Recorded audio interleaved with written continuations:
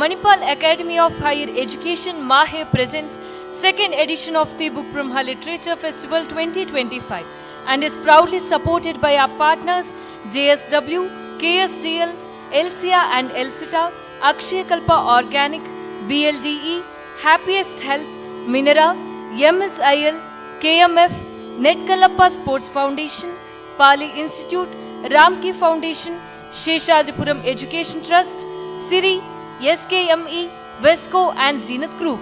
I am Sinchana Kaluraya. ಆತ್ಮೀಯರೇ, ಈ ದಿನದ ಮೊದಲನೇ ಕಾರ್ಯಕ್ರಮ ಸಂಗೀತದ ಮೂಲಕ ಆರಂಭ ಆಗೋದಕ್ಕೆ ಸಜ್ಜಾಗಿದೆ. ಮೊದಲನೇದಾಗಿ ಇಡೀ ತಂಡವನ್ನ ನಾನು ನಿಮಗೆ ಪರಿಚಯ ಮಾಡಿಕೊಡೋದಕ್ಕೆ ಇಷ್ಟಪಡ್ತಾ ಇದ್ದೀನಿ. ವಿದ್ಯಾರ್ಥಿ ಭವನ್ ಅರ್ಪಿಸುತ್ತಿರುವಂತಹ morning melody by Pandit Ganapati Bhat Hasanagi, Hindustani ಶಾಸ್ತ್ರೀಯ ಸಂಗೀತ ಗಾಯಕರು, ದೇಶದ ಖ್ಯಾತ ಹಿರಿಯ ಸಂಗೀತಗಾರರು.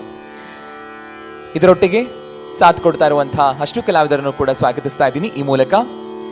ತಬಲಾ ಸಾಥ್ ಸಂಗತ್ ಶ್ರೀಧರ್ ಮಾಂಡ್ರೆ ಧಾರವಾಡ, ಸರ್ ಸ್ವಾಗತ ತಮಗೆ. ಹಾರ್ಮೋನಿಯಂ ಸಾಥ್ ಸಂಗತ್ ಪಂಡಿತ್ ವ್ಯಾಸಮೂರ್ತಿ ಕಟ್ಟಿ ಬೆಂಗಳೂರು, ಸ್ವಾಗತ ಸರ್ ತಮಗೆ. ತಾನ್ಪುರ ವಿನಾಯಕ ಹೆಗಡೆ, ಆತ್ಮೀಯವಾದ ಸ್ವಾಗತ. ಹಾಗೆಯೇ ತಾನ್ಪುರ ರಘುನಂದನ್ ಭಟ್ ಸರ್, ತಮಗೂ ಕೂಡ ಆತ್ಮೀಯವಾದ ಸ್ವಾಗತ. Ladies and gentleman, once again Vidyarthi Bhavan presents morning melody by Pandit Ganapati Bhat ಹಾಸನಗಿ.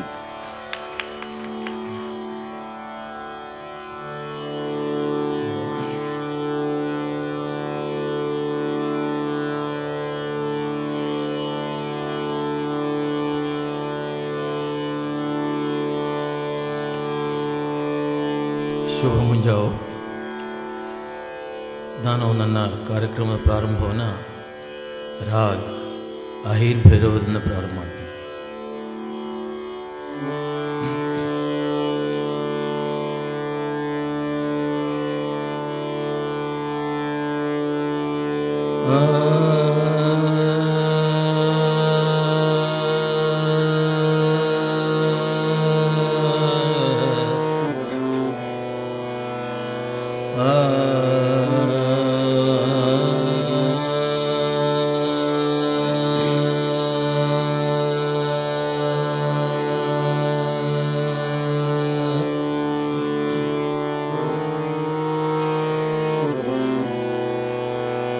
Ah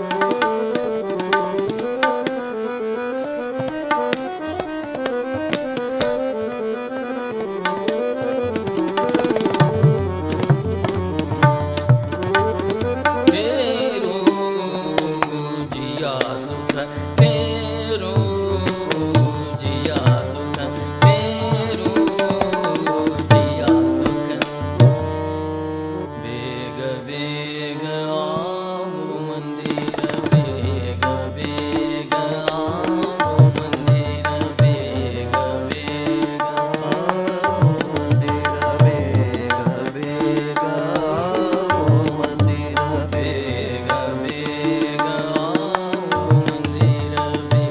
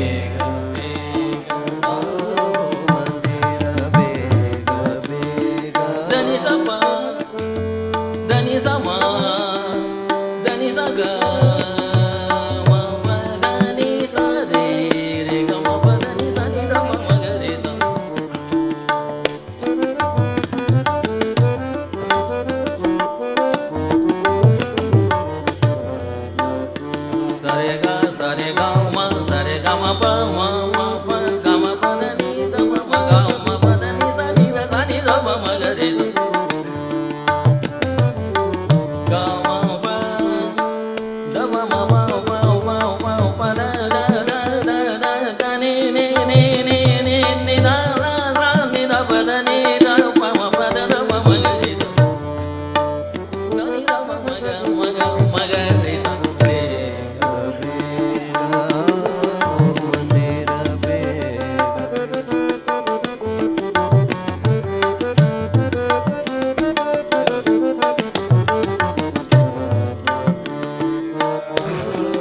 ಮಂದಿರ सूचत कछु नाही मोहे सूचत कछु नाही मोहे गडी पला छिना दिना गुनी दास को दरस गुनी दास को दरस दीजे अब प्राण पिया दीजे अब प्राण पिया बेग बेग बेग बेग बेग बेग आ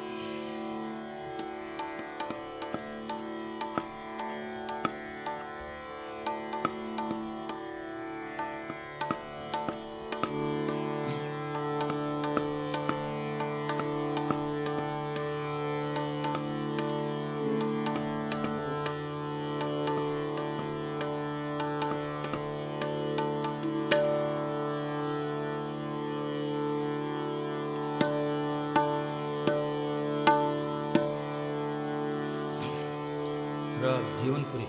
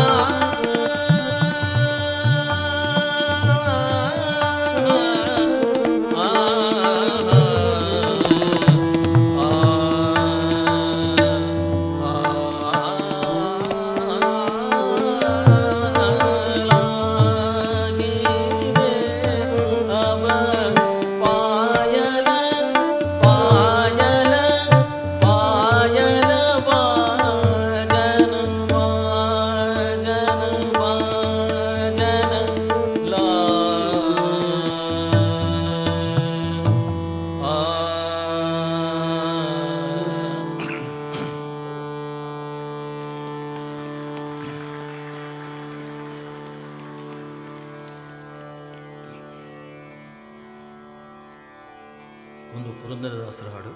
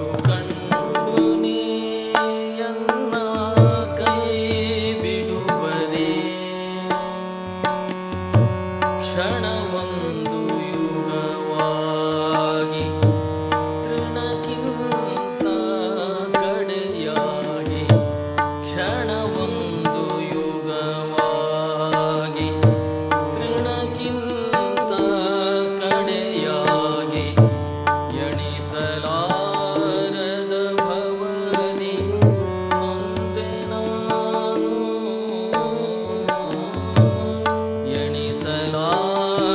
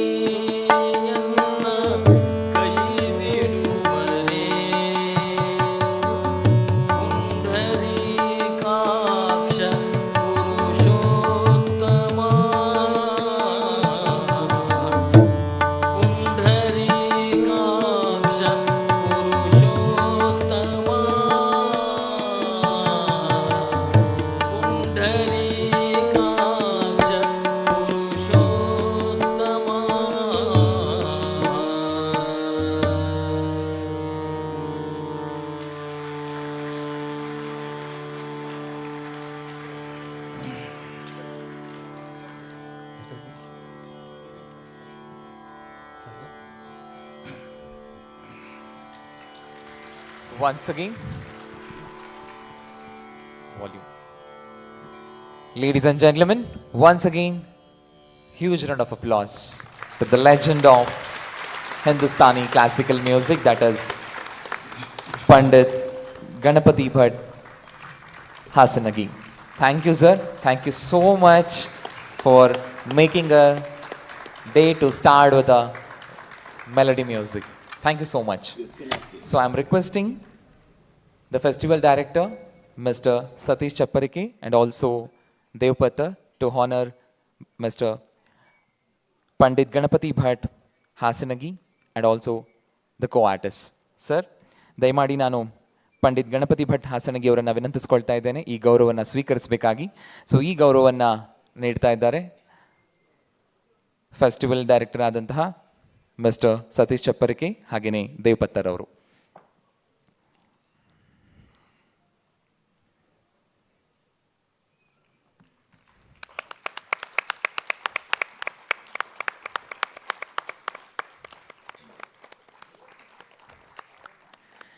ಇದರ ಜೊತೆಗೆ I am requesting the co artist as well. Tabla ವಾದಕರಾಗಿ ಶ್ರೀಧರ್ ಮಾಂಡ್ರೆ ಧಾರವಾಡ ಸರ್, ದಯಮಾಡಿ ಗೌರವವನ್ನು ಸ್ವೀಕರಿಸಬೇಕಾಗಿ ನಾನು ವಿನಂತಿಸ್ಕೊಳ್ತಾ ಇದ್ದೀನಿ.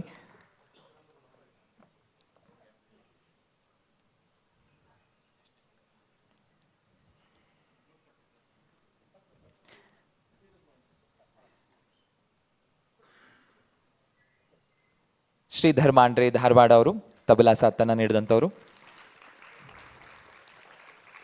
ಹಾಗೆಯೇ ಹಾರ್ಮೋನಿಯಂನ ಸಾಥ್ ನೀಡಿದ್ದು ಪಂಡಿತ್ ವ್ಯಾಸಮೂರ್ತಿ ಕಟ್ಟಿ Bengaluru.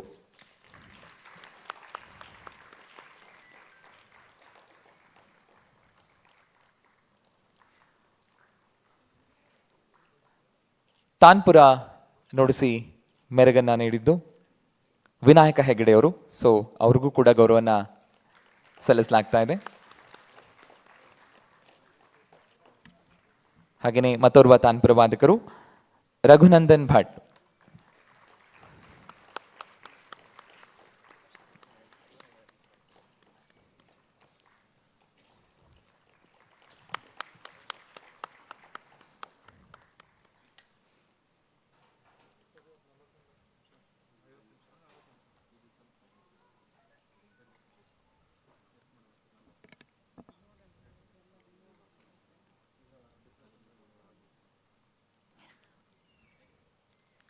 Thank you, sir. Thank you. Thank you so much. That was the performance presented by Vidyarthi Bhavan. And before moving on to the next session, let me give you a brief highlights. I mean to say, what are the sessions happening today on the stage, that is Mantapa. Along with the stage Mantapa, parallelly, the other 7 stages will also be having the different sessions, book launch and discussions. So let me present that to you people. So this is a stage Mantapa. The next session will be having Echoes of Sangam, Reimagining Roots in Contemporary South Indian Literature. That is from 10 to 10:55 p.m. will happen. After that, from 11 to 11:50 a.m. Unboxing Bengaluru, Memory, Metropolis and the Making of a New City. And 12 to 12:50 p.m. will be having a session on South Indian cinema and the rise of the pan-India narrative. And from 1 p.m. to 1:50 p.m., Mothers in the Battlefield, Courage, Conflict and Care. From 2 to 2:50 p.m., B Studio presents Rameshwaram Kakulu. It's a Telugu drama. And 3 to 3:50 p.m. will be having Books, Brands and Bharat, Literature Meets Every India. And from 4 to 4:50 p.m. will be having Literary Translation as a form of creative expression. And from 5 p.m. to 6:20 p.m. we'll be having a award ceremony. And today's category for the award ceremony will be Book Brahma Sahitya Puraskara 2025. And the last session of the day on the stage Mantapa, that is 6:30 p.m. to 8 p.m. Bengaluru Club for Kathakali presents Duryodhana Vadham. So this is what the sessions happening on the stage Mantapa. Let me go through the sessions happening on the stage, that is Mathana. So Mathana will be commenced by I'll shop 11 o'clock. So 11 to 11:50 a.m. we'll be having a session that is Why I Write, Story Behind the Story. And from 12 to 12:50 p.m. Life of the Story. And from 1 to 1:50 p.m. Translations during the recent years. And from 2 to 2:50 p.m. Off the Sky, Women Writing in Telugu. From 3 to 3:50 p.m. the session is on Literary Criticism in Malayalam Today. And from 4 to 4:50 p.m. that is the last session of the stage, that will be on Learning Sangam, Literature, Subtlety and Precision. And on the stage, Akshara, now Sinchana will give you the highlights. ಅಕ್ಷರ ವೇದಿಕೆಯಲ್ಲಿ ಬೆಳಗ್ಗೆ 11 ಗಂಟೆಯಿಂದ ಸಂಜೆ 4:50 ಹಲವಾರು ವಿಷಯದ ಬಗ್ಗೆ ವಿಚಾರಗೋಷ್ಠಿಗಳು ನಡೆಯಲಿಕ್ಕಿದೆ. 11 AM to 11:50 AM, writing margins, staging histories, documenting the lives of the oppressed in Marathi literature and theatre. 12 PM to 12:50 PM, ವಿಜ್ಞಾನ ಸಂವಹನದ ಸಾಧ್ಯತೆಗಳು, Science Speaks, New Possibilities in Communication. 1 PM to 1:50 PM, Media and Literature. 2 PM to 2:50 PM, Tamil Online Magazines, Development and Opportunities. 3 PM to 3:50 PM, Telugu Literature's Contours of Telangana. 4 PM to 4:50 PM, ಛಾಯಾಚಿತ್ರ ಪ್ರಯೋಗಶಾಲೆ Karnataka, lens and light Karnataka. ಈ ಕಾರ್ಯಕ್ರಮಗಳು ಅಕ್ಷರ ವೇದಿಕೆಯಲ್ಲಿ ನಡೆಯಲಿಕ್ಕಿದೆ. ಅದೇ ರೀತಿಯಾಗಿ ಅಂಗಳ ವೇದಿಕೆಯಲ್ಲೂ ಕೂಡ ಹಲವಾರು ವಿಷಯದ ಬಗ್ಗೆ ವಿಚಾರಗೋಷ್ಠಿಗಳು ನಡೆಯಲಿಕ್ಕಿದೆ. 11 AM to 11:50 AM, ಮನದ ಮಾತು, ತಂದೆ ಮಗನ ಜುಗಲ್ಬಂದಿ. 12 PM to 12:50 PM, ಕನ್ನಡದ ಕ್ವೀರ್ ಬರವಣಿಗೆಯ ಸ್ವರೂಪ, queer words, Kannada words. 1 PM to 1:50 PM, ಈಶಾನ್ಯ ಸೀಮೆಯ ಹೊಸಫಸಲು, sprouting stories from the north east. 2 PM to 2:50 PM, ಕನ್ನಡತೆ ಚಿಂತನ ಕ್ರಮ ಇದೆಯೇ, is there a Kannada way of thinking. 3 PM to 3:50 PM, reels and reels, ಬದಲಾದ ಮನರಂಜನೆಯ ಪರಿಭಾಷೆ, reels and reels, the new face of entertainment. ಅದೇ ರೀತಿಯಾಗಿ ಅಂಗಳ ವೇದಿಕೆಯ ಕೊನೆಯ ವಿಚಾರಗೋಷ್ಠಿ 4 PM to 4:50 PM, ಬದಲಾಗುತ್ತಿರುವ ಚರಿತ್ರೆಯ ಪುಟಗಳು, turning pages, the changing face of history. ಈ ಕಾರ್ಯಕ್ರಮಗಳು ಅಂಗಳ ವೇದಿಕೆಯಲ್ಲಿ ನಡೆಯಲಿಕ್ಕಿದೆ. ಹಾಗೆಯೇ ಮುಖಾಮುಖಿ ವೇದಿಕೆ. ಸೊ ಬಹುಶಃ ಮುಖಾಮುಖಿಯ ವೇದಿಕೆಯ ಸದುಪಯೋಗವನ್ನು ತಾವೆಲ್ಲರೂ ಪಡ್ಕೋತಿದ್ದೀರಿ ಅನ್ನುವಂಥದ್ದು ನಮಗೆ ಅಚ್ಚುಕಟ್ಟಾಗಿ ಕಾಣಿಸ್ತಾ ಇದೆ. ಸೊ ನಿನ್ನೆ ಮತ್ತು ಮೊನ್ನೆಯ ಒಂದು ಮಾತುಕತೆ, ಸಂವಾದಗಳು, ಚರ್ಚೆಗಳನ್ನು ನೋಡಿದಾಗ, ಅದೇ ರೀತಿಯಾಗಿ ಇವತ್ತಿನ ದಿನ ಮುಖಾಮುಖಿ ವೇದಿಕೆಯಲ್ಲಿ ಯಾರೆಲ್ಲ ತಮಗೆ ಭೇಟಿಯಾಗೋದಕ್ಕೆ ಸಿಗ್ತಾರೆ ಅನ್ನುವಂಥ ವಿಷಯವನ್ನು ನನಗೆ ಹೇಳ್ತಾ ಇದ್ದೀನಿ. So let me go through the stage ಮುಖಾಮುಖಿ. So where you can meet authors. So because from last 2 days definitely you made a lot of authors, director as well, right? So let me see and present you who are all the authors you're going to meet today and who will be available in which slot. So on the stage, Mukhamukhi from 11 to 11:30 AM, that is the first slot. So where you can meet Banu Mushtaq will be there. So ಆರಾಮಾಗಿ ನಿಮ್ಮ ವಿಚಾರಗಳನ್ನು ವಿನಿಮಯ ಮಾಡಿಕೊಳ್ಬಹುದು. So ಅದಾದ ನಂತರ 11:30 12 ಗಂಟೆವರೆಗೆ, that is the next slot, that is from 11:30 AM to 12 PM. Damodar Mozo will be available, and 12 PM to 12:30 PM NS Madhavan will be there, and 12:30 PM to 1 PM KR Meera will be available. From 1 PM to 1:30 PM Lakshman Gaikwad. 11:30 PM to 2 PM Nemi Chandra. 2 PM to 2:30 PM Perumal Murugan, and 2:30 PM to 3 PM Makaran Sate, and 3 PM to 3:30 PM Vasudendra, and 3:30 PM to 4 PM Sharan Kumar Limbale, and 4 to 4:30 PM Jogi. 4:30 PM to 5 PM Kokaluri Enoch. So these are the authors will be available on the stage Mukhamukhi. And Anavarna is the platform where again books from different authors and the publishers will be launched, the same as follows, that I'll share you later. So again today total 12 books is going to launch.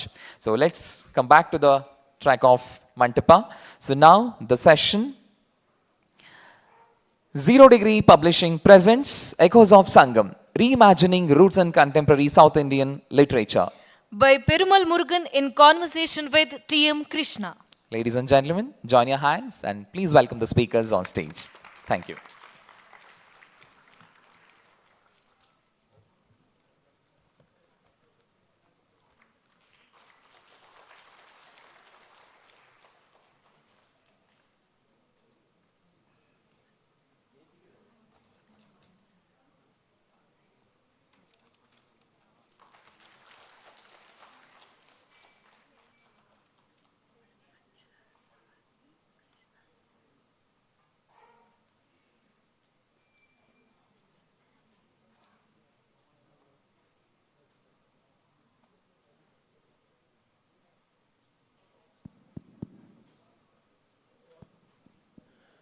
Good morning, everybody.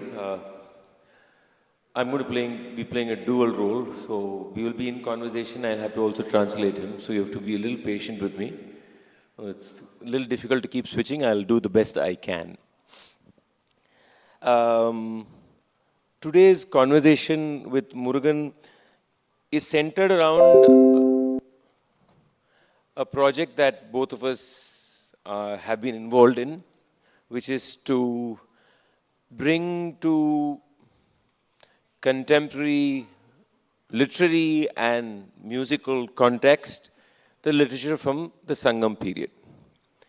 To just give you a preamble on how it began, it was one conversation like this between us, and I was talking to him about how it is not easy to sing Sangam poetry. Now, why is it not easy? It's not because of the fact, of course, one, the Tamil is of a different era, different time, different form, but structurally it is difficult. If you think of the number of Sangam songs that have really come into vogue, you can count it in your fingers. And as a musician, when I look at those songs, irrespective of whether it is sung in the Carnatic tradition or anything else, you always find that musically the musician has to make certain adjustments to get a flow. Because we are now accustomed to a certain kind of musical listening. When I say a song, your mind also thinks of a certain form and thinks of a certain flow.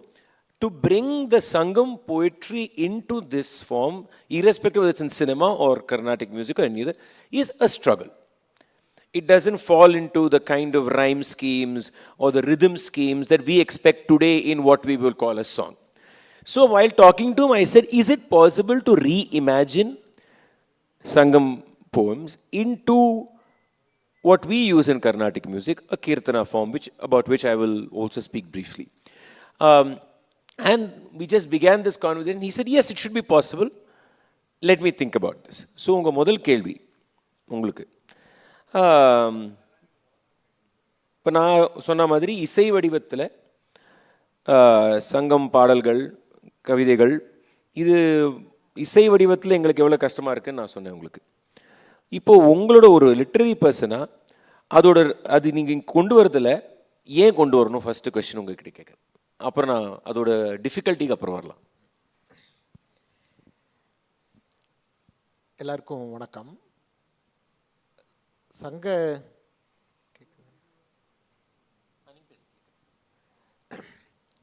சங்க இலக்கியத்தை கீர்த்தனை வடிவில் இன்னைக்கு ஏன் கொண்டு வரணும் அப்படிங்கிற கேள்வி கேட்டால், நான் அதுக்கு கீர்த்தனை வடிவில் மட்டும் இல்லை, பல வடிவங்கள்லேயும் சங்க இலக்கியத்தை நாம் திரும்ப திரும்ப பேசிக்கொண்டே இருக்கணும் அப்படிங்கிறது தான் என்னுடைய எண்ணம். அதில் ஒரு வடிவம் கீர்த்தனை. ஒரு வாய்ப்பு கர்நாடக சங்கீதத்தில் சங்க இலக்கியத்தை கொண்டு வர்றதுக்கான ஒரு வாய்ப்பு கிடைக்கும்போது கட்டாயம் அதை பயன்படுத்தணும்னு எனக்கு தோணுச்சு. ஏன்னு சொன்னால், சங்க இலக்கியங்கிறது அது ஒரு பெரிய செல்வம்.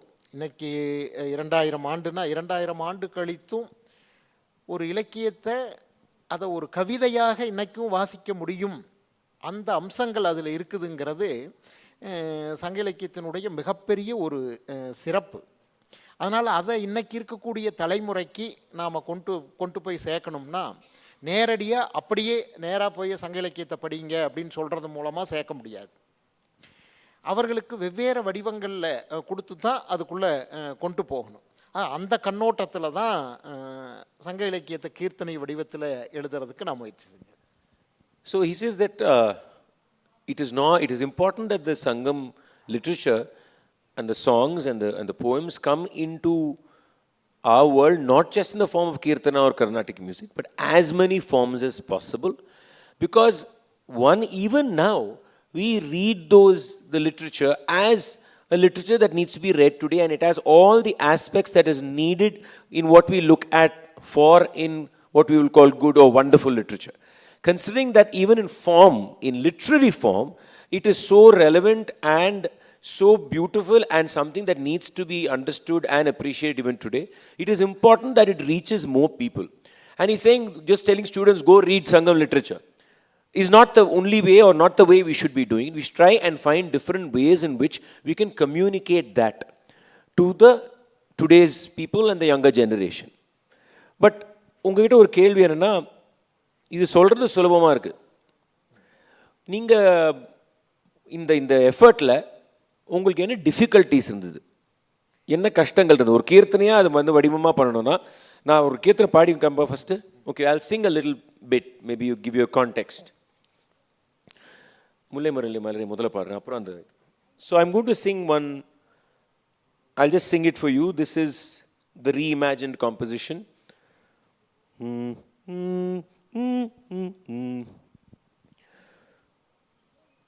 முல்லை மலரே ஏன் பூத்தாயோ,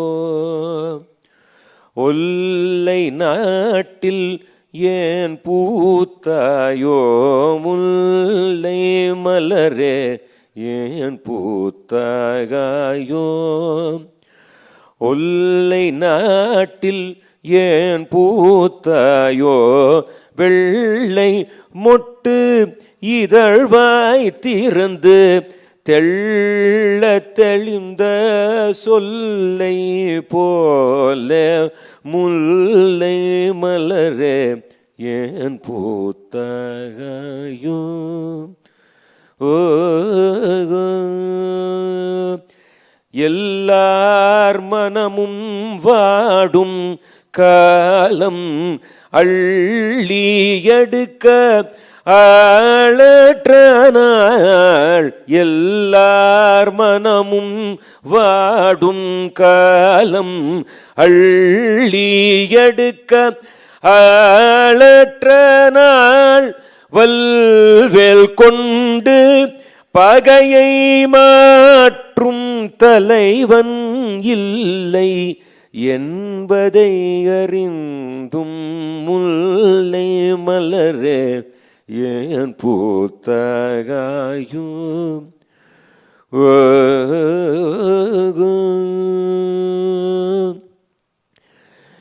இளையோர் உன்னை சூடவில்லை, இளையோர் உன்னை சூடவில்லை, வலையோர் உன்னை பறிக்கவில்லை, இளையோர் உன்னை சூடவில்லை, வலையோர் உன்னை பறிக்கவில்லை, பல்வகையாழை பண்ணுடன் இசைத்து நல்லிசை பாடும் நன்கரிப்பாணர் தலையில் உன்னை சூடவில்லை, உள்ளிக மயிலை போன்ற பாடி நீ மலர் கண் உன் புறம் திரும்பவில்லை, மலர் கண் உன் புறம்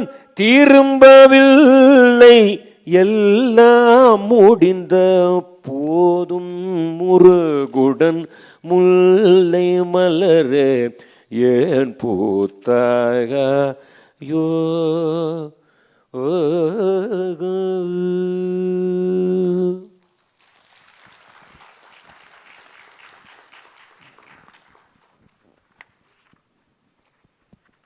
இந்த பாட்டு பார்த்தீங்கன்னா இது புறநானூறு அதிலிருந்து எடுத்த ஒரு பாட்டு.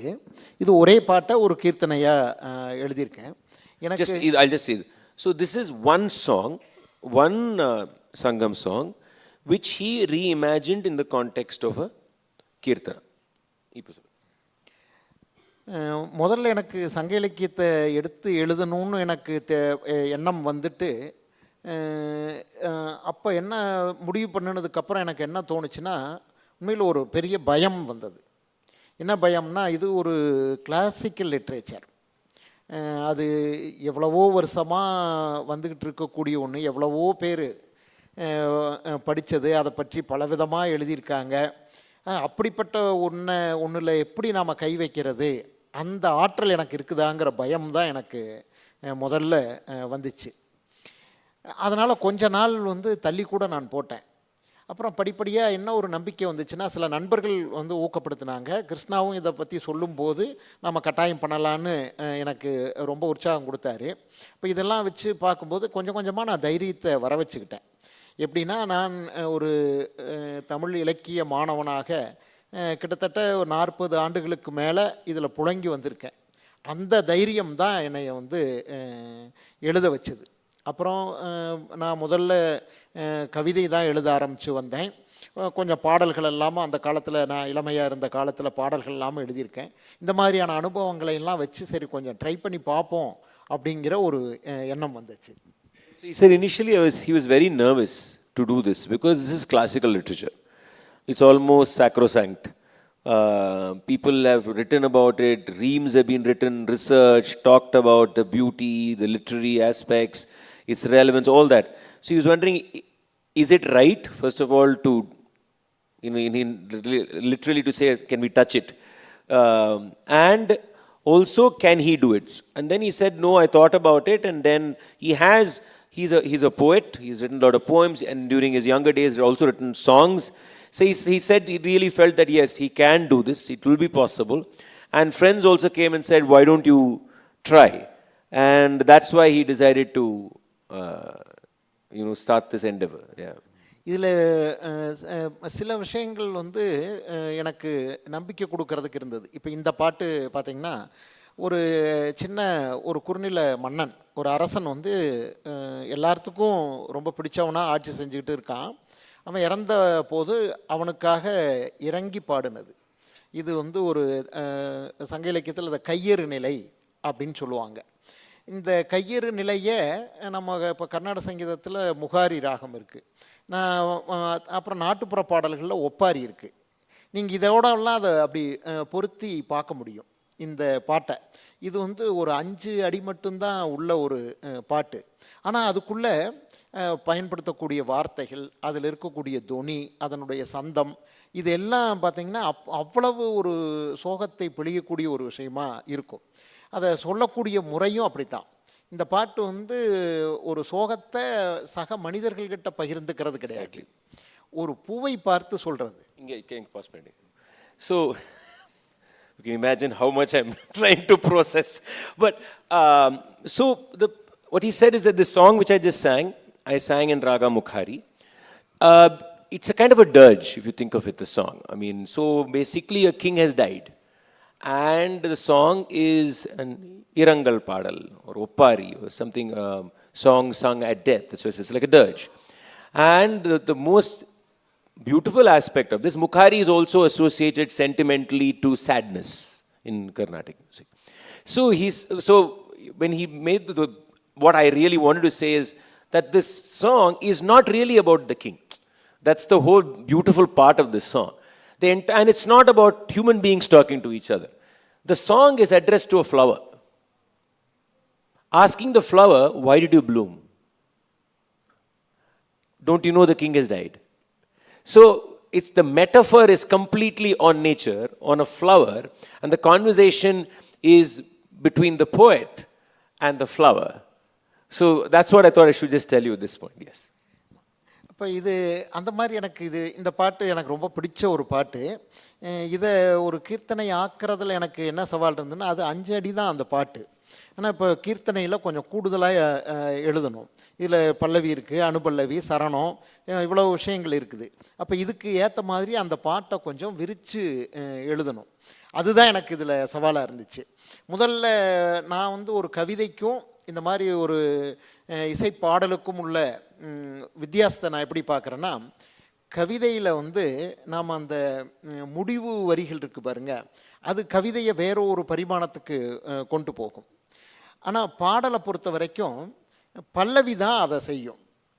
பல்லவியில் நாம் வந்து அந்த மாதிரியான நம்ம சொன்னோம்னா ஒரு பஞ்சு மாதிரியான ஒரு விஷயம், அதை பல்லவியில் சொல்லிவிட்டு அந்த பல்லவியை எக்ஸ்பிளைன் பண்ணுறதா தான் அதுக்கப்புறம் அனுபல்லவியும் சரணமும் அமையும். இதனுடைய வடிவம் வந்து இந்த வடிவம் பற்றியான ஒரு புரிதல் இருந்ததுனால நான் என்ன பண்ணேன், முல்லை மலரே ஏன் பூத்தாயோன்னு நான் எழுதியிருக்கேன்.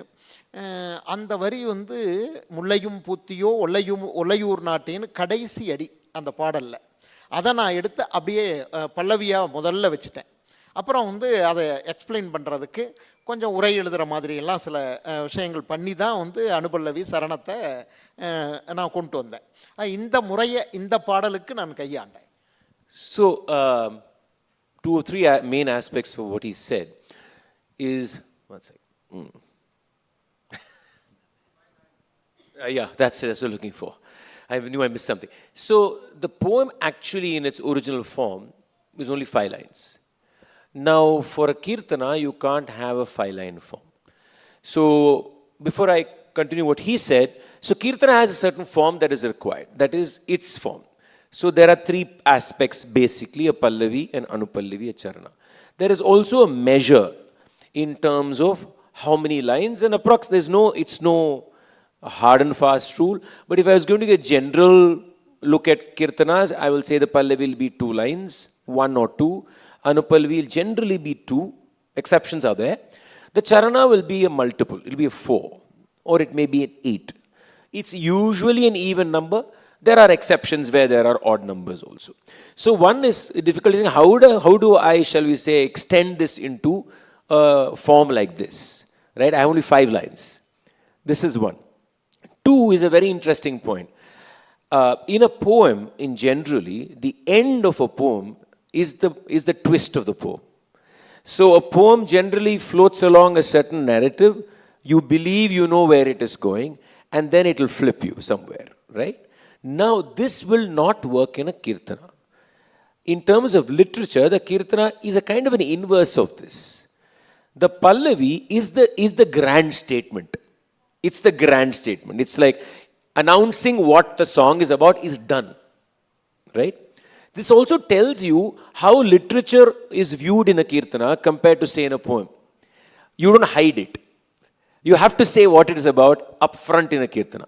So then what happens, the anupallavi is a primary substantiation. The charanam becomes not just a substantiation, it also becomes an elaboration of the idea and links back to the pallavi. So what he did, very intelligently, he took the last part of the song, which in a poem is the main line or the twist line, made that the pallavi. So once he flipped that, the song becomes obvious, and then you can start explaining why is the poet addressing the malar, the flower, and why is he telling the flower, why did you bloom? இது ஒரு உத்தியாக நான் எழுதுறதுக்கு பயன்படுத்தினேன்.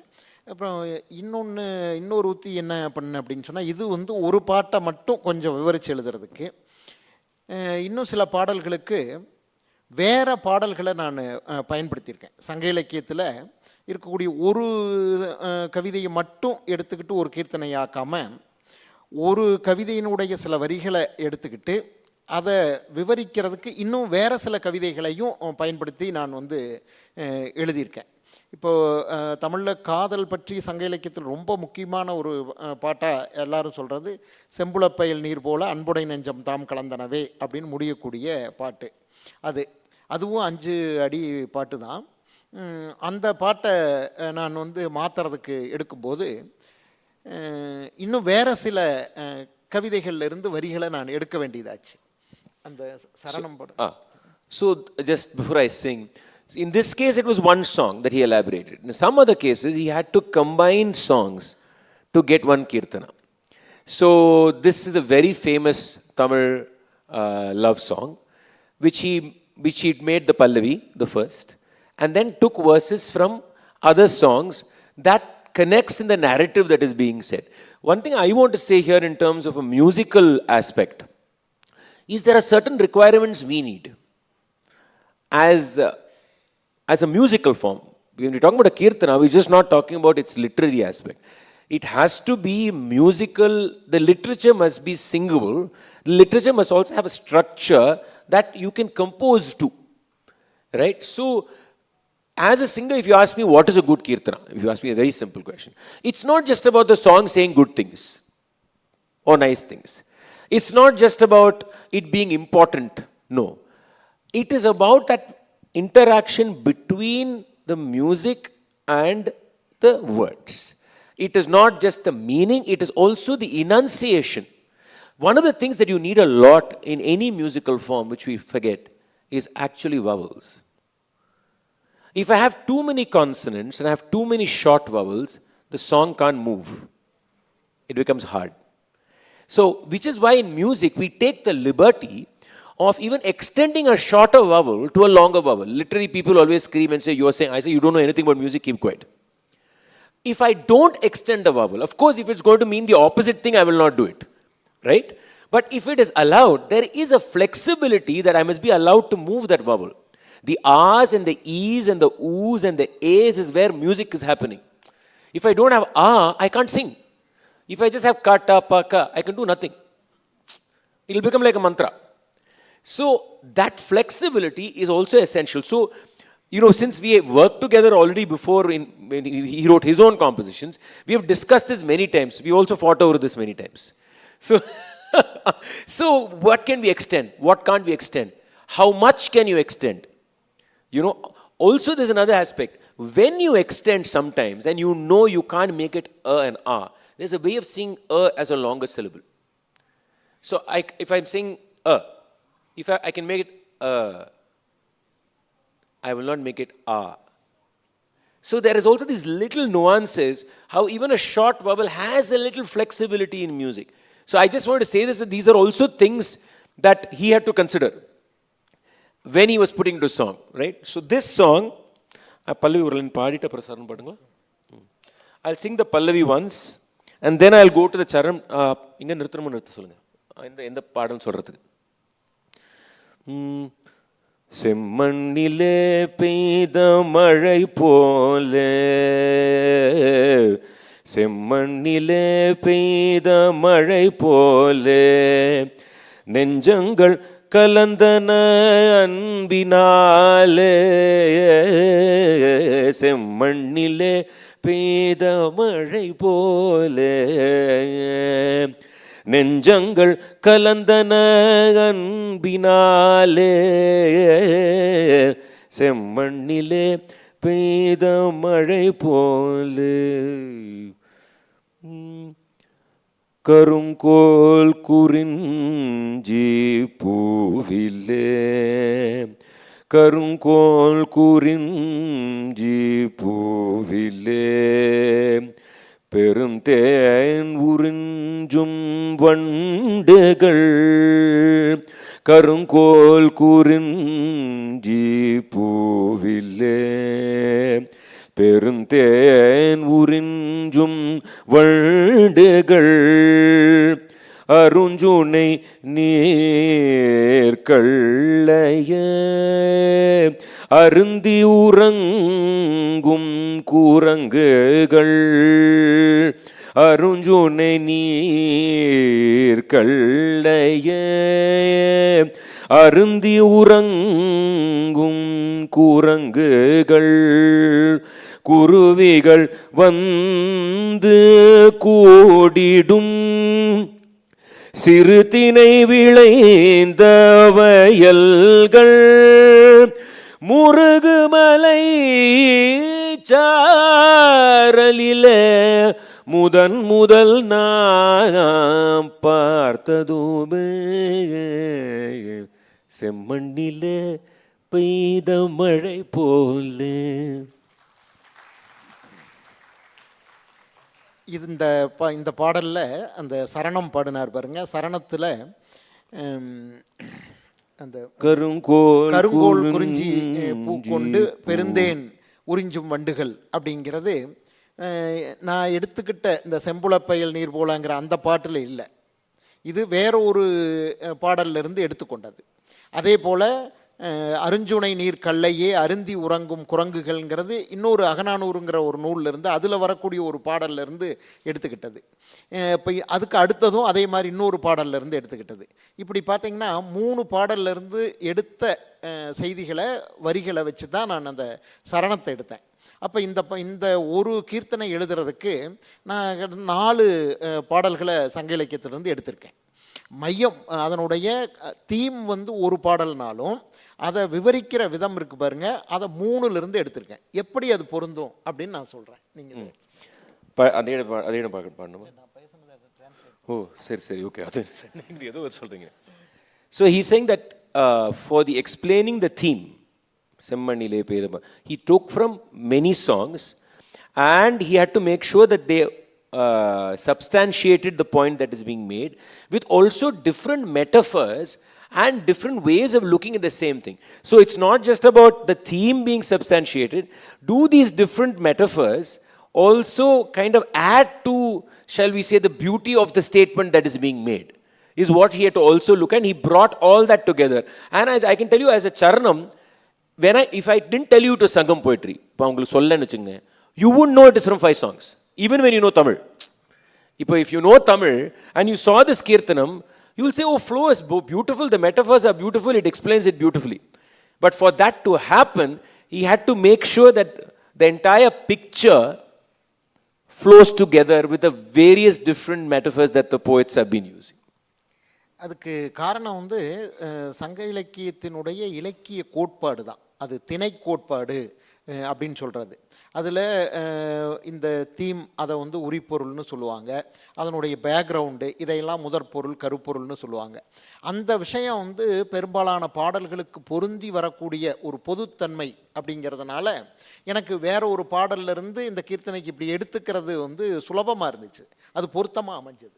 So you see, that is the reason. Because of that is the way Sangam literature has certain structural norms and systems in place, and that is overarchingly seen in all literature. So therefore it helps in being able to making it adaptable within its own literature. So you're able to, I mean, we're looking at 2000 years ago, you've created such a flexible model in some ways where you can pick from here and you can bring it here, you can pick from there and bring it there, and it can still make for understandable reading, right? So I'm going to எனக்கு பிடிச்ச பாடல் ஒன்று வேணும். So I'm saying that there is couple, I mean there are many songs, I'm not going to go there, we want to speak a few things, but தேரை செலுத்து பேடா பேசாம நம்மள போக முடியாது. எனக்கு ரொம்ப பிடிச்ச பாடல். I just love the imagery of this song, which is why I just want to sing. I've not sung it for a long time, but I hope to get it right, but I have to. There's another song in which I had to actually completely change my perception of Kirtana. Todi Kirtana. In Todi, in that Kirtanam which I tuned in Todi, he sent it to me first and I was like, what am I going to do with this? Because it will not fit into musically how you think of a Kirtana. Impossible. First, lot of words. Words galore. The one thing I always say that in Carnatic music you need, people don't realize is, you need space. Okay, and you need, that's why I said you need vowels. So a song will then breathe. The moment a song breathes, everybody will put life into it very differently. Now here is a song filled with short syllables and tons of words. When I saw it first, I didn't tell him, but I was terrified. Because I was like, how do I make sense of it? Even in terms of form, Pallavi, Anupallavi, and Parna, I think that has Pallavi Charanas. Every one measure is different. It doesn't fall into the same measure. So, but I had to bring that in. So that was, for me, as a music composer, a big challenge. But this is not the song I'm going to sing.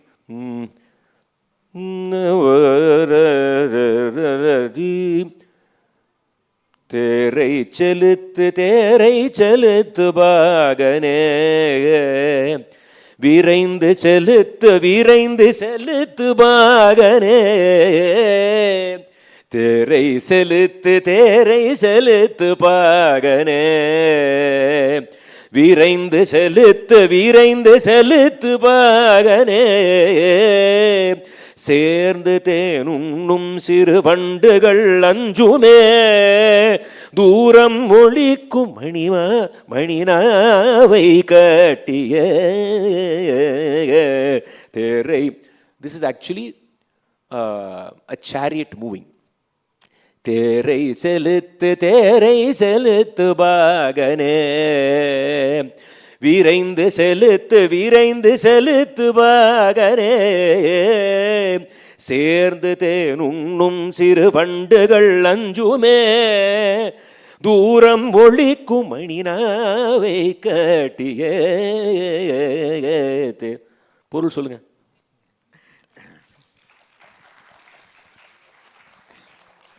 அதாவது பிரிஞ்சு போன அந்த காதலன் வந்து காத்துக்கிட்டு இருக்கக்கூடிய காதலியே சந்திக்கிறதுக்காக போகிறான். அப்போ அந்த தேர் ஓட்டக்கூடிய பாகனை பார்த்து வேகமாக ஓட்டு, அவளை போய் பார்க்கணுன்னு சொல்கிறான். அவன் அப்படி வேகமாக போகணும்னு நினைக்கக்கூடிய சமயத்தில் கூட அவன் சொல்கிறான், அந்த தேரில் மணி ஓசை வருது, அந்த மணி அடிக்கக்கூடிய அந்த அந்த நா இருக்குது பாருங்கள், அதை இழுத்து கட்டிடு, அந்த சவுண்டு வேண்டாம். ஏன்னா நாம் போகிற வழியில் நிறைய, அது கார்காலம், அதான் மழைக்காலம், நிறைய பூக்கள் பூத்துருக்கு, வண்டுகள்லாம் வந்து தேன் குடிச்சிட்ருக்குது, அந்த வண்டுகள்லாம் ஜோடி ஜோடியாக இருக்குது, அந்த வண்டுகள் வந்து பயப்படக்கூடாது, அதுக்கு வந்து நாம் தொந்தரவு தரக்கூடாது, அதனால் அந்த மணியினுடைய நாக்கை கட்டிட்டு ஓட்டு அப்படின்னு சொல்லிட்டு சொல்கிறான். So this is my favorite one. The other one is there is alcohol. The monkeys drinking alcohol is also my favorite. But I'm getting drunk. But this is this whole description is just stunning. So basically, this is a separation, song of separation. So you have the lover who's coming in great urgency back home to see his beloved, and he's telling the charioteer, "Please drive fast. I want to go home fast. It's monsoon. It's raining." So you can imagine now, imagine a chariot in a forest or wet, think of the guards, and he's telling this guy, go fast. Now, the chariot has a mani, a bell, right? Their horn at that point of time, I presume. And he tells him, you know that the part that hangs in a bell, I don't know what it's called, you know, the one that, yeah, exactly. So he tells him, can you tie it so that it doesn't make noise? Because this is the season when all the bees are in pairs and they are all over the place. I don't want them to be disturbed. So he asks the charioteer to tie it so that he is going towards his beloved, and he is thinking of all the bees and the honey bees who are also out at the same time in pairs. The next question to you is, சங்கம் இலக்கியம்ன்றது ஒரு தமிழர்களுக்கு ஒரு அடையாளம், தமிழ்நாட்டுக்கு இன்னைக்கு தமிழ்நாட்டுக்கு ஒரு அடையாளம் அப்படின்னு ஒரு ரொம்ப வருஷமாக பொசிஷன் பண்ணிட்டு இருக்கோம். அதை பற்றி உங்கள் சிந்தனை என்ன? சங்கம் இலக்கியம்ன்றது யாருக்கு சொந்தம்? I said who owns Sangam literature? இன்னைக்கு இருக்கக்கூடிய அரசியல் சூழலில் நாம் இதை பற்றி நிறைய விவாதிக்கணும்னு தான் நான் நினைக்கிறேன். சங்க இலக்கியத்தை தமிழர்கள் தங்களுடைய சொத்து அப்படின்னு தான் பார்க்குறாங்க. சங்க இலக்கியத்தை அடிப்படையாக வச்சு தான் தமிழ்நாட்டு அரசியல் கூட பல வருஷமாக நடந்தது. இப்போவும் அதுக்கான இதுவும் சங்க இலக்கியம் பயன்பட்டு கொண்டு இருக்குது. ஆனால் என்னுடைய பார்வை என்ன அப்படின்னு சொன்னால், இந்த சங்க இலக்கியத்தினுடைய மொழி அமைப்பு, அதில் இருக்கக்கூடிய சொற்கள், அதனுடைய இலக்கண அமைப்பு, இதெல்லாம் நாம் தமிழுக்கு மட்டுமானது அப்படின்னு சுருக்க வேண்டியதில்லைன்னு தான் நான் நினைக்கிறேன். அது ஒரு திராவிட மொழி இலக்கியம் அப்படின்னு அதை இன்னும் கொஞ்சம் பரந்த பார்வையில் விரித்து பார்க்கலாம் என்பது என்னுடைய எண்ணம். ஏன்னு சொன்னால், நீங்கள் இப்போது இந்த சங்க இலக்கியத்தில் வரக்கூடிய பல விஷயங்களை இதை ஆய்வு பண்ணும்போது எனக்கு நல்ல கேரளா தெரிஞ்சதுனால நான் சொல்கிறேன், கேரளாவை விட்டுட்டு சங்க இலக்கியத்தை ஆய்வு பண்ணுறதுல எனக்கு கொஞ்சம் கூட உடன்பாடே இல்லை. குறிஞ்சி நிலம், குறிஞ்சியை பற்றி பல பாடல்கள் இருக்குது. தமிழ்நாட்டில் அந்த மாதிரியான குறிஞ்சி நிலம் ரொம்ப ரொம்ப குறைச்சல். கேரளா தான் முழுக்க முழுக்க மலைகளால் ஆன பகுதி.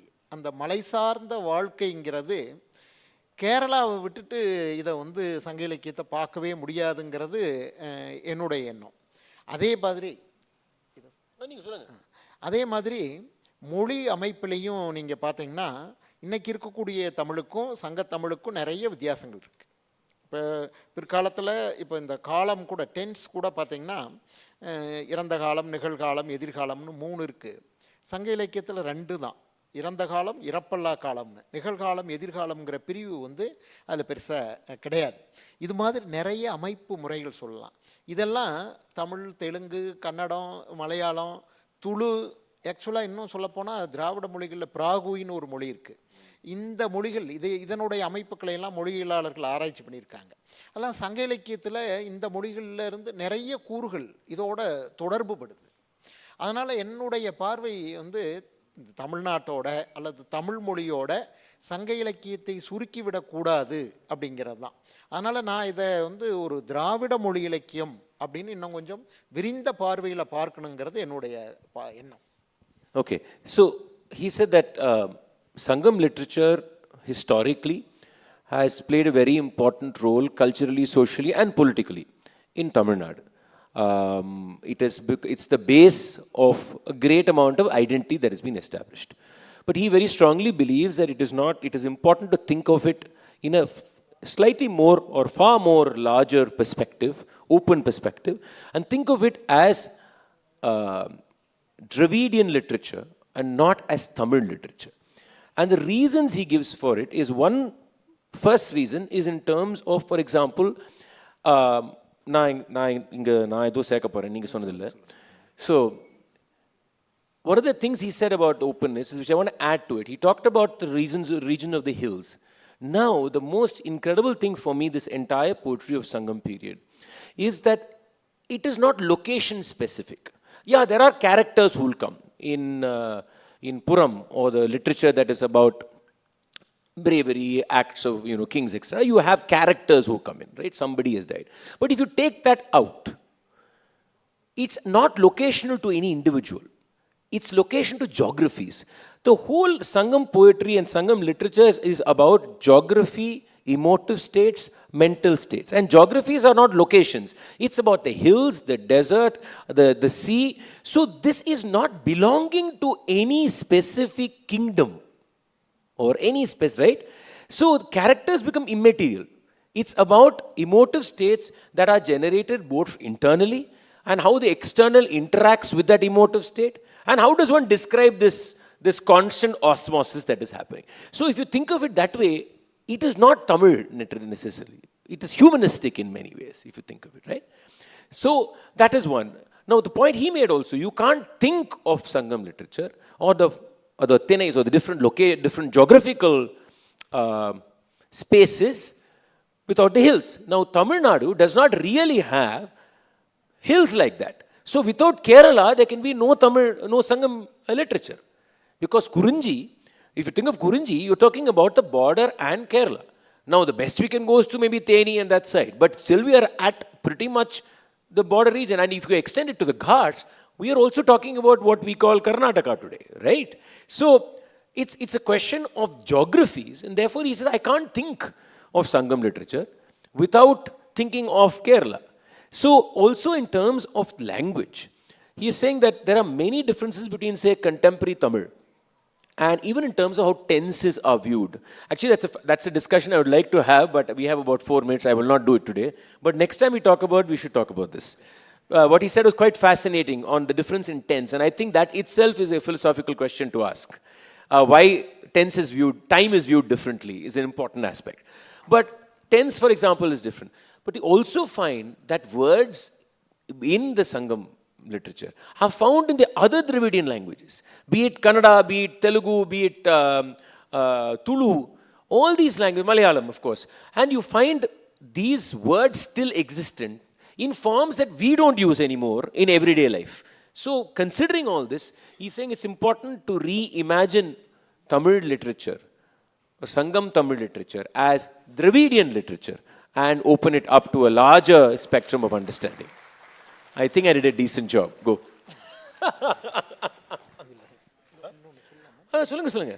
இப்போ இது மலையாளத்தில் ஐயப்ப பணிக்கர் அவர் வந்து சங்க இலக்கியத்திலிருந்து எடுத்து திணை கோட்பாடு அப்படின்ட்டு ஒரு தியரி, லிட்ரரி கிரிட்டிசிசத்துக்கான ஒரு தியரியை உருவாக்குறதுக்கு முயற்சிகள் பண்ணார்.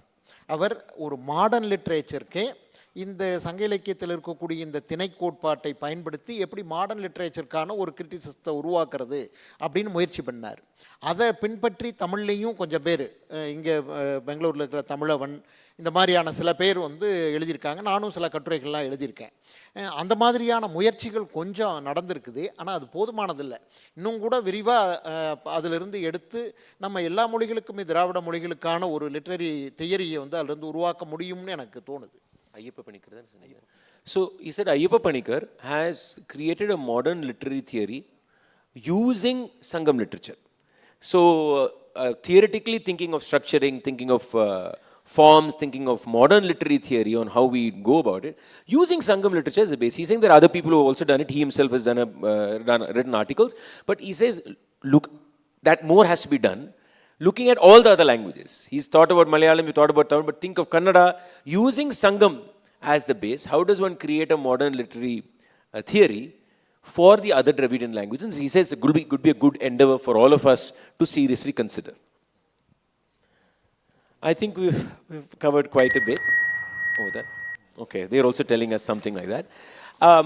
Finally, I just want to sum up with one thing here, is that I want to ask him quickly to answer this, because I know that there have also been critics of why we are doing this. ஏன் இப்படி பண்ணுறீங்க, அந்த ஒரிஜினலுக்கு எடுத்துட்டீங்களே நீங்கள், அப்படி சொல்கிறவங்களும் இருக்காங்க. So அதுக்கு உங்கள் response என்ன? அது அந்த மாதிரியான பார்வையை வந்து அது ரொம்ப ஒரு பழமைவாத பார்வைன்னு தான் நான் அதை பார்க்குறேன். பழந்தமிழ் இலக்கியம் அந்த மாதிரியான சங்கம் மாதிரியான ஒரு கிளாசிக்கல் லிட்ரேச்சரை நாம் வெவ்வேறு வடிவங்களில் நாம் கொண்டு வரணும். உரை எழுதுகிறாங்க, அதை திரும்ப ஒரு நவீன கவிதை வடிவத்தில் கூட எழுதியிருக்காங்க. இப்படி வெவ்வேறு வகையில் கொண்டு வர்றதுங்கிறது அது ஒரு வாசிப்பு முறை தான்.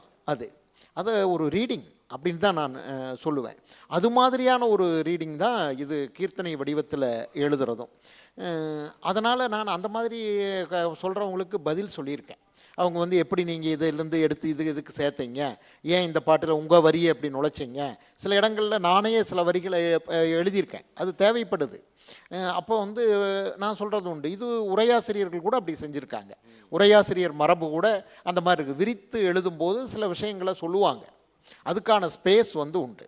அது இப்போ சங்கம் அந்த செய்யுள் அப்படியே தான் இருக்குது, அதை நான் எதுவும் செய்யலை. அதை இன்னொரு மறு ஆக்கம் தான் செய்கிறேன். மறு ஆக்கம் செய்யும்போது எனக்கு சில சுதந்திரம் எடுத்துக்கிட்டால் தான் அதை பண்ண முடியும். அந்த சுதந்திரம் எனக்கு இல்லை அப்படின்னு சொன்னால் அப்புறம் நான் எதுக்கு இன்னொரு வடிவத்தில் அதை கொண்டு வரணும்? அதை நான் அவங்களுக்கு பதிலாக அதை தான் நான் சொல்லிக்கிட்டு இருக்கேன். நிறைய கல்வி புலத்திலிருந்து அந்த மாதிரியான பார்வை வந்து வர்றது உண்டு. So he's saying that outlook is a very conservative outlook. Yes, we'll be done, don't worry.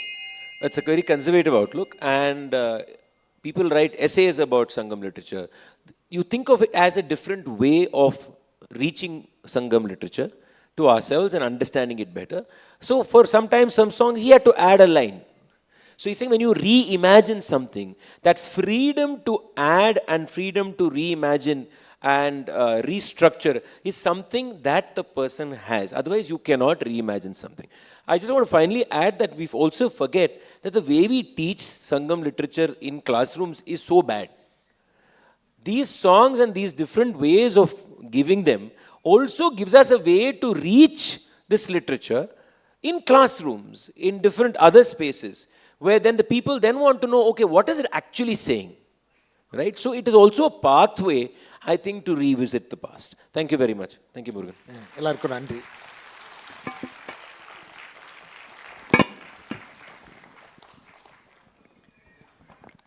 Thank you, sir. Thank you so much. That was the session presented by Zero Degree Publishing. So let's move on to the next session.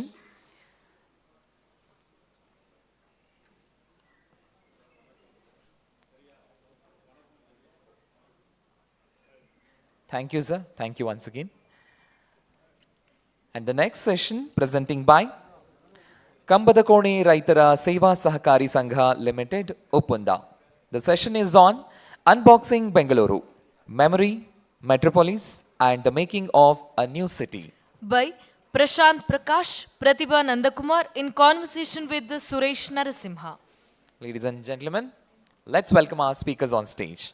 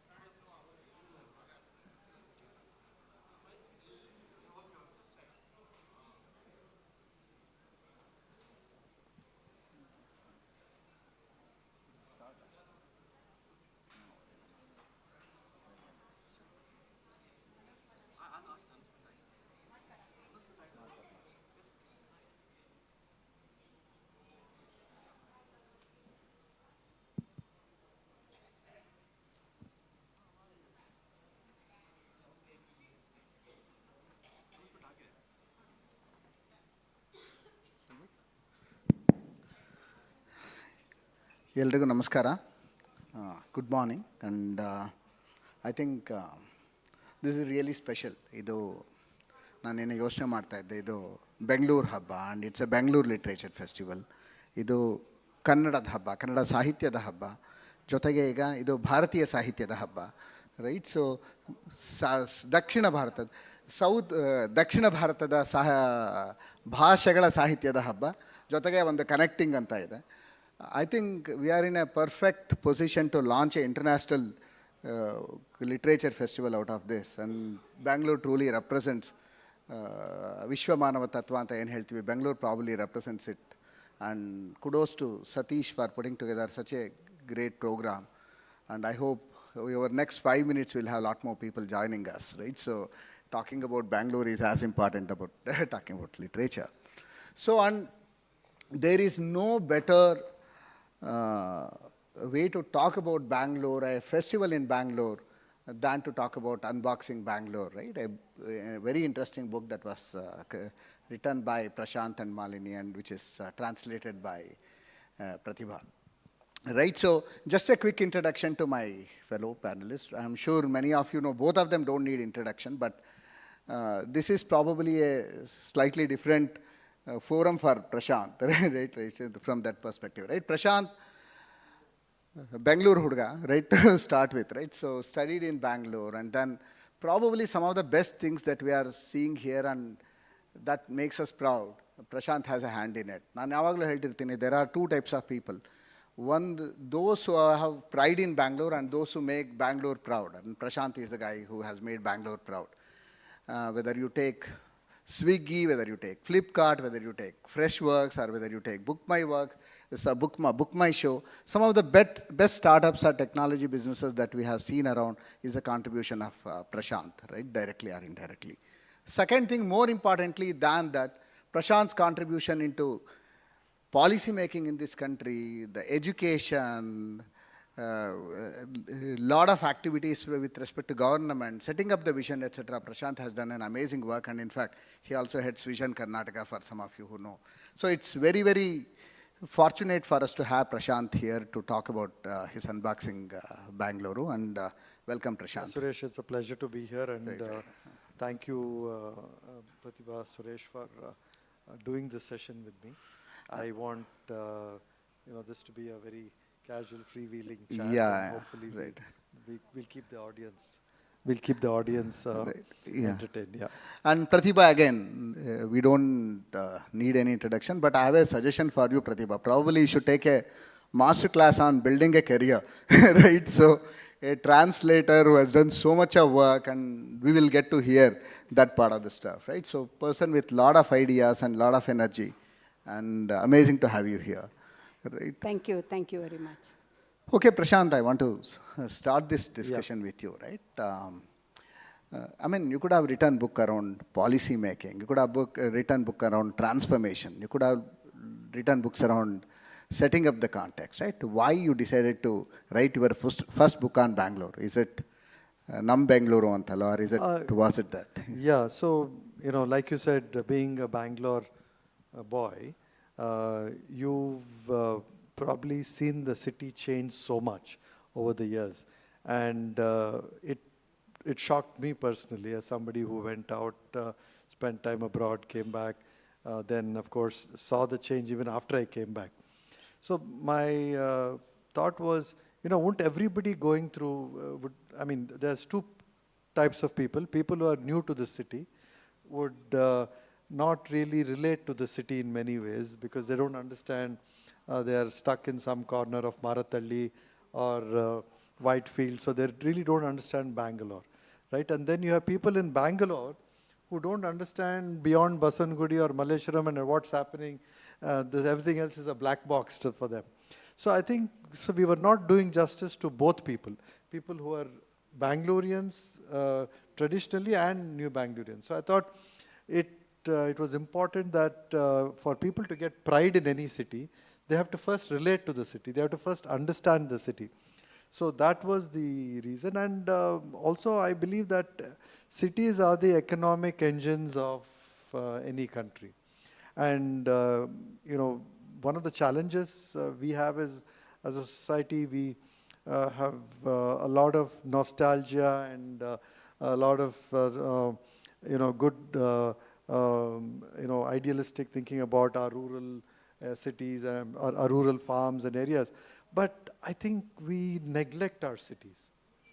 We neglect our cities because we don't know how to govern, how to manage. So I wanted to also highlight that we have a city that is so beautiful, so different, and which with a vibe that is unparalleled in this world. And we are kind of ruining the city. So just bring a bit of attention. So bring pride into the city and bring attention that we are making a good thing not last. So I'll come back to you with more questions around pride and some of the work that you are doing. Prathiba, I want to pick you up from here, because when you started writing this book, right, and why was it so special for you? You have written so many books, you have translated so many books, right? Why is this book so special for you, and what are your impressions about the book?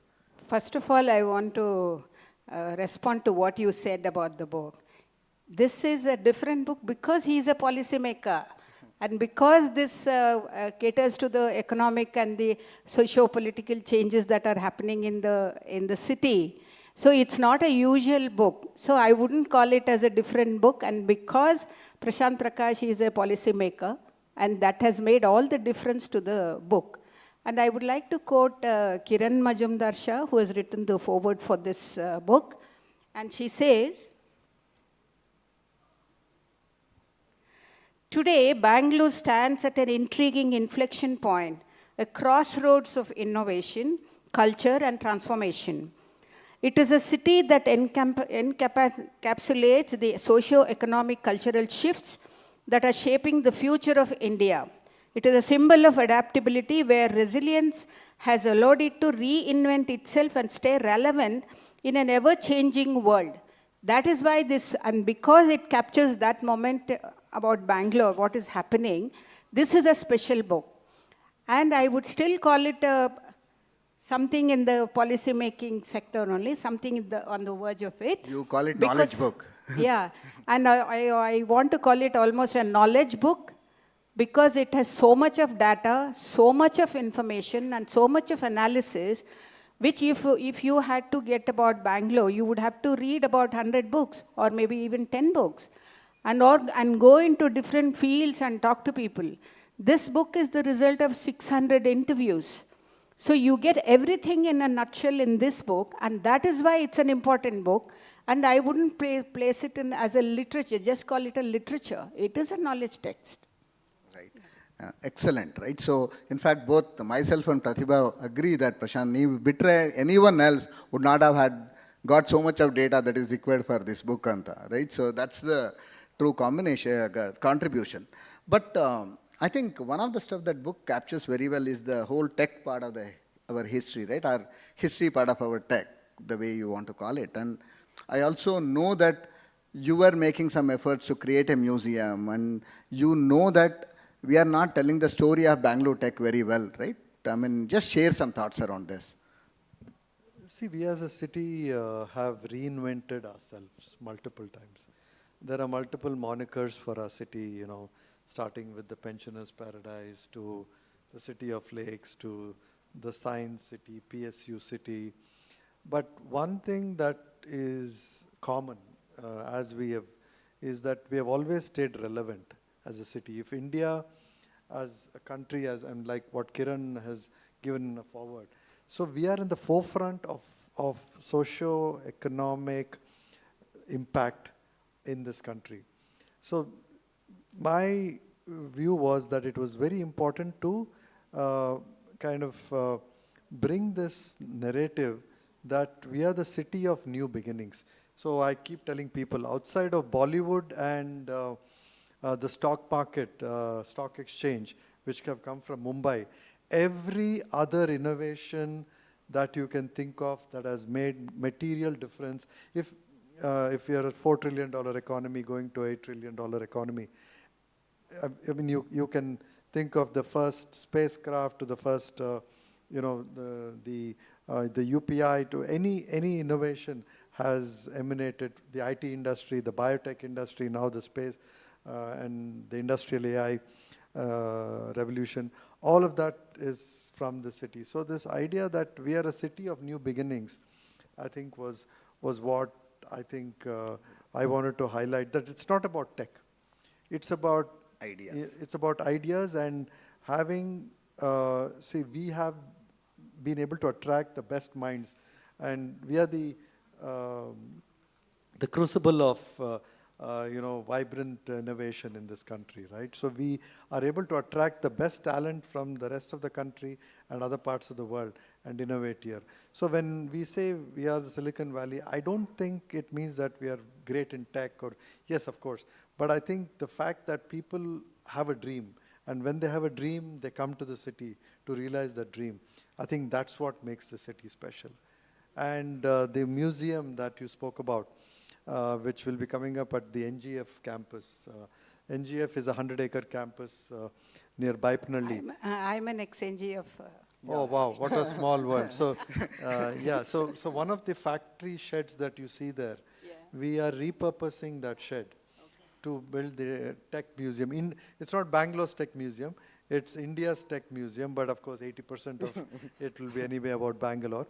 But really looking forward to building that in the next 24 months, and thank the state government to have given us that land and a lot of support, and it is going to be a very unique place.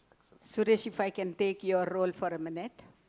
See, in the foreword, Prashanth Prakash has written, how did the city become the startup capital? What were the circumstances and events that shaped its trajectory? And people didn't know how we got here. That he has explained it here, but I want him to just answer this question. How did Bangalore become the startup capital? Yeah, excellent question. So I think, you got to go back a little bit. Of course, everybody's heard the Texas Instruments story and the Infosys story, so I'll not mention that. But I think somewhere around the early 2000s, global MNCs said, you know what, we should not be outsourcing to Infosys anymore. We should not be outsourcing to Wipro. We should be setting up our own back office R&D in Bangalore. That's when you said, we had Google, set up Google Bangalore. And I don't know how many of you know, the Google Maps that we use every day was actually created in Bangalore, right? So something to be proud of, but that also demonstrates what we are capable of as a country, right? But we have not been able to, anyway, that's a whole nother story, whole nother interview session. But then Amazon set up here in 2004, 2005. And Sachin and Binny, two IIT Delhi graduates, had an opportunity to go abroad. Like all other IITians, computer science, they were the top 100 JEE rankers in the country. But they chose, Amazon gave them a great package.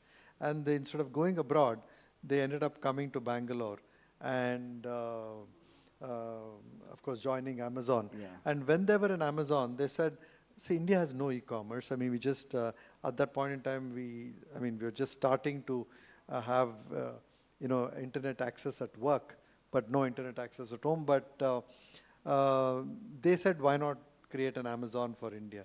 And that's when they came out of Amazon and approached us at Accel. And this was in 2007. And that's how Flipkart, so we funded Flipkart, which then created a whole new industry. The startup industry kind of started with. So Amazon not coming here would not have got Sachin and Binny here. Right. And Sachin and Binny not coming to Bangalore would not have gotten Flipkart here. And Flipkart not have, then of course Suresh, it's around the same time that I got to know Suresh. And we had multiple people like Suresh also who started to look at the power of the mobile technology. So I think there was two dimensions in India. There was the internet dimension and then there was the mobile dimension. And with T M Brahma, and that's where I intersected with Suresh. So you just had multiple innovators thinking that, and we already have had this Infosys and Wipro, and so tech was not alien to the city. So we have to give a lot of credit to of course, Infosys and a lot of them to have started it, but the GCCs, Global Capability Centers, which Amazon GCC. So the GCCs were the first exposure for the Indian entrepreneur for global products and global technologies. So I think that gave them a big canvas to kind of think, dream, and build on. And that's how the startup started. And then now about 40 to 45% of all startups in the country are based out of Bangalore. And in fact, 1,300 out of 2,000 GCCs are based in Bangalore, right? Yeah, So most of the GCCs, in the Fortune 500, I think about half of them have GCCs and about 70% of them are in the city. So in fact, there are two things about Flipkart. One was Axel and Axel team, to which Prashanth was the co-founder. And second one is Flipkart also started with books. Let's not forget it. Flipkart started with books, yes. And books and Bangalore, right? So which is a very interesting combination, right? So when did you start? 2004 only. 2004. I mean, I should say that. I mean, in one of the board meeting of T M Brahma, right? Investors came to me and, I mean, you know how the board meeting, right? So they said, oh, there is a company who wants to sell books in Bangalore and Axel wants to put in money. It's such a stupid idea. I still remember that, right? So I think it's the reason why I'm saying this, Prashanth and team had the vision to back Flipkart, and of course there were also some lucky moments, but that's what has brought us here, right? So again, a lot of thanks to Prashanth for that, right? So I think, Prathiba, you asked me a question around what made startup, etc. Generally complain on Bharatiyarige Aitihasika Prajna Kadme, right? So we don't document some of the numbers, we don't document the statistics. Of course, I mean, you don't... One of the role of museums is to document history. Right. So that's why this museum is so important, this tech museum for Bangalore. Right, you have to document the history, otherwise a lot of it will be forgotten 15, 20 years, you know, those memories. So today we still have Narayan Murthy, we still have Premji. So it's the right time to, sorry, I just interrupted. Please. In fact, that's one more complaint we have. We don't have good enough museums in this country. So, Prathiba, if you look at what's happening in last probably 2 years, a lot of books around history, etc., right, for whatever good or bad reasons either side, right?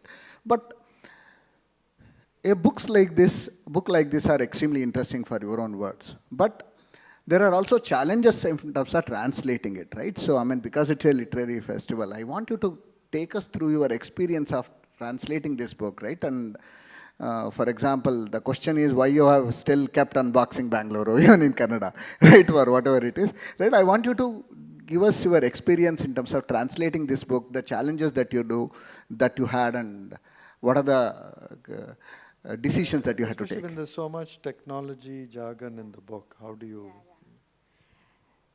See, responding to what you said, there is nothing bad about a book, okay? In any book production, the more the merrier. And if it is good, people will pick it up. And if it is bad, it gets forgotten. See, this book is special because we need a lot of books in Kannada about the technology, the modern technologies. And the minute you say, I'm a translator, and I'm a technical translator also, and the minute you say, I'm translating this book, the first thing they say is about the terminology. How do you translate these terminologies into Kannada? So for some time back, we used to try desperately to translate something, an idea, because you have to capture the idea behind the term. And then we started adapting that, why don't we introduce these words into Kannada? Like, you know, there are hundreds of words from other languages that are adapted into Kannada, so we can do it with the new technology also. Only when it is absolutely necessary, or when you think a good Kannada word will go with the flow, you can use a translation. Otherwise, we can have the... And you know the way these days, I have a very famous poem about cookery shows on the day. They'll say, 1 kilo potato togoli, 3 ginger togoli, 3 ginger togoli, adanna grate ಮಾಡಿ, churn ಮಾಡಿ, cook ಮಾಡಿ, serve ಮಾಡಿ, and it is still a Kannada. Okay? It is still Kannada. So it's okay to use English terms in your translation. And the one example I want to say is, how do you translate startup?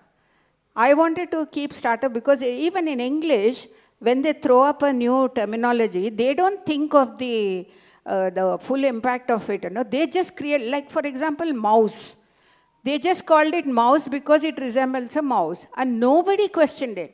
The minute you say mouse now, nobody thinks of the real mouse, but they think of the computer mouse. Universally, actually. No language ever questioned why this is called a mouse. And the same thing, if I say startup, the Kannada has taken this word. But the other day in a lecture, Priyank Kharge and Krishna Bairegoda were referring to this as Navodhyama. Suresh said that he has coined that. So they went on talking about Navodhyama. And then later on when I was talking to them, I said, do you think Navodhyama has all the connotations of a startup?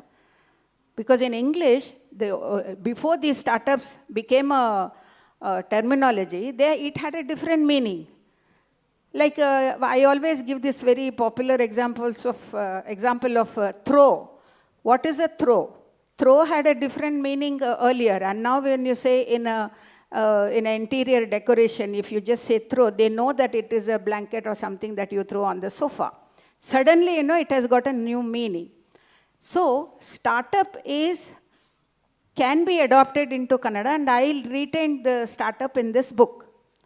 And then, let us talk about this unboxing. Even in English, the unboxing had different meaning earlier, but now it is a terminology. And when I say unboxing something, you know what it means. You're unboxing something that you have just received, or whether it is from Amazon or Flipkart or whatever it is, and they say, why don't you do a video of the unboxing? So translating unboxing as anavarana could have been okay. But unboxing has so many connotations that anavarana does not give you. And there are so many such terminology that you cannot translate it just like that, thinking that people will understand. Then every chapter has to have a separate glossary where you start explaining. Or at the end of the page you have to give, and the glossary becomes a half page of this text, So I said, okay, let's have this unboxing. So I called it Unboxing Bengaluru. And nobody has questioned me. Nobody has questioned why you called it. So everybody understood Unboxing Bengaluru because they were reading about a technical book. It's not completely technical, but still, the minute they saw Unboxing Bengaluru, they knew what I was talking about. They knew what they were going to read in this book. So they picked it up. And the way it was picked up and read by people and the way they responded to this book proves that we are in the stream of, that I was on the right track to retain some of the technical words as it is in Kannada. Because the idea is to convey the concept. And there are so many chapters here which talks to you about the startup business and how it has impacted Bangalore and how the startups have impacted Bangalore and also where Bangalore stands. And for somebody who doesn't read it in English, and if they can read this and get an idea of what Prashanth Prakash is talking about, then my purpose is, is fulfilled. And I saw that people were reading it and they were getting to know so many aspects of Bangalore, the changing Bangalore, that somebody needed to tell this story. I think this is a very important book because of that. If you pick it up and read it, whether it is in English or in Kannada, suddenly your door is open to you, where this place is where exactly Bangalore is standing now, and in the next future of next 10 years. In fact, I think in next 10 years this becomes obsolete and you have to write another book. Yeah, so this is largely covers about 40 years of contemporary history, like if you've seen from the infos. So yeah, you're right, 50 years, we have to update when we get to about 50 years. So Prathiba, I want to continue from the same point that you were making. How much of the technology that you use for translation? right? And So also I mean, in that context, I want to talk about AI, right? So Vikram Sampath, you know, is a very good. So Vikram Sampath has started a new startup that focuses on translation. I know. You heard of that? I spoke to him. You spoke to him about that. So how will AI change this whole industry of translations? Actually, yesterday we had a session on AI and literature. We had a session yesterday, and I was a part of that.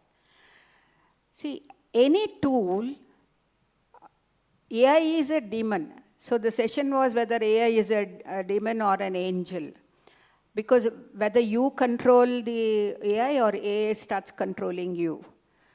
I would like to look at AI as a tool. But the way its uses are, it is expanding day by day, minute by minute. Like yesterday, Shrija was telling about how people are divorcing because ChatGPT advised them. So when I was doing this book, I didn't use AI. But only at the tail end of it, I started looking at it to check if I had translated it better or whether AI is translating it better. And I'm very proud to say that I was very close to that because I've been translating for a long time. So my idea was to capture the tone of this book, the tone in which the authors have put in, because there is a very strong possibility that because Malini Goyal is from Delhi, there is a danger that I would look at it as an outsider's purview. Very strongly. If a Bangalorean had written this, it would have a different tone. But I didn't, because of the kind of research she had done and the kind of data she had collected, along with Prashanth Prakash, I didn't want that to be insulted by saying that this is an outsider's purview. I don't want to say that. But still, I wanted to know how a Delhiite would look at Bangalore in these times, not the history. Of course, the first chapter of this captures the history of Bangalore, especially in technology. But now that there are so many outsiders in quotes in Bangalore, and where Bangalore is, the direction in which Bangalore is traveling in this, and when they had a launch of this, there was a very interesting debate, panel discussion between Prashanth Prakash and the other four. And because of that, I was very careful not to seep in, to see that my own biases seep into the translation. It was very easy for me to read a line as an outsider's, sort of jeering at Bangalore, but I didn't want to do that. So I was very careful to retain the tone of the original book. And someday I want to write a Bangalorean's perspective of this. Someday. No, I think this, you raised a good point. See, Malini, Malini had spent already 2 years in Bangalore, and I told her, Malini wanted to do this book, and I said, Malini, unless you spend 2 years here, sitting in Delhi. So she was kind enough to move to Bangalore.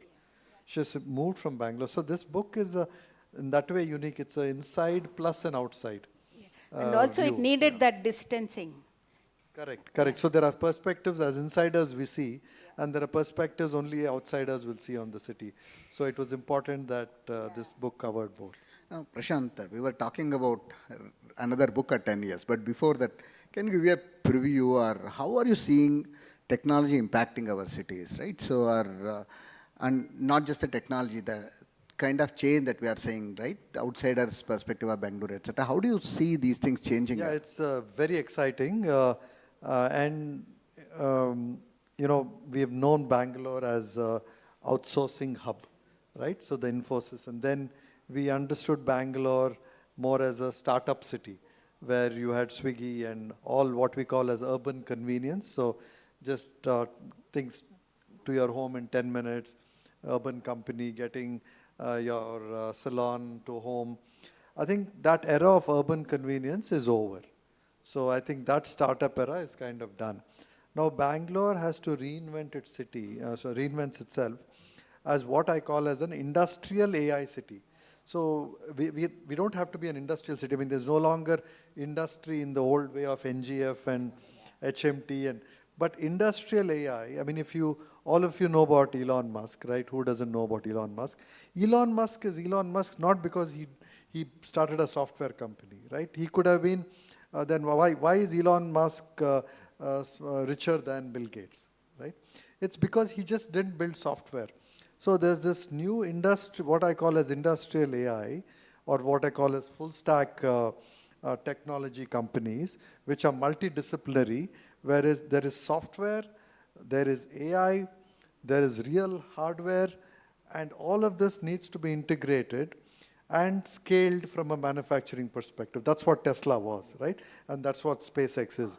So we have to become the home of Tesla, the next SpaceX, and we have Agni. I mean, we have a lot of these companies that that start in IIT Chennai. I mean, everybody here would have heard that, but when they want to scale, they're moving to Bangalore. So we have to become the new, what I would call as, we call as advanced manufacturing hub for the country. No large economy was built just on IT and technology. If China became China, a 15 trillion economy, it was not on the back of software. It is industrial capability. So we have as a city, and it's good that the government is thinking ahead. We are creating these clusters around Devanalli and the new northern parts of Bangalore, because the space tech, aerospace, EV mobility, and electronic design, all of these industries in Mysore and Karnataka, the new parts of Bangalore, are what's going to redefine the startup industry. So 10 years from now, we should be an advanced manufacturing hub. What about this, the friction between the, as you call, they call as the local, this them and us, you know? How do you think we can manage it? Because as we see day by day, this them and us kind of friction is increasing. And because all kinds of people are pouring into Bangalore. So how do you think we can keep this relationship? This is, I think, always a function of disenfranchisement, right? So if today this in the US, you see what's happening. So US, this has manifested itself now completely. There was a whole generation that lost out from the technology change that happened in the US. So you've heard about the whole redneck areas, you know, the whole part of the US, the hollowing out. In fact, where are the Native Americans? The native. So what happened? So the feeling was that Indians, other people from other countries have come and taken over the US. So Trump won the election because he said, I'm going to bring back the old manufacturing back to the country. I'm going to bring back jobs which have been lost by the original Americans, the earlier Americans. So I think you will see this kind of resentment always build up when the local people are not included. The local people miss out on the development and don't benefit from whatever development that's happening in the city. So it's not only about Bangalore, it's about what we call as beyond Bangalore. It's now the smaller towns that need to, so this government and the previous government have been working on this strategy called Beyond Bengaluru where we are trying to bring tech clusters into Shumaga, into Mysore, Gulbarga, Mangalore. So, so I think you just have to bring pride back in Kannadigas to say that we are also part of this technology revolution. We are part of this new change that our state is benefiting from. And if they don't participate in the economy, and if the only thing they do is ride gig work, if their only job is gig workers, and even those gig worker jobs also are being taken by people from other countries, other states. So, getting a fair share of participation in the economy is the only solution. So it's not about language at all. Yeah. I think language is used as just as a placeholder to show pride. But it is about people feeling that they're being left behind. It's low. So, Prathiba, this one, right? Maybe you should give your view on this. As well. Right. So, okay, I mean, I will give my thoughts around this, but one quick question before this, right? Is beyond Bangalore, there are two dimensions, right? One is Hosur and Anandpur along with Bangalore, right? I mean, I'm just talking about Greater Bangalore. Greater Bangalore, which includes Hosur and Anandpur, or Bengaluru as in Greater Bengaluru as in included in Karnataka, right? So, Gulbarga cluster, Belgaum cluster, Namma Dharwad, Mysore cluster, right? So, what is an ideal beyond Bangalore, right? From the industrial AI perspective. Yeah, from an industrial AI perspective, very good question. Because I think if you just spoke about software, I think the technology cluster would have been very different.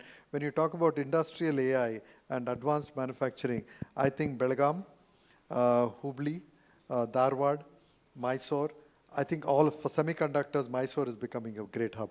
So I think naturally there is power in taking this whole advanced manufacturing capabilities beyond Bangalore. Right. So I think it's to Karnataka's advantage to not be concentrated, because land is a big challenge when it comes to manufacturing. And you'll not be able to provide cost-effective land. And that's why people go to Anantapur. That's why people go to Tamil Nadu, right? So you need to be able to provide land at good rates for manufacturing to thrive. See, I think books like this is very, very important because we don't understand what they are talking about. So we need to know, somebody needs to tell them, somebody needs to address this problem of making them understand what is happening to Bangalore. See, till I read this book, I had a different attitude. The minute I read this book and internalized it, I realized that so much is happening to our city that we need to be a part of this, and we need to be one with the developments that are happening. And in the launch of the English book, there was a very good panel discussion with Zaroda and Kiran Majumdar and others, who, after listening to that discussion and after reading this book, I realized that there is a part in us also to get onto the bandwagon and, move with the world, what is happening to Bangalore. It's not good just to sit back and say that these people are coming and this is happening, and we are left behind. That is why I think we need more of such books. And I think you need to educate people also. You have to address this problem, or problem in quotes I say, because we need to be educated, we need to be informed about what's happening to Bangalore and what Bangalore is going to, where it is going to be in the next 1 decade, in next 10 years. If I had not read this book, I would still be thinking in the old ways and saying that, oh, these people, like exactly what you said. But after reading this book, or anything that connects the, I hate to use the word locals, the real Bangaloreans, to the global changes that are affecting Bangalore. In fact, in that panel discussion, somebody said that in the Asian market, anything that needs to be introduced is first introduced in Bangalore. Yeah. Experiments are done on Bangalore. And if it is successful in Bangalore, they very conveniently release it everywhere. This kind of information I didn't have before. So yeah, we're a sandbox for new ideas, and we're a sandbox for launching new products in the city. So the general consensus among companies like Unilever, and of course today the new tech product companies that launch products is, because most products that get launched are about creating brands for the next generation. So the ice creams that you consume will not be the ice creams that your daughters consume or your sons consume, right? They actually will not consume what you're consuming. It will be different. So if there are these new products that get launched in Bangalore, and if they work in Bangalore, because the demographic is so diverse, we are cosmopolitan at a very, very fundamental level in the city. We are cosmopolitan from the standpoint of language, we are cosmopolitan from the standpoint of thinking, and we are cosmopolitan in the standpoint of embracing new products and experimenting new ideas. So Bangalore is, we talk a lot about tech and we talk a lot about why Bangalore is special, but Bangalore is special because of this cosmopolitan. We are at the heart a very inclusive and a very city that embraces and is experimental about new products. It's not only in technology, it's also in what we consume. That is exactly what Kempegowda thought of. I have done extensive research, and Kempegowda brought in all the talents from outside because he wanted to make Bangalore a very rich commercial hub, you know. The whole market was about... In fact, how many of Mysore Diwans are from localites, right? So we always borrowed the great talent, right, from anywhere. In fact, the Prathiba said a very right thing, right? Right? So it's one of the things that books like this are what the mass communication or our efforts on the media side should be to bring back the pride in Bangalore, Bangaloreans. It's a lot more easier for us to go and talk to some of the North Indian entrepreneurs and ask them to integrate with Kannada. It's an easier thing, right? That can be done. But what is equally important is to spread the awareness amongst the masses, to say that become part of this. There is a great thing happening here. It's a lot more easier to be part of that bigger economy than someone who will come from outside. Right? So, for example, it's not difficult for someone in Hubli to start something which will connect with Bangalore a lot better, right? Unfortunately, there is a misconception or there is an artificially created barrier between what's happening in Bangalore and rest of the local economy, as Prathiba hates to put it, right? So, right? So, books like this and probably slightly more events, more efforts like this, more festivals like this, that's what they should do, right? They should, instead of trying to make IT an isolated happening, right? They should say that this is good for you, this is what, there is an opportunity for you to go and grab it. So here I'll also talk about two things, the good and the bad of what's happened. A lot of the outsiders have come and made money in the city. I think we have started becoming also the philanthropic capital, where you've not one generation of philanthropy, but now you have Premji and Nayan Murthy and multiple generations. Now Nitin, Nikhil become creators of impact and giving. But there's the negative part where a lot of people, and this is where I think some of the angst comes from, they have a very rent-seeking attitude to Bangalore. They think Bangalore is a place where you can come, live your dream, extract value from the city, and then go away. Then go away to US, Singapore, wherever, right? And forget about the city that gave you everything. I mean, the city has built their dreams. This city has given them, given wings to their dreams. But they need to give back something to the city. So I still have a problem with a good chunk of people. And this is where I think a lot of the local discomfort comes from. You're coming and taking advantage of the city, but you're not embracing and really becoming a part of the city and contributing to the city. If the city has given you something, please give back something. So that's, these days I've started to talk about a lot with our startup entrepreneurs, and they make $1 million. I mean, give back 5% of that, 10% of that back to the city.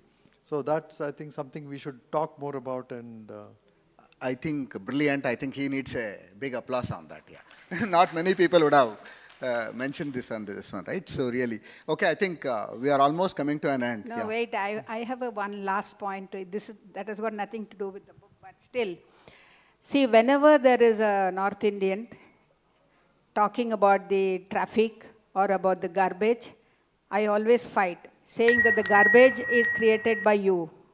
The traffic is because of you.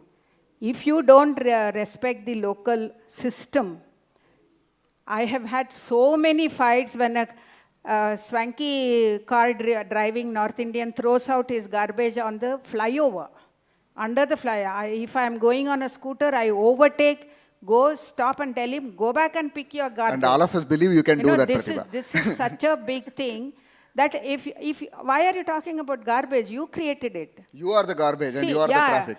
No, I don't want to say you are the garbage because we welcome you. Kannadigas always welcome.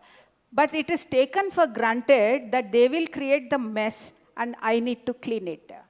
So every garbage you find under the flyover or over the flyover is thrown by a North Indian.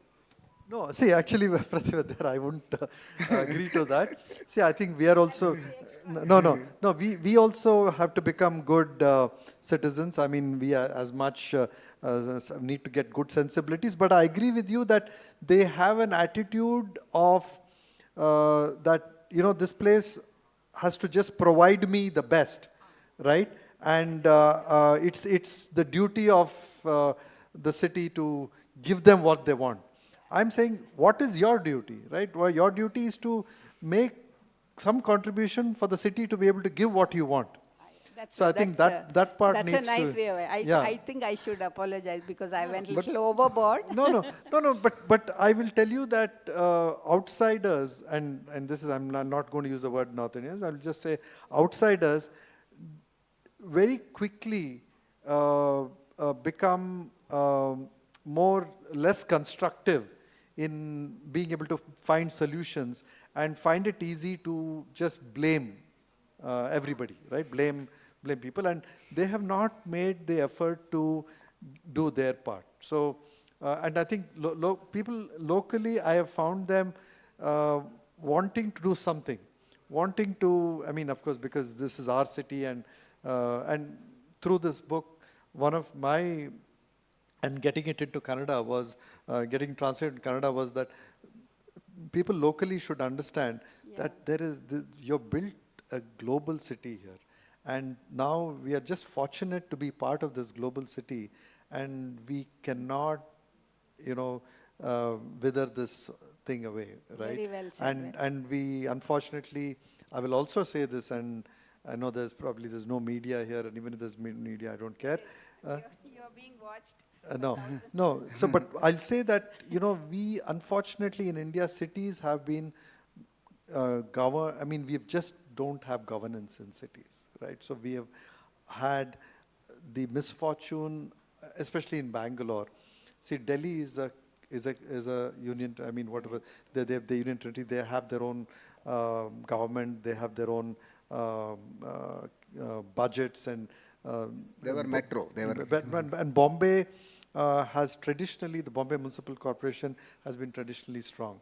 But in Bangalore, we just lack leadership. We don't have a CEO for the city. We don't have somebody who takes ownership of the city.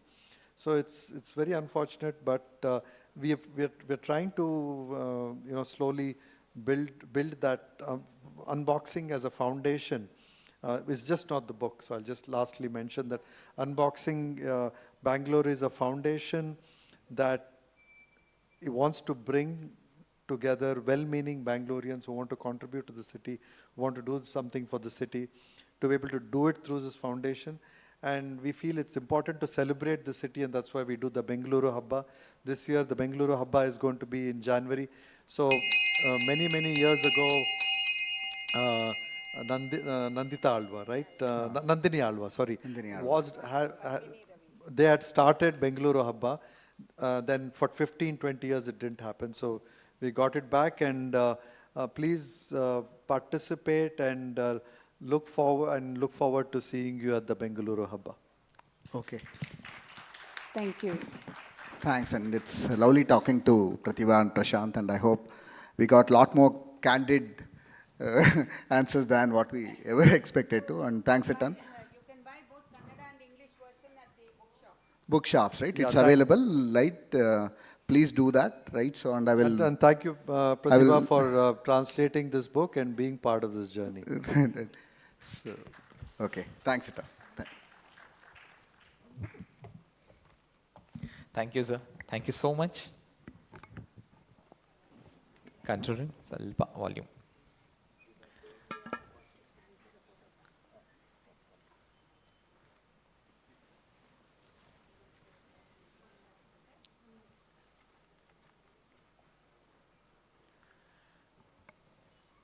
This was the session presented by Kambadakone Raitara Seva Sahakari Sangha Limited, Upunda. And before moving on to the next session, let me share you the feedback shared by Ravi DC, publisher and managing partner of DC Books and founder of Kerala Literature Festival, that is KLF, who participated in the last fest of Book Brahma Literature Festival. So he clearly mentioned like this: kudos for the fantastic debut with hashtag BBLF. So he's clearly telling about the participation, the way how he was a part of the Book Brahma Literature Festival 2024. He's mentioning like this: the Book Brahma Literature Festival was a vibrant celebration of South Indian literature, uniting the latest books, authors and publishers. The event had an energetic vibe, engaging interactions and a diverse crowd. The festival showcased the richness of Indian languages with a strong representation from Kannada, Tamil, Telugu and Malayalam literature. The lineup of authors highlighted diverse languages and publishing trends, enriching the discussions. Bengaluru was the perfect hot and drawing a large and enthusiastic audience. Kudos to Book Brahma Foundation for curating such a fantastic debut edition and making it a grand success. So this is what the message said by Mr. Ravi DC, publisher and a managing partner of DC Books, founder of Kerala Literature Festival, KLF. So we are very happy for sharing this message. And also, we have a lot of upcoming sessions with authors, and also we have other events and other stages as well. Along with the Mantapa, we'll be having another 7 stages which are running parallelly around the main stage. So that is Akshara, Angala, Anavarana, Pustaka, Mukhamukhi. That is a platform where you can directly interact with the authors. Now, let's moving on to the next session of the Mantapa. Nekkalappa Sports Foundation presents South Indian cinema and the rise of the pan-India narrative. By Shaji Chen, Prakash Buri, VB Tarkeshwar and M K Raghavendra will be the moderator of this session. Come on, ladies and gentlemen, let's welcome the speakers on stage.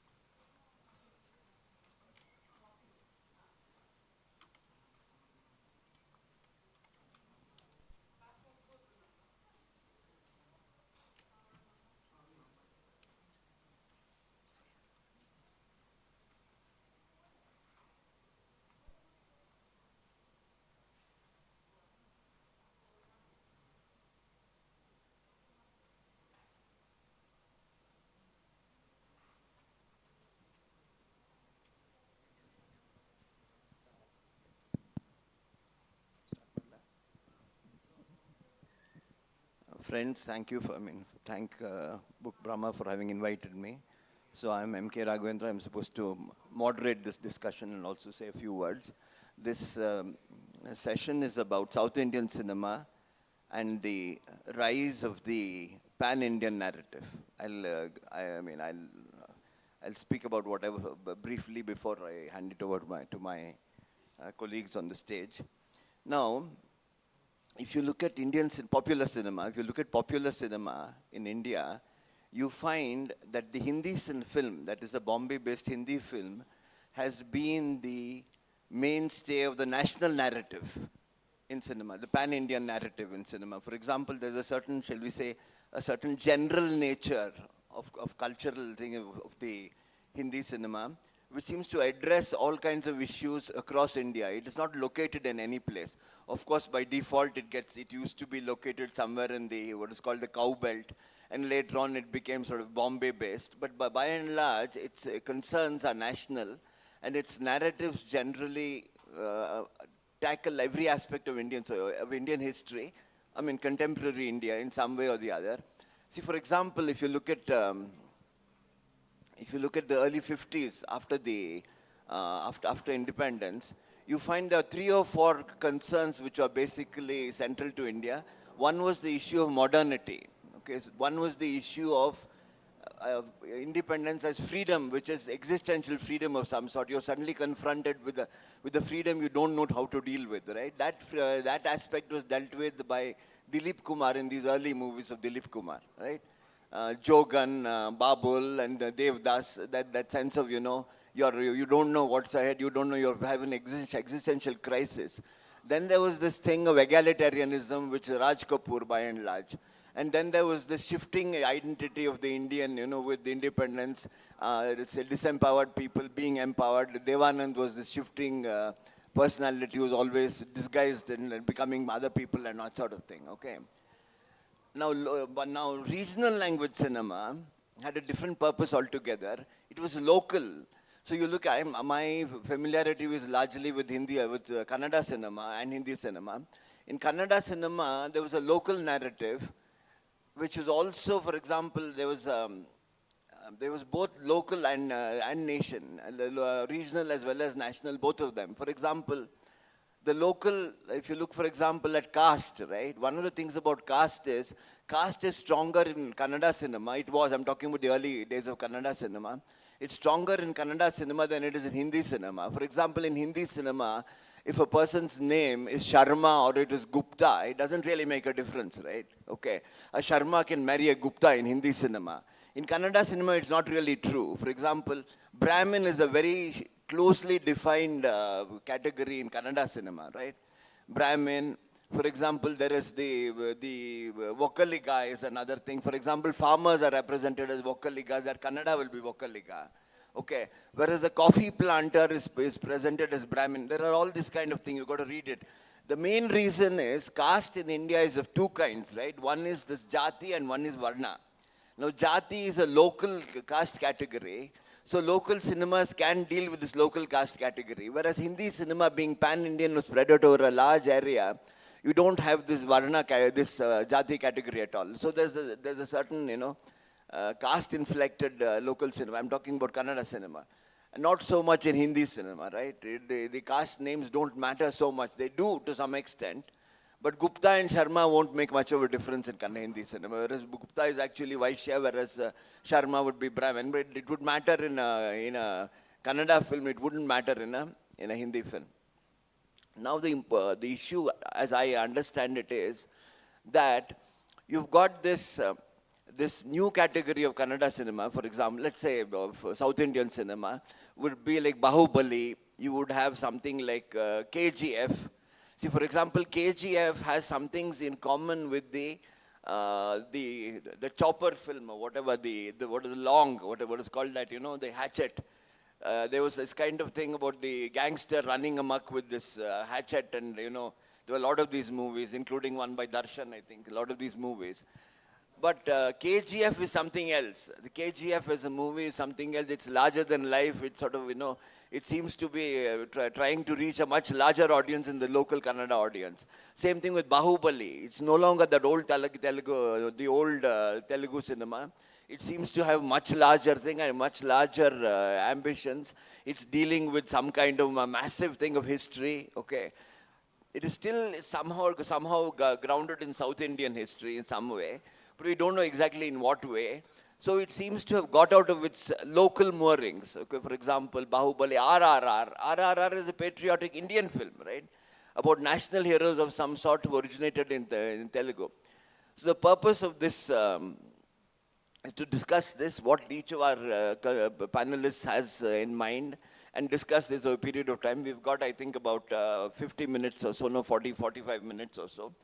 So, having said these few words, I will call upon Mr. Prakash to take over from me and say whatever continue the subject.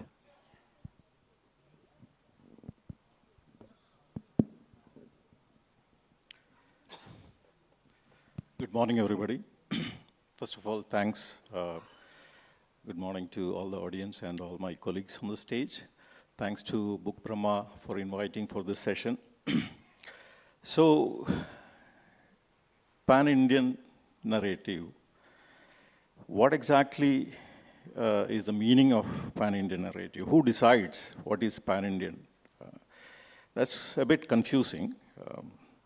Not only because the current situation, because this whole thing has been very dynamic. If, in our lifetime, how much changes we have basically seen in the area of cinema, considering that we have reached a point and we don't know where it is going to go from here, how exactly that is going to pan out. So pan-Indian narrative, is it decided by theater collection, or how widely it is basically screened all over India? Is it government and government's recognitions?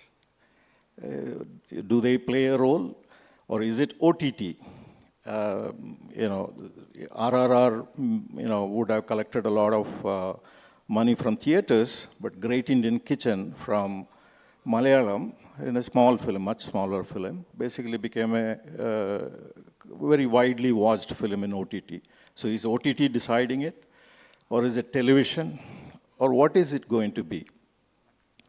So when we say that OTT, is it going to be the algorithm behind all these OTT platforms like Netflix and YouTube and Facebook and Instagram and all these things on which we have no control? Today they may support a regional film or a film of particular kind. Tomorrow they may suppress it because we have no control on those algorithms. So who is going to decide what is going to be pan-Indian narrative? We know that there is a stagnation in the Bollywood industry, which is what being utilized or exploited by South Indian films. Now, if you look at, as I was saying, 30 years back when we were all younger people, when we were growing up with Indian cinema pretty much, or regional cinema, we had opportunity to watch only our language film. In Kerala, it is only Malayalam film. In Karnataka, mostly it is Kannada film. Karnataka had slightly more Hindi film influence, but Kerala was completely protected market.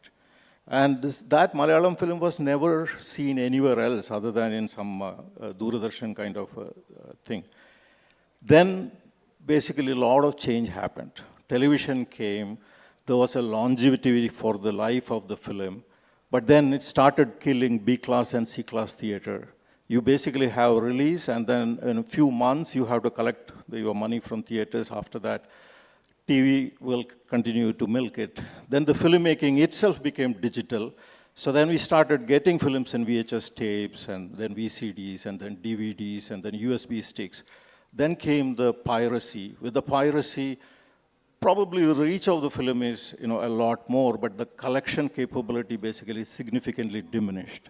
You have to basically make a film which will collect instantly, and after that there is nothing. Then came, TV basically started going down. TV was a mainstay. A lot of people, you make 10 lakh rupees or 20 lakh rupees or 1 crore from theater, maybe you will get 2-3 crore from television. So that used to be the equation. Then television kind of started going down. Then came the OTT. In all these changes, initially, it was basically giving a lot of opportunity for small films, regional films, or films with substance. So then, after a while, they will start suppressing it. So this is a consistent pattern, whether it was TV or it was OTT, or now it is going to be AI, significantly AI-enabled platforms. It is going to be similar. Initially, all kinds of artistic film, academic films were basically bought by Netflix and all these guys. Now they are saying that to create their platform in India. So once the platform is there and people are already in, they started saying that regional cinema, we are not really interested. So we are mostly significantly interested in, we have a lot of content, English content. Showing that to everybody here is our significant interest. Maybe after that, some Hindi films. Or once in a while, regional films to again get new viewers into the platform. So we can actually see that we are actually making a progress, and after that, we get homogenized. Now, we also talked about this in pan-Indian narrative, RR and KGF and Bahubali, and these kind of pretty much like what Bollywood creates. It's a similar kind of larger than life and content, which does not truly reflect the culture or the ethos of all these regional culture. The languages. are these are the kind of regional films which is going to basically, if that is the case, we may not be able to call it really a regional cinema. So Bahubali is not really a Telugu cinema. Going forward, when AI is actually significantly coming into the filmmaking, the moment I write a novel, that will get translated into 25 languages across the world without any human intervention. Similarly, when an English novel is written, it is going to be available in Malayalam instantly without any effort from human effort or imagination or talent. Same thing is going to happen, similar thing is going to happen in the case of movies also. I make a movie, immediately it will get subtitled in all kinds of languages. It will get dubbed, even with lip sync, perfect lip sync in so many different languages. You can even basically go to an extent of changing some of the Hollywood films. When it is released in Karnataka, some of the characters can basically become a Kannadiga actor. So these are the kind of things which is going to happen that is definitely going to give an opportunity for us to go global, but it is also same time giving, posing a major hurdle and challenge for us. We have to fight with everybody in the world, not even pan-India, it is pan-world. So exactly where we are going, what exactly is going to happen? It all depends on how dearly we hold on to our culture, our languages, our way of talking, our humor, our politics, our issues. If we are not doing that, somebody else is going to determine what we are going to make, what we are going to see, what we are going to like. That's exactly is what is going to happen. I'll talk about more things later. Mr. Shaji, okay, since he has interpreted it a little differently from mine, see, my understanding of regional narrative, national narrative is, the narrative of a film is basically some reflection of addressing a public with their concerns in some way. That is my understanding. So he's interpreted, shall we say, pan-Indian narrative very differently. Who decides is the question, right? What is pan-narrative, pan-Indian narrative? My understanding of it is that pan-Indian narrative is decided in some way by the effect it has on the audience, what concerns it's addressing. Okay, so the 50s, 60s, 70s are all addressing different concerns. The cinema changes because it's in somehow a function of, shall we say, a function of social history in some way. So that is the way I understood it. Please, Mr. Shaji, can you tell us? Exactly, we have no real clue how these things are functioning, in today's date. I've acted in one Telugu movie. Actually, they made it both in Telugu and Tamil simultaneously.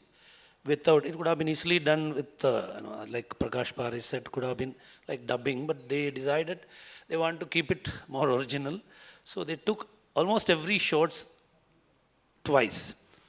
First they shoot in Tamil because the director was Tamil director. So first they shoot in Tamil, then the same thing, we all have to perform the whole thing again in Telugu. But of course, with dialogues, scenes with dialogues. If there is no dialogue, then it's fine. Like that, they made a movie, big budget movie, and it was an utter flop. That movie didn't work at all. Telugu people thought it's a Tamil movie. It's looked like a Tamil movie. It's ethos, everything is Tamil.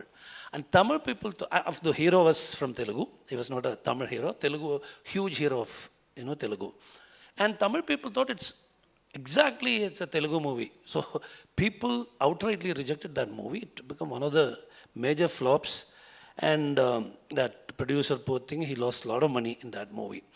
So we really don't know what exactly people want. Earlier, like Prakash said, when we started watching movies in my childhood, mine was a pan-Indian viewing. I started with Malayalam movies because I've born and brought up on the border district, just on the border of Kerala and Tamil Nadu. So I started with Malayalam movies, but immediately I started watching Tamil movies. And Hindi movies also used to show there, but I started watching Hindi movies. Then the film society culture came in. By the age of 14, 15, I started watching international movies, and those days there were no subtitles. People used to sit and watch. So what kind of movie and what is you are looking for is a big question. Yesterday I was sitting here when Aduga Balakrishnan and Girish Kasravalli were talking. I was there. So they were saying that there's no art movie and there's no commercial movie. They say that everything is same. It's not that actually. There is a clear, difference between these two, type of movies.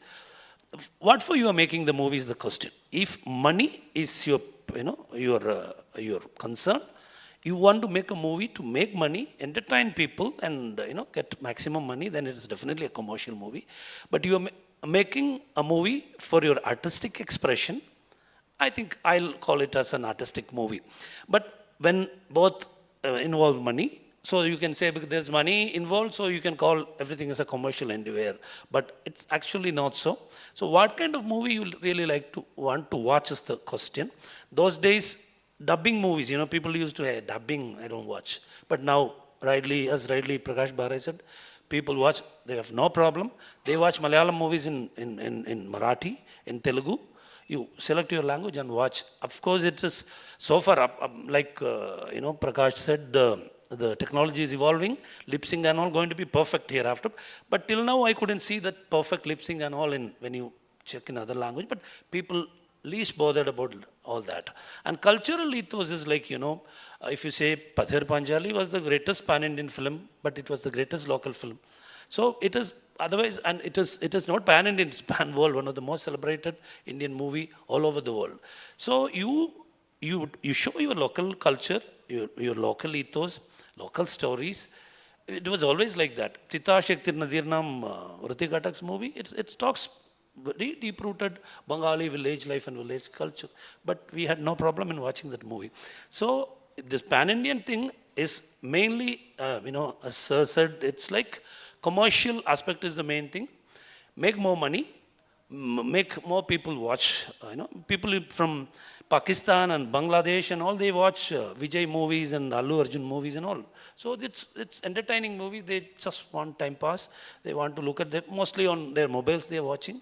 They are not going theaters. That's like that. Even people watching a movie on a laptop itself was reduced considerably. People are watching these pan-Indian movies and all. They are not really going to theaters. Otherwise, if people are going and watching all the movies in theaters, then, the kind of, the money the movies generate, and there won't be any flops, There are these huge movies with a lot of publicity, and, hardly, I don't know whose story it is. Like Prakash said, Bahubali is whose story? What culture? Where from the story comes? No idea. It cannot be called as a real Telugu movie, but it's like that. So everything depends upon what you really want to watch and what movie you are looking forward to watch. And all our viewing habits are all completely controlled by AI and internet. So it is for the audience to decide what we really want to watch. And watching any language movie is not a problem. We can always watch cinema. And it is the earlier days, it was language was the prime concern. I don't know that language. I've seen people saying that I don't know that language, that's why I don't watch the movie. That is completely gone. So one way it is good, one way it is really bad, because these huge movies which has no soul at all, just completely plastic movies are making huge money. So both is happening side by side. It is for us to look into it and decide what it is, what exactly we want. That's what I think. Can I ask Mr. Tarakeshwar to give his version of the subject generally? Thank you, Raghavendra and others. It was quite interesting. What do we mean by pan-Indian? And then there were two things there, pan-Indian cinema and pan-Indian narrative. I think pan-Indian cinema is something that the industry is using, but in the panel discussion it is pan-Indian narrative. Yeah. So I think Raghavendra focused on the narrative. So what are the narrative concerns of the cinema which we can call as regional or pan-Indian? So that was the case. And then the focus shifted to the production and consumption of or distribution of the cinema. It is not something new. In fact, We call it as Kannada industry, they are Tollywood, Bollywood, Kollywood, Sandalwood. But actually the movement of technicians and the actors used to be there.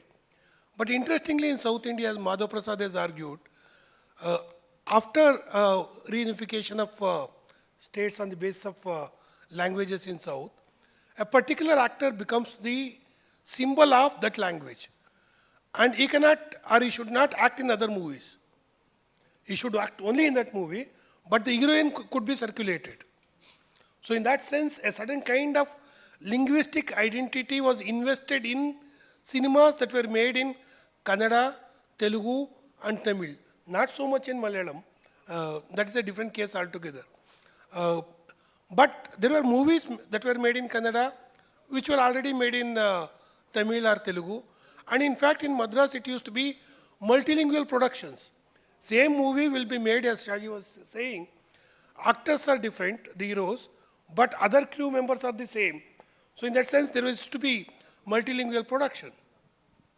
But somehow ignoring these networks and then the give and take between the various language film industries, we focused exclusively on the Kannada film industry, Telugu film industry, Tamil, Hindi, things like that. Because again, this overlap between the language and the language cinema and the linguistic identity. We couldn't tolerate Rajkumar acting in some other movie. That was the kind of anguish that you could see in Karnataka if he makes a move. And it is also interesting that this investment of linguistic identity in these actors, that value was exchanged for political gains in Andhra and Tamil Nadu, but not so in Kannada. That is a different story. But coming to that, now suddenly this pan-Indian cinema as a nomenclature has come up. And again, it is in the context of commercial success of a few movies which are made either simultaneously or consecutively in one of the South Indian language plus in Hindi. So it could be bilingual production or it could be produced in one language but simultaneously dubbed into other language. But I would like to go back, it has more to do with the kind of consumption pattern that is emerging today, and both the two speakers who spoke before me, Prakash and Shaji, highlighted that OTT platforms and then the dubbing and then the subtitling that has become now ubiquitous. Earlier only award-winning movies used to have subtitles. That is also quite interesting. Award-winning movies, now we own it up as the identity of Kannada. Girish Kasaragolli, an icon of Kannada culture and film industry. But actually Kannada film industry never interacted with Girish Kasaragolli. They were serious, it is not for Kannadigas, it is for the global audience. Because they were all mainly shown in festivals in other countries rather than in India. That was the kind of accusation that we had.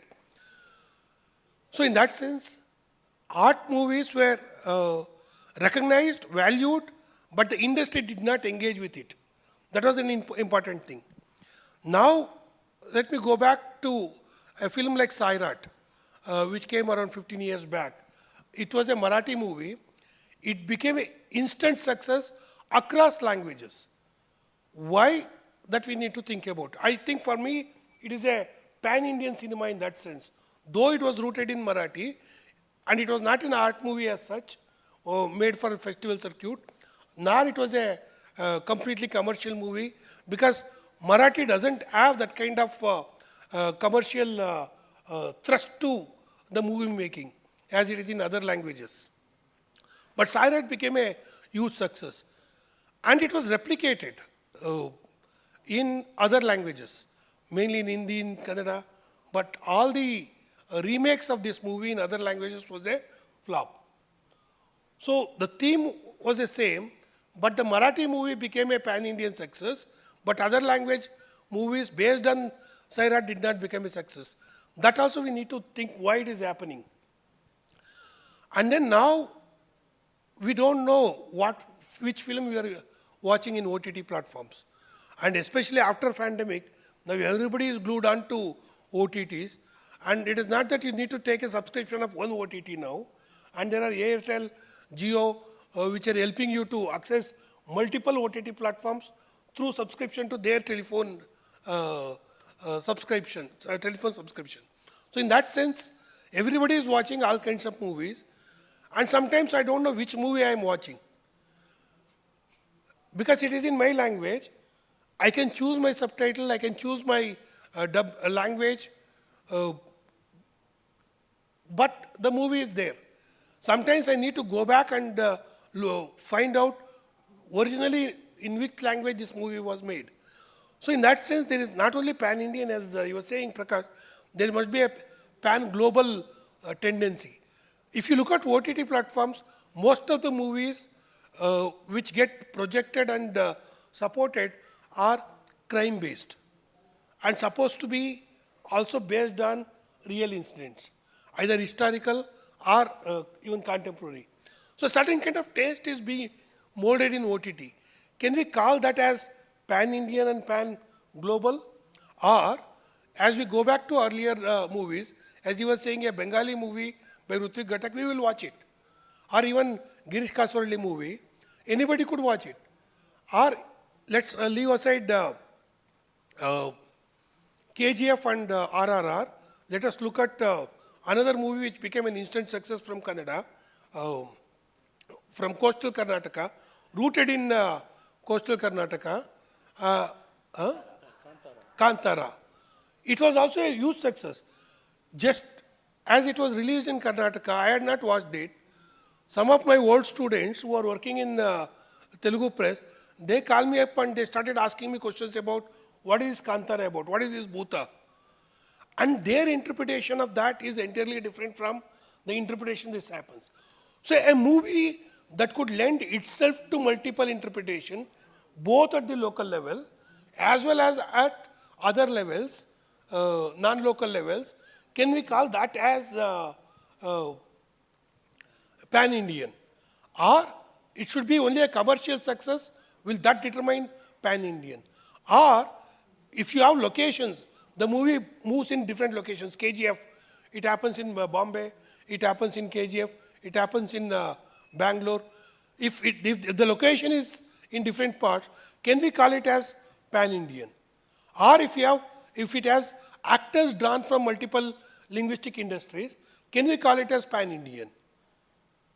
So these are the questions that we need to look at. But as I said, in literature or in these visual artifacts called cinema, it can appeal simultaneously to the local as well as to the non-local. Then can we call it as rooted as well as universal? So universal and the rooted values in a cinema need not be conflictual. They could coexist simultaneously.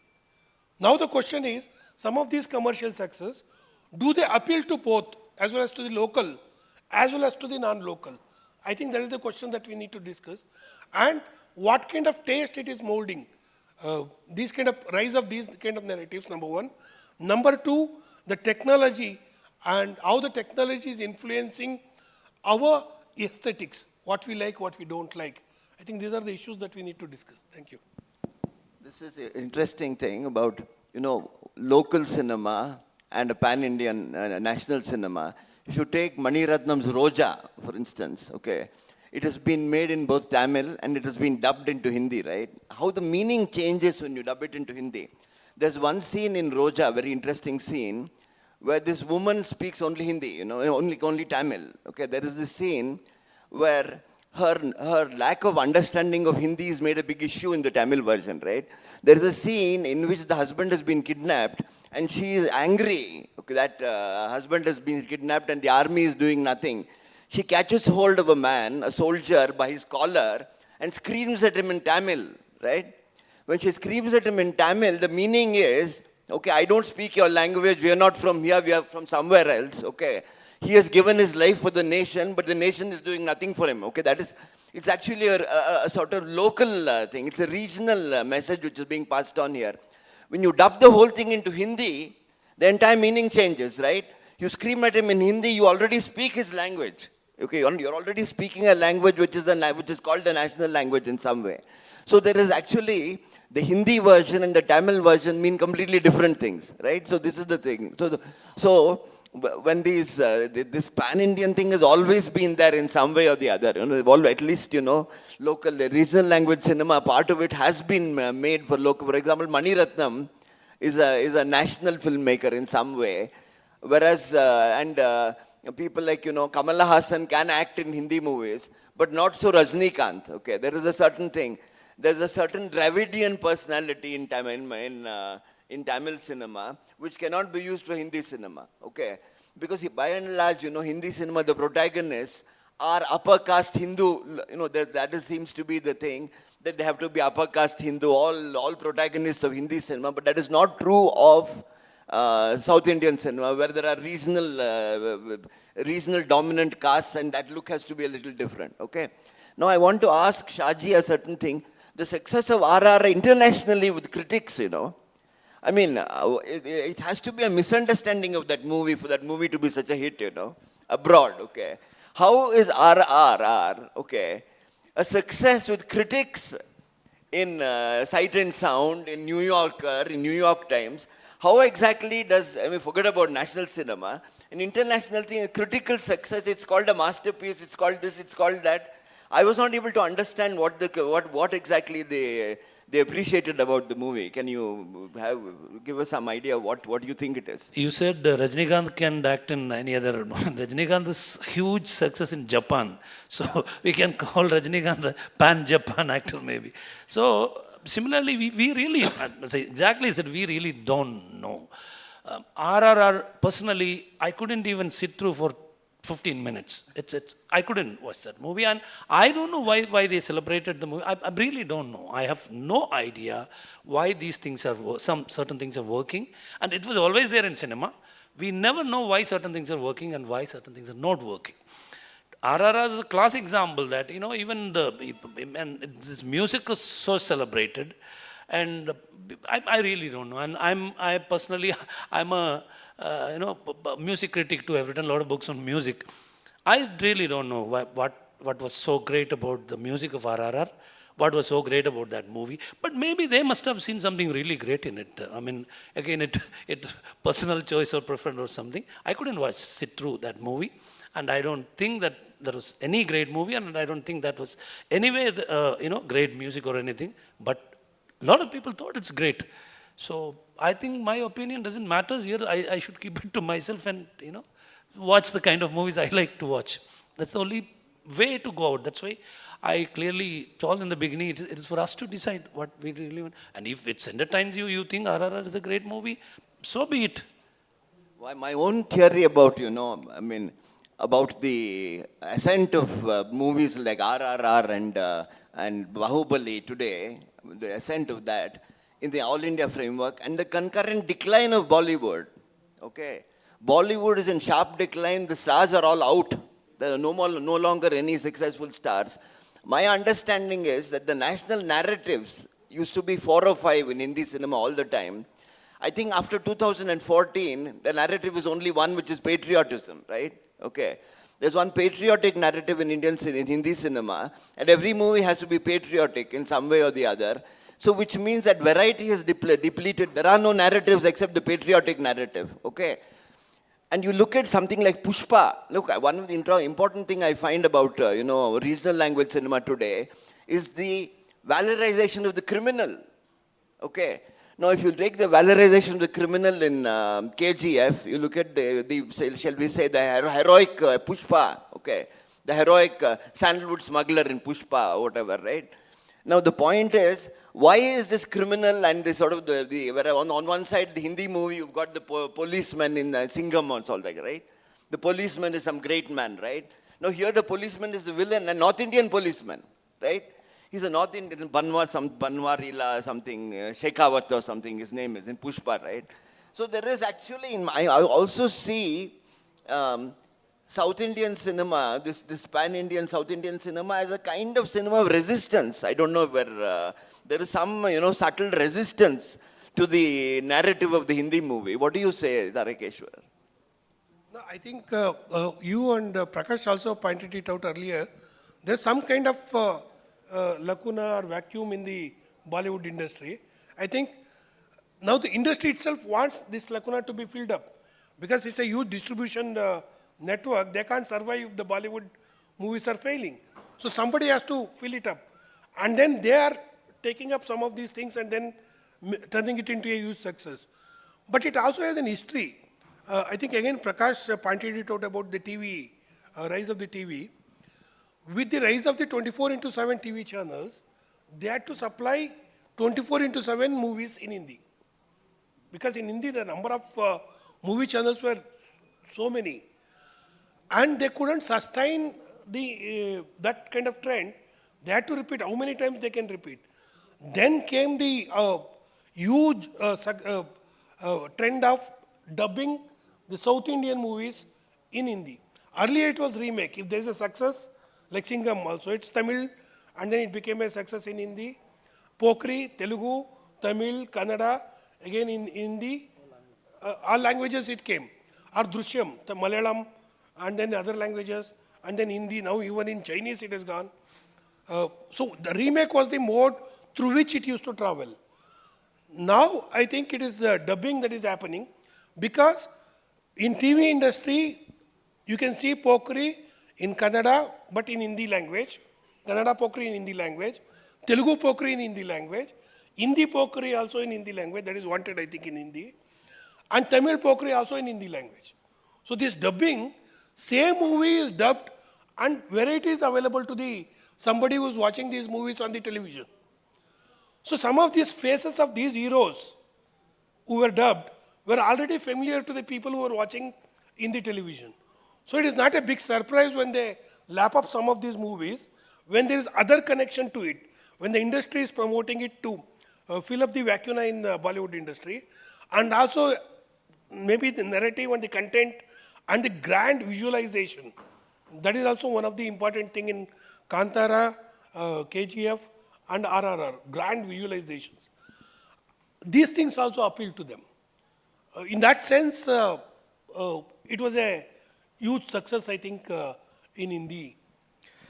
Yeah, I think if Kannada, Telugu, Tamil and Malayalam and all the regional languages, if they think that they are the next Bollywood, then we are not going to get any different film. So it's going to be different, but it is the same sensitivity, same kind of visualization and stuff like that. So what is of interest to us is the regional films as we know. Is that going to basically become pan-Indian or pan-global? Is by being hyper-local, by being realistic, by being artistically minimalistic, staying that way, can we reach to a wider audience or not? This is not guaranteed. This is happening today. Like every new technology is actually taking us forward a bit and after that dumping us. TV has done that. OTT is doing that same thing. So we had a completely protected market. Nobody, no Hollywood, nobody can really come and basically take our audience. In that protected market, we had all these kind of films. We had Chomanadudi, we had Mukhamukham, we had Satyetre on one side, we had comedy films, we had all action films and family films. Now, when we are going through this protected market to an opened market, opened and manipulated market, that is the concern. It is an open market, it is giving us a bridge to many other languages and many other, a lot of audience. But this manipulation of this algorithm, which you watch a film and as soon as the film is ending, okay, if you had liked that, this is your film you should watch. They are deciding what we should watch. It is like exactly like the echo chambers that they are creating in Facebook and in other, in all these social media to make us just focus on certain ideas, certain opinions, and then decide what we like, what we watch, what we eat, what we select, whom we elect. All these things they are basically deciding. Exact same thing is going to happen in media consumption. So question really is it a doomsday? I mean, is it going to be very negative outcome? After 10 years, what is going to happen? Are we all going to watch all the Hollywood films with Kannada flavor? Or are we really going to have Kannada films or Malayalam films or South Indian films actually appreciated all over the world, or all over India, or all over the world, if they are good? Probably the likelihood is somewhere in between. So our spread, our pan-Indianness, our pan-globalness really depends on how dearly, closely we hold on to our culture, promote. So we remember 30 years back, 100 Kannada films, 100 Malayalam films, maybe 150 Tamil films. We were really celebrating that, protected market era. That time, number of films coming in Marathi was one, maybe one in a decade, then one in a year. Now they are also Sairat, and their movies are going to international film festivals, winning national awards, winning, commercially successful. It's all because of how they approached that. They were really seeing that they were being killed suppressed by Hindi cinema right under, their nose. They were basically, Bombay is their headquarters of Bollywood. But they basically bringing subsidy, bringing, lot of support and lot of guaranteeing theaters. They really resurrected. Now they are really, created a golden era for Marathi cinema. Each one of our language is as big as European languages. We basically can decide whether we are going to watch the Western, commodities, the AI-generated content and stuff like that, or are we going to push our culture, our politics, our way of life to rest of the world? This is what we are going to see in the coming few years, especially in the AI world. After 10 years, after 15 years, just like how we are basically charging our mobile phone to make phone calls, we will be charging intelligence from the Silicon Valley companies. Get some intelligence from OpenAI, get some intelligence from Google to do our editing, to do our sound, to do anything in the filmmaking. So we will not be able to even use our intelligence. We will be dependent on somebody else for the intelligence. In that time, if we have to protect our way of life, our culture, we will have to basically take all the Kannada films and don't give that to all these models. Basically, probably create our own models, and so we will have to, today Trump is actually putting all these tariffs. We will have to put some hurdles to protect our culture and our language and our cinema. Just one question about Drishyam, okay? It's a Malayalam movie, but it's been made in, usually Malayalam movies never got remade by and large, okay? Drishyam, you have Mohanlal is one kind of actor, then you've got Ajay Devgan, who's a completely different kind of actor. I mean, have you seen both movies? Would Yes, you know? yes. What you see, or the difference between the Malayalam movie Drishyam and the Hindi Drishyam? I think Malayalam movies, there has been traditionally a lot of remake. Like, Manichitra Tar is another. And a lot of Srinivasan scripts have been taken to Hindi and other languages. Priyadarshan has done that, a lot of quite often, the minimalism or the rootedness in that culture, that is there in the Malayalam version. A bombastic version we get to see in Hindi. So obviously, that is the perception. Somebody else is actually making these decisions for the audience. Audience is not making the decision. Right now it is the algorithm, but earlier it is the producers or the distributors or the channel owners. So somebody else is manipulating what we want or what we are going to like.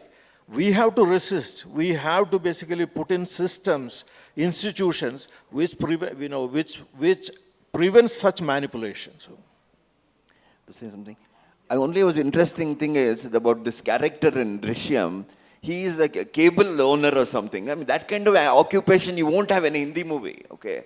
It's not a heroic occupation. It's not an occupation of, you'll have a policeman, you'll have an IAS officer or some such thing in Hindi movies. Here you've got this cable TV owner, okay? It's a very interesting thing. One is we are looking at from South, obviously because we are from South. If we start looking at it from the why they are watching these movies, in spite of the manipulations, whether AI or the distributors, but there seems to be some kind of interest in these things. And also there's a lot of aesthetics changes are happening in what we call as Bollywood movies or Hindi movies.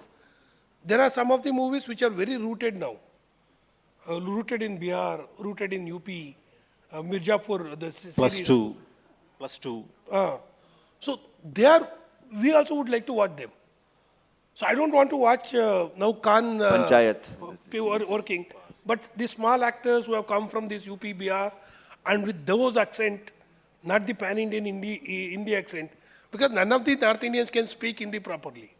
Only the South Indians who have studied Hindi in schools and learnt it from books, they speak proper Hindi. They speak Haryanvi, they speak Bhojpuri, they speak Bihari. That kind of movies are gaining traction now. Not only in theaters, but even in OTT platforms. Even non-Hindi people, we would also like to watch those movies. So there is some change in the aesthetics within the Hindi population is also seem to be happening. That is also maybe one indication that they are also ready to accept the non-Hindi movies and watch it now.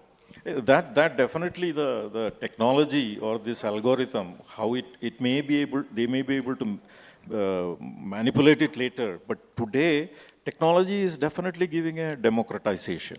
So somebody says that Shuddha Hindi or high caste hero and things like that. People are not saying that. It's what is pure Hindi, pure Kannada and all, it's another subject of discussion. Language, Kannada is the pure Kannada or the Kannada, some of the movies Kannada is the pure Kannada. We really don't know. I mean, that's again, we cannot just say that which is pure Hindi and that pure Hindi can be used in a very localized Hindi cinema. That's another question. One thing to add to what Prakash said, Denmark, Danish movies, now it's huge world over. They're very artistic and very nice movies. We never heard about movies from Denmark, some years ago. Like that Iranian movies, Iranian, now the place of Iranian movies is taken by movies from Denmark. I think we have to we need to decide what we really want to see. Opportunities, all these things are there right in front of you. AI is there, everything is there. You want to watch, RRR or you want to watch Pushpa, it's totally in our hands. So we need to really hold close to, our cultural ethos and the kind of movies which will make us understand better about life and make us a little more better human beings. That it's completely in our hand. It's all there. We need to choose. And the choice is totally in our hand. We have to factor in one important thing, which is migration within India, right? So it's no longer like in the last session, somebody was sort of talking about Bangalore, about the immigrant population in Bangalore. The point is what Bangalorean means today no longer means what it meant once upon a time. The same thing, people have gone from all over the place. Bihar is here, you want to get work done, that migration of populations, there is no longer this thing of rural public, semi-urban public, the metropolitan public. For example, once upon a time, your horror movies of these, where the horror movies, magic movies used to be rural and it used to be semi-urban. But now the point is those semi-urban people have moved to the cities in many ways in search of jobs. So the question is that same thing. Salman Khan would probably have been semi-urban at one point, But gradually when the migration is there, Salman Khan is marked by this ignorance of English. All his movies, if the other people always speak by English, Salman Khan's movies, he'll pronounce confuse as confuge, to show that he doesn't know English. That's a standard Salman Khan trick. The point is that would have been at one point characteristic of the small town. But now, because of migration, you find it coming everywhere. So we really don't know who is consuming these movies with subtitles and all that. Sir, that is becoming universal. Anti-intellectualism is now a fashion. Right? I am weak in maths. Me too, and hi-fi. So that's becoming, the villains becoming hero and dumping down of all the character. That's actually becoming not just a small town phenomenon, but across the world. You can see the world leaders, quality of the world leaders today. So it's the exact same thing. Okay, with that, thank you. Thanks all of you for attending and being patient. Thank you very much. Thank you.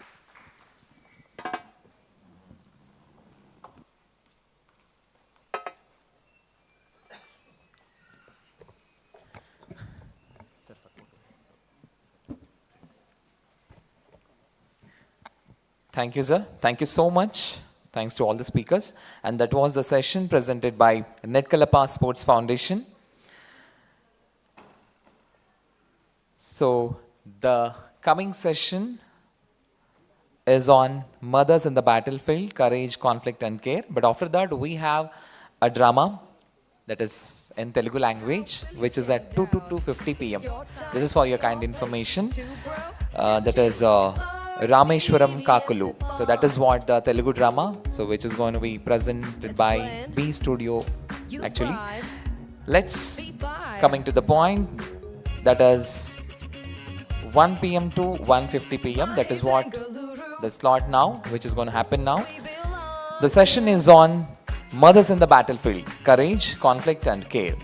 By Lieutenant Commander Vijay Lakshmi, Captain Sajita Nair, Flight Lieutenant Purnima Malgimani, and this session will be moderated by PM Narayan. Session is presenting by Poly Institute.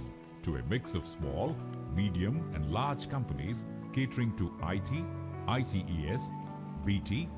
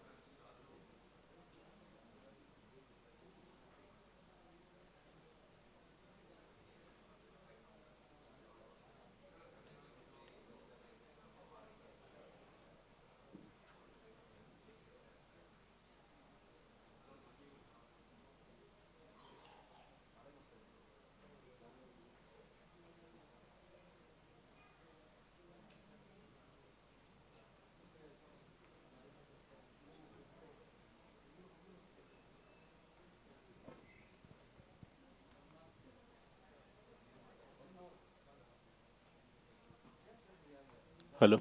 Okay. Okay. Very good afternoon to all, and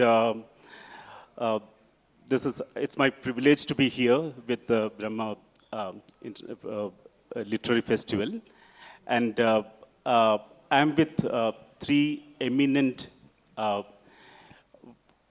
defense personnel with me, and the topic of this discussion is mothers in the battlefield, courage, conflict, and care. So the first questions come like, can in battlefield we can have some kind of compassion or care? So I have with me Vijay Lakshmi, Purnima, and Sajita. They will introduce themselves in between.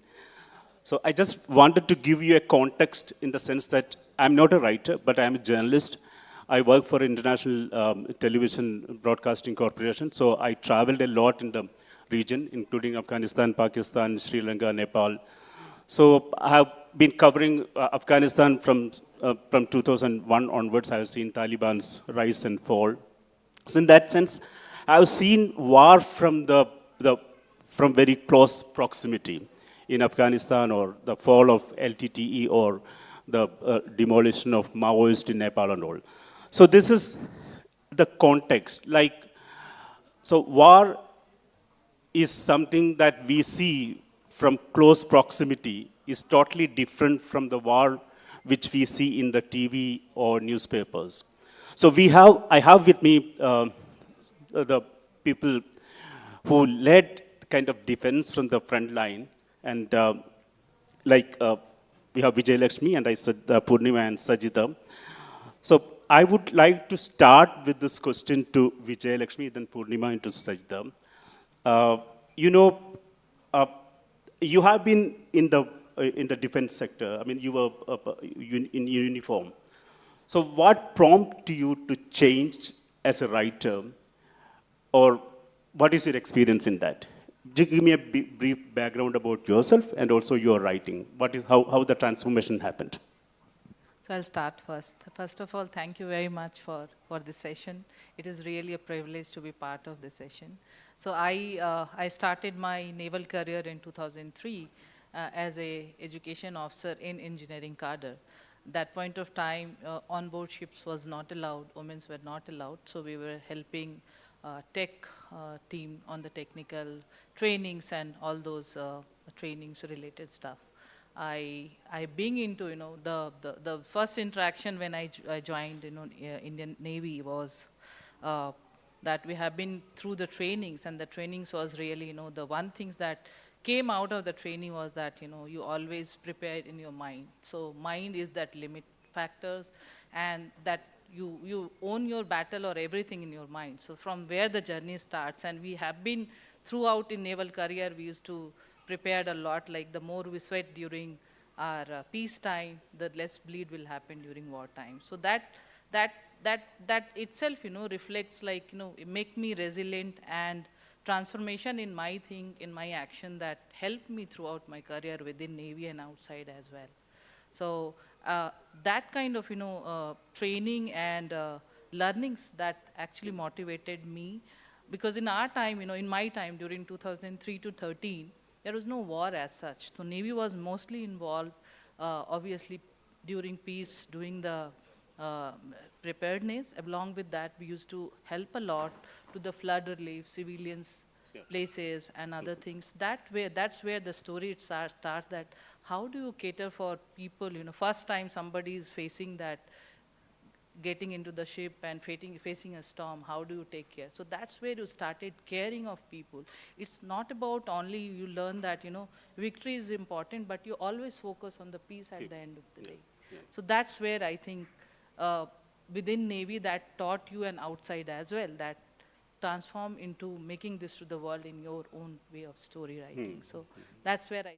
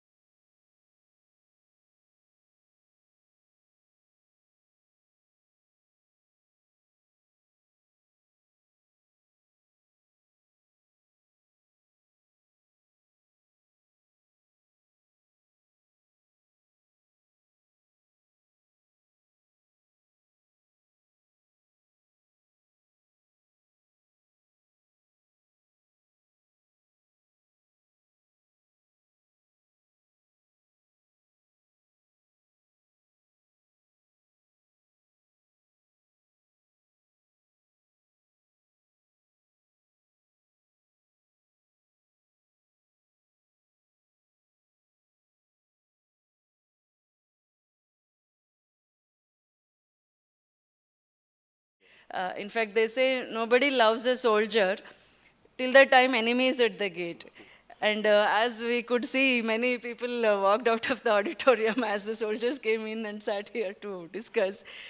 So that is again another responsibility as writers, because the stories, as you rightly pointed out, that happen on the warfield are not narrated in the right spirit, in the true spirit, to the common man. So as journalists and as writers, we sitting here, we could contribute here in a big way to narrate the actual stories that happen. Maybe that will in future in some way impact the decision making and lead to more peacekeeping. I'll come to your stories later, but before that,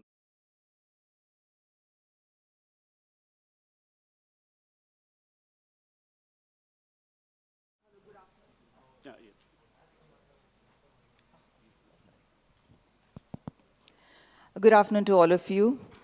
So I'm Captain Sajita Nair, and I was commissioned in the Indian Army in 1994. I was commissioned in the Army Ordnance Corps. And I was a part of the Kargil War in 99. Okay. But I wasn't there in the war front because I served in the Ordnance. But I was along the western borders in Rajasthan, the Munabao area where I was in an exercise location. So I have seen that part of the army as well. And after my tenure in the army, I began writing because I always loved writing. So even when I served in the army and I was posted at remote locations, I wrote many letters to friends, and they would get back and say that they enjoyed reading what I wrote. And after that, I started blogging and I started writing articles for magazines. And I knew that there were stories within the armed forces, within the army, that only I could say. There was, and I really love that quote by Toni Morrison, who says that if there's a story that you want to read, but it hasn't been written yet, then you must write it. So that's what motivated me to write about my experiences in the army. So while I was blogging and I was writing articles for various publications, I participated in the Kala Ghoda Arts Festival in Mumbai. They had this open book pitch contest where you could pitch a book idea. And I pitched my book idea, and Hachette India picked up the book, and it is called She's a Jolly Good Fellow. Here is the book. Okay, that's yes. Good. Yeah. That's how the first book came into being. And then after that, I've written many books. I've written 4 novels now, and I've got many more books in the pipeline. Okay, thank you so much.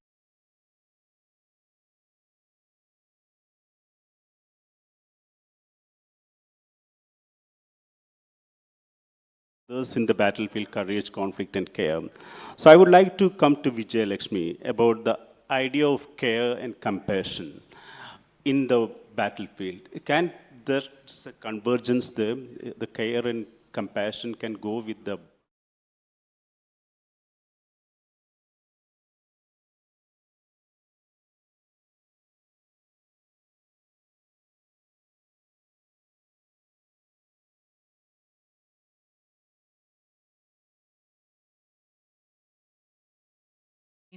victory is not the win, but ultimately the focus of, can you sustain that victory in terms of making that peace sustainable during that, after your victory. So that's where I think that compassion will come and care will come. If I was just going through the data, that how things has evolved in from the year 1992 to 2009, it shows that only women's involvement during those negotiations and peace processes as a mediators are around 13% of the negotiation. And what they say is that out of that, women participation in the peace processes, wherever they have involved, the probability is more than 35% when the peace has been increased up to 15 years. So that's the probability which data says that it's have the power. So, and nowadays, because I am also in corporate now, we always say that inclusion and diversity has a longevity in the terms of anything you pick up. So I think that involving women is the requirement, and every country is progressing towards that. So I think this is where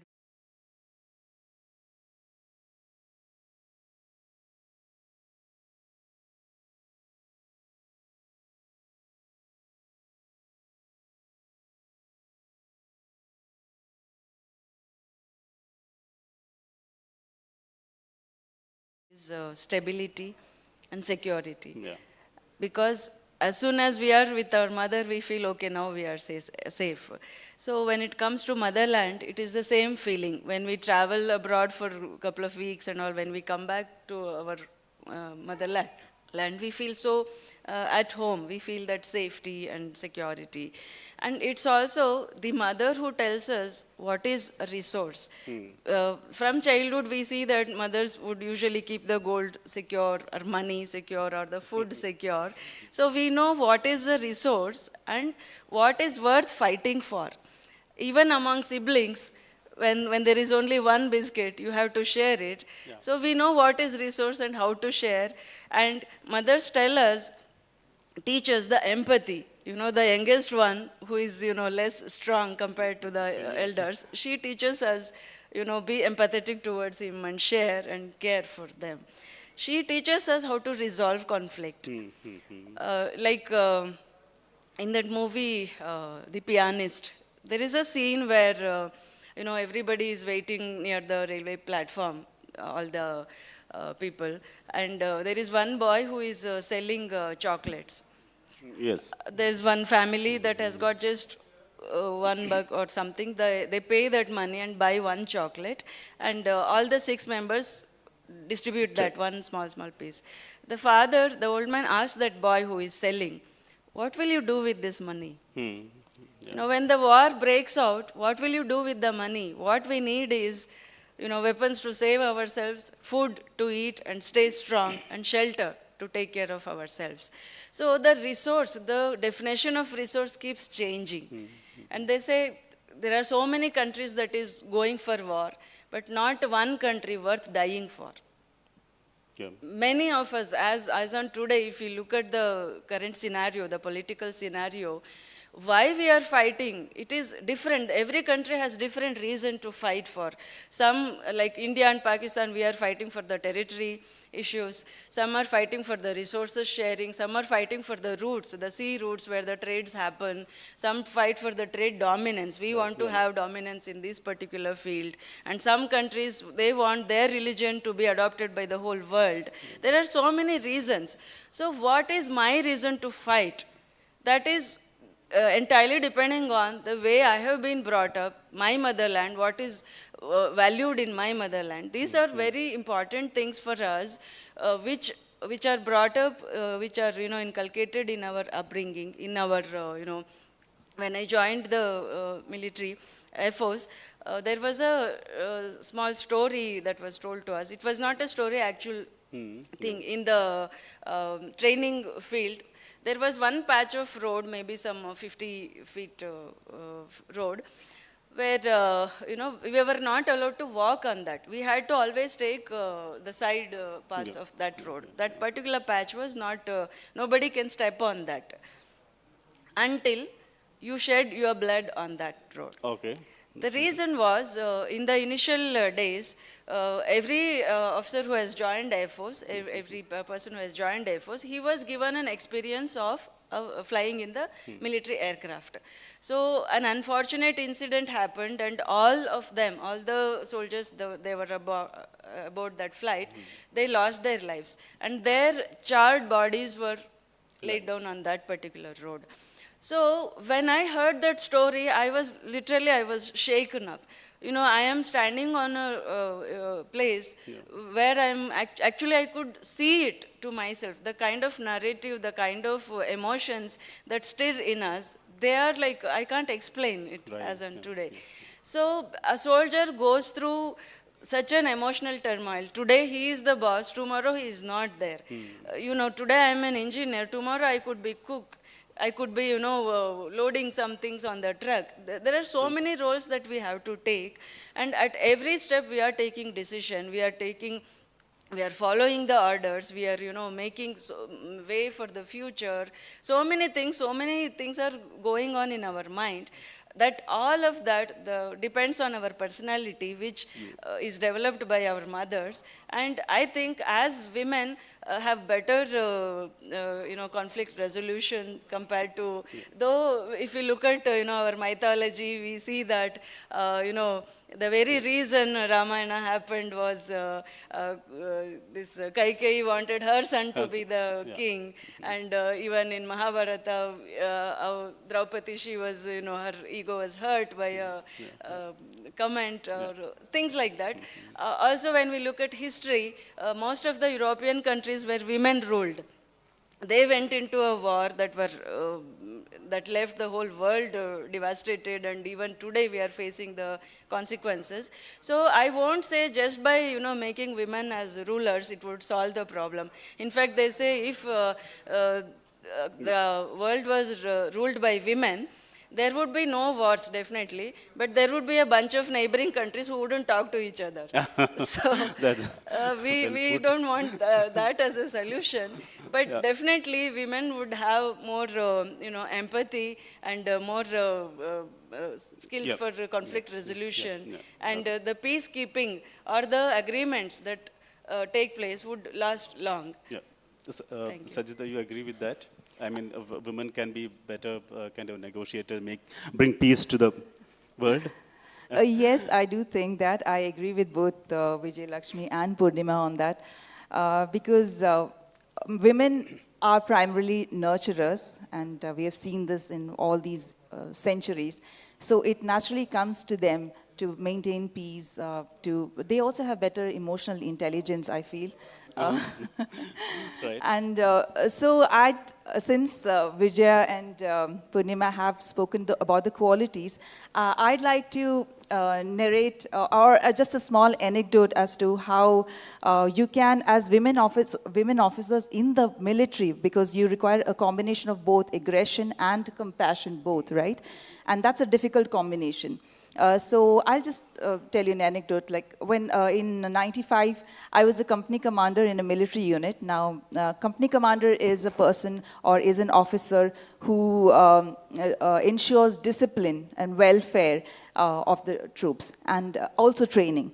So as a company commander, you have to be extremely strict about the training part, because as Vijaya said, the more you train in peace, the less you bleed in war. So training is such a very important thing. So when it came to BPET, that is a battle physical endurance test, or when it came to rope climbing, when it came to run and firing at the firing range, I was very, very strict. I was extremely strict, because there could be no excuses. The things had to be done because our people, our troops had to be ready for any eventuality that came, and anything could happen anytime. So that was one aspect I looked into, and I was very, very strict about that. But on the other hand, after the training was done, that's where the compassion factor comes in.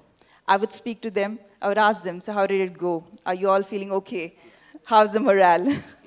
So, so then they would open up to me, and if they probably said they wanted to go on leave or something, I would say, okay, fine, you carry on leave. Or is there any other problem? Okay, some pains have started coming here and there in the body. I would say, okay, fine, you can take some time off, or maybe I would talk to the doctor. That is where the compassion factor comes in. So I think ultimately what we want for an organization, especially in the armed forces, is strength in diversity. Strength in diversity. Strength in diversity, because when women join the organization, they're not here to replace men. They are here to bring their own set of strengths. That I strongly believe. Absolutely. So they are just adding to the strength of the organization. Yeah, you put it really nicely. So diversity, you add strength to the forces.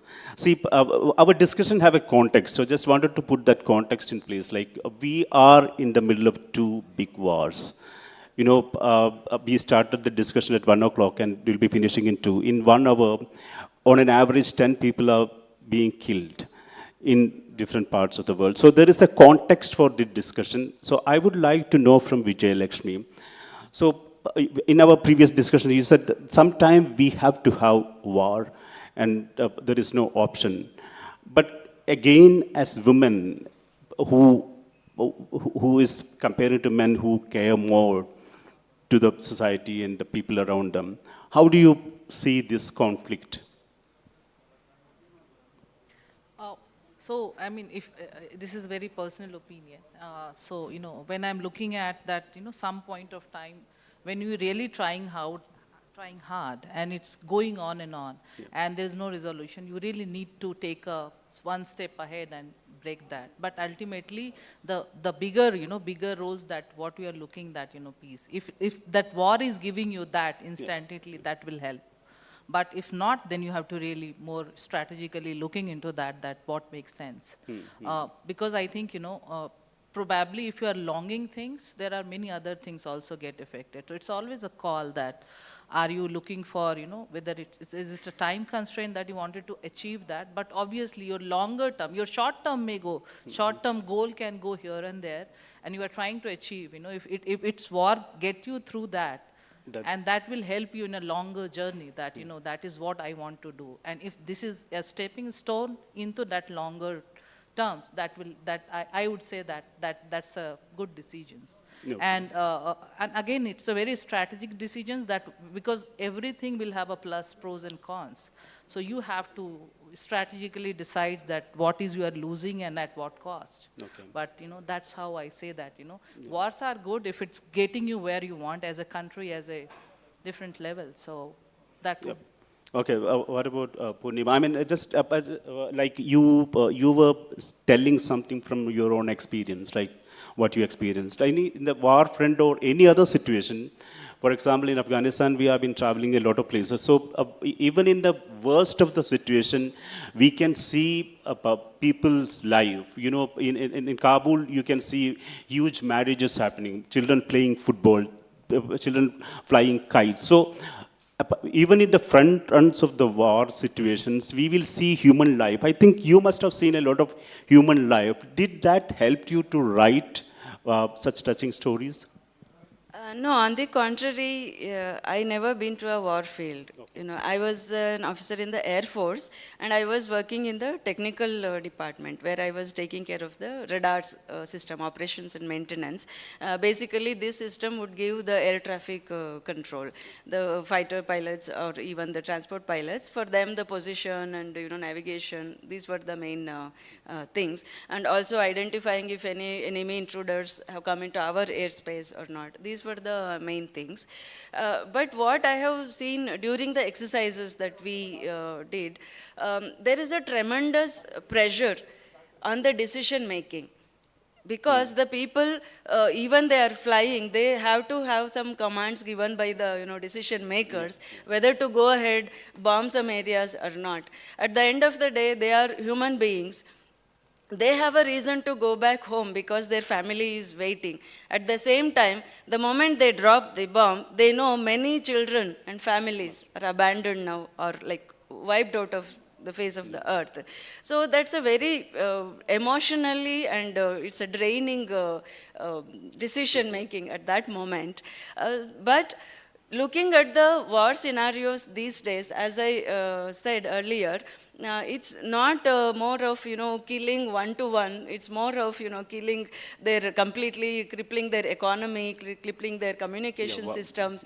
Cyber warfare, also, you know, getting the bigger contracts or, you know, getting to know, the modus operandi has changed now. Yeah, right. What is happening in their country, what is being discussed, who is the company that is manufacturing certain weapons, how to, you know, get the technology. These are the kind of things. You know, there is some drone which is like, after dropping a bomb, it goes into self-destruction mode. Right, because the makers, they don't want that remains or even the debris to be captured by enemy. And you know, we know there are many countries who are very good in reverse engineering. Yes. They will take the technology. And there are many countries, like for example, even America, they have such exclusive technology which they don't want to share. Even at any cost, they don't want to sell it. Because dominance in technology in terms of weapons as on today is a very, very big strength to any country. Every country is thriving to achieve that superiority, you know, in terms of weapons and in terms of, you know, deploying their resources and accessing the geographical terrains at their will and wish. That is a very big, important thing as of now. So these warfares are more damaging on economically than the emotional and other issues. Also the narratives, because in our earlier, whether it is mythology or in historical wars, when we see the main reasons for going into war was like, this particular country attacked me, my country, and my father was killed, my mother was killed, so I want to take revenge. But in today's era, we cannot go on war with some country based on such reasons. It is more of whether I want to go for a war or not. Many a times we are not given a choice. It is to protect ourselves for self-defense or to deter the enemy from attacking us. We have to go for the war. So I would say most of the times we don't have an option, but definitely it is necessity to be prepared for a war that can break out for silly reasons, at any time. And as you know, the biggest strength in warfare is the surprise element. When you attack an enemy without any previous knowledge or anything, that gives us the upper hand. So many are working on this. So spying and all this, technologically using technology to gain dominance over other countries is important. You put it nicely. So what about Sajida? Do you agree with the fact that we have gone much beyond human to human kind of warfare, and now it's all changed? And yes, certainly it has changed now. It is not like how it used to be earlier, where there was hand-to-hand warfare. And in the army, we call it that the infantry wing. So now, like Purnima put it very rightly, it's more of technological warfare and crippling the economy and such things. So this is the place that we have come to today. You can. I didn't get it. What do you want to say? Yeah, I mean, the question was that this warfare has changed. So your experience also have changed. So your stories telling things are also have changed. Right. That's what I want to ask you were asking earlier about how the experiences with warfare has also changed your writing, right? Right, yes. So I was just thinking about that at that time when they were speaking. I was thinking about, I have actually experienced during the Kargil times, I have actually experienced loss and grief. Okay. And I've also experienced the other extreme of happiness. And it is so as a writer now, when I look at all the experiences that I've had, I realize that we understand as writers that how fleeting human life really is. And so with the depth of emotions, the extremities of emotions that we have seen in such places as in wars, so it affects you so deeply, and you get it to your writing, and you're able to make your writing much richer. Absolutely. I mean, the war cannot be an answer for many of a situation, in the sense that war is not. That's what my personal feeling is, that war is not an answer for anything, and we cannot solve problems with the war alone. It could be one factors. But as the defense personnel who have changed to writers, one of the responsibilities which I think you have is to remind people that this is war. Like, for example, we are kind of remembering the 80th anniversary of Hiroshima and Nagasaki now. And unlike in the past, if you go back to 10, 15 years, we never had the kind of, courage to say that I will use nuclear bomb. Now the concept of nuclear bomb is coming again and again, and some people are saying that we will use it. So as a writer, don't you think that it is your responsibility to remind people that, see, it's not so good, going for a war. So how do you see that kind of situation as again, coming back to the topic, like the caregiving mother or a compassionate woman? How do you see that? Maybe you can start and we can go back to the other way. How do you see that? So as a writer, because now I've been writing longer than that I served in the army. Okay. Yeah. So as a writer, I feel that, as you rightly said, that we need to have more stories out there. We need to have more stories of not just about people in uniform, because they are there at the war front and they are fighting the war. We also need to have stories about those who are forming a support system for the people who are there at the front. And that is such an important thing, because that is where the emotions, because when someone's son is there at the war front and the mother is there behind, who will write about the mother? It's our duty as writers to talk about the emotions of the mother or of the wife who has lost someone there in the battlefield. So I think on my part, I try and write stories that look at more of not the tactical aspects of war.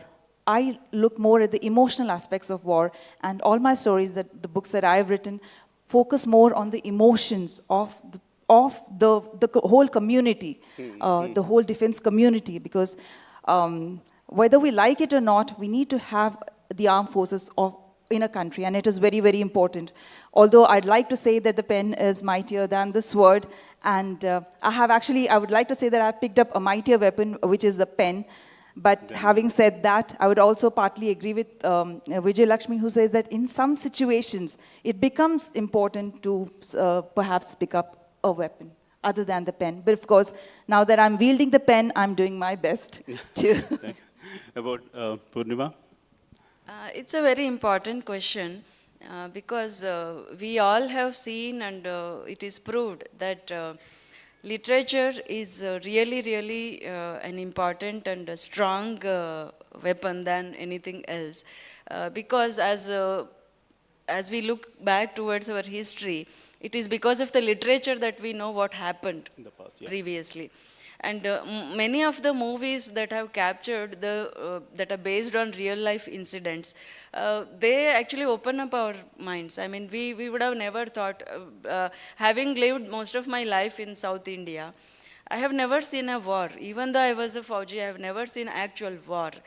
So for me to understand what it is, what goes there, is very difficult. I mean, recently we have seen, after the Operation Sindoor, many people kept posting on their, social media and all. We should have gone ahead with war, and we should have wiped out Pakistan. We should have done this, that. We are spineless. Why? How long are we going to look at this? All kind of mixed responses we were seeing. Most of the times, they have no idea what a war is. What are the consequences? How many people will be, homeless? How many children will be orphaned? Nobody knows that. They have no idea. But, to post that, yes, India won. It is not like some IPL match or some, test tournament that I go out and enjoy about it.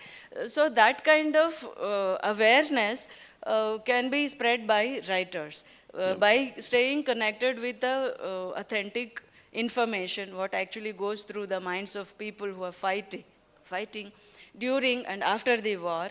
It is very, very important. It's a big responsibility to portray the actual things that is happening. For example, in this movie, Enemy at the Gate, it's a very interesting movie. There is a war going on between two countries. At some point, the country which has been invaded, they feel like they are going to lose it. People are already very upset, and they are like very pessimistic. Their morale is low. So then one newspaper guy, he thinks of, let's write something, let's give some hope to the people. So instead of going for, between two countries, they decide to go for, there are two snipers on either side of the battleground. They decide to go whoever gets the maximum people killed, that country would be the winner. So every day they start covering these two snipers' stories. So suddenly the whole country is, getting joy, and they are celebrating, okay, we are, today we have the upper hand, like that. And there is another story, movie, very interesting movie, like I shouldn't say interesting movie, because that's the movie I actually wept after watching, the boy in the striped pajamas. It was about a small boy. It happens between a Nazi officer. He is deployed in a place where he is responsible to ensure that the Israelis are, that Nazi camps and all, the killing and all. The boy befriends another boy who is the prisoner, who is captured. So they don't know what is happening. So this boy on the other side of the fence thinks that there is a game going on the other side, and he saw somehow the officer's boy, he sneaks into the other side, and he's no more. The officer and his family, they go frantically searching for him, but they can never find him. I mean, look at it from the point of children's perspective, what they are going through. They have no idea what is a war, what is my country, where is the border, what is resource, why are we fighting. They have no idea. We are making them pay the price, those young lives. So such stories told with more authentic information, and maybe we can take the liberty of a writer and make it more emotional and make it more connecting to the people. It can definitely make an impact. And at the same time, I would also say we should write responsibly. But could be Vijayalakshmi may be able to tell a little more about that. I mean, basically our memories are fading out. So sometime as writers, it's their responsibility to kind of rekindle the memories in the right perspective, isn't it? Yeah, so I completely agree with both of them that, that as a responsible writer, but at the same time, I just wanted to, go a little offbeat that the era we are living at this present, social media is, I think that, the kind of literature, and people were there earlier also, but the kind, the way it has exploded now, and, any wrong messages also will explode like that. So it's one is that obviously on the literature side, that where the writers has a responsibility of, be responsible and be very, results that how this kind of, whatever you're writing. At the same time, people, I want, people to be very mindful. It's not about, because anything can explode anyway nowadays, the era we are in. So I think, writers, as they are responsibly writing, I think the exploration of the way progressing, that also, so each of us has a responsibility of that what is wrong should be, always get a boundary that it should not get ahead. So, always good and bad things would be there. People are more responsible that, you need to be. But responsibility, as we always say, that lies with everyone, especially in the era which we are living at present, that I really need that, along with the writers, I think the readers needs to be more responsible. More responsible, absolutely. That, how things should be progressed. Right. Right. And a very personal question to, I'll start with Sachita. Like, you're a mother and a caregiver. So, I mean, how do you, again, coming back to the first question, to converge this compassion and care in a battlefield, briefly, because we don't have much time?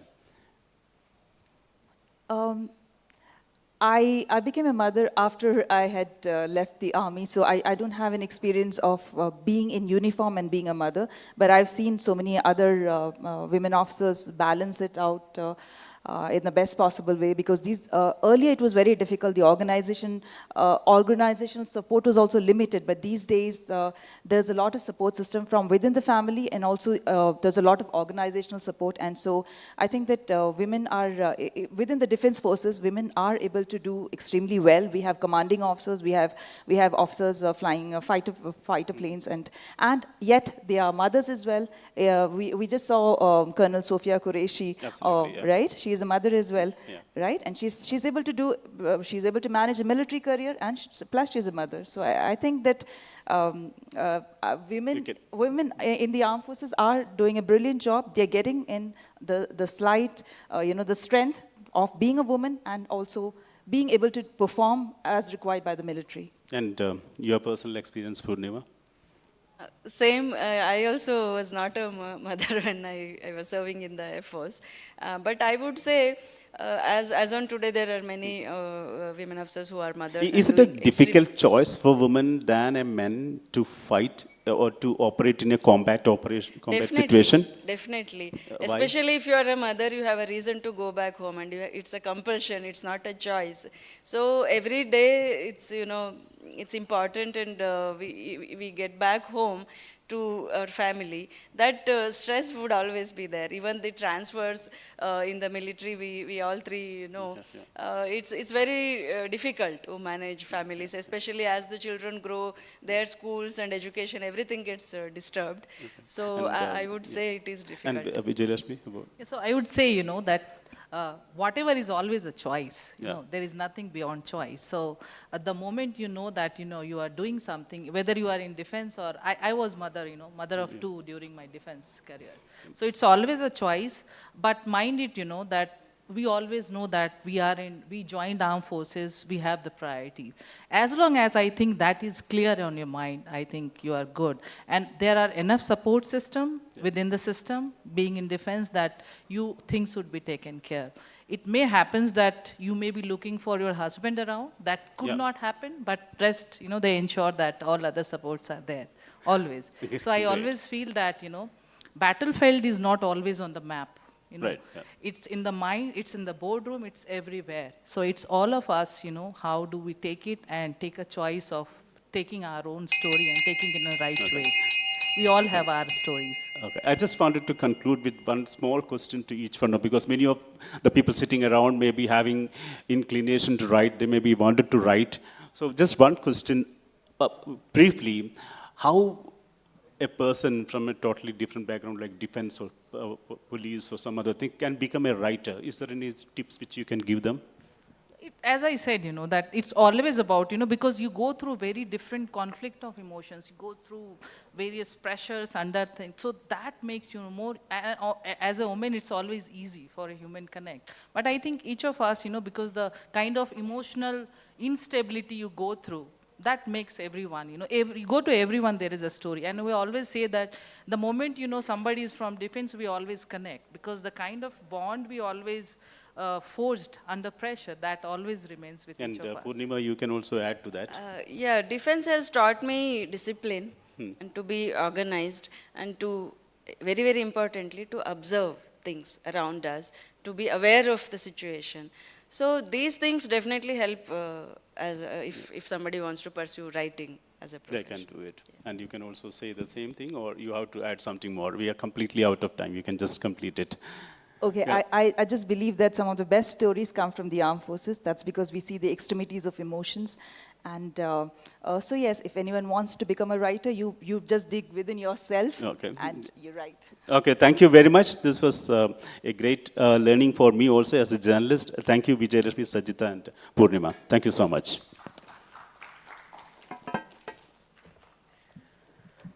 Thank you so much to all the speakers. Thanks a lot, sir. Thank you. And my dear audience, there is a small announcement with respect to the change in the venue of the stage Mukhamuki. Please kindly note this. Due to inconvenience caused, it's raining, as you know. So that is the reason.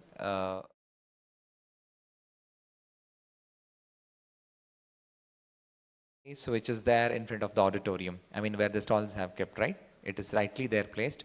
So you can visit.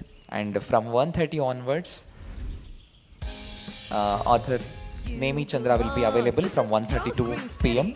And from 2 p.m. to 2:30, Perumal Murugan will be available. From 2:30 to 3 p.m., Makaran Sate will be available. And 3 to 3:30, Vasudendra. 3:30 p.m. to 4 p.m., Sharan Kumar Limbale. 4 to 4:30, Jogi.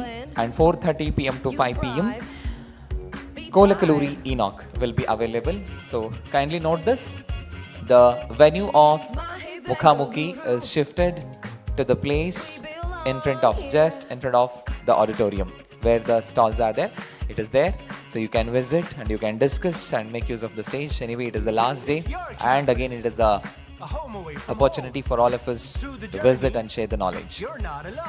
And yeah, that was the session till now, what we had, presented by Pali Institute. The Manipal Academy of Higher Education, Mahe, presents second edition of Book Brahma Literature Festival 2025 and is proudly supported by our partners JSW, KSDL, LCA and LCITA, Akshay Kalpa Organic, BLDE, Happiest Health, Minera, MSIL, KMF, Netkalappa Sports Foundation, Pali Institute, Ramki Foundation, Sheshadripuram Education Trust, Siri, SKME, Vesco and Zenith Group. Ladies and gentlemen, the next session is presenting by Aju Publications, a contemporary performance, that is a Telugu drama, Rameshwaram Kakulu. So for which we need the stage to be ready. So for which we need another 10 to 15 minutes to set the things. This is for your information. So once that is done, the performance will begin. So this is the Telugu drama written by P. Patanjali Shastri and the Telugu adoption by Indla Chandrasekhar and directed by Sheikh John Bashir. So that is going to play, which we may take around 10 to 15 minutes to set the stage. So kindly consider this and keep waiting and have a short break, and we'll be back soon. Thank you.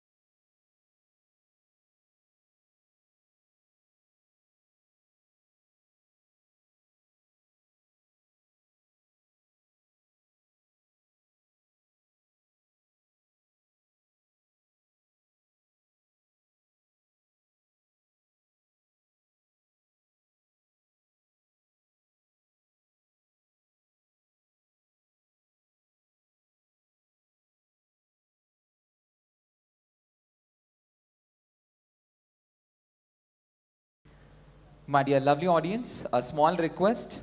Please keep your cell phones in silent mode and try to avoid taking of photos and videos. This is a sincere request. And with this, Aju Publications presents Rameshwaram Kakulu, a Telugu drama written by T. Patanjali Shastri, Telugu adoption by Indla Chandrasekhar, directed by Sheikh John Bashir.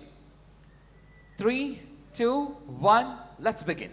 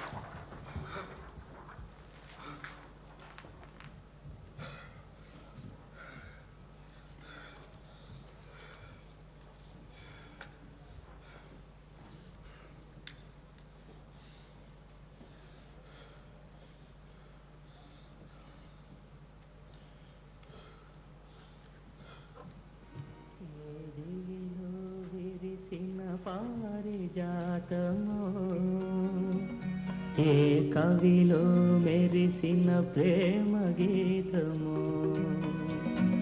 నా మదిలో నీవై నిలిపోయెనే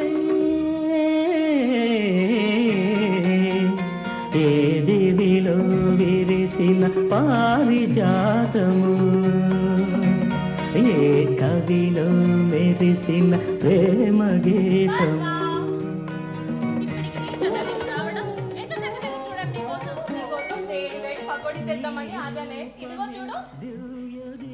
తర్వాత తింటానే ఇప్పుడు ఆకలిగా లేదు. నేను నీకు విషయం చెప్పాలి. ఈరోజు మా నాన్న నేను కూడా ఆయన లెక్క టీచర్ అవుతావని అడిగారు. అవునా? మరి నువ్వేమన్నావు? అవుతాను నాన్న, అదే నాకు ఇష్టమని చెప్పా. అలా ఎందుకన్నావే? అయినా నీకున్న అందానికి నువ్వు ఏ హీరోయిన్ అవ్వాలి. టీచర్ అయితే ఏం సంపాదన ఉంటుంది చెప్పు. హీరోయినా? అవును, నువ్వు కలలుగా అంటున్నావు. నువ్వు హీరోయిన్ కాబట్టి కన్నే వాడిని వెనకాల పడుతుంది. మధ్యలో వాడవిడే అదేనే ఆ రాంబాబు. నువ్వు ఎక్కిన బస్సే ఎక్కుతాడు, నీ వెనకే వస్తాడు, నీ కాలేజ్ ముందే దిగుతాడు, నీ వెనకే కుక్కలాగా తిరుగుతూ ఉంటాడు. నీకు తెలీదా? తెలుసు. మరి ఎందుకే ఏం తెలియనట్టు నటిస్తున్నావు? వాడు నీతో మాట్లాడదామని తహతహలాడిపోతున్నాడు తెలుసా? అబ్బో, దానికి తహతలాడడం ఎందుకు? నాతో ఏమైనా మాట్లాడాలంటే నా ఎదురొచ్చి మాట్లాడితే సరిపోతుంది కదా. అంటే ప్రేమిస్తే సిగ్గేస్తుంది కదా ఎవరికైనా. ప్రేమనా? అవును. అయినా ప్రేమిస్తే తప్పేంటే? తప్పో కాదో తెలియదు కానీ అసలు ఈ ప్రేమ అంటే ఏంటి? చూడు, నువ్వేం చిన్న పిల్లలు కాదు. ప్రేమ అంటే ఏంటి, పెళ్ళంటే ఏంటి అని అడగడానికి. వాడికి నువ్వు కావాలంట, నీకు కూడా వాడంటే ఇష్టమే కదనే. వదిలేవే, ఇవన్నీ జరిగే పనులు కావు. ఎందుకు జరగవే? నువ్వు అనుకుంటే అన్నీ జరుగుతాయి. నేను అనుకుంటా. అవును. నేను అనుకుంటే అవుతుందా? సరే, నాకిప్పుడు నాకు ఇప్పటికిప్పుడు ఈ పకోడీలతో తాగడానికి కోలా కావాలి. జరుగుతుందా? అసలు జరుగుతుందా? నువ్వు కళ్ళు మూసుకొని తలుచుకో, వెంటనే జరిగిపోతుంది. నిజమా? సరే, చూద్దాం. నాకిప్పుడు కోలా కావాలి. నాకిప్పుడు కోలా కావాలి. నాకిప్పుడు కోలా కావాలి. ఎక్కడ రాలేదే? ఇప్పుడు నాకు నిజంగా కావాలి. నాకిప్పుడు కోలా కావాలి. నాకిప్పుడు కోలా కావాలి. నాకిప్పుడు కోలా కావాలి. నాకిప్పుడు కోలా కావాలి. నాకిప్పుడు ఇప్పటికిప్పుడు చెప్పాకనే నువ్వు అనుకుంటే అన్నీ జరిగిపోతాయని. తాగు కోలా. పిచ్చిదానా, అసలు నీకేమైనా పిచ్చి పెట్టిందా? వాడిని ఎందుకు ఇక్కడికి రమ్మన్నా? ఒకసారి మాట్లాడొచ్చు కదనే. అయినా మాట్లాడితే తప్పేంటో చెప్పు. చూడనే, నీకోసం ఏమైనా చేసేలాగున్నాడు. మాట విను, ఇద్దరు కలిసి మాట్లాడుతూ ఇక్కడ కుక్కకుండా తాగండి. నేను ఇక్కడే ఉంటాను, సరేనా? వెళ్ళు. వద్దే, ఇవన్నీ నాకు ఇష్టం లేదు. నువ్వే కన్నే కుక్కకోలా కావాలని అడిగింది, మళ్ళీ ఇప్పుడు ఇష్టం లేదంటావేంటి? నా మాట విను, ఇద్దరు మంచిగా ఇక్కడ కూర్చొని మాట్లాడుతున్నాను. కుక్కకోలా తాగండి. అంతకీ వాడు నేను చేస్తే నన్ను పిలవే, నేను వెంటనే పరిగెత్తుకుంటూ వస్తాను. నేను ఇక్కడే ఉంటాను. వెళ్ళు వెళ్ళు. నేను మాట్లాడవే, వెళ్ళవే, మాట్లాడుకోండి. దుర్గా, దుర్గా.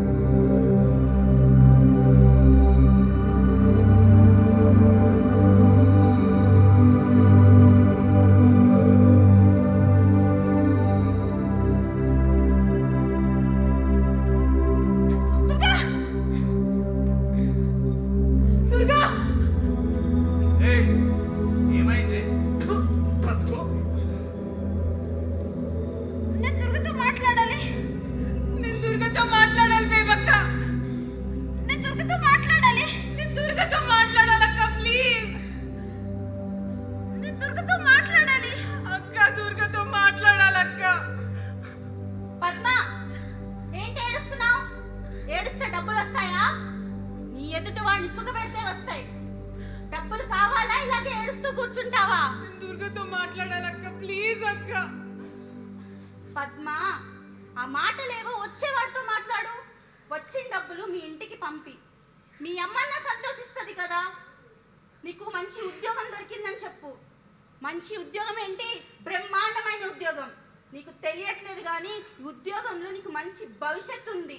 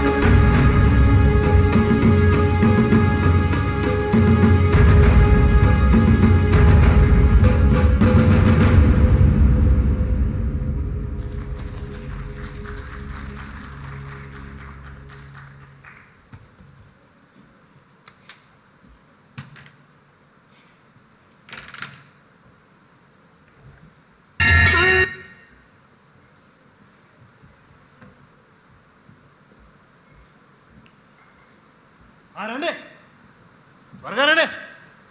ఒక్కొక్కరికి బొట్టు పెట్టి చెప్పాలా? తొందరగా వచ్చి కూర్చోండి. నీకు పరిచయం చెప్పాలా? కూర్చో. నత్తన్నకు నడుస్తున్నారు అందరూ వచ్చారా? నీకు బొట్టు పెట్టి చెప్పాలా? కూర్చో. ఇక్కడ లంచం ఉండాలి అందరికి ఒకటే రూలు. ఎర్రగా బుర్రగా ఉన్నవాడిని అజమాయిషి ఇక్కడ చెల్లదు. అర్థమైందా? నోరు మూసుకునే వాళ్ళతో కూర్చో. ఒక్కసారి సార్తో మాట్లాడి సార్ ప్లీజ్ సార్. నేనే అడుగుతాను కదా, నోట్లేమని అడగట్లేదు కదా ప్లీజ్. నేను చెప్పిన ఒకటే, నీ ఇలాంటి పద్మలని, పవిత్రలని, సుజాతలని మా సర్వీస్లో చాలా మందిని చూసావు. నోరు మూసుకునే వాళ్ళతో కూర్చో. సార్ ప్లీజ్ సార్, ఒక్కసారి సార్తో మాట్లాడండి. వసే నేనన్నా కొంచెం మర్యాదగా మాట్లాడుతున్నా.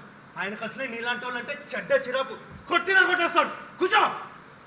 కూర్చోమంటుంటే అర్థం కదా. కూర్చో కూర్చో. ఏంటి అక్కడ గోలా?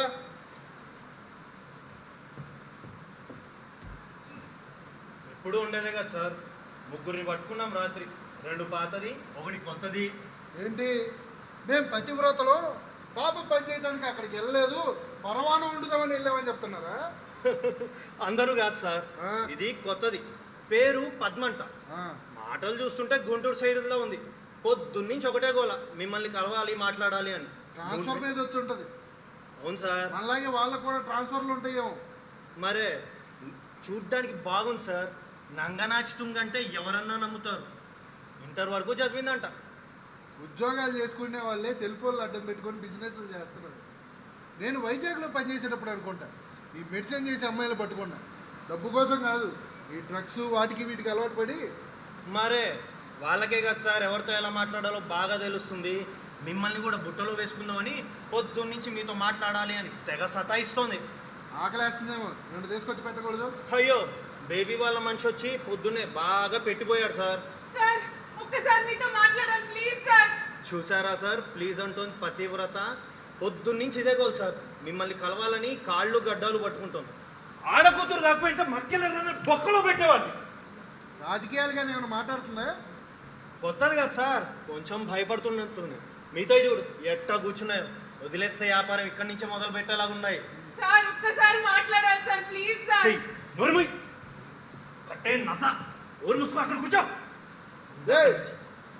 దాన్ని ఇట్లా రమ్మను, ఏం మాట్లాడుతావు విందాం. అప్పుడప్పుడు మనం కూడా మంచిగా ఉన్నట్టు నటించాలి. అప్పుడే ఈ ప్రజలందరూ మనల్ని నమ్ముతారు. ఇట్లా రమ్మను లైలేండి.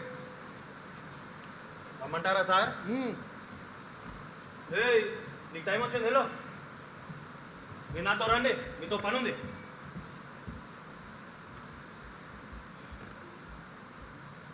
ఏం పేరు? పద్మ అంటారు సార్, పద్మావతి అసలు పేరు. ఏ ఊరు? సత్తులపల్లి దగ్గర సార్. ఎంతకాలం అయింది ఇక్కడికి వచ్చి? 3 నెలలు అయిందండి. నాతో ఏదో మాట్లాడాలన్నా అంట, ఏంది కథ? అది సార్, నన్ను చూడటానికి వచ్చావా? చెప్పు, మాట్లాడు. సార్ నన్ను కోర్టుకు తీసుకెళ్ళి మాకండి సార్, మీకు దండం పెడతాను ప్లీజ్ సార్. ఏంది కోర్టుకు రావా? ఏం కొత్త? వాళ్ళ ముఖాన్ని ఇంత పైన పడేస్తా మళ్ళీ మామూలే. ఏ కోర్టుకు ఎందుకు రావు? కోర్టుకు ఎప్పుడు పోలేదు సార్, నాకు భయం సార్. దయచేసి మీరే ఏదో ఒకటి చేయండి సార్. కోర్టుకు మాత్రం తీసుకెళ్ళి మాకండి సార్, మీకు కాళ్ళు పట్టుకుంటాను సార్ ప్లీజ్ సార్. నీ నంగనాచి నాటకాలే నా దగ్గర కుదరవు. కోర్టుకు పోలేదని కొత్తగా మాట్లాడతా? నిజంగా కోర్టుకు ఎప్పుడు పోలేదు సార్. నిజానికి నేను ఈ మధ్య దీనిలోకి దిగాను సార్. సార్ బేబీ వచ్చింది, మిమ్మల్ని అర్జెంటుగా కలవాలంట. సార్ బేబీని ఇక్కడికి రాని మాకండి సార్, అది వస్తే మేము మనసు మార్చేస్తుంది సార్, దాంతో నన్ను తీసుకెళ్ళిపోతుంది. దాన్ని మాత్రం ఇక్కడికి రాని మాకండి ప్లీజ్ సార్. సార్ ఏంటి సార్ ఇది, మనకే ఏం చేయాలో ఏం చేయకూడదో నేర్పుతోంది. నేను దాంతో తర్వాత మాట్లాడతానని చెప్పి పంపించిపో. సార్ బేబీ మీరు పొమ్మంటున్నారా? దీని నేర్పులకు కానీ పడిపోయారా ఏంటి? అయితే ఏంది ఇప్పుడు? నీ మాటని నేను దాంతో మాట్లాడాలా? ఏంది బ్రోకరేజ్ చేస్తున్నావా? ఎవడో నీకు తెలుసుగా. నోరు మూసుకొని చెప్పిన పని చేయి. సారీ సార్, మీరు చెప్పినట్టే చేస్తా. నువ్వు చెప్పు, కోర్టుకి ఎందుకు రావు? నేను కోర్టుకు పోను సార్, ఇక్కడ నుంచి వెళ్ళి డబ్బు తీసుకుని వెంబడిపోతాను సార్. రేడ్ కనుక జరుగుండకపోయింటే ఈ పాటికి చాలా దూరం వెళ్ళిపోయేదాన్ని. బేబీ కంపెనీ వదిలి పారిపోదాం అనుకున్నావా? అవును సార్. ఏ నేను వెళ్ళిపోవాలి సార్, నేను ఈ పని చేయను. ఏ మీ ఊరు వెళ్తావా? సత్తెనపల్లి. అవును సార్, అక్కడ 4 దినాలుండి వెళ్ళిపోతాను. ఏంటి హైదరాబాద్ పోదామని? లేదు సార్, అక్కడికి వెళ్ళను. అమ్మా నాన్న ఉన్నారా? అమ్మ ఉంది సార్, నాన్న ఈ మధ్య చనిపోయారు. ఒక్కసారి చెప్తే అర్థం కదా నీకు? మా సారు ఒక కేసుతో చాలా బిజీగా ఉన్నారు. అది చాలా ముఖ్యమైన కేసు. ఇప్పుడు పోయి తర్వాత రాబా. మీ నాన్న ఏం చేసేవాడు? చిన్న స్కూల్లో టీచర్ సార్. నాన్నే ఓ టీచరు, కూతురు చూస్తే ఇట్ట. అందరికీ చదువు చెప్పే మీ నాన్న నీకు చెప్పలేదా చదువు? నేను కూడా బీఈడీ చేసి గవర్నమెంట్ స్కూల్లో టీచర్ అవ్వాలనుకున్నారు సార్. చాలా మంచోడు, మర్యాదస్తుడు సార్ మీ నాన్న. మీ నాన్నకి తెలుసా నువ్వు ఇట్టా అని? తెలియదు సార్. అమ్మకు మాత్రం అనుమానం వచ్చింది. వైజాగ్లో చిన్న ఉద్యోగం అని చెప్పాను. నెల ఇంటికి డబ్బులు కూడా పంపిస్తారు. ఇంటికి మాత్రం ఎప్పుడు పోను. పాపం ఆవిడికి డబ్బు అవసరం. నేనేం చెప్తే అది నమ్ముతుంది. ఇవన్నీ నాకు చెప్తున్నావు. నేను బేబీకి చెప్పి నిన్ను ఇరికించిన నన్ను ఎందుకు నమ్ముతున్నావు? నేను మనుషుల్ని నమ్ముతాను సార్. ఆ నమ్మకమే నన్ను ఇక్కడ దాకా తీసుకొచ్చింది. నేను మిమ్మల్ని నమ్మడం తప్పితే నాకు వేరే గత్యంతరం లేదు సార్. నా నమ్మకం వమ్ము చేసినా ఇంతకంటే పెద్ద శిక్ష పడదు. సరే, నువ్వు ఎప్పుడు మీ అమ్మ దగ్గరికి వెళ్ళలేదు కదా, ఇదేంటి కొత్తగా? ఎప్పటిలాగే డబ్బులు పంపిస్తే సరిపోయేది కదా. చివరిసారిగా మా అమ్మని ఒకసారి కలవాలి సార్. నా దగ్గరున్న డబ్బులన్నీ మా అమ్మకి ఇచ్చేసేయాలి. ఇక మీదట మా అమ్మని కలవాలి సార్. ఇది నేను మా అమ్మకి ఇచ్చే చివరి డబ్బు. అందరినీ వదిలేసి ఎక్కడికి వెళ్దాం అనుకో?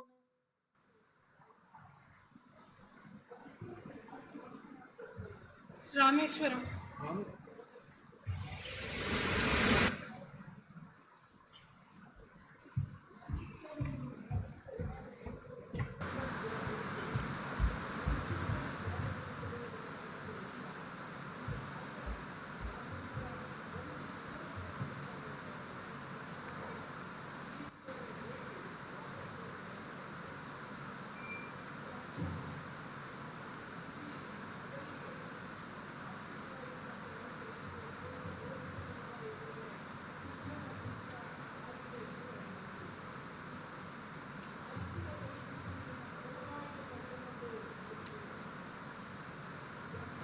నా పేరు వరహాల్.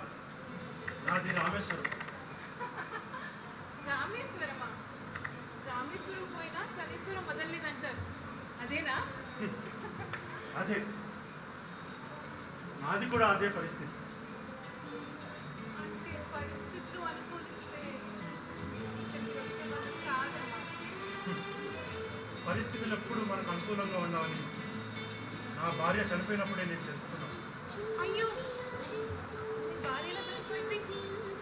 క్యాన్సర్. మరి పిల్లలు లేరా? ఉన్నారు, ఇప్పుడు నాతో లేదు.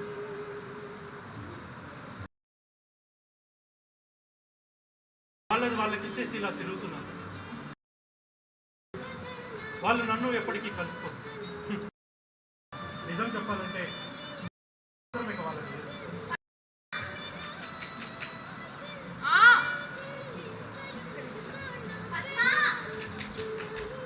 ఏంటి?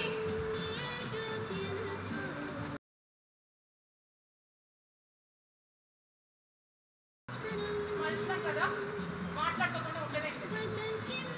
వెళ్ళు, అతనితో నేనేం పారిపోగా నిశ్చితంగా ఉంది. నువ్వు నన్ను వదిలేసి ఎక్కడికి వెళ్ళలేవని నాకు తెలుసులే. కాకిలా అరుస్తావు కానీ దానిలో ఎగరలేవు. జాగ్రత్త, ఇంకొకసారి ప్రేమలో మాత్రం పడకు.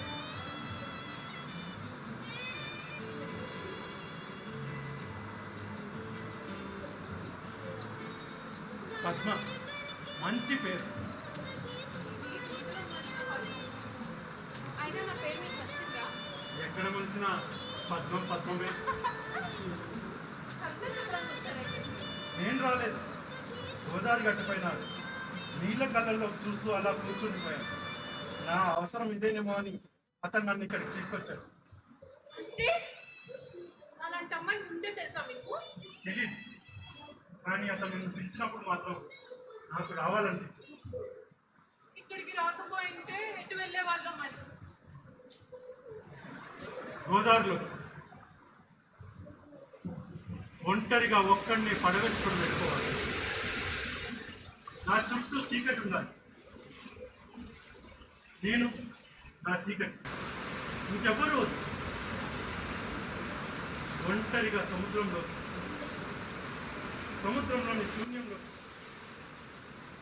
శూన్యంలోని నిశ్శబ్దంలోకి ఒంటరిగా వెళ్ళిపోవాలి.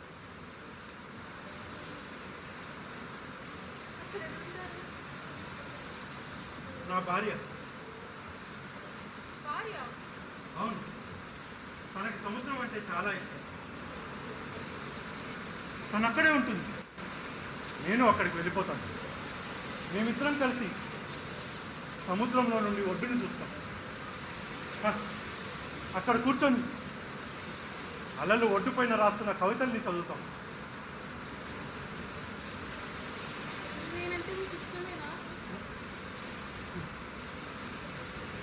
పువ్వుని ఇష్టపడిన మనిషి నా దృష్టిలో మనిషే కాదు.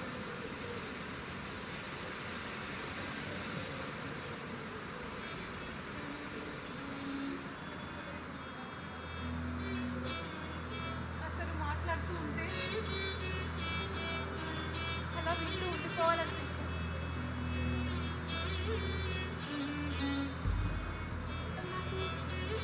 చాలా మంది మగాళ్ళ చేతిలో స్పర్శ తెలుసు, కానీ అతని స్పర్శ వేరే మగాళ్ళలాగా లేదు.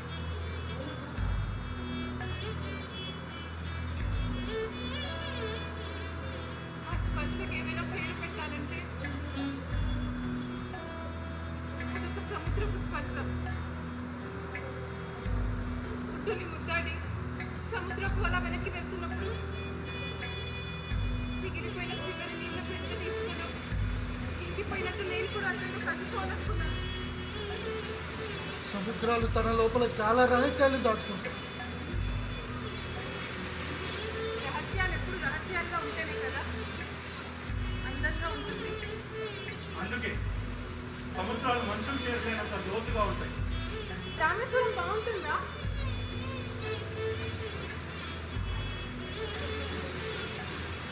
సముద్ర ఒడ్డున కూర్చోవాలి, అది చివరన్నమాట. అది నీ చివరి చిరునామా. చాలా మంది అక్కడికి వస్తుంటారు, పెద్దలందరికీ పిండాలు పెడతారు. ఆత్మలన్నీ అక్కడికి వచ్చి వెళ్తూ ఉంటాయి. నేను ఆ ఆత్మతో మాట్లాడాను. అలా ఎందుకు చేసావని అడగాలి.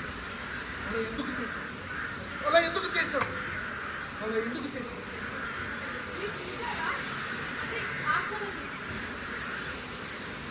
అవి కనిపించవు, ఉంటాయి.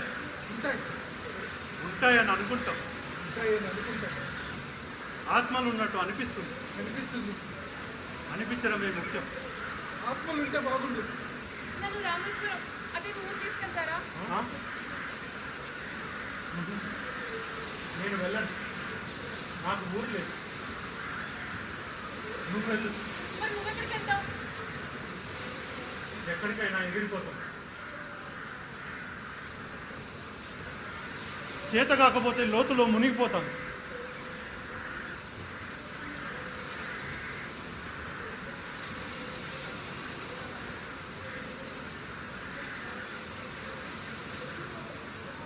వదిలి వెళ్ళడం నాకు తెలుసు.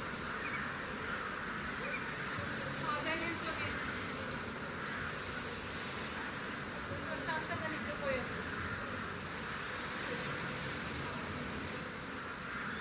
నేను కళ్ళు తెరవకుండా ఉంటే బాగుండేది. కేవలం తన అవసరం తీర్చడానికి అక్కడికి వెళ్ళి ఉంటే బాగుండేది. తన మాటలేవి వినకుండా ఉంటే బాగుండేది.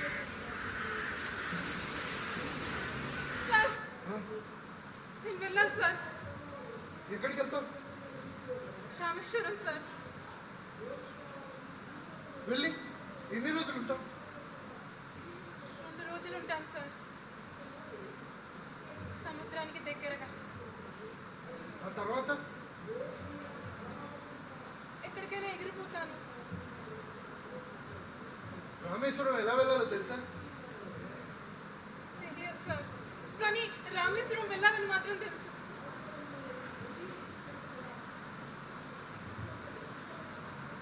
సరే, ఎగిరిపో. రామేశ్వరం వెళ్ళటానికి డబ్బులున్నాయా? ఉంచు, పర్లేదు ఉంచు, వెళ్ళు. నీకోసం రామేశ్వరం సముద్రం ఎదురు చూస్తుంది. వెళ్ళు. ఒక్క నిమిషం. అక్కడికి వెళ్ళి నాకు ఫోన్ చేయి. ఎప్పుడు చేయమంటారు సార్? నీ రెక్కలు అలిసిపోయినప్పుడు.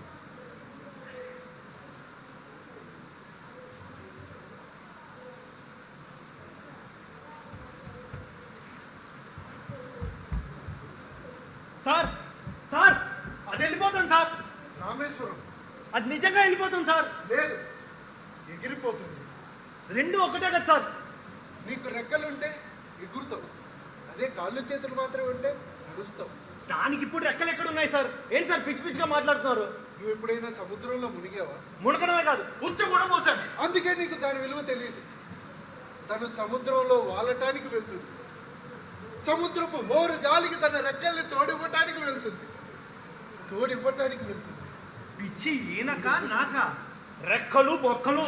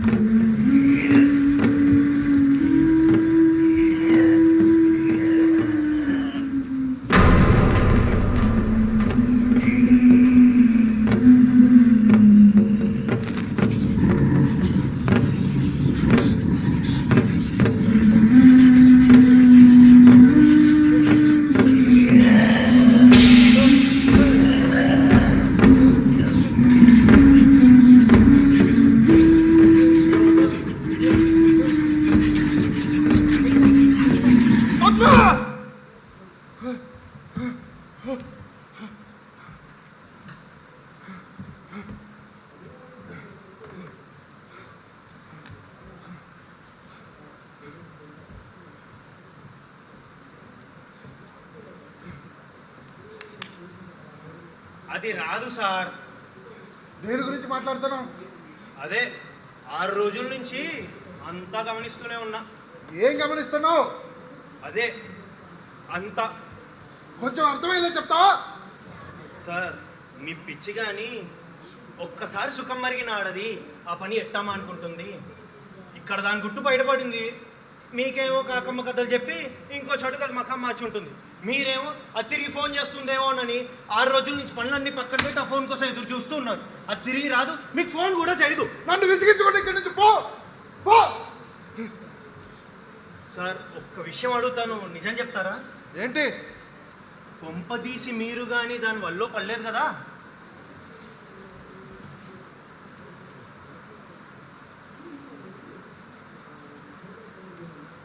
నువ్వు ఎప్పుడైనా నీ చావుతో నువ్వు మాట్లాడావా? సార్ నేనేం అడుగుతున్నాను, మీరేం చెప్తున్నారు? అసలు చావే రాకూడదురా దేవుడా అని మనుషులంతా గుళ్ళు హాస్పిటళ్ళు తిరుగుతుంటే చావుతో మాట్లాడావా, ఆత్మలతో అన్నం తిన్నావా అంటారేంటి సార్? మనుషులందరూ చావును ప్రేమించాలి. అసలు చావును చూసి భయపడాలా? ఆకారమే లేని చావును చూసి భయపడటం ఎందుకు? అవసరం లేదు, భయపడొద్దు. అర్థమైంది సార్. ఇదిగోండి నేను నోరు తెరవకూడదని అర్థం లేకుండా మాట్లాడుతాను. నేను నోరు మూస్తాను. చావును ప్రేమించాలి, చావును ప్రేమించాలి, చావును సార్ ప్రేమించాలి. మీకు దండం పెడతా, పిచ్చి పిచ్చిగా మాట్లాడతాను సార్. ఆఖరికి నా కళ్ళు కూడా మీరు వచ్చేలా ఉన్నారు. చావును ప్రేమించాలి. అమ్మో మా సార్కి ఎవరో చేతబడి చేస్తారు. ఏమైందో ఏంటో పాపం. చావును ప్రేమించాలి, చావును ప్రేమించాలి, చావును ప్రేమించాలి, చావును ప్రేమించాలి, చావును ప్రేమించాలి, చావును ప్రేమించాలి, చావుని ప్రేమించాలి, చావుని ప్రేమించాలి, చావుని ప్రేమించాలి.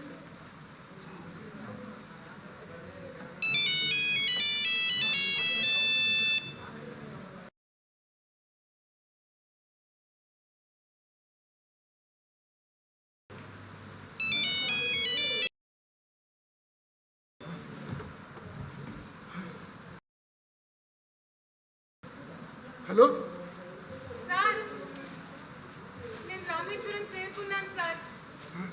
సముద్రాన్ని పలకరించావా? పలకరించాను సార్. అది కౌగిలి చాపి నన్ను దగ్గరగా రమ్మంటుంది సార్. అద్భుతం. అక్కడ నీకు ఆత్మలు ఏమన్నా కనిపించాయా? కనిపిస్తే ఒక ఆత్మని ప్రశ్నించాలి. అలా ఎందుకు చేశావు, అలా ఎందుకు చేసావు అని ప్రశ్నించాలి. నాకు కనపడితే మీరు చెప్పిన మాట అడుగుతాను సార్. బహుశా ఆత్మలన్నీ సముద్ర గర్భంలో దాక్కుని ఉంటాయేమో. మరి నన్ను లోపలికి వెళ్ళి వాటితో మీ గురించి చెప్పమంటారా? పుట్టినప్పటి నుంచి కాలం నడిపిన వాటి ప్రయాణం చేశాను సార్. ఎన్నో ఆకలి గల దేహాలకు ఆహారం అయ్యారు. నన్ను నమ్ముకున్న వాళ్ళకి, అమ్ముకున్న వాళ్ళకి ధనాన్ని కూడా అయ్యారు. నేను మిమ్మల్ని కలిసినప్పుడు మీకు ఒక అబద్ధం చెప్పాను సార్. నిజానికి నా ఆత్మ ఎప్పుడో దూరం అయింది సార్. ఇదిగో ఇక నా దేహం కూడా చివరికి వచ్చింది సార్. సార్, మిమ్మల్ని ఒక విషయం అడగాలి సార్. నేను చెప్పిన మాటలన్నీ మీరు ఎందుకు నమ్మారు? నన్ను ఎందుకు వదిలేశారు? మీరు రామేశ్వరం రావడానికి నాకు ఎందుకు సహాయం చేశారు? అక్క,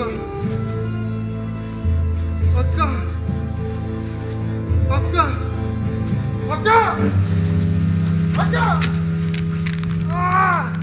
అక్క.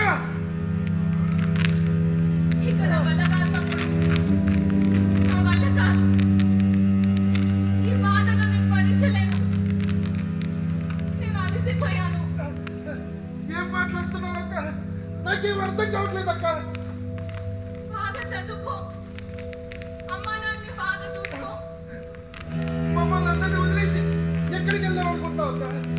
అయినా ఆ గాయాలేంటి, ఆ రక్తం ఏంటి అక్క? అది చెప్తే అర్థం చేసుకునే వయసు నీకు లేదు. చెప్పినా నీకు అర్థం కాదు. అక్క మాట విను. రా, ఒక్కసారి నిన్ను నా కౌగిల్లోకి తీసుకొని నా గుండె చప్పుడు వినిపిస్తాను. నీ మనసు కనుక చెవులుంటే ఆ ధ్వనులు నా బాధ ఏంటో నీకు చెబుతాయి. అక్క, అక్క. తమ్ముడు, నువ్వు నా ప్రాణానికి నా ఆయుష్ కూడా పోసుకొని నిన్ను నూరేళ్ళు బ్రతుకు. ఇంకా ఎక్కడ నేను ఎక్కువసేపు ఉండలేను. నేను వెళ్ళిపోతున్నాను. అక్క, నేను నిన్ను వెళ్ళనివ్వను అక్క, వెళ్ళనివ్వను. నా ఆత్మ ఈ దేహాన్ని వదిలి ఎప్పుడో వెళ్ళిపోయింది. కేవలం నీవు చివరి క్షణాన్ని మాత్రమే. నన్ను వదలండి. నా ఆత్మ నా నుంచి దూరం చేయనివ్వకండి. ప్లీజ్ నన్ను వదలండి అక్క. ప్లీజ్ చేయకండి అక్క.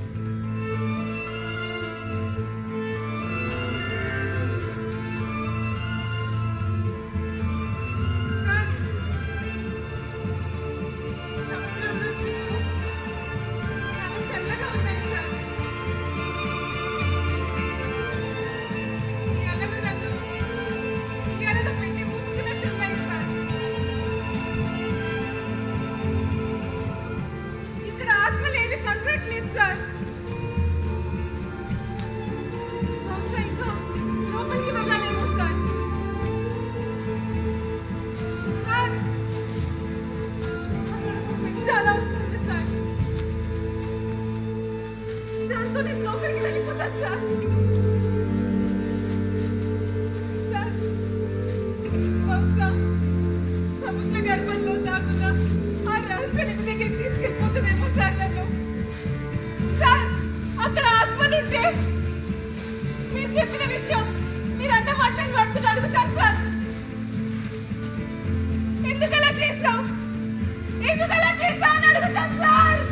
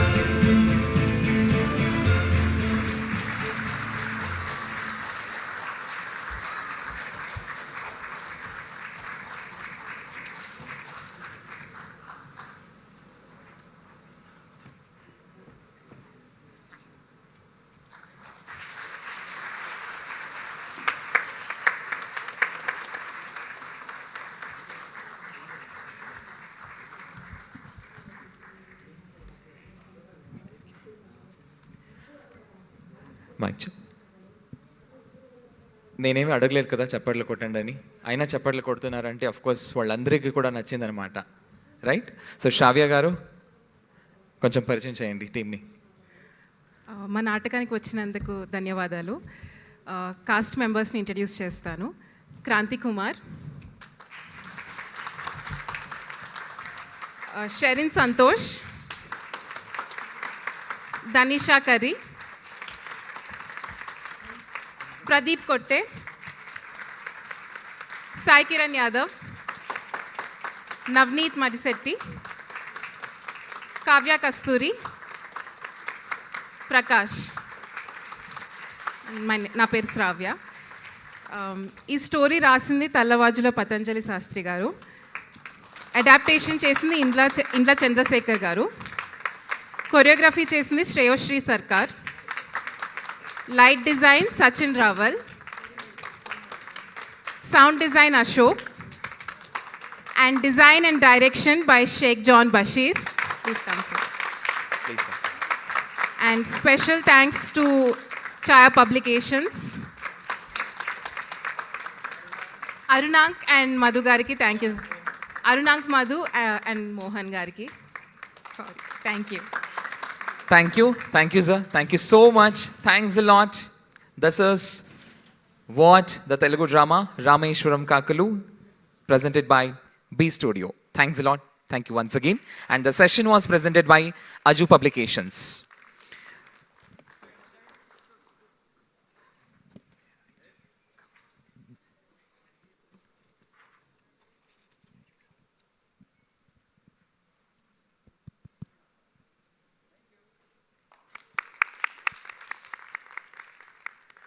The Manipal Academy of Higher Education, Mahe presents second edition of the Book Brahma Literature Festival 2025 and is proudly supported by our partners JSW, KSDL, Elsia and Elsita, Akshay Kalpa Organic, BLDE, Happiest Health, Minera, MSIL, KMF, Netkalappa Sports Foundation, Pali Institute, Ramki Foundation, Sheshadripuram Education Trust, Siri, SKME, Vesco and Zenith Group.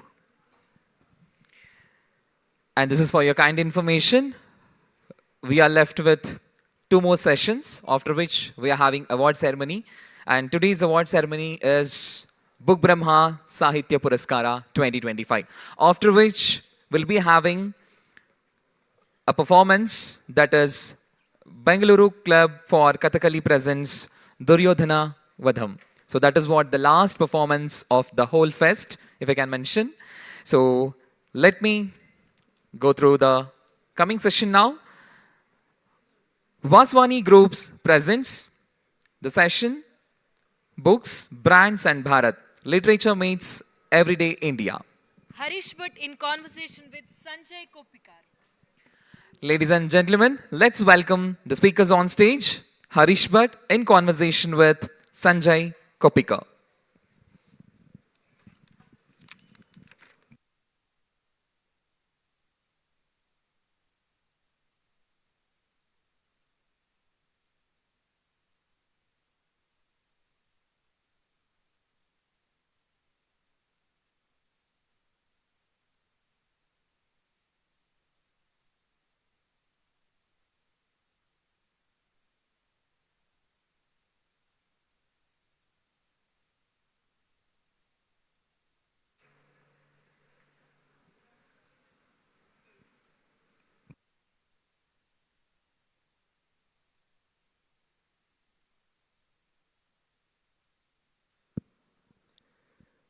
Good afternoon, everyone.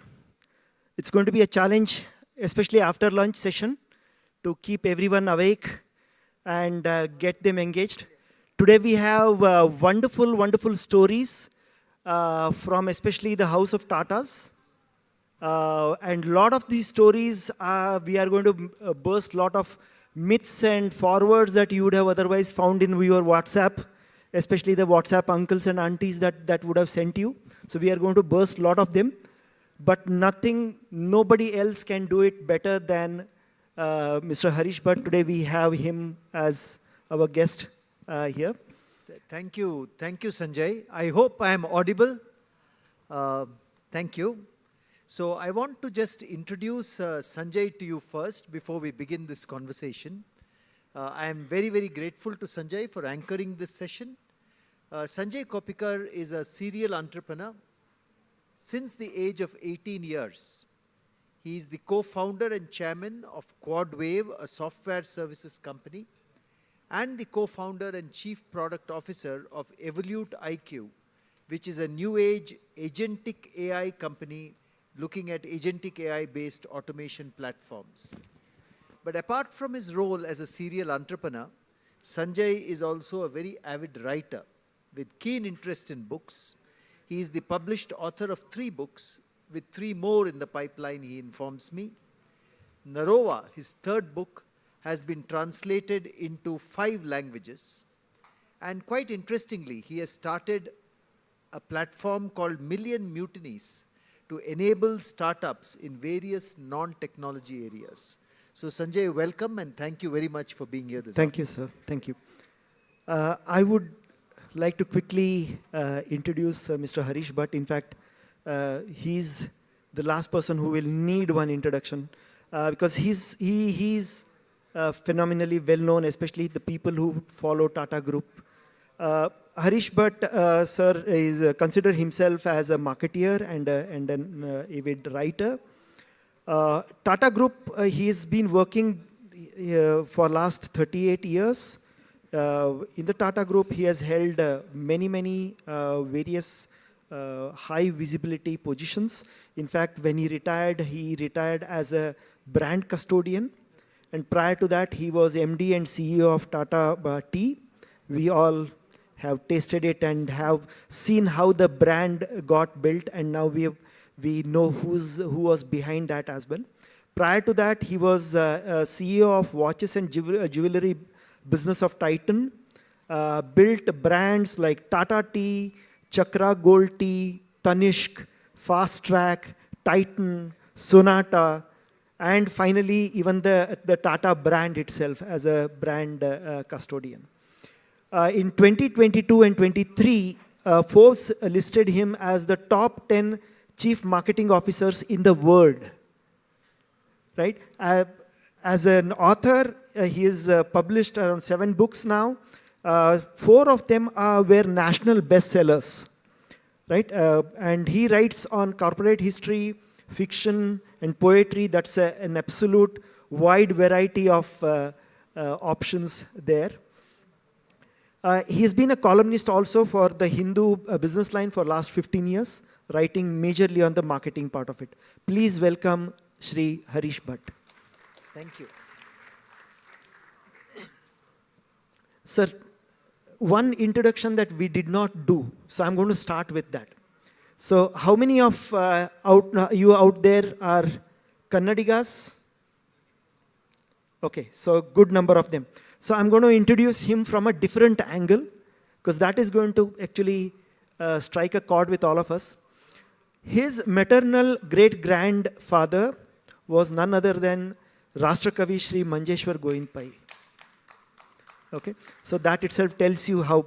So he has, as the others, he has Shri Rashtrakavi Goindpai has written so many.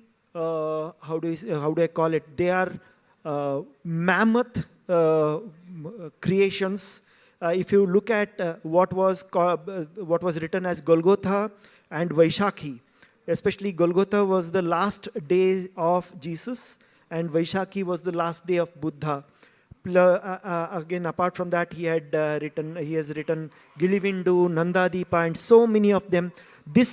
All these creations were much even before even Karnataka happened, right? Sitting in a small place like Manjeshwar, which is currently in Kerala, if I'm not... Yeah, on the border, but in Kerala. Yeah. So he's been, and Shri Govindpai was absolute representation of what we are trying to do here in Book Brahma. He had mastery over 22 languages, including some of the European languages, including Latin, Spanish, and so many other languages as well, right? And plus, he had apparently tens of thousands of books cutting across 43 different languages. Imagine that. He himself was literally more than a library, right? So that was the part. The other one, many of us have been reading Sudha and all that from our childhood. His mother, Mrs. Jayanti Bhat, was a regular writer in Sudha in the Vanita Vibhag in the 80s. Now she is 90 years and still an active reader. Okay, welcome. Thank you. Sir. Thank you, Sanjay. Thank you for that wonderful introduction and very generous words. Yes, sir. So, taking a cue from this, so I want to start my first question in that legacy itself, right? So, you come with, you are born in Mangalore and speaking in Konkani majorly, and then moved to Tamil Nadu and Kerala for your educational and schooling part of it. Now you can navigate multiple South Indian languages. Of course, I spoke about your maternal great-grandfather. With so many languages that are coming in and all that. So how did it shape your worldview and how it has led you to what the business that you have taken up? Very, very good question, Sanjay. I just want to start with a story about Manjeshwar Govindpai, which my mother narrated to me, and which is not so much about his only being a literary figure, but about being a humanist. So Manjeshwar Govindpai, of course, lived in the small village of Manjeshwar.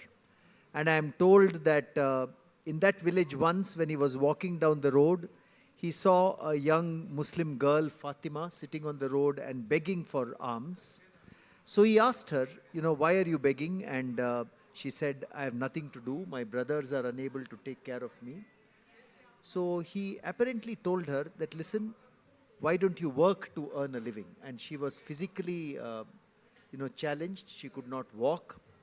So he said, I will arrange, a cart for you to bring you to my house. And I would like you to do some work there. And if you do good work, I will pay you the amount. So she said, I don't know any work. What will I do? So he had a large farm with coconut trees. And the leaves used to fall down from the coconut trees. So he said, I will give you all the leaves which fall down every day. I would like you to take out the sticks from the leaves and make brooms out of them. Beautiful. And then I will pay you for every broom that you make. She came there. She earned her livelihood. So he did not give her just arms, but he gave us something which she could earn from her own creation and her own work. And my mother often narrates this as an instance of his wanting to give, poor people, needy people, and particularly needy women, dignity, with dignity of labor. And apparently she thereafter led a very good life thereafter. So this is a story that she has narrated more than once to me, which I thought I should mention. But yes, you're right. My upbringing had influences of South Indian states. My early schooling was all in Tamil Nadu, in Madurai, Coimbatore and Salem. And I think early recollections of some Tamil poetry was through Tiruvalluvar and Tirukural. And I always used to be amazed that so much wisdom could be put into just one sentence or two sentences by Tiruvalluvar. But as I grew up, I think a definite influence on the style of writing and the emotions of writing came from the Tamil poet Kannadasan, who used to write lyrics for Tamil movies. So when I was in the maybe 9th, 10th standard, that was the time when you had movies like Padinaru Vaidinile, you had movies like Sigapu Rojagal being released with Kannadasan's lyrics and with Ilayaraja's music, and that definitely made a huge impact on me. As much as a few years later, I think you had a very famous movie like Mundram Pirai, which also had Kannadasan's lyrics in it. So that definitely made an impact on me. I have always been amazed by the literary fluency that you see in the Tamil language. How well the literary language flows, what they call Sentamil, which is spoken. But on the other hand, later I went to Kerala in Kollam to do my studies. And with Malayalam, I have always been amazed with the musical fluency of the language. The language flows very musically, almost poetic in the way that it flows. And I think that has had some impact on how I write. So two very different languages, though they are just next door to each other. Yeah, and you're right. So the Malayalam, when people speak it, you can actually start setting up a music background score and then it becomes a music, right? So it's so beautiful to hear. Yeah. That's correct. Yeah. So in the same context, from Mangalore to corporate corridors, right? So there is something poetic about this. The boy from Mangalore who inherited the literary genes and then ending up as a custodian of India's most storied and trusted business house, right? Was this journey planned, or did this literature and business find each other in you? How did this happen? So I would say the writing journey was not planned at all. I wrote because I felt I had to write. I wrote because there were stories which I thought I had to narrate. I've been writing since my school days for some school magazines, some middles for newspapers and so forth. And there was a point in my life when I was 50 years of age where I just felt that I should write a book. And that urge did not leave me. So I went up to my boss, who was the managing director of Titan here. I used to be in Titan in those days, and said, listen, I need to write this book. You need to give me leave for a few months. I'm sure he was a little shocked when I went to him the first time. But in all fairness to the Tata Group and Titan, they gave me a sabbatical to write my first book. And they encouraged me to write my first book. Oh, wonderful. And that is the book about Tatas itself, right? Tatas, It's Tata Log. Tata Log. Yeah. So the writing journey has not been planned. And then I have been writing a book whenever I felt like writing it. A little more disciplined in the last few years because I have now retired from my full-time role. The corporate career, I think, was more planned because I went and did an MBA, and then I got into the Tata Administrative Service and worked with them, and I loved marketing as a discipline, so I kept growing in that. So I think corporate career a little more planned, writing career was completely spontaneous. Okay. Now we will get into more exciting part of it because that is what actually is holding up so many people out here. Yeah. The Tata Chronicles, right? In your 38 years with Tatas, you have transitioned from building brands to chronicling them, right? What made you realize that these corporate stories needed to be told?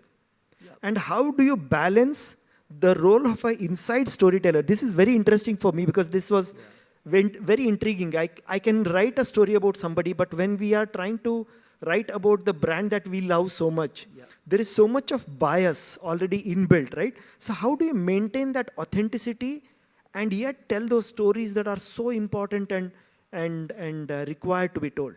Yeah, so let me answer both parts of your question. Okay, when I was a young student reading books, the only business books that we actually had in India were books which were coming out of the United States and Europe. I still remember Lee Iacocca's biography. Oh yeah, I which remember. was making waves in those days. He was the head of Chrysler Corporation at that time. And I remember the one business book which impressed me a lot when I was doing my MBA, which was My Years with General Motors by Alfred P. Sloan, where he talks about how General Motors was built. But as I worked with the Tatas, I found so many inspiring stories within the Tata Group, which I myself had not known earlier, because they were not very publicized or not very well known, what Dorabji Tata did or what Jamshedji Tata did. And then I asked myself, why should we in India, as Indian managers, of course we should read global stories, but why should we also not read stories which emanate from our own country? You know, people of our own country who have done very well, because the Tatas, Birlas, Godrej, Reliance, all these are large companies built by Indian entrepreneurs. So I said, why as Indians should we not know these stories? True. And therefore I felt a need to chronicle some of these stories, which were very inspiring and which can serve as inspirations for young entrepreneurs. Yeah, and of course, I am with the Tata. I have been working with the Tatas, so naturally the first set of books I wrote were about the Tatas. Because I knew those stories and I knew a little bit about them and I could research them easily. But equally, such stories could be written about other large Indian corporates as well. Yeah. And plus what happens is that I think we had a couple of stories. Of course, we had the global stories during our IIM course here in Bangalore. But there were a couple of case studies that were actually brought in from Tata Groups itself, of how these small units were brought back to business and all of that, with so many of these leaders that were brought from all these small corners of India, and then they took over the world, right? So those were brilliant stories. I agree. As well. These days, I think you find many more case studies about the Tata Group, but that was not the case when I was a student.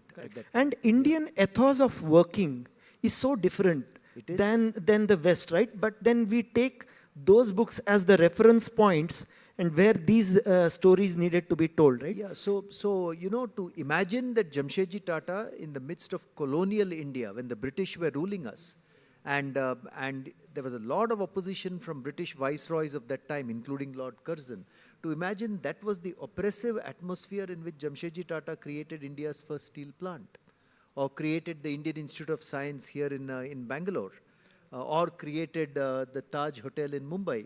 That is amazing. I don't think entrepreneurs in many other parts of the world face similar challenges in the 1800s and 1900s. Or Sumant Mulgaonkar in the work he did in creating Tata Motors, a world-class commercial vehicles plant. But the second part of your question, I fully recognize that I am very biased towards the Tatas. Having worked for 38 years, it's been my home for a long time. So I recognize that inherent bias in me, which means that when I chronicle something about the Tatas, it has to be very factual. I cannot embellish it. It has to be true to history. It has to be true to fact. And it is very important for me to chronicle positive stories, but also stories where the Tatas have not succeeded. Only then will readers get a good balance that here is a group that did all this. It succeeded in so many areas. It failed in a few areas. Because at the end of the day, we are like every other corporate, we are made of human beings. There will be successes and there will be lack of successes, and nothing wrong with that. Right. So there are, of course, the authenticity part of it, and some stories about it we will come back. But what is going to be more captivating for us, the Bangalore audience, is the Tata's love story about Bangalore.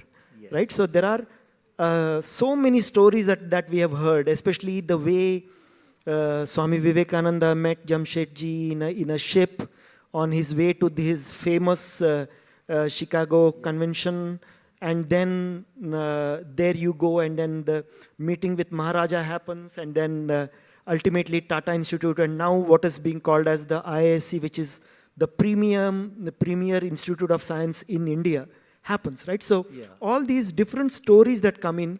But I remember having spoken to you, and you have narrated so many other stories which are not there known to the Bangaloreans, especially about the silk board, silk farm, and all of that. So yeah, so firstly, let me correct you a little bit there. I think Swami Vivekananda did not meet, to the best of my knowledge, there was no direct meeting between Swamiji and the Maharaja, or even between Jamshedji Tata and the Maharaja. But Jamshedji Tata did meet Diwan Sheshadri Iyer, who was the Diwan to the Maharaja of Mysore, and it is through him that the Maharaja eventually donated the land which went into the creation of the Indian Institute of Science, and Jamshedji Tata left half his wealth to the creation of the Indian Institute of Science.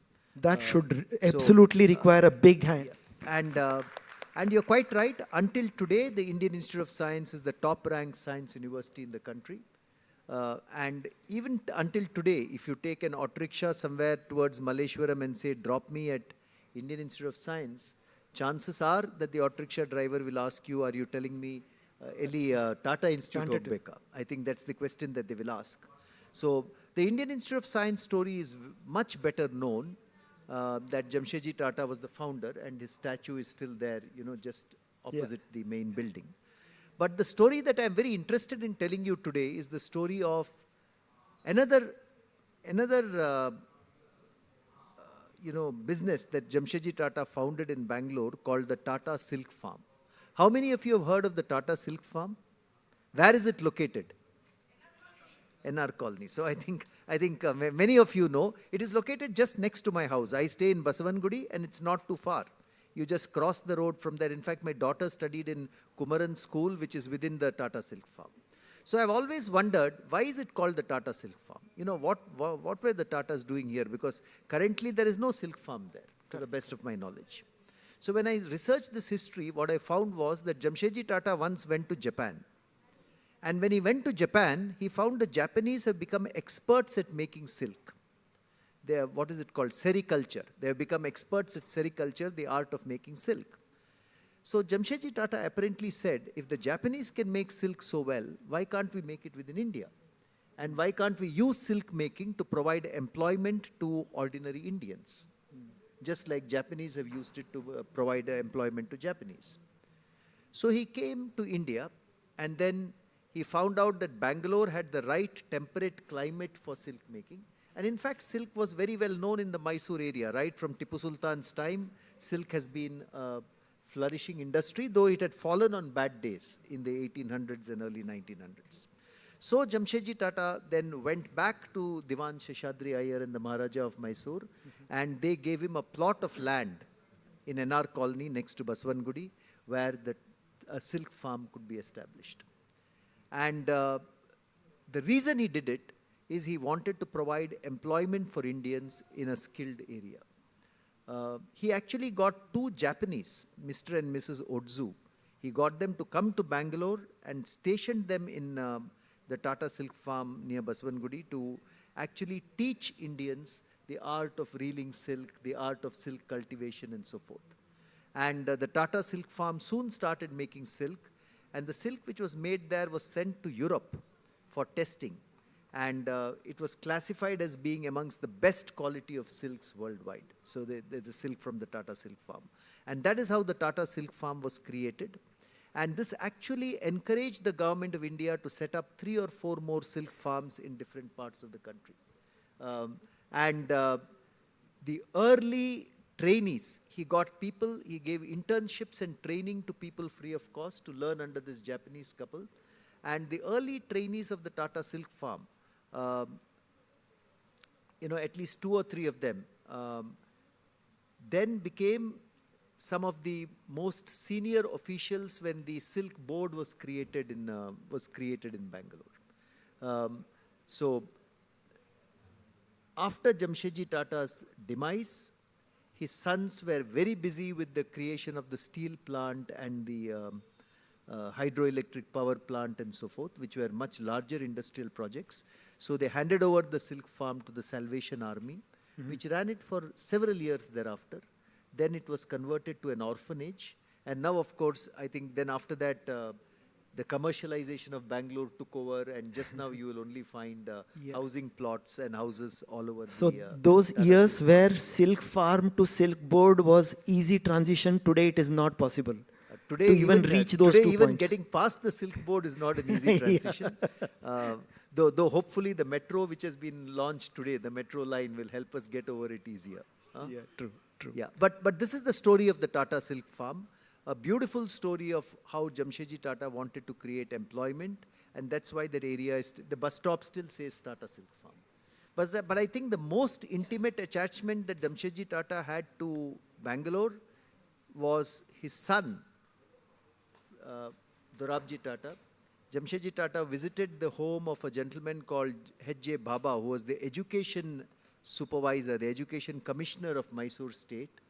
And he thought that his daughter would make a very good match for his son. Yes, I was coming to that, yeah. And that is how Dorabji Tata got married to Mehri or Meherbai Tata. So even Jamshedji Tata's daughter-in-law is from Bangalore. So there are many professional and personal attachments to the city If I'm not wrong, she's a Cottonian, right? So Bishop Cotton. Yeah, she studied at the Bishop Cotton School, and she was in those days, she was a tennis champion. She's won more than 60 tennis prizes. Wow. And she used to play tennis wearing the Parsi sari, very proud of her Parsi heritage. So many stories there, but let me not distract from this conversation. I think there are many links between the Tatas and Bangalore, and even today I think there are so many Tata Group companies in Bangalore. I have worked in Titan for many years. It's headquartered here in Bangalore. I've worked in Tata Tea in Bangalore. Today there are many other companies which have come up in Bangalore, including just close to Bangalore in Hosur is where Tata Electronics is coming up. So in the just now while we were connecting and all that is when we realized that he was heading Tata Tea when I was working along with Janagraha to provide technology for building one of the first voter consciousness and generation part of it called as Jagore. If anybody had seen it in 2007, 2008, 2009. Oh yeah, so Janagraha was there as a social front. We were the technology, and possibly he was the one who was heading the CEO as a CEO. No, in all fairness, I was the CEO after that. Okay. But yes, I was involved with the Janagraha campaign. I knew Ramesh Ramanathan very well. He and I have studied together at BITS Pilani, that was one part of the genesis of that campaign. That's another Bangalore story for you, because Jagore initiative started very much in Bangalore, so that's, yeah. So one of the things that you did right in the context of Swami Vivekananda and Jamshedji is that you busted the myth. So I'm going to shift on to the myth busting, right? Thanks to WhatsApp and social media input, so we've got so many stories, right? So you don't know whether to believe it, because even when you Google, you are going to find those same stories being perpetrated by so many other websites. So you don't even know what is authentic. So I remember one story that was being told was that, so proud of Tata Motors that they rejected so large supply of sumos to Pakistan and all that, and then Tatas had to give a statement saying that there is no contract between India and Pakistan for exchange of any vehicle, so there is no question of acceptance or rejection of this. So you see so many fake stories that are going around, right?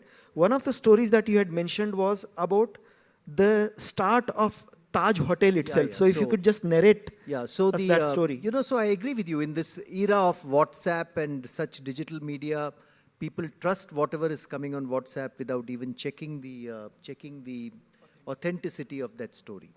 So, of course, the myth about Taj came even in the pre-WhatsApp days.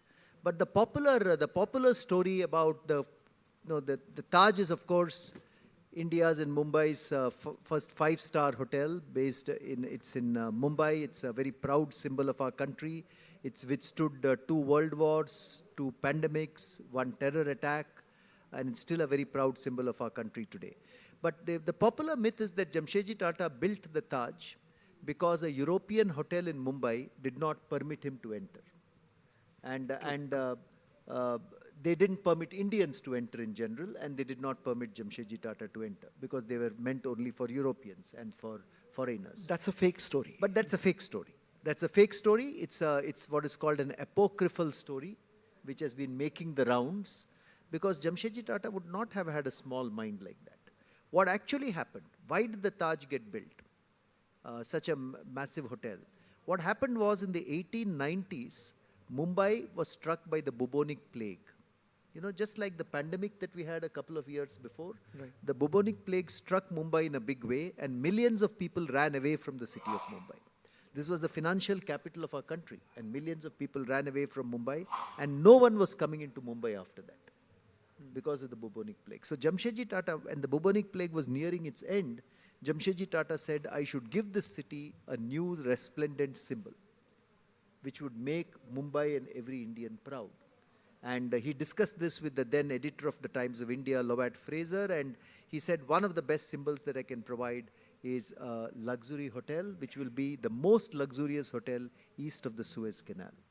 And that is the motivation. He went to Germany and got lifts from Germany. He went to Paris and got spun pillars from the ballroom. There were Turkish baths. He had an ice factory which was in the hotel to make sure that cold air was blown into rooms. This is before air conditioning had come in. And it was one of the first commercial buildings in Mumbai to be lit up by electricity.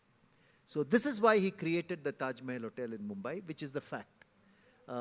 And the other story about him being turned away from a European hotel, there is absolutely no basis and no evidence for that story that I have come across. Wonderful. In fact, it was a goosebumps moment. So if people noticed, I literally had to.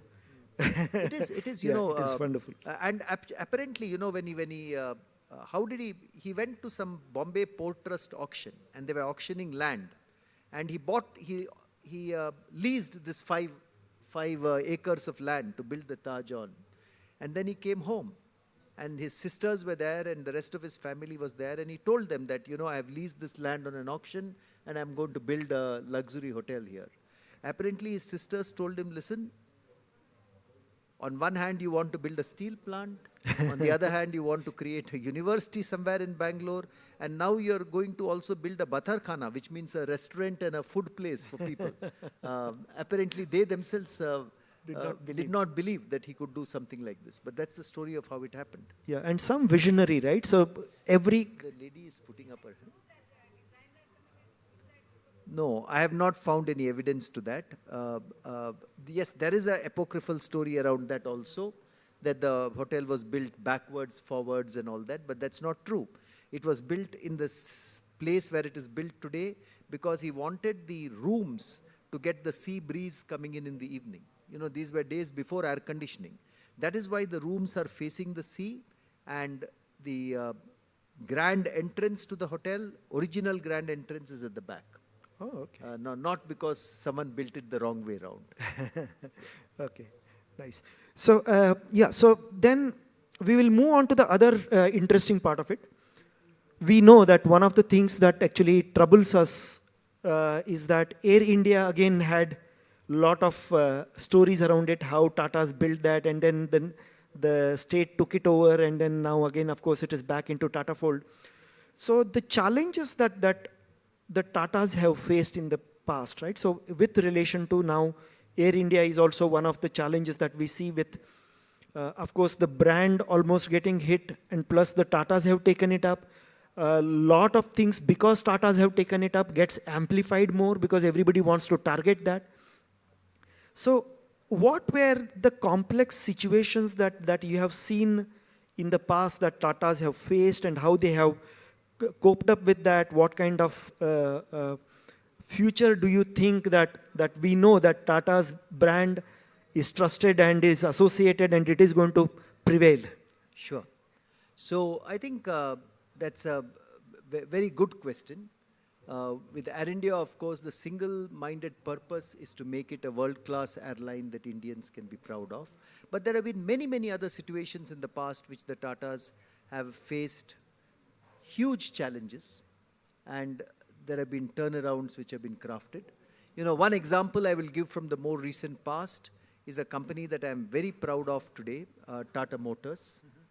If you look at Tata Motors today, you have you know, Tata Harrier, Tata Nexon, Tata Punch. Tata Punch was the largest selling Indian car in the year 2024. Yeah, they are giving multinational cars a run for their money. Multinational cars a run for their money. They're market leaders in electric vehicles in India today. But few years in the past, Tata Motors was not at the number 3 rank or the number 2 rank that it is at today. It was at a much lower rank in terms of the vehicles it was making, and it was still cash negative at that time. Today it's a very, very cash positive, very cash positive business. So that has been, I think, a large turnaround of a huge magnitude, the progress that Tata Motors has made. Tata Steel faced very difficult business challenges.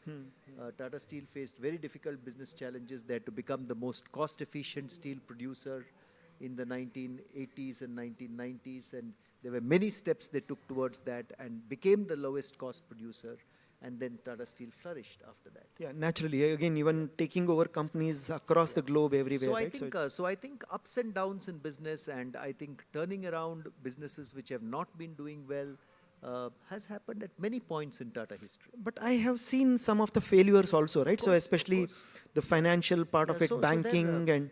So there have been failures in the Tata Group. No corporate group, and certainly not the Tatas.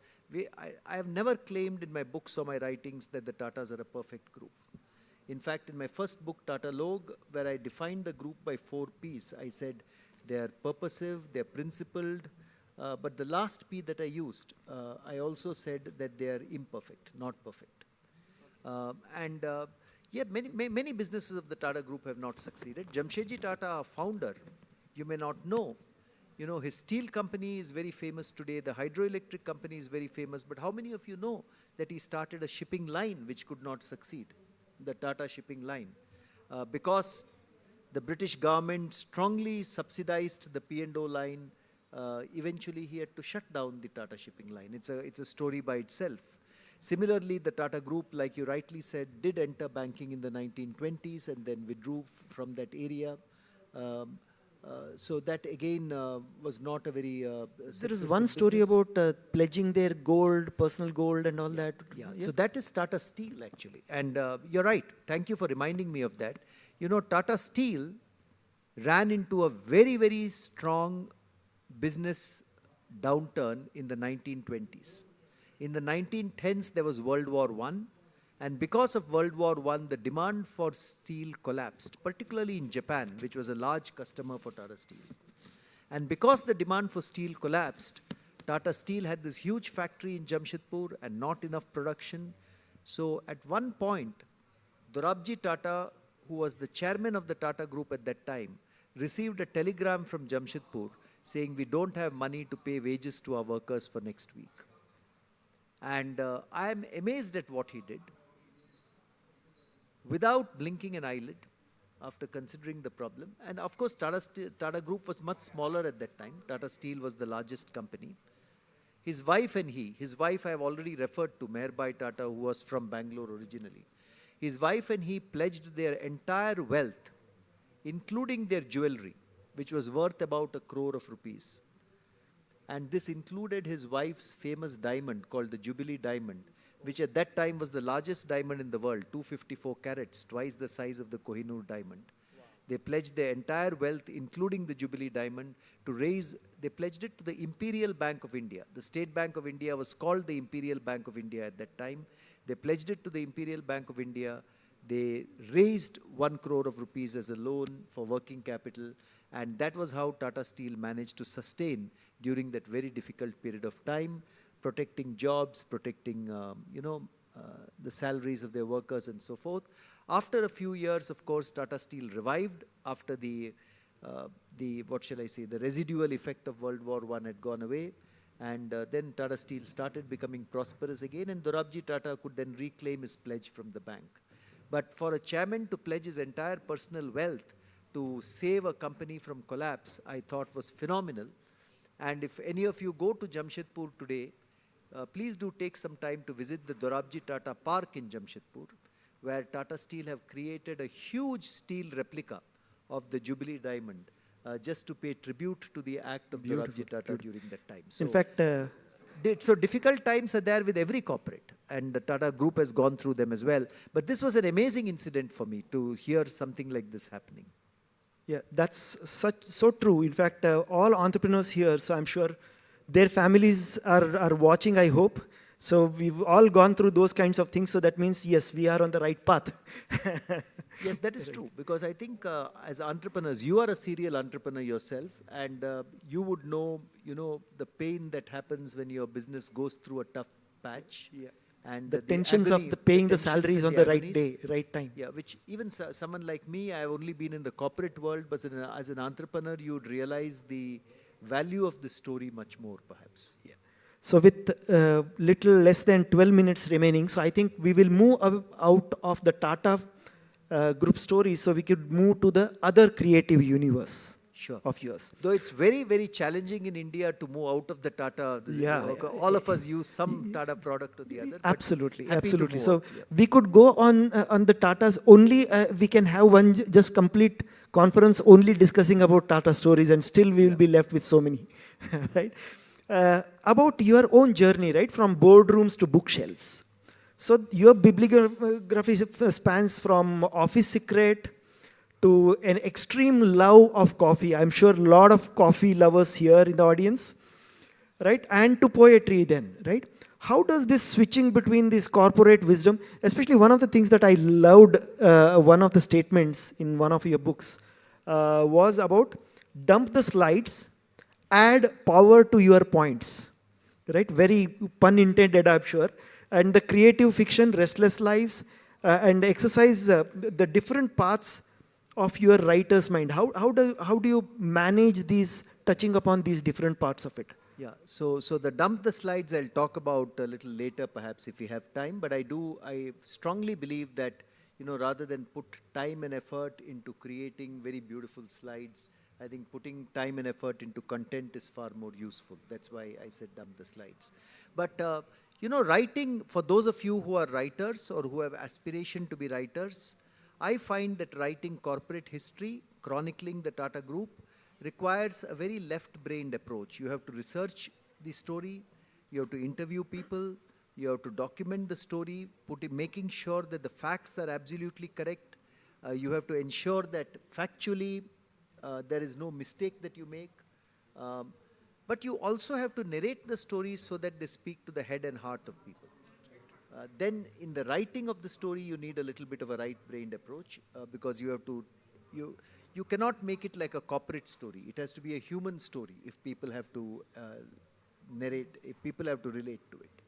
So chronicling is far more logical in its approach. Whereas writing fiction, writing a novel, like the novel about coffee, or writing poetry, it is more a product of your imagination. It is not a product of logic. In fact, the whole extreme love of coffee, there is very little logic about it. There is more fantasy in that story, ghosts and coffee and all that. So, but I love that part of writing as well, because when you write fiction, you're like a dictator. You can make the story go as you want it to. There is no fact that you have to adhere to. I can't write both together. I have to either write this or write that at any point in time. And that's because I think my mind either works in the logical frame or the imagination frame, and having it work in a sustained way like that is good for the writing endeavor. Yeah. So then comes to the title that you mentioned, right? An extreme love of coffee. There is something so delightfully specific about this title, right? So is this your way of celebrating these small obsessions that make life interesting? What was behind that, right? What was the story behind that? So this is a novel about coffee. For those of you who love coffee, it's probably the first novel themed on Indian coffee. And it's a mystery set amongst the plantations of Coorg, but also they go to other parts of South India and other parts outside India also. It's a romance between a young boy and a girl, but they are traveling through the plantations in search of something. Beautiful, so I'm not going to spill the beans, so to say, on this forum just now, on the rest of the story. But there were two reasons. Every book I write with some reason. And there were two reasons I wrote that. One is, of course, I love coffee, and I've been experimenting with different kinds of coffee through my life. But the second thing is, Indian coffee is not celebrated the world over as much as it should be. Indian Arabicas and Indian Robustas are amongst the best made in the world. Indian washed Robustas can stand up to a Robusta from any other part of the world. And some of the micro-lot Indian Arabicas that Tata Coffee makes or other companies make are very beautiful, mellow coffees. You know, the Monsoon Malabar coffee, for instance, which is made in India, has been renowned in Europe for centuries together. But even then, Indian coffee is not occupying the same exalted space as a Colombian coffee or as a coffee from Kenya in other parts of the world. So I said, why not celebrate Indian coffee? And rather than write a detailed documentary about Indian coffee, I decided to put it into the form of a novel so that it becomes far more readable. And then I love fantasy books. I love the Harry Potter series, for instance, but I also used to love the Da Vinci Code, you know, the books where a mystery is solved through clues and so forth. So I kind of combined the two into a kind of fantasy mystery novel when I wrote An Extreme Love of Coffee. Wonderful. There is a ghost in the novel as well, a ghost which likes coffee, but the rest of the characters are human. Yeah, that ghost, I'm sure, must be that Sulochana from Someshwara, right? Okay. Yeah, so all the coffee lovers, when you go out, have an extra cup of coffee, read that book, and find the mystery also behind that. Now coming to the last part, which is the poetry section, right? So the prose writer, I have, as of course a novelist and all that, I have difficulty in comprehending poetry. Only in extreme disgust and despair is when I have written something. I don't know whether I to call it poetry at all, but I put it out, and then people said they're very nice poetry. So then I said, okay, it must be poetry then. Yeah, so it is not certified poetry in any way, right? So but then in your construct, especially in Restless Lives, you have these pieces of dog at the burning ghats, or linking stars with fireflies, right? So you usually does not come in your mind.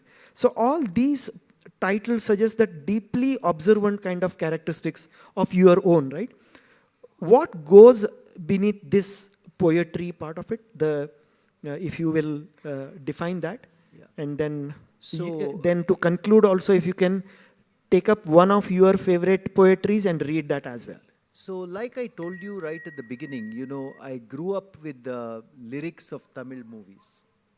That's what songs, let me say movie songs of Tamil movies. I spoke about Padinaru Vaidenile, I spoke about Sigapu Rojagal, I still hum some of those songs. Or Mundram Pirai. The thing about poetry is, I think it can express emotions that prose cannot. The deepest and most difficult of emotions, prose, it's very difficult sometimes to express. Whereas poetry can express them very fluently, and poetry can fire your imagination much more, I think, than prose can. So when I find an emotion I'm grappling with which cannot be expressed very clearly in prose, I think it's poetry that I turn to. But a lot of the poetry in Restless Lives is actually poetry which comes from a sense of listlessness, a sense of sadness, or maybe a sense of melancholy. Those are the emotions, but some of them are very celebratory poems as well. So I know we just have a couple of minutes before we go. So let me, so this is the book of poetry that I wrote. It's my only volume of poetry. All my other books are either corporate history or marketing. So I am going to read out a poem that I wrote to one of the greatest Indians of our times, someone whom I've admired greatly. So I wrote a poem which was a tribute to President APJ Abdul Kalam, who all of us, I am sure, admire. And this is the poem. Can I read it out for you? Sure, please. The title of this poem is Thank You for Giving Us Wings of Fire. And this is how it goes. I'll stand and read it out if you don't mind. You gave our minds great wings of fire. You gave our hearts fine thoughts of gold. You took our sights higher and higher to a great strong nation beyond the fold. You urged us, come, walk, inspire, dream your dreams big and bold. These missiles of the mind that you made for us, where were they forged and what did they bear? How did you charm this entire land with your twinkling smile and your flowing hair? You taught us to grow, and yet like a child, how did you lead us to this fantastic fair? Missile man, hear us once more, for we rise to the wondrous sounds we heard. We rise to thank you for paving this path, for reaching our youth with passion stirred. We, the nation, we wish you well as you fly away on your beautiful bird. So I wrote Beautiful. this soon So- after he passed away. And this is meant for very young people to be inspired as well. You know, I've got my nephews here, Vikram and Vivek, who are sitting here. I hope they have heard this poem, and they and people of their generation will be inspired by people like APJ Abdul Kalam. Yeah, in fact, adding anything beyond this will actually take away the sweetness or the coffee flavor that you would have had, right? So I don't think we should add anything more. I think we all should give a round of big applause for Tata Group and for Shri Harish Bhat, and of course for APJ Abdul Kalam, whom he had given a wonderful tribute. Thank you very sir. much. Thank you for being here this afternoon and listening to me. These are the stories I've grown up with and some of which I have narrated. And I would, of course, be delighted if some of you decide to read any of the books that I've authored. And those books have my email address on them. I would be delighted to receive your feedback as well. Thank you for being here today on a very rainy afternoon. Thank you. Thanks a lot. Thank you.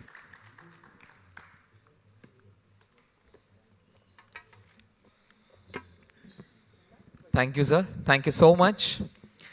That was the session presented by Vasavi Group. The Manipal Academy of Higher Education, Mahe presents second edition of the Book Brahma Literature Festival 2025 and is proudly supported by our partners JSW, KSDL, Elsia and Elsita, Akshaya Kalpa Organic, BLDE, Happiest Health, Minera, MSIL, KMF, Netkalappa Sports Foundation, Pali Institute, Ramki Foundation, Sheshadripuram Education Trust, Siri, SKME, Vesco and Zenith Group. Ladies and gentlemen, we left with one more session, after which we are having award ceremony. And today, the award ceremony is for the category that is Book Brahma Sahitya Puraskara 2025. After which we are having, and that will be the last performance of the whole fest, that is Bengaluru Club for Kathakali presents Duryodhana Vadham. So that will be the last. So kindly note this and be present for all the rest of the sessions. So now coming to the session, Happiest Health presents literary translation as a form of creative expression. By Deepa Basti, Srinath Perur, Vanamala Vishwanatha and Anil Kumar will be the moderator of this session. Let's welcome our speakers.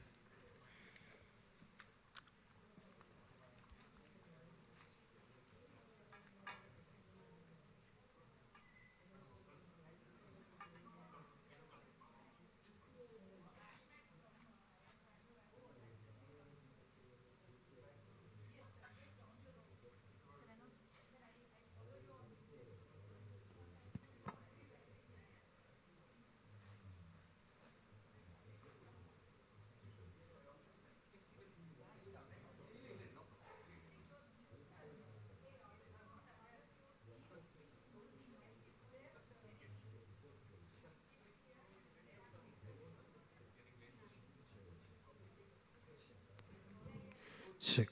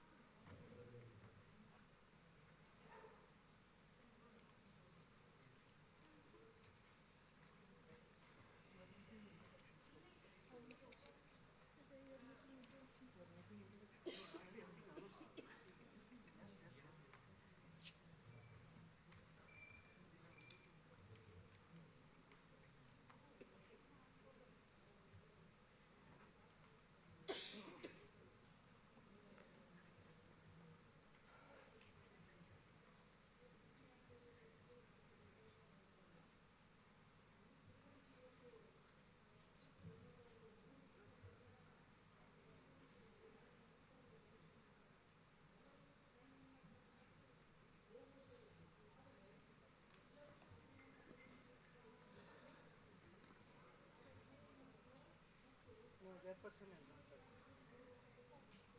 Oh, we can start? 4 o'clock, right?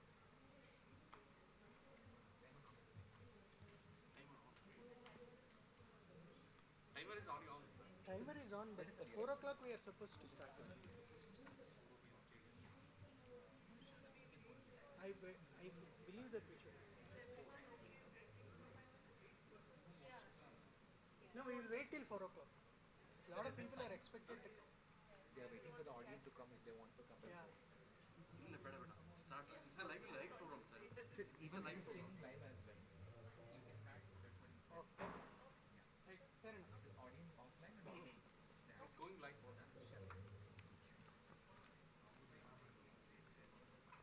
Welcome you all. See, the topic for today's discussion is literary translation as a form of creative expression. So I have been reading literature in translation for the last few years, and as a reader I strongly believe the translation is an art form, and translation is also a form of writing, right? So a writer imagines and he puts it into text, right? He creates a text form for that. A translator, he reads the text which is existing and he reimagines it in a different language and he creates it, that particular prose, in altogether a different language, aiming for people with different, probably people with different background, different set of readers. So in that sense, I believe it's an art form. So I have chosen some topics in the work of translation, where I believe translator has to be creative and he should come to the fore, other than just being an author. It's not just, copying word to word using a dictionary, let us say Kannada to Telugu. You're not going to use Kannada to Telugu dictionary and replace all the words in Kannada into Telugu. So that's what we are trying to establish in this discussion. So the first topic that I chose for this is foreignization versus domestication. In the sense that if there are two schools of thought, right? If you are translating, let's say from, again I'll come back to, because Telugu is my mother tongue, I'll talk about Kannada and Telugu. So if you are, though you are Kannada to English translators all, right? So Kannada to Telugu, if you are translating, you may, basically it's a Kannada story with a Kannada characters and Kannada names and Kannada milieu, right? There is a school of thought where they say translation has to be foreignized. It's in the sense that you have to give a sense of, you have to give a sense to the reader, leaving out some Kannada terms, right? So that you make them feel that it is coming from Kannada. And you may gloss it. Certain times you may not choose to gloss it. So that is foreignization. The other way of doing it is whatever historically has been happening, when you go to older translators, older translations, everything, if you are translating it in English, everything you are going to put it in the form of English. There is no feel of, other than the nouns probably, other than the names, everything you make it into English. So Srinath, I start with you. I would like each question I will ask you, I will direct with one of you, and you two have to answer. Like that, we will go in a round robin. We will go in a round robin fashion. So Srinath, foreignization versus domestication, and wherever it's possible, please give examples from your work or the works that you have read, right? So the first topic is foreignization versus domestication. What are your views? Yeah, thanks, Anil. And hi, everyone. It's really nice to be here. Am I audible? Yeah. Okay, great. So to some extent, I think any translation, some degree of foreignization is inevitable. And a lot of it is also implicit, because often we tend to think of specific words that are either translated into English or not translated and left as is. So I want to start by giving an example of something which I didn't even think about, but which turned out to be something that was actually an example of foreignization, I think. So while translating Ghachar Gochar, there's a scene in which a family sits down to have a meal. And it was fine in India. And then when it went to the United States, our editor made some changes. And that was when it struck me that any reader in India, knowing the class of those people, already knew that they were sitting on the floor to eat. But our US editor could not imagine. She had placed them at the table, and many of her changes reflected this alternate vision of what was going on in the book. So, in a way, I think all translations will have parts like this, where the culture that a book is coming from is going to be, a knowledge of that culture is going to be vital to understand what is happening in it. So it requires some amount of defamiliarization on the part of the author, I think, to know, I have to take myself out of my culture to some extent, to know that it can possibly be interpreted in a certain way. And that said, a lot of the decisions I make with respect to this are about small things like, what do you do with a particular item of food and so on. And this is not just India and outside India, it is also within India, right? So if you have happala in Kannada, am I going to make it papad? Am I going to make it papadam? Am I going to describe it? So various people have used various approaches. Or if I have saru, I tend to make it rasam. I try to use the pan-Indian word that is most commonly understood or whatever. So I think it's a case-by-case thing, and I'm honestly just winging it based on the overall effect that I'm hoping to achieve with the translation. So, Deepa, please. Yeah, thanks, Srinath. I think all of us are winging it a lot of the times.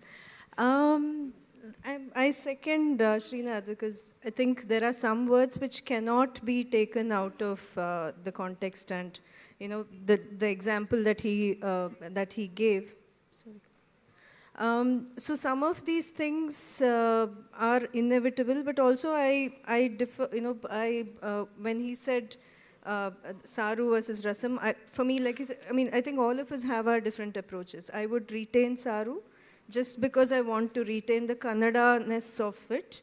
But again, I think there is no right or wrong way, of course. Every translation with accent, your favorite term. Yes, the translation with an accent. Yeah. So I would retain that, of course, to bring a certain hum of the Kannada language into the translated text.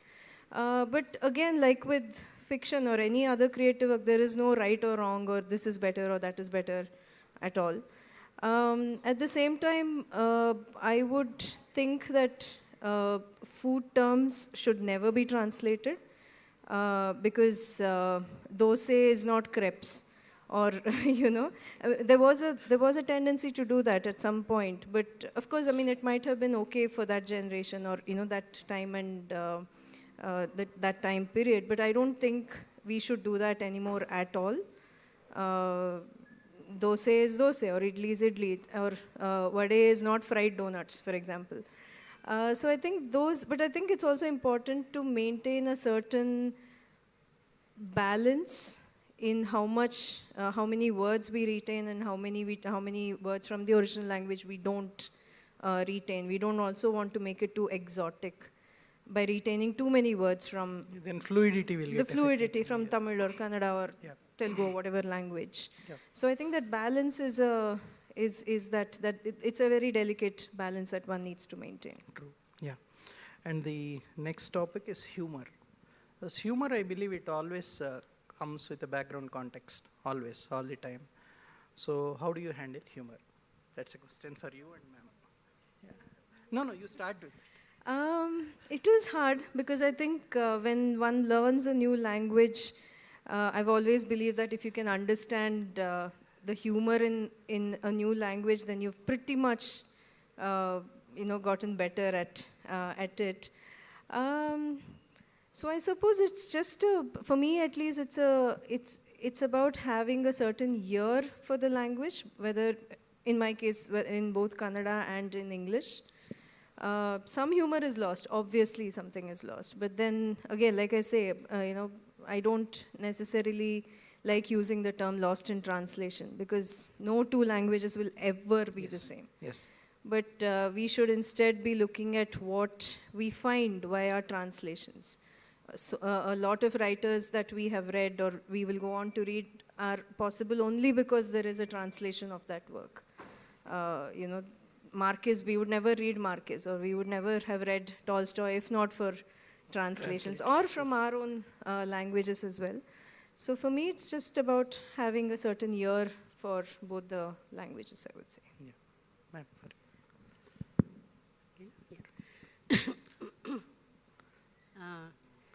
Humor is so tough to translate that often it is defined as that which is lost in translation is humor.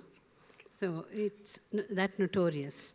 But there are various hues and colors and shapes in which humor comes. Some of them are more easily translated than some others.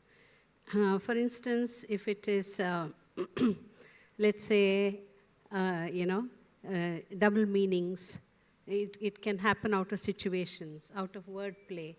So humor can emanate from any of these sources or cultural references. So some are harder to tackle and some are easier. For instance, in Malayagali Madhumagalu, there is the character of Kanna Pandita, a Malayalam person, a Vaidya, a native doctor, who gives out medicine. Therefore, everybody is very, respectful of him. So, but he has his own pronunciation. Where we call Gutti, he says Kutti, so K, he replaces K for G. So that's a little bit of that humor from another language person pronouncing Kannada. That's easy enough to write, instead of G, you write K, K-U-T-T-I or T-T-H-I, okay? So that's fine. And sometimes, like what they call spoonerism, no? Like exchange this for that. That is also easy enough to handle. In another situation in the Kuvempu novel, there are these boys who are kind of talking to each other. One of them is very upset and hurt by a remark that somebody else has made. So there is among the boys, there is a kind of a little depressed kind of a mood. So it says, one shrill voice pipes up. Don't you remember what Aigalu said once? If God prays, the devotee will surely grant his wish. Right? So where it should have said this, it says that. So that kind of thing is somewhat easy to establish. Now, sometimes humor can also emanate or come out of a situation where something very light and kind of despicable experience is described in very lofty language. And for this, I would like to, like the word Karana Purusha, right? Kuvempu uses the word Karana Purusha. The context is this. There is a kind of a Kap Panchayat context.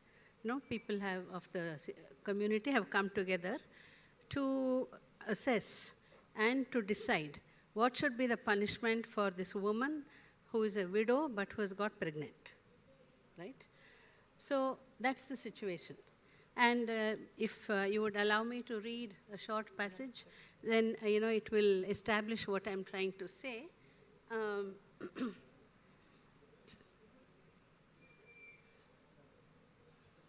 Yeah. See, there is already a kind of an introduction to that humorous piece. A foul smell spreads faster than a pleasant fragrance, wafting faster to the nose and reaching more people faster. A good reputation takes long to spread. A bad reputation spreads like wildfire. All this is there. And then the news of Putta's widowed mother-in-law Kadi, Kadi is her name, Kadi's pregnancy has been doing the rounds, galloping on the gossip horse, etc. And then the next para begins. So the leaders of the community ruled that they would extract the fine from the man who was the cause for Kadi's condition. But they were unable to find that Karana Purusha, a divine male born to accomplish a noble mission, right? Let alone like I could have used the word prime mover or the person responsible for and so on. But Karana Purusha has this very spiritual, the origin of the world, the man, the being who has created the world and so on. Therefore, that is where the humor comes, and I had to keep that word Karana Purusha. And it goes on, let alone the leaders struggling to find the Karana Purusha, Kadi herself finds it hard to tell who might be the cause for her condition. Sometimes she would point to her son-in-law Putta, right? And sometimes she points to her neighbor, who is a known romancer. And sometimes she would even point to Lakunda Sesanaika, a respectable landlord and the best leader of the Halepeka community, so who is sitting in judgment on her. So that's how it goes on, and then ends with, so much for the community leader's voyage of discovery. The ship had lost its way in the middle of the ocean, not able to sight the pole star, nor able to work its ruined compass. Okay? So in a way, it is situational, it is linguistic, and it is the whole aspect of it. So this is really hard to recreate unless you use, do some kind of an acrobatics with all the language, the situation, the characters, and things like that. So there are many places where the humor is in the situation itself. There is a very famous scene in Kuvempu's novel. It is called the Bicycle Savari. Like the bicycle, this Western import, has just made its first appearance in this village, and nobody has ever seen one. So they don't even know the word. The word itself is foreign. So instead of saying bicycle, they call it bicycle, because bicycle, your chakki, is a well-known word for them. And they keep wondering, but how is it in our chakki, in our bicycle law, one kallu is on top of the other? Here, I believe it is next to each other. How does it work? So this sense of wonder, this sense of complete marvel, and so on. And then Kuvempu describes one of the characters, saying, hey, let me also touch it once, let me also touch it once. So they make some space for this character called Aita. And Aita has just been married. All he can think of is his wife and her body. So Kuvempu describes this, his touch, like he touched it as though he was touching his wife's body that first night, etc., etc. And then the whole description is like that. So, as I said, humor comes into play in various ways in the text. And one has to just kind of try and catch that really shift. creative, I believe. Humor is the toughest, I guess. So I wouldn't say humor is lost in translation. I would say humor is done differently in the translated text. Yeah. And the next one is culture-specific terms. That is for you. And especially as translators. Can I add something to the humor discussion, please? No, I was just thinking when I was hearing both of you about one of my favorite translations as a body, which is the Asterix comics. And for a long time when I read them, I didn't even realize that they're translated into English. And it turns out that a lot of the humor was introduced in the translation because it was funny in French. And it had, a lot of it was very culture specific. And the translator's mandate here was to be funny. So many of the jokes were simply made up.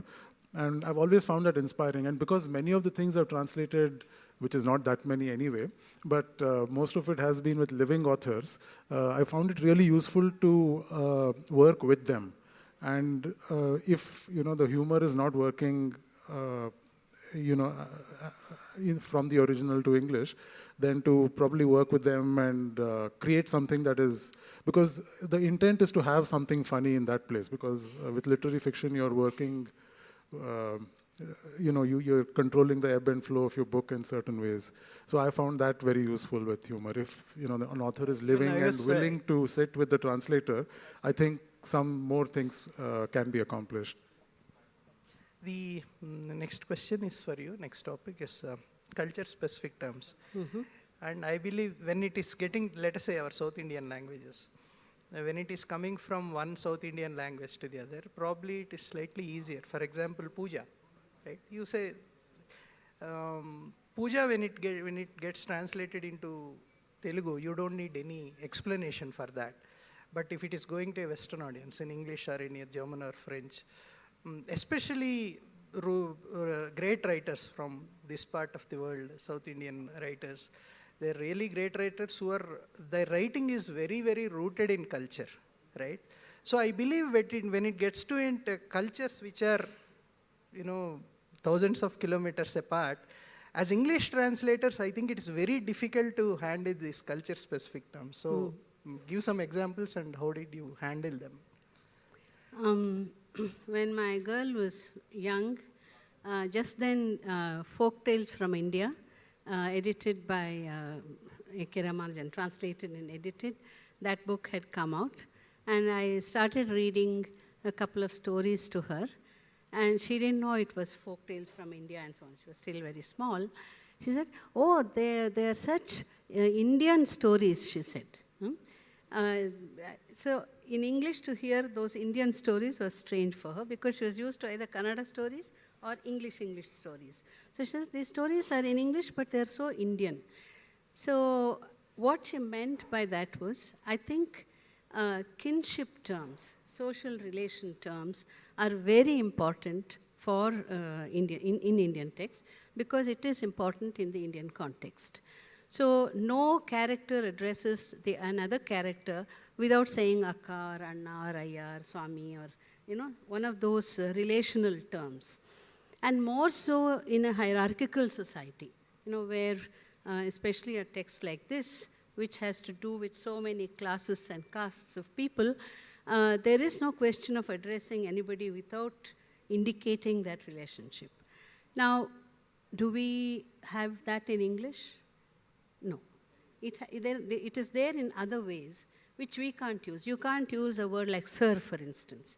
It comes from a very different register of English, and so it doesn't go with the rural, very local kind of a novel like this.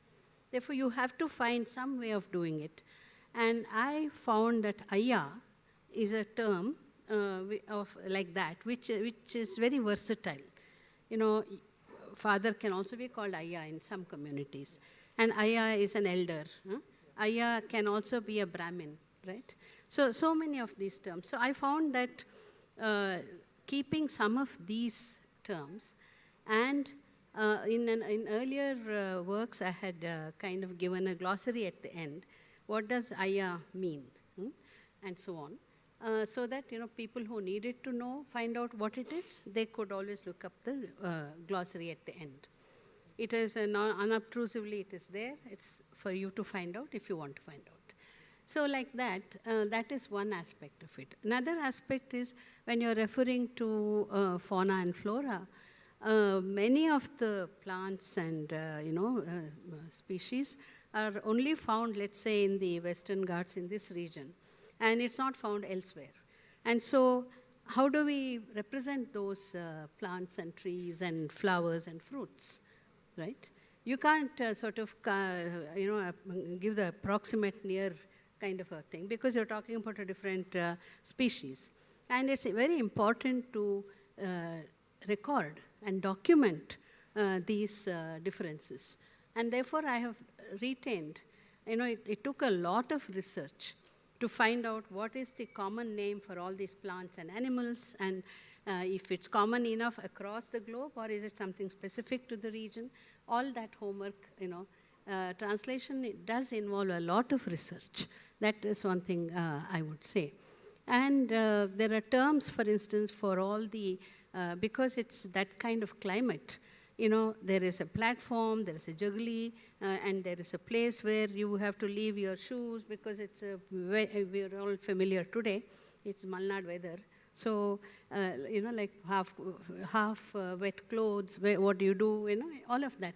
So everything has a different name and a different function. So then what do you do? So very often one tries to build in the explanation within the text. And because a writer like Kuvempu, what he was writing about his particular region, in many places he has himself explained it in the text. Therefore, I didn't have to do that explanation. You didn't have to do glossary. Yeah, I didn't have to. So I just translated what he had written, especially about community names and so on. Now, for instance, he uses the word Hale Paika. And in the bracket, he writes, this community also goes by the name of Devaru. So, Tevar, that word, yeah, so like that. So there are, so it's built in, so that takes me forward in the narrative without any break. So that's how one has come around culture-specific terms. You are experienced in the same topic. Yeah, no, And I have one more question for you related to this. Would you like to gloss it within the text so that fluidity of reading won't affect, or would you like to add it at the end of the story? Which approach you would like to take? At the end of the story, did you say? Glossing, I mean. When culture-specific terms is the first part. The second part is, what is your so with time, I think all these strategies have been changing, right? I mean, there was a time when people, translators would specifically add a glossary. And then at some stage, what happened was that the more common things you could look up on the internet, perhaps, even if they're culture-specific. So with that, the pressure on that glossary is a little less now. Although if it is, again, highly localized, as Vanmala was talking about, you may not have that much luck with the internet either, so you may actually need a glossary. So I think it is really a strategy that depends upon which text you're dealing with, what the audience is going to be, and also what is happening within. So Vanmala was talking about how people refer to each other in India. So I think one problem that all translators encounter is the plural, because when we talk respectfully to someone, we address them in the plural. And when you're English, familiar, you don't have it. It's singular. Everything is you. Yeah. So I often have to decide, is it significant in this case? Right. In which case I will have an inline clause and say, he said respectfully in the plural or something. But if it is not really germane, and if it is only going to get in the way of the action, if it is a fast-paced scene, and I don't want to deal with this aspect at all, then I take a call and I don't really do that. So it's very case dependent for me, at least. But the same thing, that plural thing, plural and singular, when a person is doing it from English to Telugu translator has to be very specific. In English, nuvu meeru, it has a significant role in deciding the hierarchy or class or whatever it is. Yeah. But I really like how in informal Indian English we solve these problems. In school, has the teacher come? No, they are coming soon, we would say. Yes. I mean, you would convert the plural into English.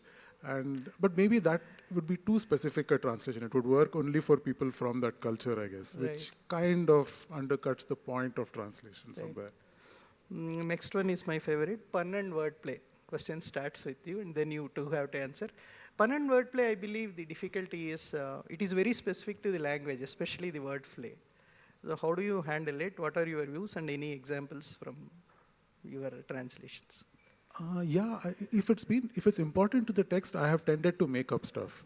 Right. And partly I'm able to do that because at least the two novels I have translated by Vivek Shanbag, I know him and he reads the English translation. So if I've overstepped or done something that is contrary to the spirit of the book, he can point it out. Yeah. So if there is something of the sort, that is what I end up doing. And actually sometimes trying to retain it also feels a bit desperate. And so in Gachar Gucha, there was something that I was quite happy about when I came up with it. There was this idiom that went Kasige takka kajjaya.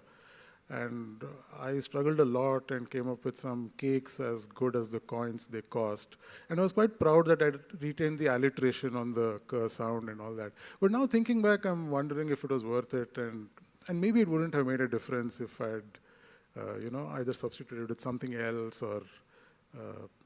so I think it's all very case dependent, I think. Same pun and wordplay. The same thing. I think it's very, very case dependent because sometimes, I'm just agreeing with everything Srinath says because he said it all.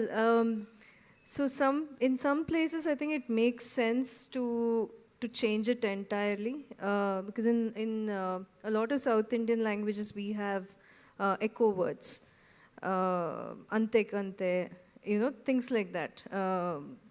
Where I think there is it's called some fixed echo simulation, something in linguistics like that.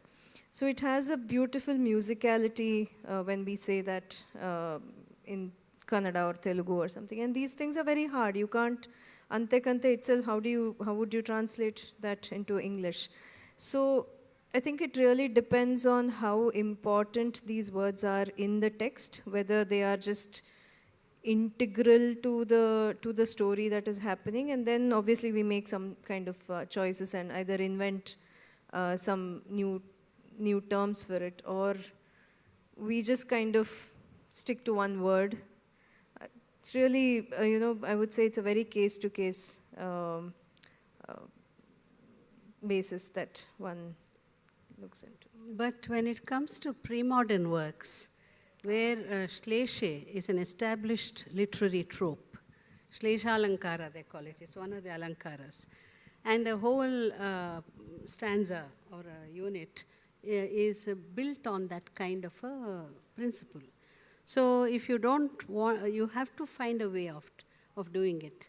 And in terms of, you can't leave it out, nor can you completely satisfactorily do it. So there are many different people have taken very different approaches to how to translate puns. For instance, Kumuda is a kind of a night lily, let's say, Naidile, Kumuda. Then Kumuda is bad pleasure or not such a good pleasure, Kumuda. So many such things are there. So I gave both meanings, in the translation. I don't have an example here, but by giving both meanings, you are kind of drawing their attention to the play of words, which is what matters. It doesn't matter that, you have arrived at the best solution, but you're drawing the attention of the readers to say that here is a word play. So come along, play with it, and be part of this play. So that itself is a good enough, I think, gesturing. Indication to the reader. Yeah, gesturing to the readers, yes. And the other one is poetry in prose. A lot of writers, they keep writing poetry, and metaphorically, they allude it to the characters and the way the story is getting along. And poetry, the one more difficulty is you have a meter, you have a rhythm to the poetry. So same one-to-word translation, if you do into English or whatever, the entire meaning may be lost, or it may look really odd. So how do you handle poetry in prose? I don't have the guts to translate poetry, honestly. I've been very lucky I that... mean to say, you were translating a novel, prose, and in between, in some passages, there is a poetry. That's what I mean. Not a poetry translation. Okay, got it. Yeah. Yes, it is, because I think poetry is so musical. Usually yes. There is a certain musicality to poetry that is not so much present in the prose, and that is always difficult. So I think one needs to look for, try and achieve a kind of alliteration in the translated version as well, so that sort of so that when you read it aloud, there is a certain sing-song quality to the sentence. But otherwise, yeah, again, I think I would say I would stick to the alliterative part and try to bring in as many, a certain musicality to it. I think that's the only thing. I can't think of an example because I haven't, in the works that I have translated, I have not had to deal with this. So that's a problem I still haven't thankfully encountered. No, ma'am. I can only illustrate what I want to say. Can you say that in Kannada, please, and then few lines, and English too, and explain us the process of translation. Yeah. See, Kuempu is describing the rain of Malnad. So he's saying how it rains, what a downpour, unrelenting, etc., all that. And then he is also saying what is happening to the lives of the people. So in the same page, there are two different registers, two different styles. One is a high mimetic, high register, very Sanskritic in the description and so on. The other is absolutely the spoken idiom kind of thing. In both these places, there is poetry. So poetry functions in one way, because in the first one, and just listen to this. Yaru badukali, yaru sayali, yaru huttali, huttade hogali, ಮಳೆಗಾಲ ನಿಲ್ಲುತ್ತದೆಯೇ ಮಳೆ ಹಿಡಿದು ಕೂತಿತ್ತು 4 ಪಾದಗಳನ್ನು ಬಲವಾಗಿ ಊರಿ ಮೋಡ ಸದಾ ಕವಿದು ಸೂರ್ಯದರ್ಶನವೇ ಅಪೂರ್ವವಾಯಿತು ತನ್ನ ದುರ್ದಮ್ಯ ವ್ಯಾಪಾರಗಳನ್ನು ನಿರ್ಲಕ್ಷ್ಯವಾಗಿ ನಿರ್ದಾಕ್ಷಿಣ್ಯವಾಗಿ ಸಾಗಿಸಿತ್ತು ಬೃಹತ್ ಪ್ರಕೃತಿ. ಆ ಪ್ರಕೃತಿಯ ಪ್ರತಿರೂಪಾದ ಸಹ್ಯಾದ್ರಿ ಪರ್ವತ ಕಾನನ ಶ್ರೇಣಿ ಮನುಷ್ಯರ ಅಲ್ಪ ಸುಖ ದುಃಖಗಳಿಗೆ ಸಂಪೂರ್ಣ ನಿಸ್ಸಂಗಿಯಾಗಿ ಭೀಷಣ ವರ್ಷಧಾರೆಯಲ್ಲಿ ತೊಪ್ಪನೆ ತೋಯುತ್ತಾ ಹಬ್ಬಿ ಕೊಬ್ಬಿ ಉಬ್ಬಿ ನಿಂತಿತ್ತು. So that is one kind of register. And then continuing that, Sahyadri, how does Sahyadri care? What does Sahyadri care for the travails of the ordinary people? ಅಂತ ಹೇಳಿಬಿಟ್ಟು ಇವೆಲ್ಲ ಒಳತೋಟಿಗಳು ಆ ಸಹ್ಯಾದ್ರಿಯ ಮಲೆ ಕಾಡು ಮಳೆ ಇವುಗಳ ಕಡೆಗಣ್ಣಿನ ಗಮನಕ್ಕಾದರೂ ಬರುತ್ತದೆಯೇ? ಮಲೆಯೋ ಅಲೆ ಅಲೆ ಅಲೆಯಾಗಿ ಬಾನ್ಮುಟ್ಟಿ ತಲೆ ಎತ್ತಿ ನಿಂತಿದೆ. ಕಾಡೋ ದಿಗಂತ ವಿಶ್ರಾಂತವಾಗಿ ದಟ್ಟವಾಗಿ ವ್ಯಾಘ್ರ ಭೀಷಣವಾಗಿ ವರಾಹ ಕಠೋರವಾಗಿ ಹಸಿರಿಸಿದೆ. ಮಳೆಯೋ ಹಗಲು ಇರುಳು ಒಂದೇ ಸಮನೆ ಸುರಿಯುತ್ತಿದೆ, ಹೊಡೆಯುತ್ತಿದೆ, ಜಡಿಯುತ್ತಿದೆ. See, so much poetry there is. So that is one kind of a register in which he yeah. All right. So I'll just read a few parts of that. What does the rainy season care? Who is alive or who is dead? Who is born or who isn't? The rain is here to stay, digging in all its four paws. With skies overcast, the sun is a rare visitor. Great nature conducts its irrepressible transactions with total unconcern and apathy. A mirror image of that nature, the forest ranges of the Sahyadri mountains, utterly impervious to the trivial joys and sorrows of human beings, stand there, immense, impudent, and imperious, nonchalantly soaking in the horrendous torrent. And later it says, the Sahyadri ranges, the serrated mountain, how it looms defiant, its head raised to pierce the sky, the imposing green forest, how it stretches across the vast expanse, terrifying as a tiger and brutal as a boar. The precipitous rain, how it pounds the earth, beating down, bearing down mercilessly, night and day. Right? So you use very Latinate expressions as a kind of a parallel to his Sanskritic, highly Sanskritized words. But a little, a paragraph later, he is describing people, like there has been a death in the village. It's a very strange kind of death. The husband has died and he is about to be cremated. The wife approaches the pyre and she is supposed to just do the namaskaram to the dead body. She bows down and just doesn't get up. And then people realize she has also died along with her husband. And it is such an unusual, strange incident that people couldn't stop talking about it. So that is what he is describing here.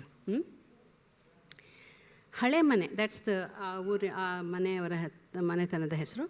ಹಳೆ ಮನೆಯ ದುರಂತ ಸಂಭವಿಸಿದ ತರುಣದಲ್ಲಿ ಯಾರು ಇಬ್ಬರೂ ಸಂಧಿಸಿದರೂ ಮೊದಲಲ್ಲಿ ಮಾತು ಮೊದಲಾಗುತ್ತಿದ್ದುದು ಒಂದೇ ವಿಷಯದಿಂದ.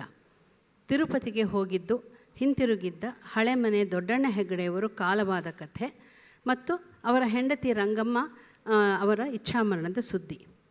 ಅಳುತ್ತಾ ಮಾತನಾಡಿದರು, ನಗುತ್ತಾ ಮಾತಾಡಿದರು, ಉಳುತ್ತಾ ಮಾತಾಡಿದರು, ಅಂಚು ಕೆತ್ತುತ್ತಾ ಮಾತಾಡಿದರು, ಬಾಯಿಗೆ ಹಾಕಿಕೊಳ್ಳುತ್ತಾ ಮಾತಾಡಿದರು, ಎಲೆ ಅಡಿಕೆ ಜಗಿಯುತ್ತಾ ಮಾತಾಡಿದರು, ಬೆಳಗ್ಗೆ ಕೆಲಸಕ್ಕೆ ಹೋಗುತ್ತಾ ಮಾತಾಡಿದರು, ಬೈಗಿನಲ್ಲಿ ಮನೆಗೆ ಬರುತ್ತಾ ಮಾತಾಡಿದರು. ಎಷ್ಟು ಮಾತಾಡಿದರೂ ಸಾಲದ ಸುದ್ದಿ, ಎಷ್ಟು ಮೆಚ್ಚಿ ನೋಡಿದರೂ ತೀರದ ಸುದ್ದಿ. ಕರುಣ, ಅದ್ಭುತ, ಶಾಂತರಸಗಳಿಗೆ ಅಕ್ಷಯ ಪಾತ್ರೆಯಾಗಿ ಪವಿತ್ರ ತೀರ್ಥವಾರ್ತೆಯಾಗಿತ್ತು ಆ ಸುದ್ದಿ ಅಂತ ಎಷ್ಟು ಒಂಥರ ಆಡು ಭಾಷೆಯಲ್ಲಿ very informal and light in a way in which he is talking about this. So one has to suddenly shift gears and use a very different kind of set of words, way of narrating it. So in the English, This is what I tried to, this is how I tried to say it. They talked about it crying and laughing.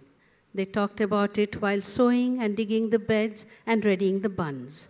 They talked about it throwing tobacco into their mouths and chewing betel leaf and nut. They talked about it on their way to work at dawn. They talked about it on the way back home at dusk. They could not have enough of it. They could not stop talking about it. The news, a never-depleting vessel filled with the rasa of compassion, wonderment, and tranquility, turned into a perennial source of holy water. All are simple words. Yeah. That's what, yeah. Okay. Now, the next topic is voice, especially in big translations like 500 pages, 400 pages, so many characters in Kuvempu's novels, and any, for that matter, any novel, so many characters, and most of the times each character has its distinct voice. So, take us through that. Yeah. I would say the toughest thing to reproduce in a translation is voice. Because you have to establish, you have to get into the skin, under the skin of the character, to think and feel and sound like that character. And this has come home to me in a very strong kind of a way, a very unexpected way. I, perhaps foolishly, have agreed to do an audio book of this book. This 800-page book, I want to read. And I have started reading and recording it in a studio.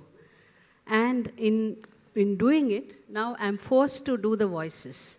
At least not very dramatic, but at least to some extent. Then I realize, the problem has come home to me like that, okay? So how different are they? When two people are talking, how do you establish that they are different? So this, in most cases, it's already happened in the text. Therefore, this experience of recording has brought it home afresh to me. And one, as I said, is to use the kinship terms, aya or e gutti, he can say. But he can't say e kanna pandita, right? So those kinds of things. And, the tone itself is very different, and therefore hesitation in the voice, putting a few dots here to indicate that he's trying to be, begging, etc., etc. So voice is the toughest thing to do because in so many ways, even between husband and wife, where it is not such a hierarchical, it is still hierarchical, but it's not hierarchical in the same way. There's also intimacy. So how do you shift from a normal conversation to a slightly intimate conversation? Or how do you make Aita sound repentant, in the language? So this morning, Professor Sarukai, who was talking about this book, talked about a sensorium, of sounds and smells and tastes. That's what a translation has to create. And so voice is very much a part of that experience. And you have to establish the uniqueness of each voice. And therefore, it is difficult. But it's difficult even for the writer. It's not just a translator's difficulty. And so wherever Kuvempu himself has introduced it, like for instance, Kutti, as I said, or I remember, like Deepa using re, for instance, in the conversations, etc. So it is there, you can use it. But it is the tonalities that is hard to bring it out. So partly it has to do with your diction. Which do you use a very formal, distant one, or a slightly more endearing, intimate kind of a tone? Secondly, what Srinath was saying about using a certain slightly explanatory word. He said apologetically, or he said sheepishly. So this ly adjectival is a great support for translators. What you can't get directly in the tonality, in the dialogue itself, you add an adjectival description to indicate what's the tone, sometimes. So that also might help. I'm sure you have others. Srinath, your views on voice. Yeah, no, I think she captured it very well. I think this is the aspect where I think the translator is basically becoming the writer to some extent. And as she said, acting is perhaps the craft that most closely approaches it. I still remember how when I started doing Ghachar Gochar, it was the first time I'd ever translated. And the way I got into it was that the first few pages, I kept doing it and then I kept hitting a block where my voice was not able to carry on with the book. And so I kept doing the first few pages again and again. And this is an abstract thing because it is not just about, it is about the choice of words, their relationship. It is also about what is in between the words and sentences. It's a very abstract thing which I think is not really evident even to the person doing the writing. So I kept doing it again and again until I thought I had a supple enough voice that could just go through the book, and that was when it became easy to write it down after that. So I felt I had got that. It's like I was set on a rail, and then I could just make progress through the book. But this is also, I think, a very different book from that one. It was just one narrator. So as long as I was able to capture his psychology, I think the book would go on. Yeah. This is, of course, a significantly more monumental challenge. So you mean first-person narratives are slightly easier to handle as far as voice is concerned? I don't know about easier, but probably the amount of work you do is different because once you crack that narrator, I think a lot of it falls into place. And the other one is another interesting style of the writer, right? Especially there are some Western writers, European writers too. For example, there is a lot of repetition in certain phrases that they use. But as far as Western, in the sense that American writing, or even for that matter, our South Indian writing, we don't try to use repetition as much, right? That is one example. Other than that, certain writers, they use long sentences. And I believe, especially Telugu, it is not very easy to construct long sentences, right? In English, they have flexibility where they keep on adding clauses and keep long sentences. So as far as the style is concerned, writer style is concerned, to an extent, I believe it is also important to convey the style of writing. So your views on it. This is open to all three. You can all three answer it. Yeah. Do you want me to? Yeah. You please start with that. This is the final question. Yeah. In terms of repeating words, I have found that there is more tolerance for repeating words in Indian languages generally. Whereas if you're writing in English, editors are hawk-eyed about picking out any repetition, within a few paragraphs of each other. If a non-trivial word has been repeated, it gets replaced with the synonym, which is also an annoying tick, but it's there. It's a convention. And there seems to be a more relaxed attitude to how things are said, what in English would be called tightness of some sort. I think when I read Kannada, I find it more loose compared to how the style of English fiction or whatever. And I've often wondered why this is. Maybe it is because of an influence of oral traditions, where things are intentionally repeated so that a large live audience does not miss part of the story that is being told and so on. And all those traditions do come into literature as well. So it's not very clear to me why these things happen, but I am conscious that the reader I'm writing for is someone who's used to reading in a certain way. And there is a certain, once people have read, say, 100 Kannada books, their expectations of a translation from Kannada to English also start changing. So it depends on where in the translation, trajectory you are. That is, the first book from Korean to English might have had to do certain things, for example, with Japanese manga, this is most evident, because you turn the pages the other way in Japanese.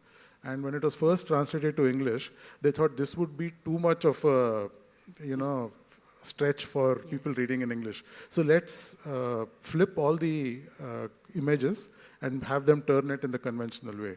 But now, once people have read a lot of them, they've gone back to doing it as it is done in Japanese, and it is considered more authentic. And with style, maybe one last thing I'd like to add is about poetry, which we were talking about some time back. Very recently, I was looking at B.M. Srikantaya's English Geetegalu, which is considered a landmark work of collection of poetry in Kannada. So he translated a lot of English poems into Kannada, and to do it, he developed a different style. So there was a convention of using rhyme in a certain way, which he broke. There was meter, which he expressed in a different way in his work. And it actually revolutionized Kannada poetry after that, which of course has a deep tradition and has the strength to absorb these changes. So I think it's one of the things that, one of the powers of translation, that it has the power to vitalize the tradition that it is received into. Absolutely. Deepa. Yeah. Both can answer. Yeah, you go ahead, Deepa, you go ahead, then we'll I shall say the last word. Okay. Sure. We run out of time.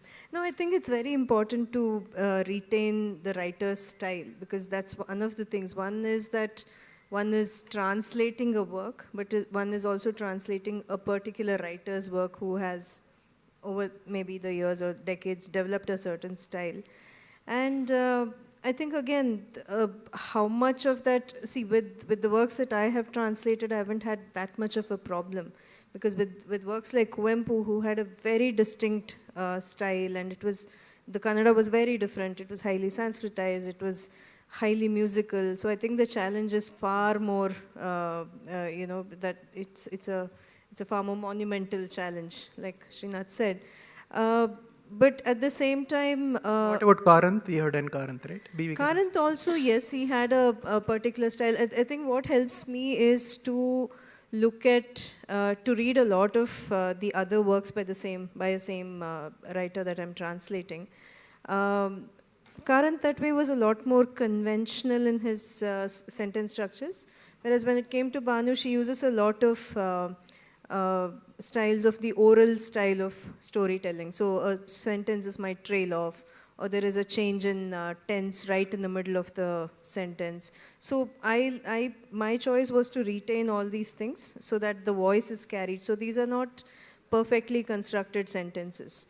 So like I said, the tenses change, or there is a lot of trailing off that happens, or there is a sudden shift in the story from one thought to the other. So that is how we speak generally when we talk. Very few of us will talk in perfect sentences when we're having, let's say, a casual conversation, right? So that was her style of storytelling, which I tried to retain as much as possible. And that was a challenge with the editors, because it was not a very common style of translating a text. But yeah, I think it was important for me to retain that voice, because that's one of the reasons why we translate, right? We also want to convey the same reading experience from one language to the other. Ma'am, your last word. I have often been ambushed by people, who tell me with satanic glee on their faces, "Idin translate ಮಾಡಿ ನೋಡೋಣ, ನೀನು ನಿಮ್ಮ ಅಪ್ಪನಿಗೆ ಎಷ್ಟನೆಯ ಮಗ, ಇದನ್ನ ಇಂಗ್ಲೀಷಿಗೆ ಮಾಡಿ ಅಂತಾರೆ, ಎಷ್ಟನೆಯ." Can you please translate it for me? ಅಯ್ಯೋ, that's the point. There's no word in English for ಎಷ್ಟನೆಯ. What rank do you occupy in your family, among the siblings? That's the question. Okay? So I just want to say one word, one line. Translation is the art of the possible, and we are all here examples of, who have illustrated that. We have illustrated through our work that it is the art of the possible and not the art of the impossible, as it's often made it out to be. Thank you. Thank you. Thank you all. Thank you.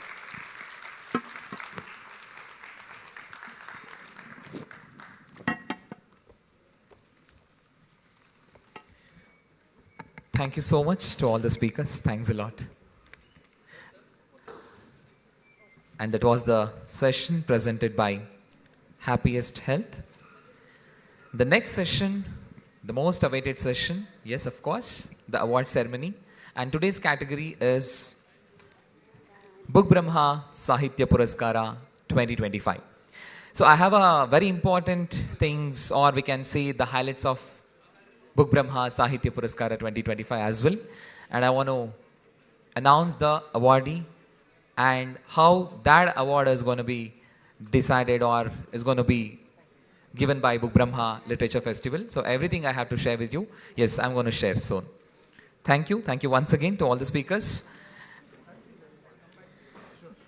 The Manipal Academy of Higher Education, Mahe, presents second edition of the Book Brahma Literature Festival 2025 and is proudly supported by our partners JSW, KSDL, Elsia and Elsita, Akshay Kalpa Organic, BLDE, Happiest Health, Minera, MSIL, KMF, Netkalappa Sports Foundation, Pali Institute, Ramki Foundation, Sheshadripuram Education Trust, Siri, SKME, Vesco and Zenith Group.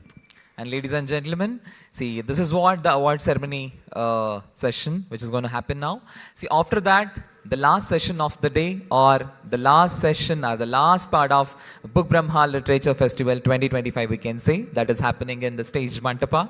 So that is by Bengaluru Club for Kathakali presents Duryodhana Vadhanam. So preparations tumba agide. So only the left out part is the presentation. So for which we are requesting you to stay back and wait and enjoy the show. So, and yeah, as I said before, the award ceremony, Book Brahma Sahitya Puraskara 2025. Generally, this is the Life Achievement Award, we can say. The Book Brahma decided this award to be given every year. I mean, since it is the second edition, yes, of course, this is the second Puraskara we are doing now. And the first Puraskara we did to the language that is Tamil. Means we are focusing each year on each language of South India. The first year of edition of Book Brahma Literature Festival 2024 was focused on the Tamil language, where the author Jayamohan received that award. He was the awardee. And this year, we focused on the language that is Malayalam. And yes, I know who will maybe the awardee. Definitely, that also I am going to announce soon. So ಮತ್ತೊಮ್ಮೆ ತಮ್ಮೆಲ್ಲರಿಗೂ ಕೂಡ ಈ ಒಂದು award ಸೆರೆಮನಿಗೆ ಆತ್ಮೀಯವಾದ ಸ್ವಾಗತ. ಇದರೊಟ್ಟಿಗೆ awardee ಮುಖ್ಯವಾಗಿ ಆ ಒಂದು ಅವಾರ್ಡನ್ನು ಕೊಡೋದಕ್ಕೆ ನಮ್ಮೊಟ್ಟಿಗಿರುವಂಥ ಅತಿಥಿಗಳನ್ನು ಕೂಡ ನಾನು ವೇದಿಕೆಗೆ ಬರಮಾಡ್ಕೊಳ್ತೇನೆ. ಇದರ ಜೊತೆಗೆ ಇದಾದ ನಂತರ ಈ ದಿನದ ಕೊನೆಯ ಕಾರ್ಯಕ್ರಮ ಬಾಕಿ ಇರುತ್ತೆ, ದುರ್ಯೋಧನ ವಧನಂ. ಸೊ ಅದನ್ನು ಕೂಡ ತಾವು ವೀಕ್ಷಿಸಬೇಕಾಗಿ ವಿನಂತಿ. ಮತ್ತು ಹೇಳಬೇಕು ಅಂತಂದರೆ, ಬುಕ್ ಬ್ರಹ್ಮ ಒಂದು ಪುಟ್ಟ ಹೆಜ್ಜೆಯನ್ನು ಇಟ್ಟು ಶುರು ಮಾಡಿದಂಥ ಒಂದು ಲಿಟ್ರೇಚರ್ ಫೆಸ್ಟಿವಲ್ ಇದು ಕಳೆದ ವರ್ಷದಿಂದ. ಆದರೆ ಈ ಬಾರಿಯ ನಿರೀಕ್ಷೆ ಮತ್ತು ಬೆಂಬಲ ಹೋದ ವರ್ಷದಕ್ಕಿಂತಲೂ ಈ ವರ್ಷ ಇನ್ನೂ ದುಪ್ಪಟ್ಟಾಗಿದೆ ಅಂತ ಹೇಳಬಹುದು. ಸೊ ಇದು ನಮಗೆ ಮುಂದಿನ ವರ್ಷ ಇನ್ನೂ ಚೆನ್ನಾಗಿ ಮಾಡಬೇಕು ಅನ್ನುವಂಥ ಭರವಸೆಯನ್ನು ಕೊಡ್ತಾ ಇದೆ. ಮತ್ತು ಆ ನಿಟ್ಟಲ್ಲಿ ಸಾಕಷ್ಟು ಕೆಲಸಗಳು ಕೂಡ ಆಗ್ತಾ ಇದೆ ಅಂತ ಹೇಳ್ಬೋದು. ಅದು ಮತ್ತೆ ಸಾಧ್ಯವಾಗುತ್ತೆ ಕೂಡ. ಯಾಕಂದರೆ ಮೊದಲನೇದಾಗಿ ನಾವು ಮಾಡಿದಾಗ ಮುಂದಿನ ವರ್ಷ ಇನ್ನೇನು ಹೊಸದನ್ನು ಕೊಡಬಹುದು ಅನ್ನುವಂಥದ್ದು ನಮ್ಮ ತಲೆಯಲ್ಲಿತ್ತು. ಅಂದ್ಕೊಂಡು ಹಾಗೇನೆ ಕಳೆದ ಬಾರಿಗಿಂತಲೂ ಈ ಬಾರಿ ಮತ್ತೊಂದಷ್ಟು ಹೊಸತನವನ್ನು ತಂದು ನಾವು ಪ್ರಸ್ತುತಪಡಿಸಿದ್ದೇವೆ. ಯಾಕೆಂದರೆ 3 ದಿನಗಳಲ್ಲಿ ಎಲ್ಲ ವೇದಿಕೆಗಳು, ಬರೋಬ್ಬರಿ 8 ವೇದಿಕೆಗಳಲ್ಲಿ ಬಿಟ್ಟು ಬಿಡದೆ ಕಾರ್ಯಕ್ರಮಗಳು ನಡೆದಿರುವಂಥದ್ದು, ಅದಕ್ಕೆಲ್ಲವಕ್ಕೂ ಕೂಡ ತಾವು ಸಾಕ್ಷಿಯಾಗಿರುವಂಥದ್ದು ತೋರಿಸುತ್ತೆ ನಿಮ್ಮ ಬೆಂಬಲ ಮತ್ತು ನಾವು ಅದನ್ನು ಬಳಸ್ಕೊಂಡಂಥ ಒಂದು ಉದ್ದೇಶ. ಇದೇ ನಿಟ್ಟಲ್ಲಿ ಮುಂದಿನ ವರ್ಷವೂ ಕೂಡ ಸಾಧ್ಯವಾಗುತ್ತೆ ಎನ್ನುವಂಥ ನಿರೀಕ್ಷೆಯಲ್ಲಿ ಬುಕ್ ಬ್ರಹ್ಮ ಲಿಟ್ರೇಚರ್ ಫೆಸ್ಟಿವಲ್ ಹುಮ್ಮಸ್ಸನ್ನು ಇನ್ನು ಜಾಸ್ತಿ ಮಾಡ್ಕೊಳ್ತಾ ಇದೆ ಅಂತ ಹೇಳ್ಬೋದು. Now the stage is ready. It's all about to welcome our guests. Done? All set? All set? Yes.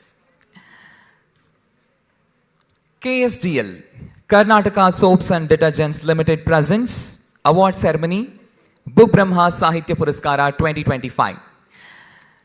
So I'm requesting Ganapati awardee and Padma Bhushana awardee, Shri Chandrasekhara Kambari sir, please requesting you on stage. Come on, let's welcome The guest of the award ceremony, ಶ್ರೀಯುತ ಚಂದ್ರಶೇಖರ ಕಂಬಾರರವರು ಜ್ಞಾನಪೀಠ ಪ್ರಶಸ್ತಿ ಪುರಸ್ಕೃತರು ಮತ್ತು ಪದ್ಮಭೂಷಣ ಪ್ರಶಸ್ತಿ ಪುರಸ್ಕೃತರಾದಂತಹ ಶ್ರೀಯುತ ಚಂದ್ರಶೇಖರ ಕಂಬಾರವರನ್ನು ನಾನು ವೇದಿಕೆಗೆ ಬರಮಾಡ್ಕೊಳ್ತಾ ಇದ್ದೇನೆ. ಈ ಒಂದು ಪುರಸ್ಕಾರವನ್ನು ಬುಕ್ ಬ್ರಹ್ಮ ಸಾಹಿತ್ಯ ಪುರಸ್ಕಾರ 2025 ಇದನ್ನು ಸಾಧ್ಯವಾಗಿಸೋದಕ್ಕೆ ಮತ್ತು ಇದನ್ನು ನೀಡೋದಕ್ಕೆ ಅವರು ಈ ವೇದಿಕೆಯ ಭಾಗವಾಗ್ತಾ ಇದ್ದಾರೆ. ಇವರೊಟ್ಟಿಗೆ ಜೊತೆಯಾಗಬೇಕಾಗಿ ನಾನು ವಿನಂತಿಸ್ಕೊಳ್ತಾ ಇದ್ದೇನೆ. ಜ್ಞಾನಪೀಠ ಪ್ರಶಸ್ತಿ ಪುರಸ್ಕೃತರಾದಂತಹ ದಾಮೋದರ್ ಮೌಜೋ ಅವರು. ಸೊ ಅವರು ಕೂಡ ವೇದಿಕೆಯನ್ನು ಅಲಂಕರಿಸಬೇಕಾಗಿ ವಿನಂತಿಸ್ಕೊಳ್ತಾ ಇದ್ದೀನಿ. Along with that I am requesting the one more Jnanpith awardee Damodar Mauzo to join and to sit on the stage. And next is Dean Professor of Finance at TAPI Management Institute, Bengaluru. That is Mr. Aditya Mohan Jadhav. I'm requesting. And Kerala's most influential writer, K.R. Meera Madam. You are requesting on stage, ma'am. And Professor Nadoja Hampanagrajaya, sir. And Satish Chapparike, founder and festival director of Book Brahma Literature Festival 2025, and Dev Patar, editor, Book Brahma. I'm requesting all the dignitaries on the dais, please.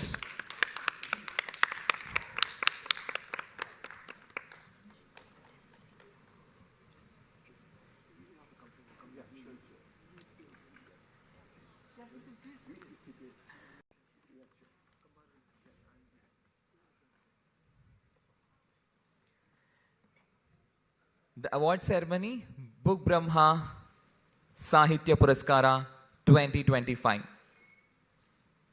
So ಈ ಒಂದು ಪುರಸ್ಕಾರವನ್ನು ಸಾಧ್ಯವಾಗಿಸೋದಕ್ಕೆ ಮತ್ತು ಇದನ್ನು ನೀಡೋದಕ್ಕೆ so we have all the dignitaries. Once again I want to welcome all the dignitaries on the dais. That is Chandrasekhar Kambar sir, who is a Gnanapita awardee and Padma Bhushan awardee, and Damodar Mauzo sir, who is a Gnanapita awardee and Dean Professor of Finance at TAPI Management Institute, Bangalore, that is Aditya Mohan Jadhav sir, and Kerala's most influential writer, that is K.R. Meera Madam, and Professor Nadoja Hampanagrajaya sir, and our festival director and founder of Book Brahma, that is Satish Chapparike sir, and editor of Book Brahma, that is Dev Patar sir. Once again, welcome you all for the award ceremony function. As I said before, as I mentioned before, I want to highlight about the award first, and next I'll come to the point, who's the awardee. Yeah, every year we decided the literature festival should have a one Puraskara, that is Sahitya Puraskara, and that Sahitya Puraskara we are going to design to choose based on the language. I mean to say, in the last year, we focused on the Tamil language, where the awardee was Jai Mohan. And next is, this year we focused on the language, Malayalam, and this is a Life Achievement Award. And to highlight this award, the award has included a cash of 2 lakhs as well. More than that, in the coming days, again, the focusing of the language will take the diversion, and this legacy will go on. That is what the highlights I can share with you about the Sahitya Puraskara. And now, let me come to the point of the awardee. That is very important, for which you're all waiting for. And yeah, as I mentioned, this year we mentioned for the Malayalam language. That awardee is none other than Kerala's most influential writer, K.R. Meera. Huge round of applause. Madam, on behalf of everyone, congratulations. Yeah, now Sanjana is here to give the introduction about awardee of Sahitya Puraskara 2025 of Book Brahma. Yes, Sanjana, please. This evening we honor one of Kerala's most powerful literary voices, K.R. Meera, a writer whose works boldly challenge traditional power structures and deeply engage with political and social realities. She has inspired readers across languages and generations. Her literary brilliance has been recognized with the Kendra Sahitya Academy Award, Kerala Sahitya Academy Award, Odakulal Award and Vayalar Award. Her iconic novel Arachar, hailed as one of the greatest in Malayalam literature, has reached over 2 lakh readers, and in its English translation, Hangwoman was shortlisted for the DSC Prize for South Asian Literature in 2016. Many of her works, The Poison of Love and The Unseen Idol of Light, have been translated into several Indian languages, extending her reach far beyond Kerala. Before becoming a full-time author, Meera was an award-winning journalist with Malayalam Manorama, known for her fearless reporting on human rights and social injustice.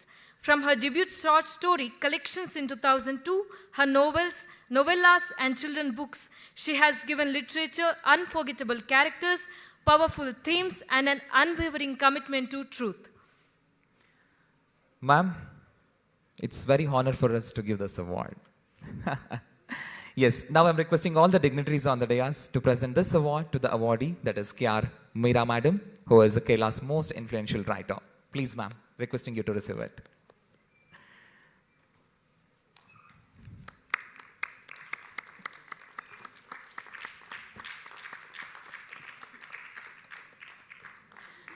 And specially I'm requesting Jnanpith ಪ್ರಶಸ್ತಿ ಪುರಸ್ಕೃತರು ಮತ್ತು ಪದ್ಮಭೂಷಣ ಪ್ರಶಸ್ತಿ ಪುರಸ್ಕೃತರಾದಂತಹ ಶ್ರೀಯುತ ಚಂದ್ರಶೇಖರ ಕಂಬಾರ್ ಅವರು ಮತ್ತು ಮತ್ತೋರ್ವ ಜ್ಞಾನಪೀಠ ಪ್ರಶಸ್ತಿ ಪುರಸ್ಕೃತರಾದಂತಹ ದಾಮೋದರ್ ಮೌಜೋ ಅವರು ಈ ಪ್ರಶಸ್ತಿಯನ್ನು ಜೊತೆಗೂಡಿ ನೀಡಬೇಕಾಗಿ ಕೇಳ್ಕೊತಾ ಇದ್ದೀನಿ. ಇದರೊಟ್ಟಿಗೆ ವೇದಿಕೆ ಮೇಲಿರುವಂತಹ ಇತರ ಎಲ್ಲ ಗಣ್ಯರು ಸೇರಿ ಈ ಒಂದು ಪ್ರಶಸ್ತಿಯ ಪುರಸ್ಕಾರವನ್ನು ನೀಡಬೇಕಾಗಿ ವಿನಂತಿಸ್ಕೊಳ್ತಾ ಇದ್ದೇನೆ.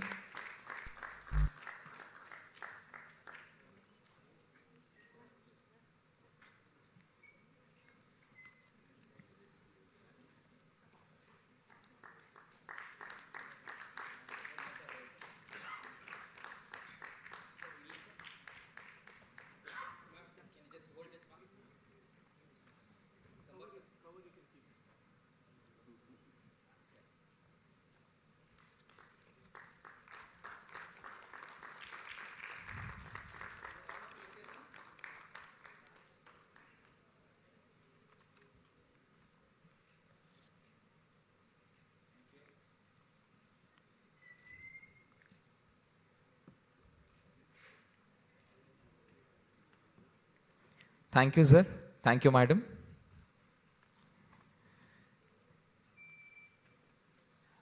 Now before I request guest of the stage, that is Aditya Mohan Jadhav, who is the Dean, Professor of Finance at TAPI Management Institute, Bangalore. So before I ask our guest to speak about the today's gathering, I want Sinchna to give a brief introduction about Aditya Mohan Jadhav. Please, Sinchna. Aditya Mohan Jadhav is currently the Dean and Professor of Finance at TAPI Management Institute, Bangalore, constituent unit of Manipal Academy of Higher Education, Mahe, Manipal. He joined TAPMI in March 2014 and has completed around more than 9 years at TAPMI. During his tenure at TAPMI, he has contributed as a program chair of the TAPMI Banking and Financial Service Program from 2015 to 17, TAPMI Admission in Charge from 2017 to 19, and in charge of institutional branding and corporate engagement and placement from 2019 to 21. His last role at TAPMI was as the HOD for the accounting, economics and finance area. He has conducted training programs for professionals from Indian Railways, ICICI Bank, MRPL, Syndicate Bank, Canara Bank, NSC, etc. He has teaching experience of around 17 years and industry experience of around 3 years. Prior to joining TAPMI, he worked at ICFAI, Hyderabad, for around 8 years, during which he pursued his PhD from ICFAI. He visited Monash University, Australia as a visiting academic from 2008 to 2009. His areas of research and teaching involve financial planning and advising, business valuation, corporate finance, project finance, investment banking, corporate strategy, and corporate governance. He has published around 10 papers in reputed APTC journals and has presented his research work in more than 15 conferences. Now requesting Aditya Mohan Jadhav sir to address the gathering. Please, sir.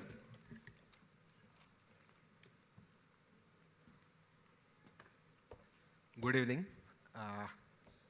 Dr.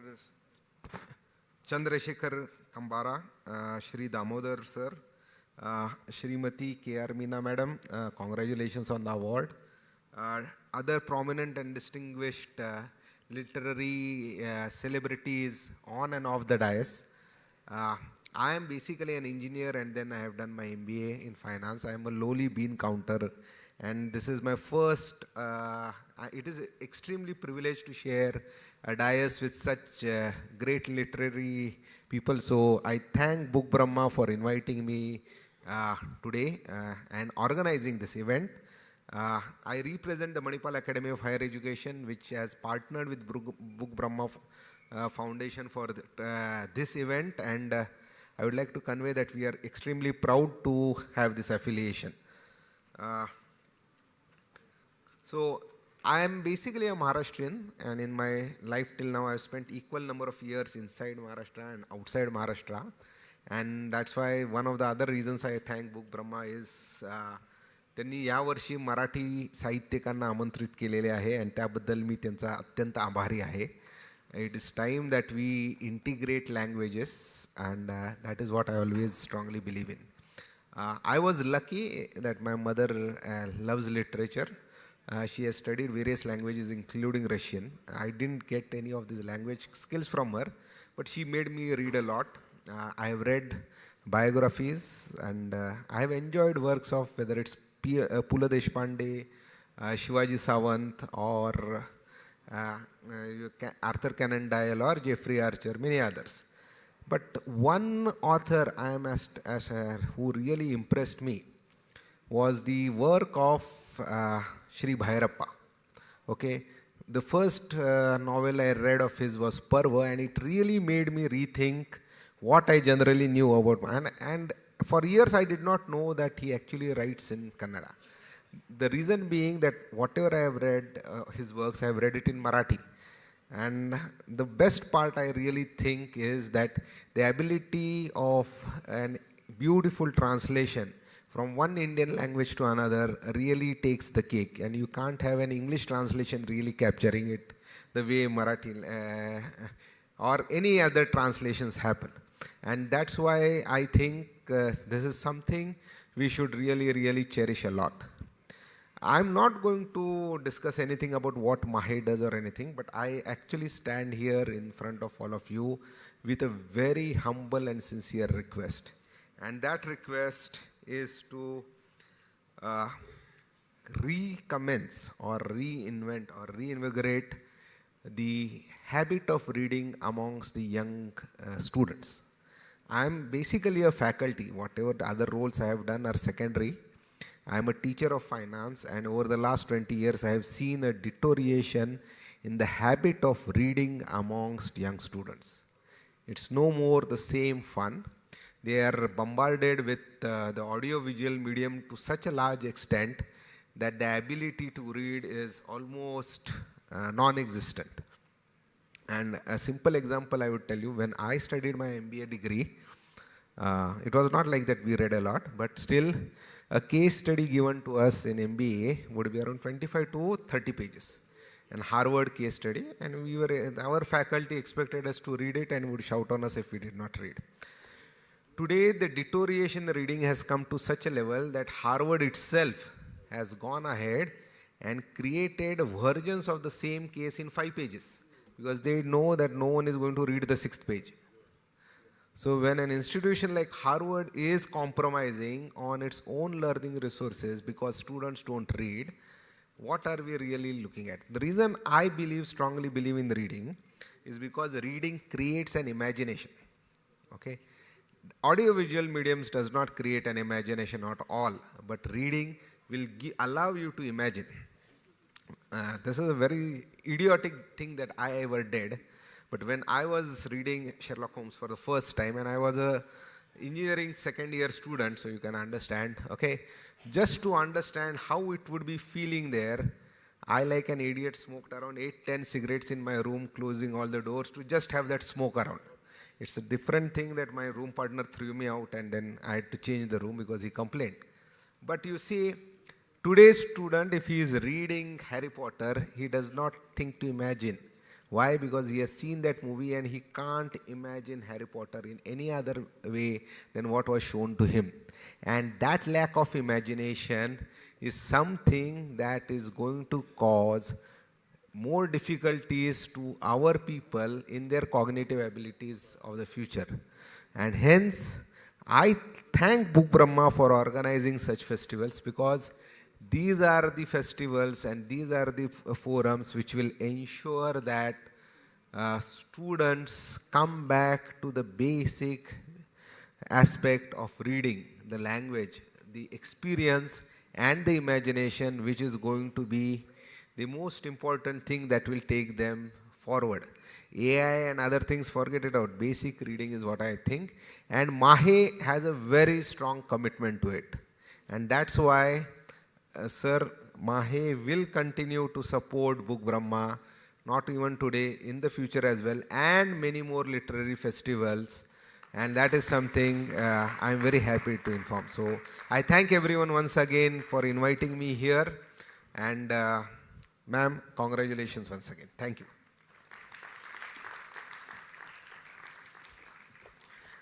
Thank you, sir. Now I'm requesting Professor Nadoja Hampanagrajaya, sir, to address the gathering. Please, sir.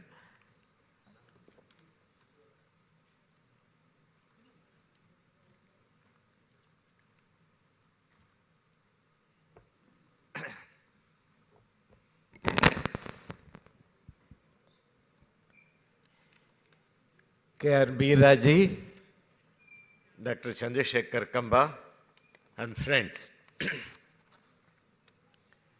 Having soaked in the nectar of Kannada, Malayalam, Tamil, and Telugu for our prominent South Indian languages and enjoyed its literary symphony for over 65 years, the Bengaluru Festival of 2024 descended like a shower in summer.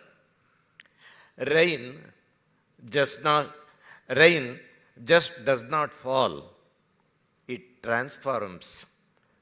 The Bengaluru Festival opened a glorious chapter in the history of South Indian languages and literature, because a study of these languages has not been on the radar of the Government of India's language priority. In the past 11 years, the Government of India has spent rupees 2,532.59 crores to project and promote Sanskrit language. Rupees 837.94 crore for Urdu, 426.99 crore for Hindi, 113.45 crore for Tamil, 12.65 crore for Telugu, 12.28 crore for Kannada, only 4.63 crore for Odia, and rupees 4.52 crore for Malayalam. This reflects language politics, and Sanskrit alone enjoys the unlimited bounty of 2,532 crore as against the total meager amount of rupees 147 crore for all the four Tamil, Telugu, Kannada and Malayalam languages, all put together. And again, within these four languages also, politics has played its role. Tamil got 113.48 crore as against a very small amount of rupees 34.45 crore for all the three Kannada, Telugu and Malayalam languages put together. The South and South Indian languages have never been given its due share. how long and how far should we suffer this blatant negligence and partiality? I refrain from making further comments on this issue and reserve my reaction for a different occasion and for a different platform. What other better legacy can we have behind leave behind our new generation of writers than a meaningful concept like the Bengaluru Literary Festival? Needless to say, when the mega literary conferences are losing their credibility, the Bengaluru Festival has become a ray of hope for a meaningful literary forum.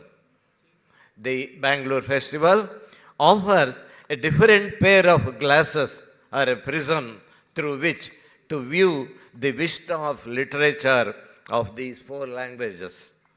In fact, the participants were happy that they experienced the glimpses of the vibrant socio-cultural history of more than a millennium of these languages and a panorama of its literary development as reflected in the writing of the present-day writers.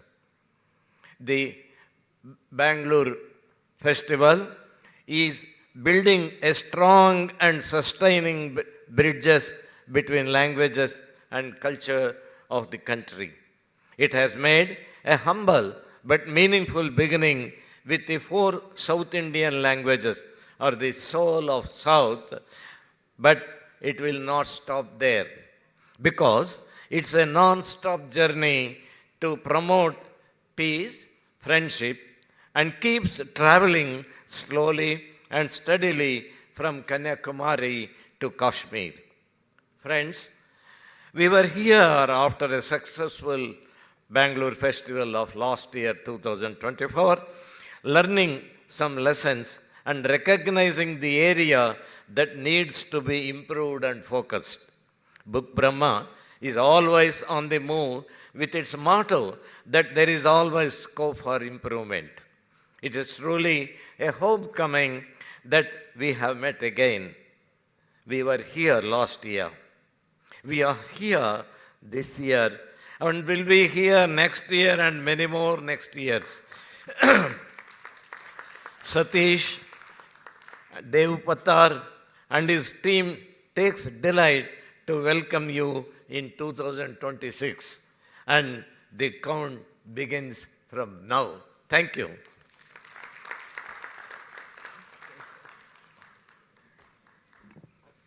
Thank you so much, sir, for your valuable words. Now I request Damodar Mauzo, sir, to address the gathering.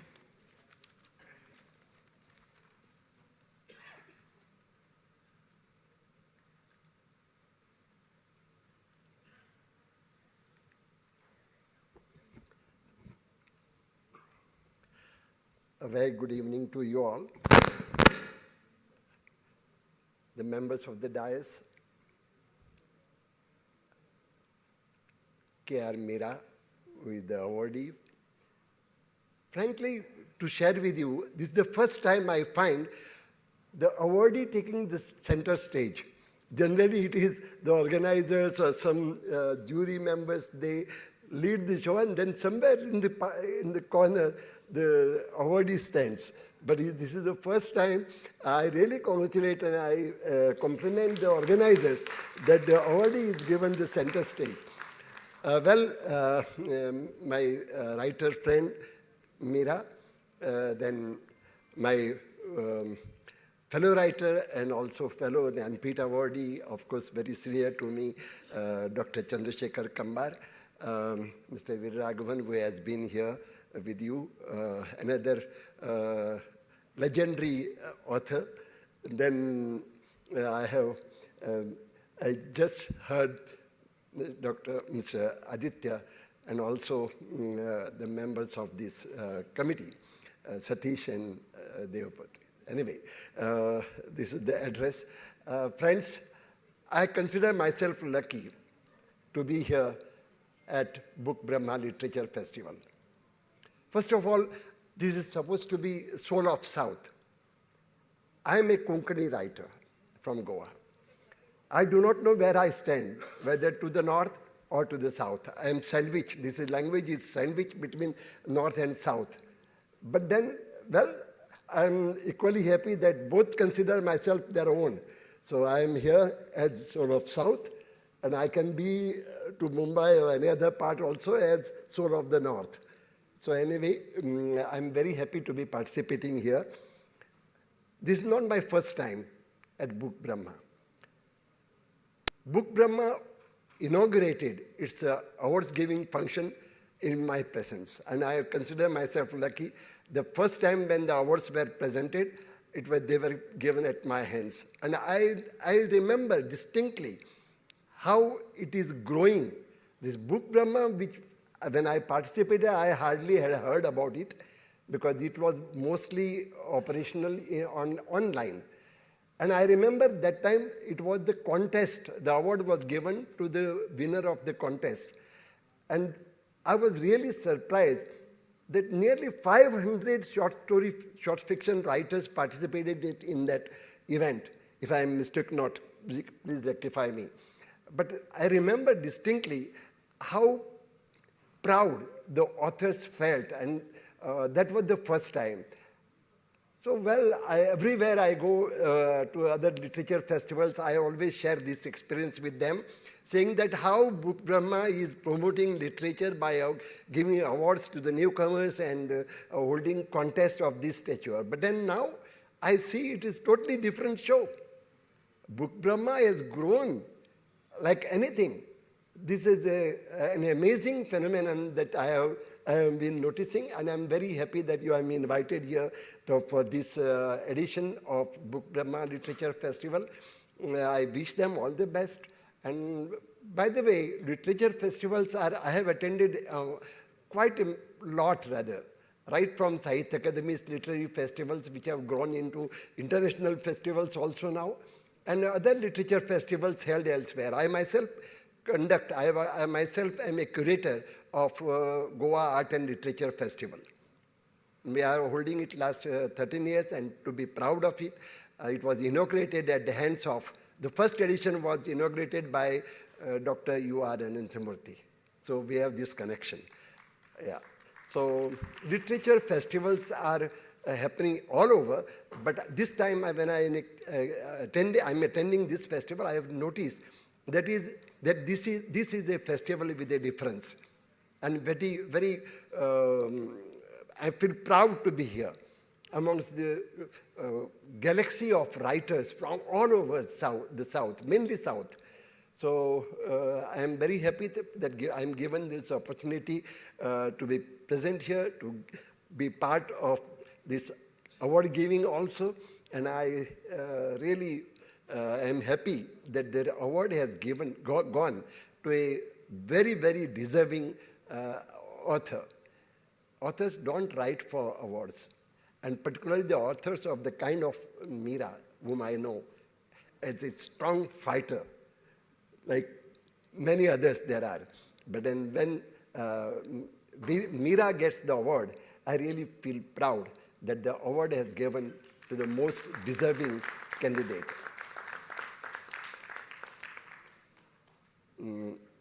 Mr. Aditya said I'm sorry, my earlier speaker said that more editions of Book Brahma Literature Festivals are likely to come in future. I'm sure Book Brahma has come to stay, at least for a long time in future. So there are many people who doubt whether literature will survive, writers will survive in the coming age of AI. But I have no doubt. I am very positive. And I know Book Brahma will lead the way to a brighter future of literature. I once again congratulate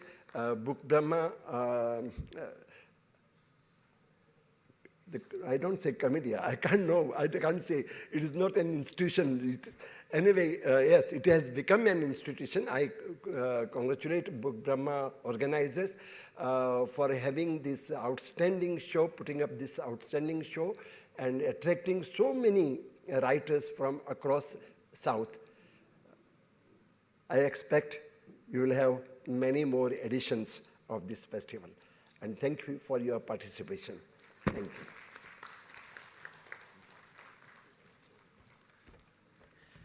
Thank you so much, sir, for your best wishes. Book Brahma literature festival 2025 ಈ ಒಂದು ಸಾಹಿತ್ಯ ಉತ್ಸವದ ಕುರಿತಾಗಿ ಮಾತನಾಡಬೇಕಾಗಿ ನಾನು doctor Chandrashekhar ಕಂಬಾರಲ್ಲಿ ವಿನಂತಿಸ್ಕೊಳ್ತಾ ಇದ್ದೇನೆ. Sir ದಯಮಾಡಿ.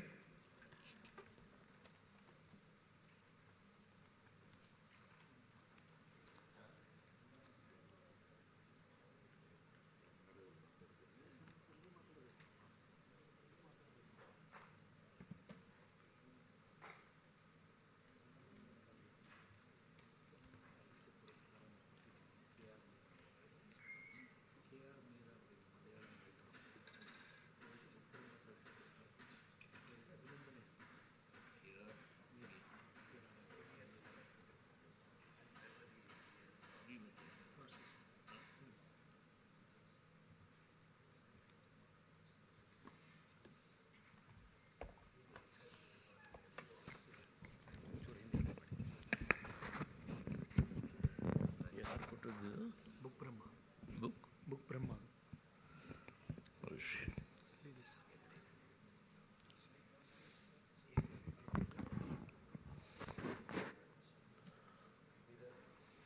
ನನ್ನ ಪ್ರೀತಿಯ ಸ್ನೇಹಿತರೆ, ಇಲ್ಲಿ ನಡೆದಿರತಕ್ಕಂಥ ಪುಸ್ತಕಗಳ ಪ್ರೇಮಿಗಳೇ, ಸಾಹಿತ್ಯ ಪ್ರೇಮಿಗಳೇ ಮತ್ತು ಅಭಿಮಾನಿಗಳೇ, ಈ ಸಂದರ್ಭದಲ್ಲಿ ಭಾಗವಹಿಸೋದಕ್ಕೆ ನನಗೆ ನಿಜವಾಗ್ಲೂ ಸಂತೋಷವಾಗ್ತದೆ. ಯಾಕಂತಂದರೆ ದೇಶಕ್ಕೆ ದೊಡ್ಡದಾದಂಥ ಅಥವಾ ದೇಶದಲ್ಲಿ ದೊಡ್ಡದಾದಂಥ ಒಂದು ಸಮಾರಂಭವನ್ನು ಅಷ್ಟೇ ಅಥವಾ ಅದಕ್ಕಿಂತ ಸ್ವಲ್ಪ ದೊಡ್ಡದೇ ಅಥವಾ ಅದರ ಸಮಾನವಾದಂಥ ಇನ್ನೊಂದು ಪ್ರಶಸ್ತಿ ಕೊಡುವಂಥದ್ದನ್ನು, ಸನ್ಮಾನ ಮಾಡಿಕೊಡುವಂಥದ್ದನ್ನು ನಾನು ನೋಡ್ತಾ ಇರೋದು ಇಲ್ಲಿ. ದೆಹಲಿಯಲ್ಲೇ ಸುಮಾರು ವರ್ಷಗಳವರೆಗೆ ಇದ್ದು ಅವರು ಸಮಾರಂಭಗಳನ್ನು ಆಚರಿಸ್ತಾ ಇರೋದನ್ನು ನೋಡಿ ಆಚರಿಸಿ ಅಲ್ಲೇ ಇದ್ದು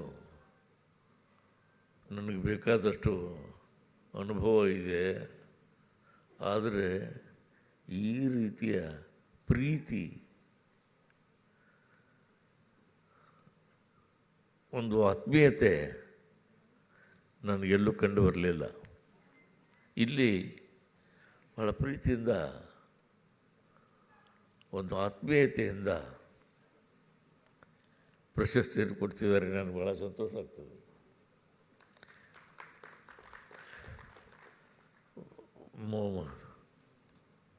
ಮನುಷ್ಯ ತನ್ನ ಪಕ್ಕದ ಸ್ನೇಹಿತರನ್ನು ಮುಂದೆ ಕರೆದು ಅವನನ್ನು ಗುರುತಿಸಿ ಅವನಿಗೆ ಒಂದು ಅವಾರ್ಡ್ ಕೊಟ್ಟು ಅವನನ್ನು ಪ್ರಶಸ್ತಿ ಸಮೇತ ಹೊಗಳೋದಿದೆಯಲ್ಲ, ಇದು ಭಾಳ ಅಪರೂಪ. ಭಾಳ ಯಾಂತ್ರಿಕವಾಗಿ ನಾವು ಇದನ್ನು ಡೆಲ್ಲಿಯಲ್ಲೆಲ್ಲ ಮಾಡ್ತಿರ್ತೀವಿ, ದೊಡ್ಡ ಸ್ಥಳಗಳಲ್ಲಿ ಮಾಡ್ತಿರ್ತೀವಿ. ಇಷ್ಟು ಆತ್ಮೀಯತೆಯಿಂದ ನಾವು ಸಾಮಾನ್ಯವಾಗಿ ಎಲ್ಲೂ ಕೊಟ್ಕೊಳ್ಳೋದನ್ನು ನಾನು ನೋಡಿಲ್ಲ. ನಾನು ಇಷ್ಟೆಲ್ಲ ದೇಶ ಸುತ್ತಾಡಿ ಅಷ್ಟು ದೇಶದ ಪ್ರಶಸ್ತಿಗಳನ್ನು ಕೊಟ್ಟಿದ್ದೇನೆ, ಅಷ್ಟು ದೇಶದ ಪ್ರಶಸ್ತಿಗಳನ್ನು ಗಮನಿಸಿದ್ದೇನೆ.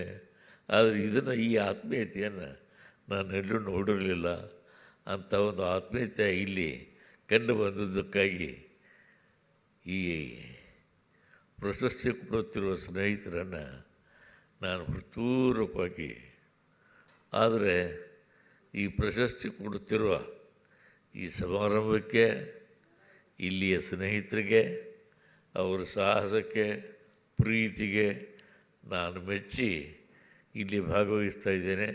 ನಿಮಗೆ ಅಭಿನಂದನೆಗಳು. ನಮಸ್ಕಾರ.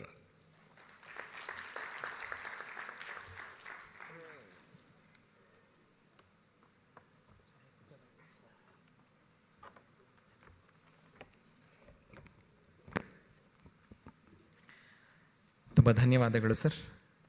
ಖಂಡಿತವಾಗ್ಲೂ ಮುಂದಿನ ದಿನಗಳಲ್ಲಿ ಬುಕ್ ಬ್ರಹ್ಮ ಲಿಟ್ರೇಚರ್ ಫೆಸ್ಟಿವಲ್ ಸಾಕಷ್ಟು ಯೋಜನೆಗಳೊಂದಿಗೆ ಕಾರ್ಯರೂಪಕ್ಕೆ ಬರುವಂತಾಗುತ್ತೆ ಅನ್ನುವಂಥ ಭರವಸೆಯಲ್ಲಿ ನಾವು ಮುಂದಿನ ಹೆಜ್ಜೆನ ಇಡ್ತಾ ಇದ್ದೇನೆ. ಸೊ ನಾವು I want to thank and give the memento on behalf of Book Brahma Literature Festival 2025 to our guest of the ceremony, that is Mr. Aditya Mohan Jadhav. So I'm requesting Damodar Mauzu to present this memento to our guest Aditya Mohan Jadhav. Please, sir. And I'm requesting all the dignitaries to join as well.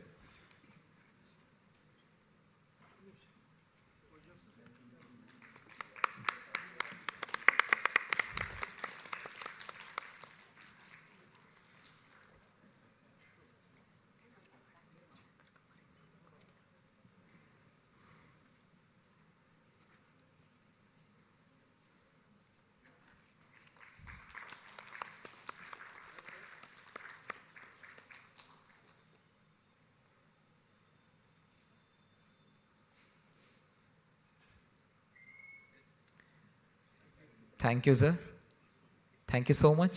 Thank you, everyone, for making this award ceremony possible in this way. Thanks a lot.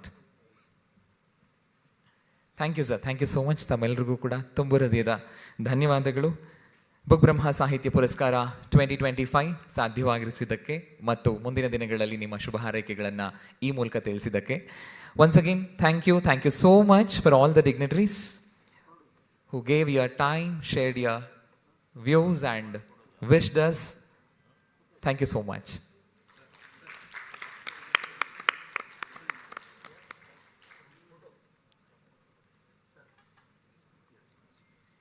And ladies and gentlemen, don't worry. You may be thinking, awadi matadle ilvalla anta. Yes, don't worry. That is the second part of the session. That is Kyar Meera. Yes, she's going to share her views and the thoughts, where that lead is going to be taken by Archana Vasudev.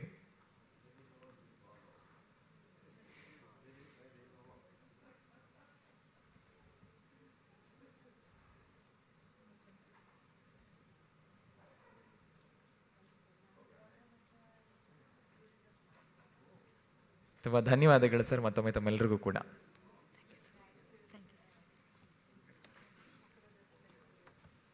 ನಾಳೆಯಿಂದ ನಿಮ್ದಿರಲ್ಲ, ಏನು ಮಾಡೋದು ಅಕ್ಕ?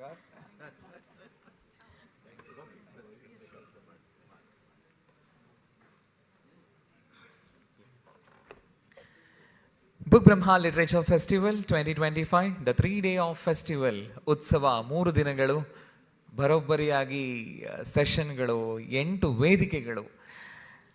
The handling of the one stage or the sessions on one stage or organizing the different activities, sessions on one stage is one big deal or the task we can see.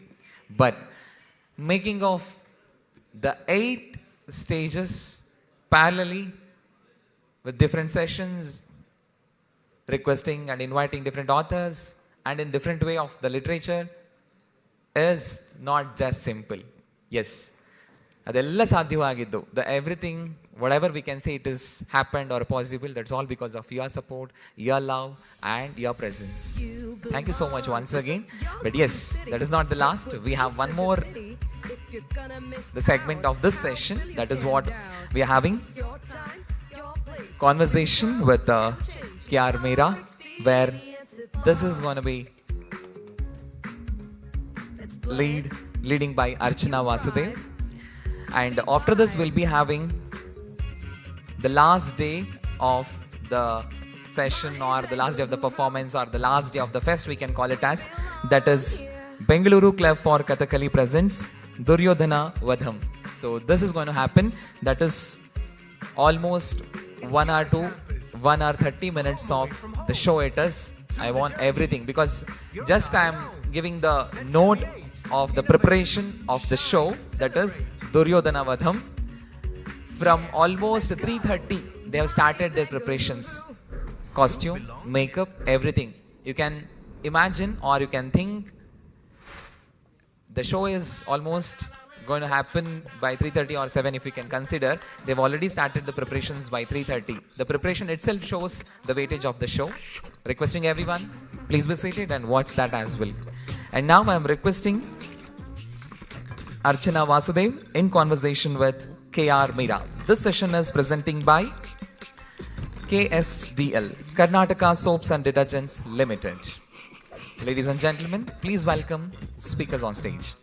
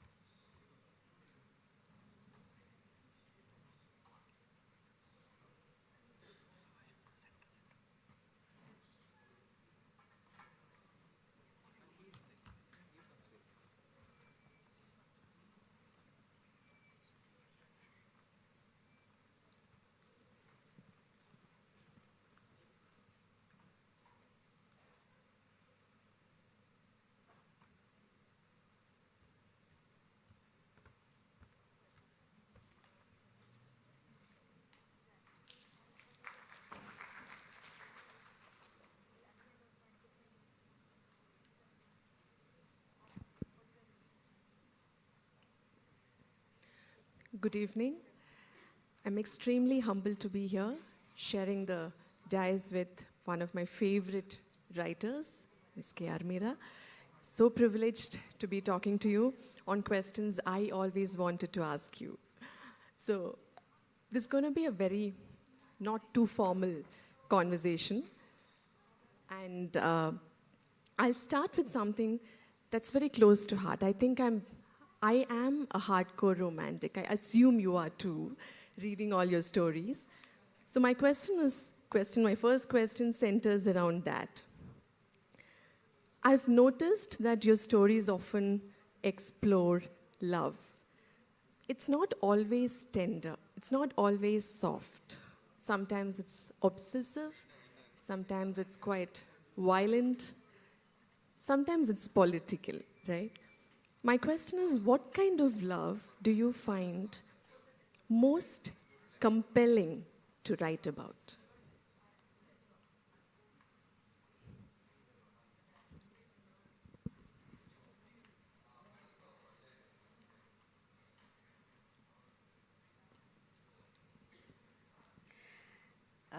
Thank you, Archana.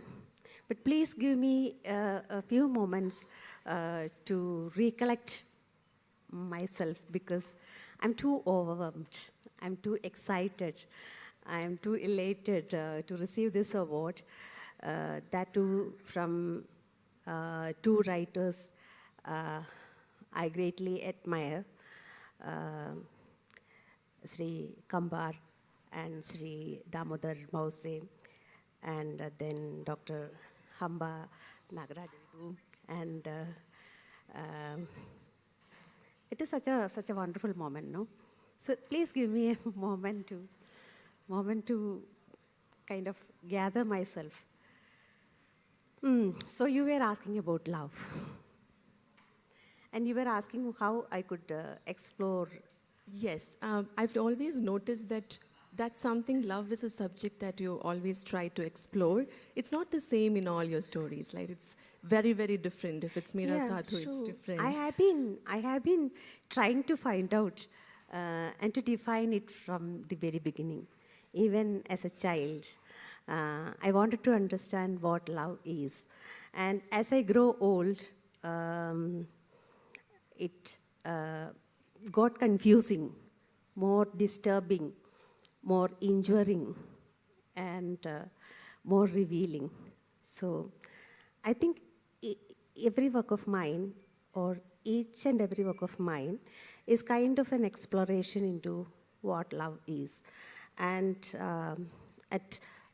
each book is my discovery or my answer to that question at that given time. So I don't know what I have found out. Maybe you should tell me what you got from reading it. But it's really a quest, an investigation into what binds us together and what gives meaning to our existence and what connects us to the world around us. Correct. So a follow-up question to what you just said. In love, in your fiction, in your fiction, do you consider love as a path to freedom or liberation? Or, for example, in Meera Sadhu, I've always noticed that there is love in Meera Sadhu, right? And there's no freedom over there. It's a beautiful trap is what I have found. Am I right? Or do you have a different take to that? Oh, as I said, no.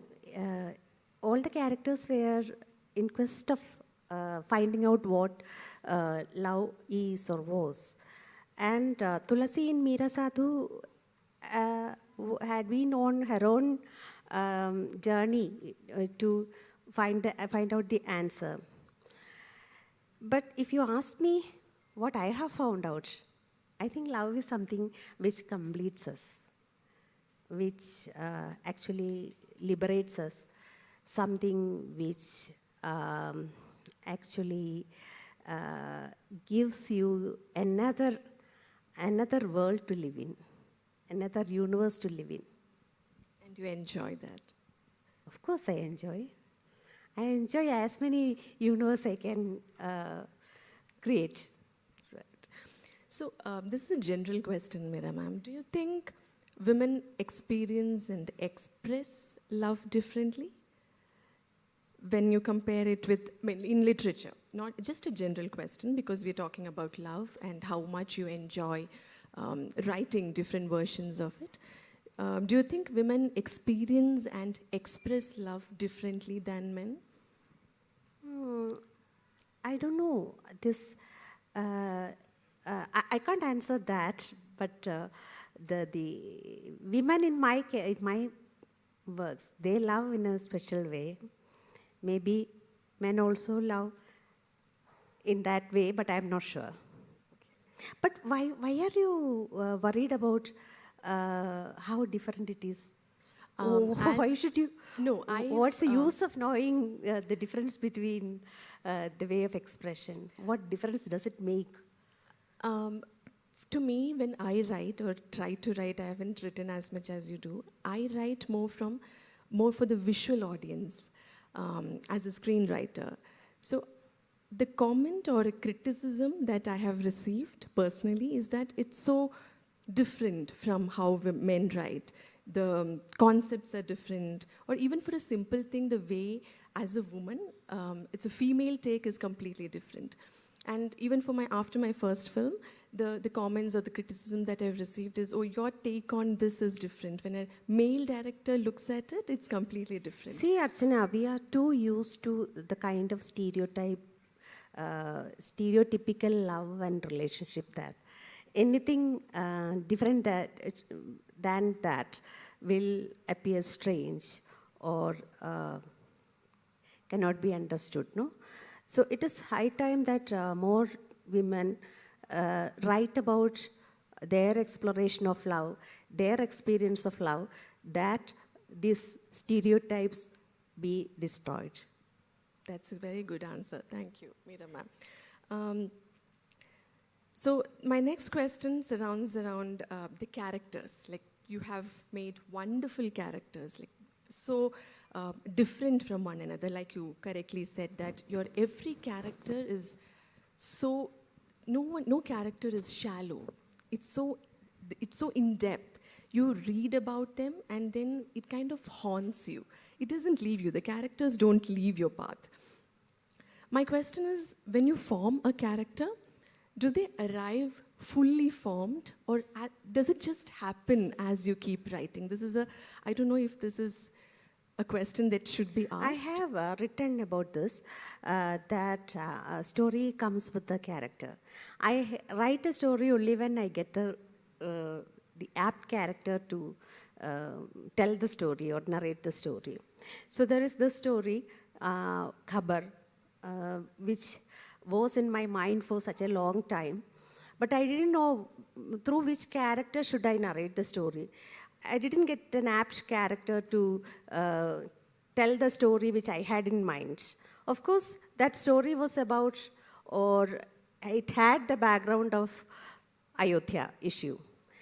It was there since 1992.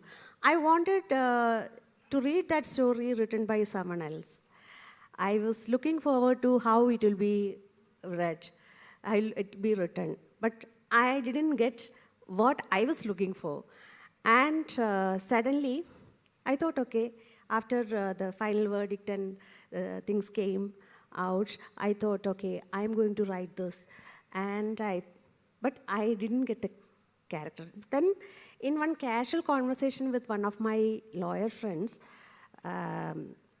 I heard about this jinn worshipper client, and there came my character. So I just realized that here is some characters. It's the most eligible character to tell or narrate this story of the division of the country, the division or the split in the democratic fabric of our nation. And I am so grateful for that conversation. That jinn worshipper and the woman judge, no? They brought the story. Without them, I couldn't narrate that story. They enlightened the story. They gave another dimension to that story. All right. Is there a particular silence in women's lives that your stories always try to break? Of course, I think every woman is trying to do that. Every artist who is a woman is trying to do that, no? Break the silence, reveal what she is. Because, you know, the portrayal of women in most of the art forms are made by men as they wanted to see women.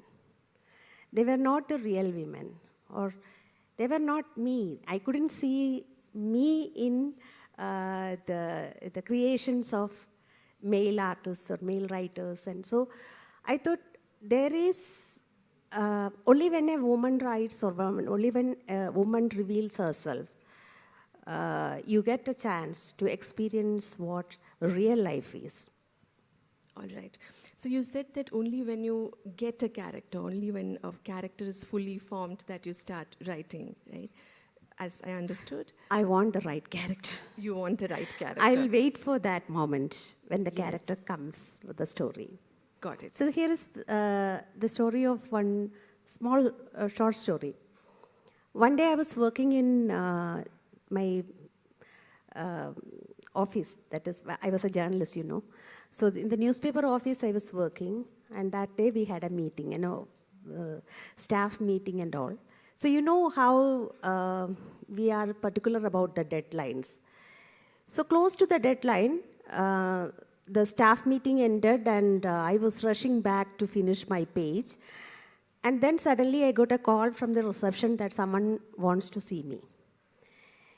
So I was really annoyed because I didn't have much time to finish my work.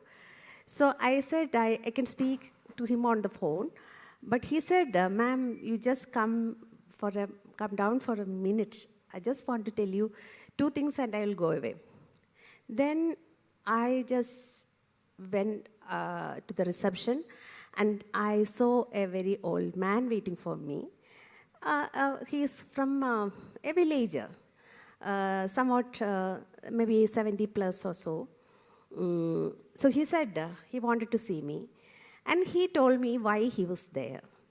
He was a resident of Tiruvalla, that is a town which is somewhat about 38 kilometers away from where my newspaper office was. That is in Kottayam, where I live. So he came there because his wife was admitted in Kottayam Medical College. Then I just listened. No, when I heard that, I was alert. He said, "See, we went to church this Sunday. That is 2 days ago.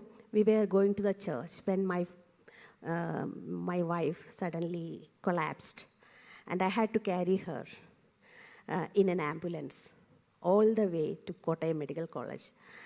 And then she vomited twice. And this is the first time I wiped her face.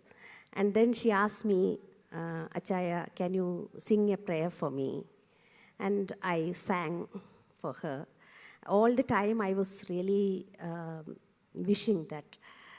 I just thought this woman was with me all this life, giving birth to my children, taking care of me, and now she is lying on my lap, and we are going. So I was really, that was suspenseful, no? So I asked what happened to her. She's fine. When she came here, doctor said she needs a pacemaker. So we brought, that's a French machine, this person was telling me. This pacemaker, this is made in France. So I was joking to my wife, now will you start speaking to me in French? Will you understand Malayalam hereafter once the pacemaker is fit? And then he thanked me for some articles I had written before, and he went. I said goodbye, and I came back to my work. And I finished my page, but on returning home, it struck me that he came to tell me a great story. A great story, an intense, emotional story about the relationship of a man to his wife. And that was I wrote it as a short story. Paipad Mudal pacemaker vare. And that story is very complicated. And I had used that dialogue, that sentence he had used. So what I was trying to say is that sometimes stories come to us. The characters themselves come to tell us the stories. Awesome. I've heard writers talk about abandoning a character, leaving a character as they start writing because it goes too close to them, too much of attachment. Does that ever happen to you? Because I myself is a part of the character every time. No? As I told today, the previous meeting, to me, every work is a selfie of mine, my soul, my life at different points on the road I am traveling. So it is me alone. I can't leave a part of me back. But of course, the 30-year-old me is not there. That is like an exoskeleton abandoned, no? It is now a story. It is left, I have left it like a story, as a story. That's all. When we talk about literary courage, right? You, as writers, you have the freedom to write, express the way you want. Considering the current social and political climate, do you still think that we have the literary courage to express ourselves in our writings? I think it's not a question of courage. It's a question of life itself. No?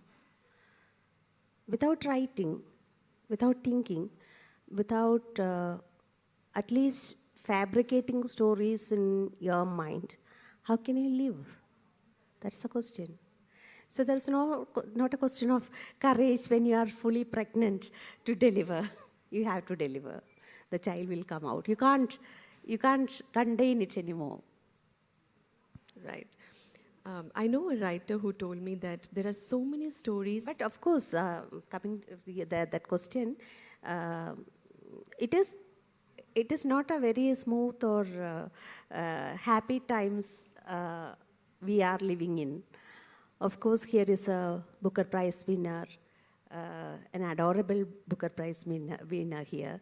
But at the same time, you see the first Booker Prize winner's book is banned in Kashmir, along with 25 books.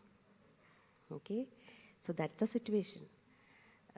It is not a very good time for literature or freedom of speech or expression. But still, you have to go on. There is a writer who told me that, who keeps writing, she can't stop writing. And she told me that there are so many stories that she published and will publish, and there are certain stories that are written but will never be published. I'm just curious to know, do you also have such stories that you know that you will never publish? Till now, no. Tomorrow, I don't know. Till now, I think I'll publish what I have written, but who can predict? Ma'am, you've got many awards. I mean, today evening also you've got the prestigious Book Brahma Award. Does it add any kind of pressure on you, or does it give you that fuel to go ahead and do more? What do you think, Archana? I think both.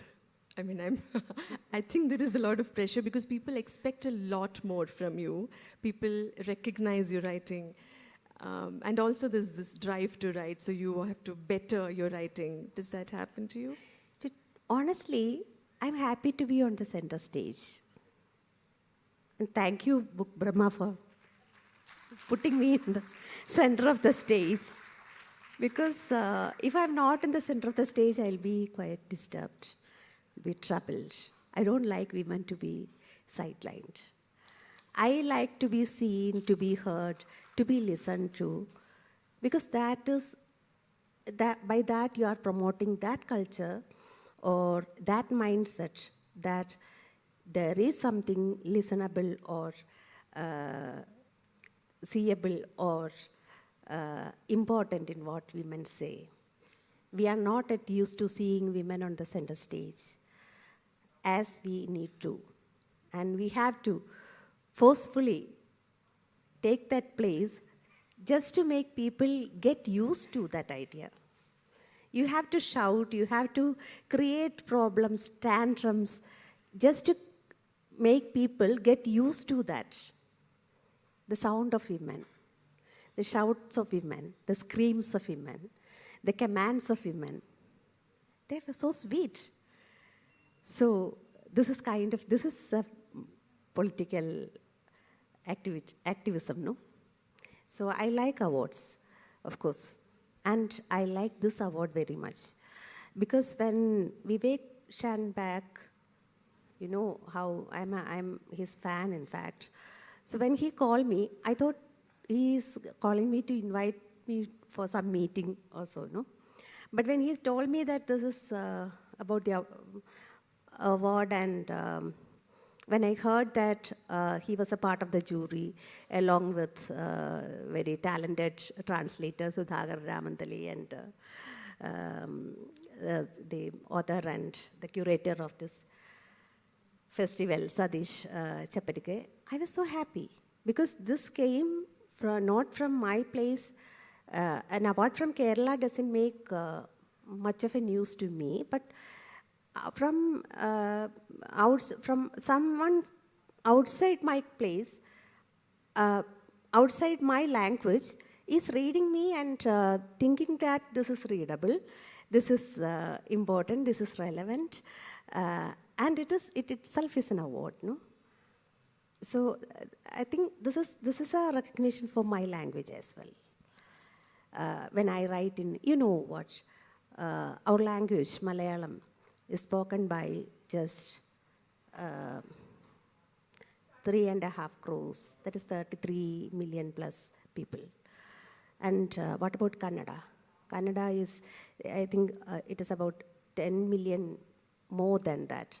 You have 10 million more readers, more speakers more than that. And Telugu has even more speakers than that. Tamil, of course, more than Kannada, but a bit less than Telugu. And still, how less we know about each other. How less we know about what is happening in our sister language. How many people in Telugu speakers know what is happening in Malayalam? How many readers in Malayalam know what is happening in Kannada? So there should be this give and take forcefully made so that at least in this way we should integrate ourselves to the great idea our forefathers had when they constituted when they gave shape to the constitution of this country. It's about the fabric of democracy of this country. And I was asking Satish what prompted him to think about such a festival, and he said it is because of the huge vacuum of South Indian languages in major literary festivals, which is true. Which is true. I will say that India is not that woman, the picture of the woman wearing sari and carrying that saffron flag sitting on the lion. India, the picture of India is actually her languages, her words, her languages, her sounds. India is nothing but her languages. And without our languages, we cannot think of national integration or true nationalism. My last question to you, Meera ma'am, is I'm sure there will be a lot of writers here, men and women, who want to write, but quite afraid to take it as a profession. Because when I started reading more and started writing more, this was one thing that I used to hear from my family, that you can write, but you need something else too. What do you have to say about that? I'm thankful to my Malayali readers for not failing me. I resigned my job in 2006 without anything to look forward to. No, I didn't have a job. I didn't have money. I had only loans to be repaid. But my only confidence was that I can write and I can earn a living. It was like a very, it was challenging, no? You should say that it was, sometimes, no, if you tell that in Malayalam, ഒന്നും ഇല്ലായ്മയുടെ ഒരു വാശി or ഒന്നും ഇല്ലായ്മയുടെ ഒരു പ്രതികാരം was in that. I wanted to earn a living through writing. I knew that it was not easy. I never wanted to be alone. I wanted to be surrounded by my readers. I wanted to be loved by my readers. I wanted my books to be read by as many readers as possible. I wanted that. That was my existence. That made me feel fulfilled. That made me feel alive. Still it is. And I would say that unless a society supports its artists and writers, it's not a good society at all. So when Satish Chapatike called me first time, I told him that I'm going to learn Kannada and write in Kannada because, you know, almost all the Jnanpeeth's awards had gone to Kannada writers. Even the Booker has gone to Kannada writers. And before that, when Bahurupi Publications, Srija and Sri Mohan, when they asked me for the rights of translation of my work, Bhagavanda Maranam, it was translated into Kannada, Bhagavanda Savu, by Vikram Kandikare. So when they when Srija called me for the first time, she said she's going to print about 300 or 500 copies as the first edition. And I was furious. I was insulted. I thought, see, there is about 48 million or 49 million people speaking Kannada. When globally, even in Kerala, there are about 80,000 people speaking Kannada. And here is one publisher offering to print 500 copies of my book, which is unthinkable in Malayalam, no? Then only I found that this is the normal way in Kannada, that printing 700 or 900 copies is some kind of best-selling authors, no? It really hurt me. I ask you, the Kannada-speaking people here, Kannada readers here, how can you allow your writers to go like that? How can you let down your writers like that when they earn so many prizes for your language, when they just burn themselves earning the respect and worship from all other languages, winning so many prizes? You should support them. You should stand with them and give me more enthusiasm or more what should I say, support to learn Kannada and write in Kannada too. No? So this is very, very curious about Kannada people. They all have such a wonderful, just to think that so many literary talents like Shivarama Karand or U.R. Anandamurthy, we consider him as us, no? Sri Kambar, all of them writing, not expecting any readers, which is impossible for me. I want readers. I would die if no one reads die as a writer if no one reads my work. So this is something very important for a writer, and I wish there will be more Kannada readers, more readers for Telugu, more readers for Tamil, as we have in Malayalam.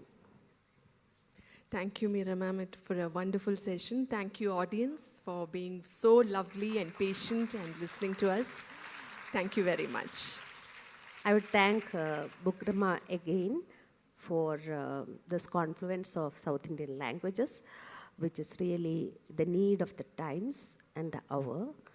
And I thank you, Archana, for such lovely questions. And thank you all.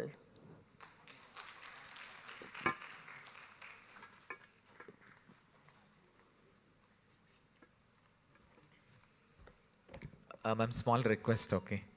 Meera ma'am, small request, and the mic is open for the audience to ask any few questions.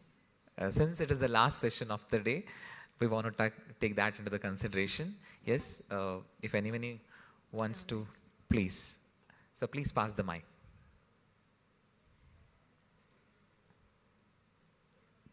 Hardly we have 10 more minutes to wind up this session, after which we are having the next session for which we are all waiting for. That is Duryodhana Vadham. So that performance is there. So that 10 minutes we want to use in this way. Please, sir. Can you just switch on the lights there? I want to see the face. Okay. So ಸ್ವಲ್ಪ lights on ಮಾಡಿ audience ಮೇಲೆ. Hi, here. To the control room. Please turn on the lights on the audience to some extent. Yeah. So in the beginning of the conversation, you said love is like a liberation. But when will love become a trap? Pardon? When will love become a trap more than a liberation? I didn't get the question. So in the beginning, right? I said love is like a liberation. Liberation, right? But it can also become a trap. It is a trap when it is not love.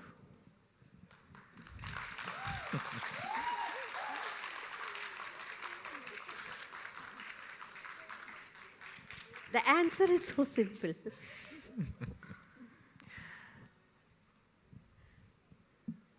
Hi, Meera. Thank you, both of you, and the Book Brahma Festival for putting this amazing session and the festival together. It's my third consecutive day of attending this, and it has most certainly been amazing. My name is Radhika Mahata. I work as a matchmaker and a dating coach.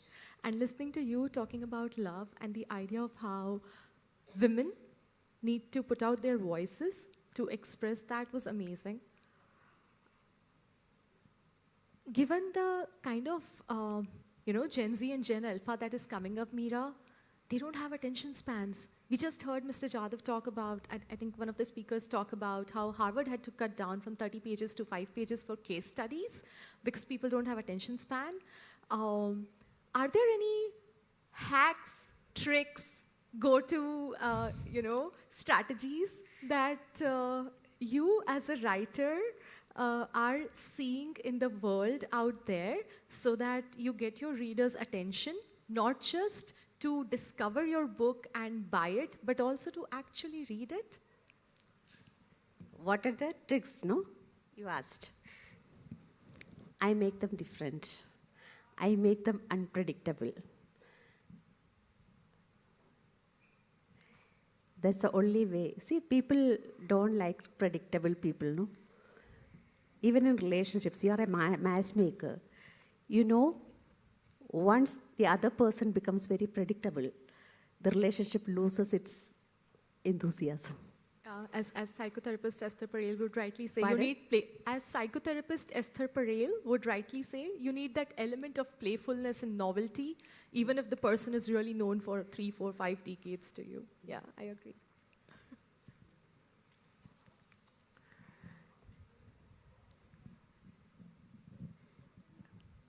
Yes, anyone? Last 5 more minutes. That's it. Yes, thank you, madam. They have to warm up to ask the questions. You should have. Okay. If your warm-up is done, then we can go ahead. If not... Is there no question? Yeah, no, Damodar sir is here. Always, every day, every minute, every second. I don't care. It's not a criticism on my work, sir. It's a criticism on me, sometimes on my stand, my political and social opinions, of course. If there, I think my readers never criticize me.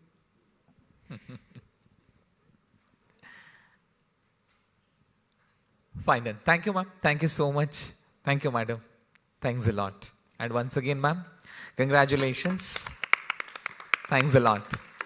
And thanks for being part of Book Brahma Literature Festival 2025. Thank you so much.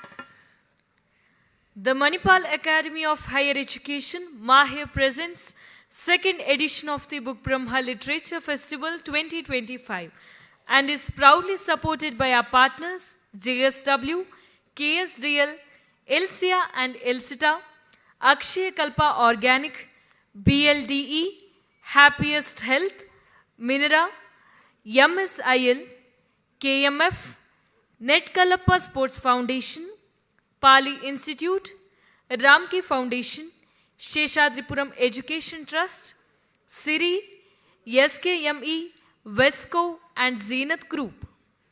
Ladies and gentlemen, now we are at the last stage of the day, or we can call, or the last part of the Book Brahma Literature Festival 2025. That is Ramki Group presents Bangalore Club for Kathakali presents Duryodhana Vadham. So this act is having a lot of preparations. Yes, of course, as the other performances will be having in the same way. This performance needs some time to set the stage. So for which we need your 5 to 10 minutes of time. So once that is done, the show will begin and it will take up to almost 1 hour 30 minutes of the show. So that is what for your kind information. And please hold on, sit back and keep waiting. Just 10 minutes and we'll be back soon. Thank you.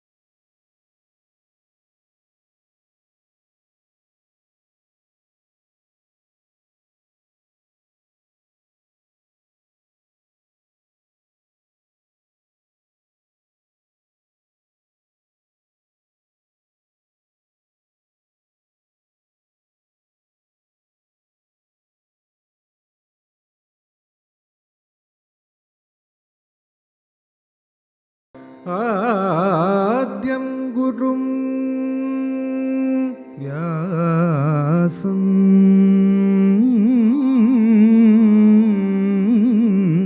Panini गर्गनारदगणादाद्यान् मुनीन्द्रान्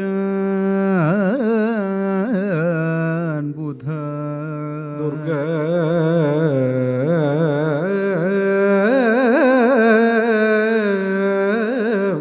चापि मृदङ्गशैलनिलय श्रीपोर्कली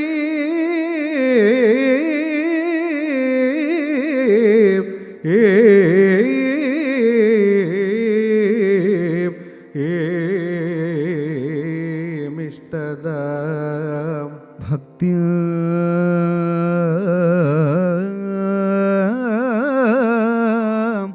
नित्यमुपास्महे सपदिनं कुर्वन्द्वमे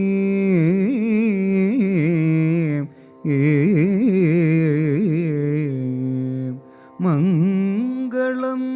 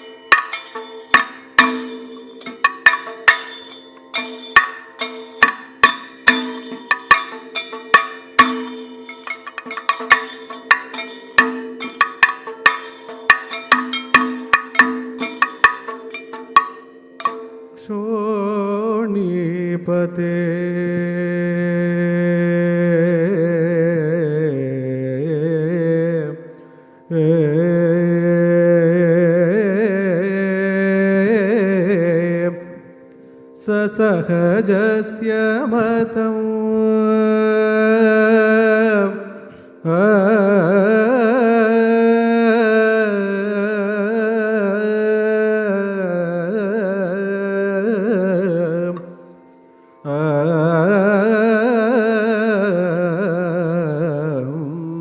तदेव ईदृशा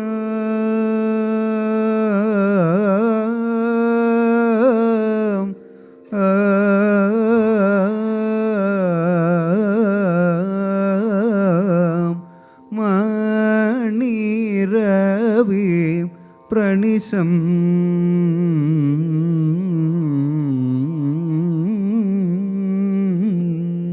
प्रणिशं यखिन्न वेणी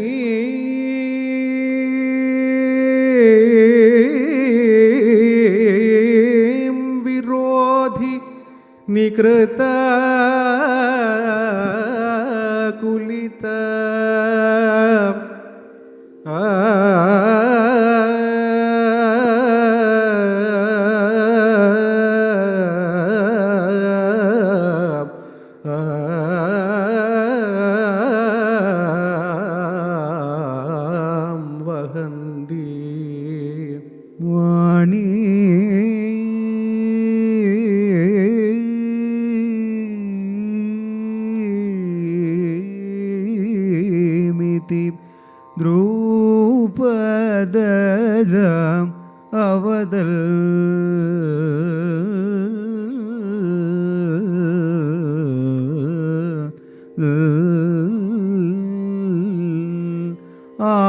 ആർത്തബന്ധു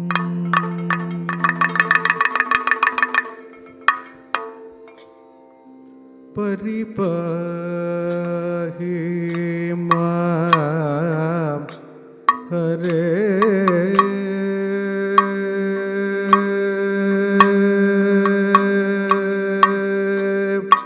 കൃഷ്ണ പരിപാഹി മാം ഹരേ പദ്മാലയ പതേ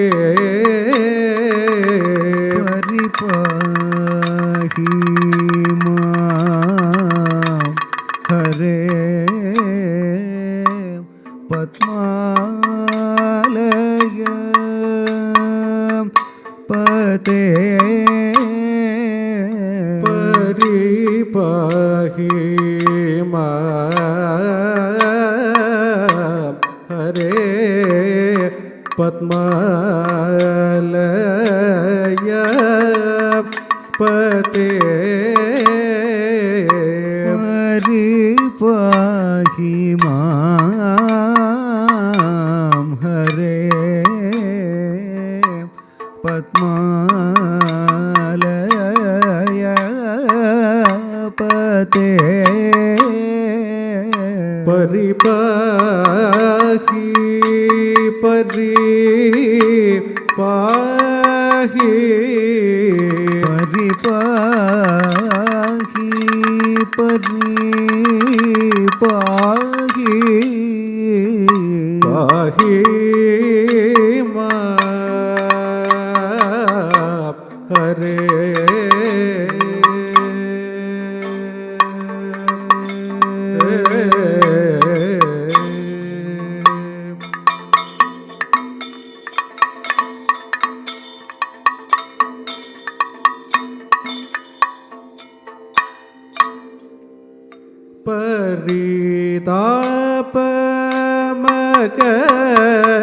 പരിതാപമകലുവാ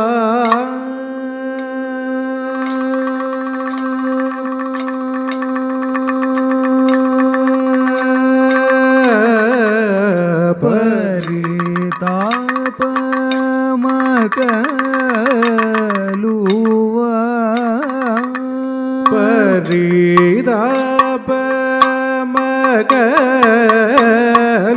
പരിതാപമകലുവാൻ പരമപുരുഷ തവ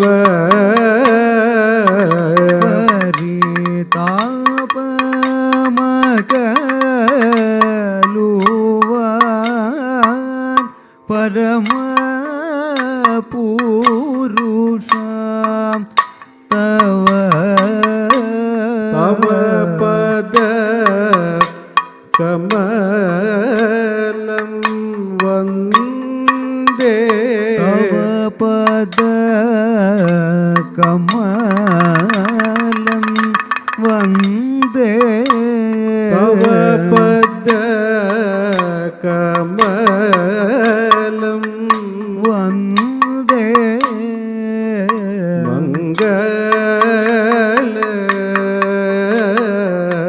മംഗളമൂർത്തേ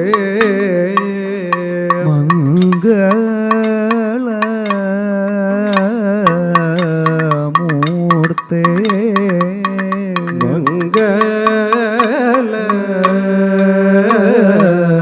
മംഗളമൂർത്തേ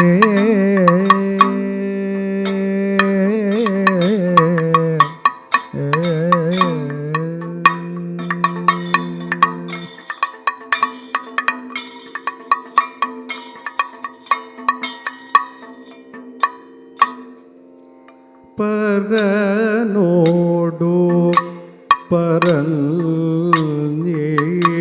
പറഞ്ഞിടാൻ പതികളുടെ വാക്യവോ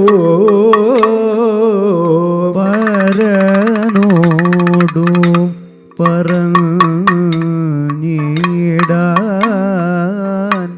പതികളുടെ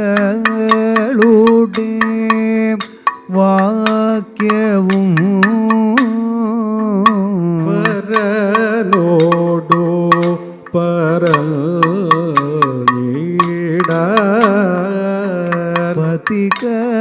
പതികളുടെ വാക്യവും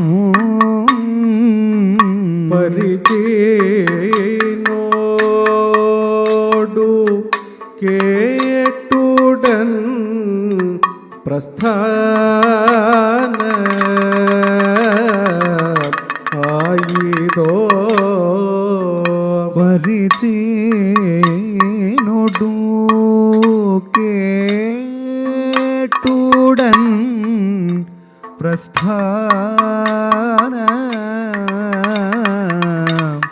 ആയിതോ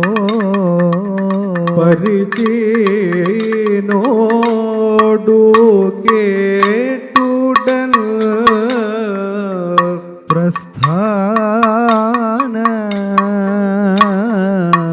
പ്രസ്ഥാനമായിതോ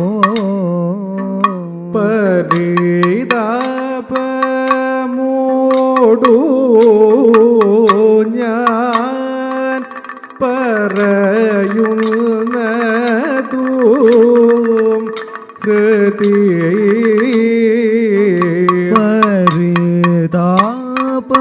പരിതാപമോടു ഞാൻ പറയുന്നതും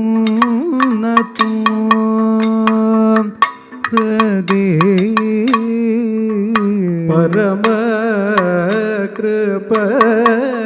പരമകൃപയോടു നീ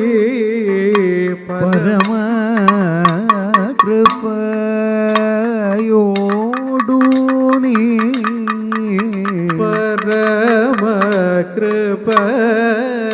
പരമകൃപയോടു നീ പരപുരുഷ ചൊല്ലേണോ പരപുരുഷ കേൾക്കണം പരപുരുഷ കേൾക്കണം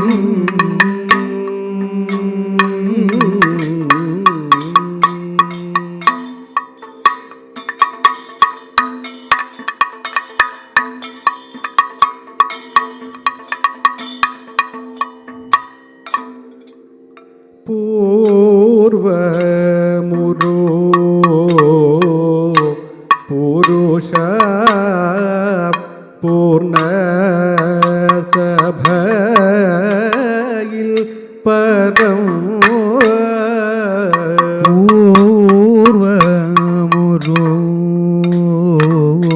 പുരുഷ പൂർണ്ണ സഭയിൽ പരം പൂർവമുരു പുരുഷ പൂർണ്ണ സഭയിൽ പരം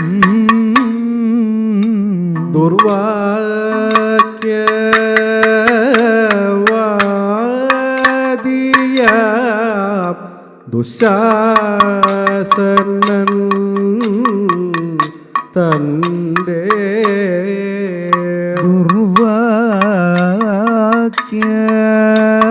ദുർവാക്യവാദിയ ദുശാസനൻ തൻ്റെ ദുർവൃത്തി കൊണ്ടു ഞാൻ ദുഃഖിച്ച നേരവോ ദുർവൃത്തി കൊണ്ടു ഞാൻ ദുഃഖിച്ച നേരവും സർവജ്ഞ നീ തന്നെ സർവജ്ഞ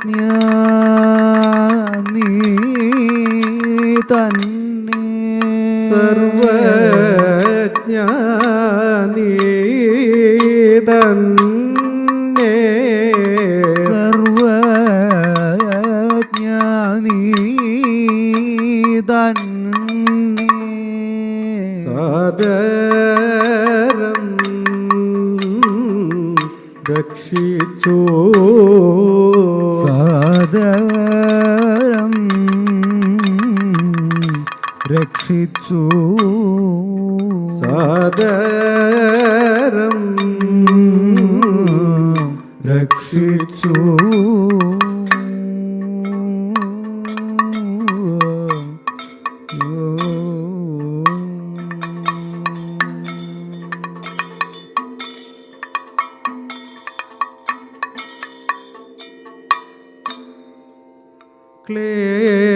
क्लेशहरा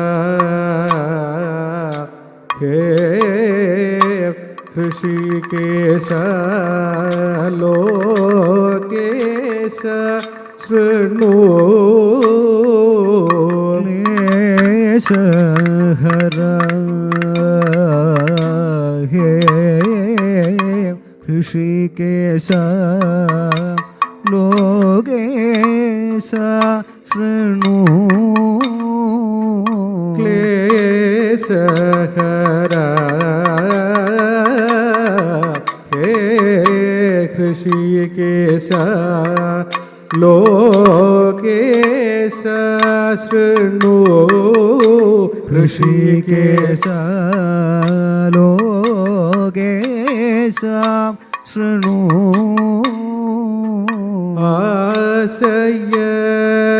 ആശയമതിൽ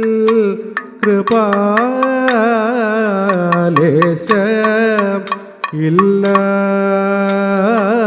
ഇല്ലാത്തോരോ ആശയമതിൽ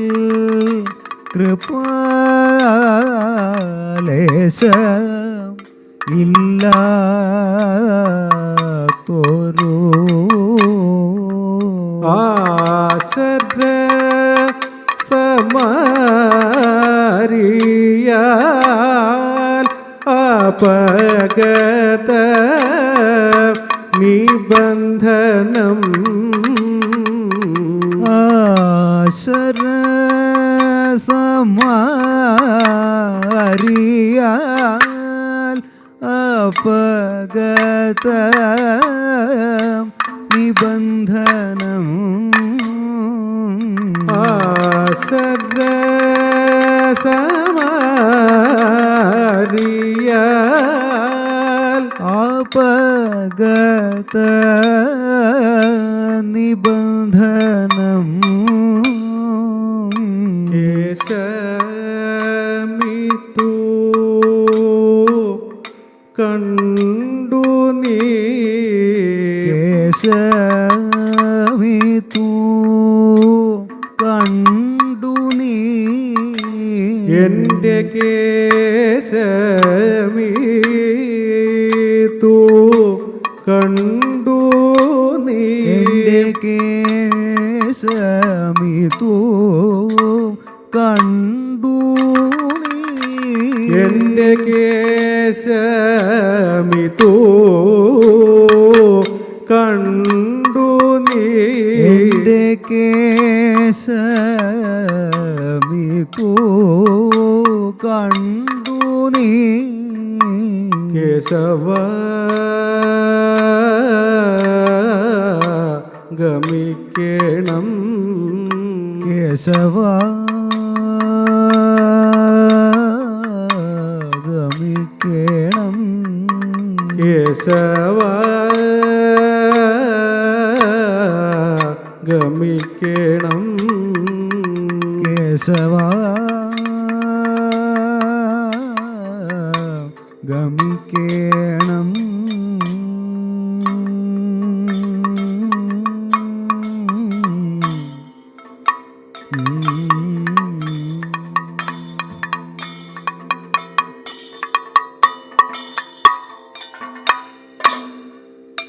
പാർഷത്തി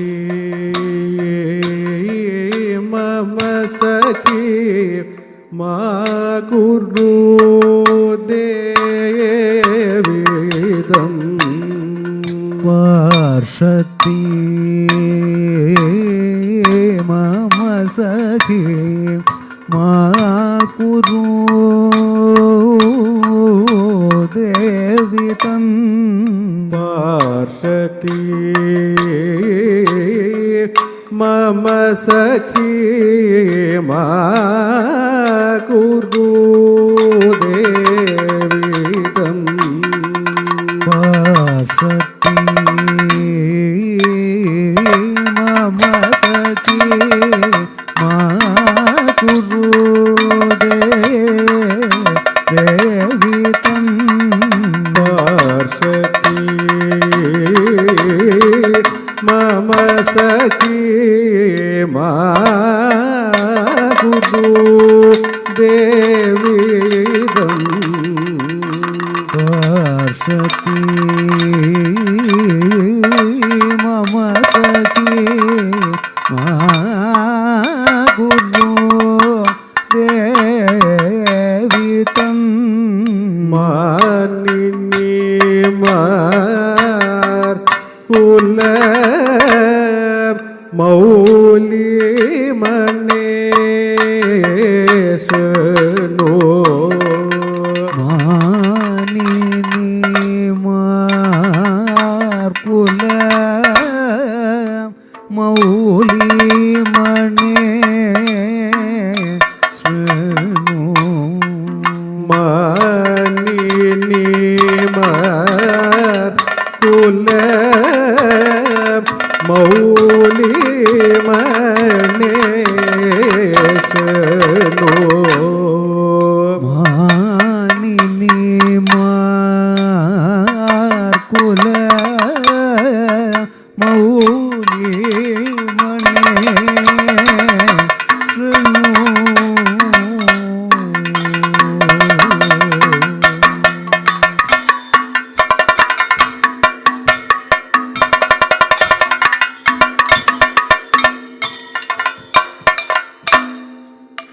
दुर्नयन दुःशासनं चेदोदो साहसं दुर्नयन दुःशासनं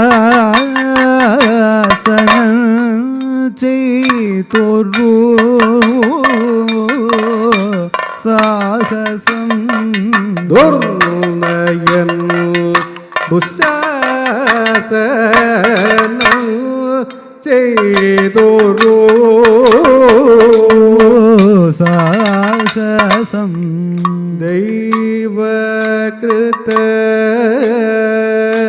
दैवकृतमिल्नु करोतु साम्प्रतं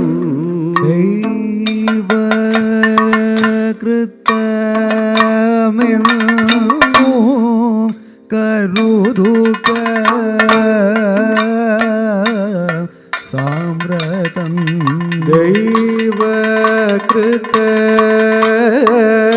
दैवकृतमिल्नु करुदुक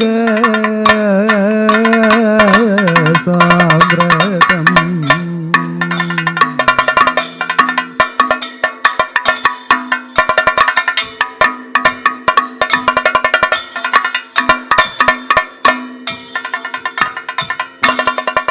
पार्षती मम सखी मा कुरु देवी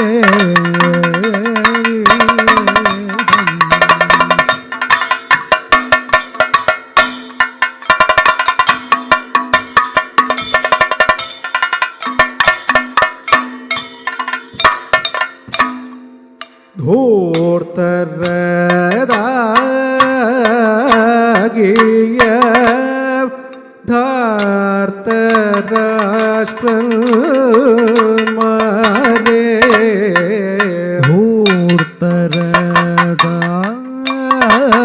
धूर्तरदागिय धार्तराष्ट्रं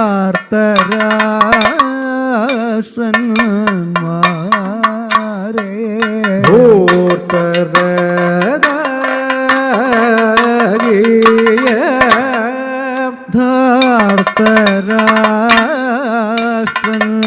ധാർത്തരാഷ്ട്രന്മാരെ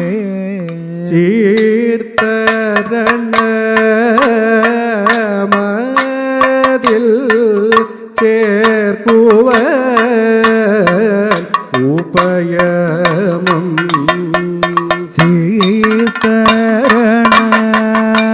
ചീർത്തരണമതിൽ ചേർക്കുവാൻ ഉപയമം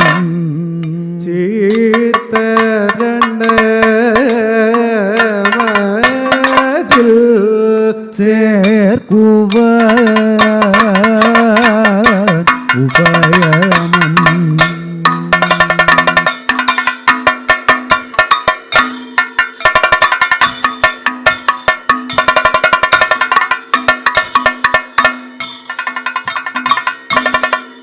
പാർഷദേ മമ സഖി ഗുരു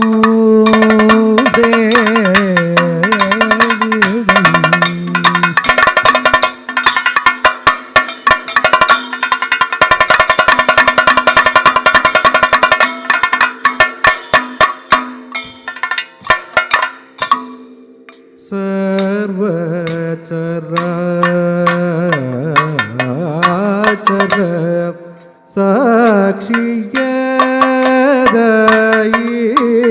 സാക്ഷിയതായിടും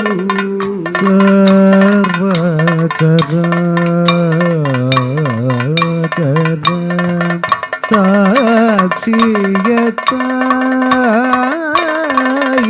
സാക്ഷിയതായിടും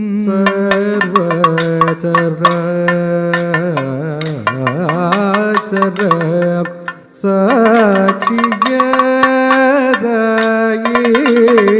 സാക്ഷിയതായിടും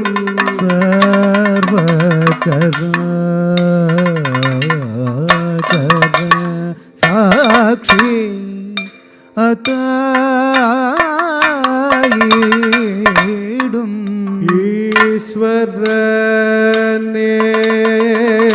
ഈശ്വരനേകൻ നിത്യ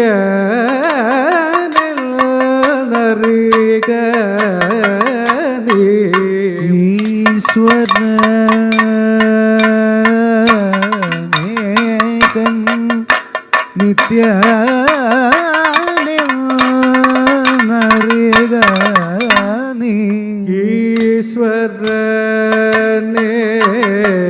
ഈശ്വരനേകൻ നിത്യ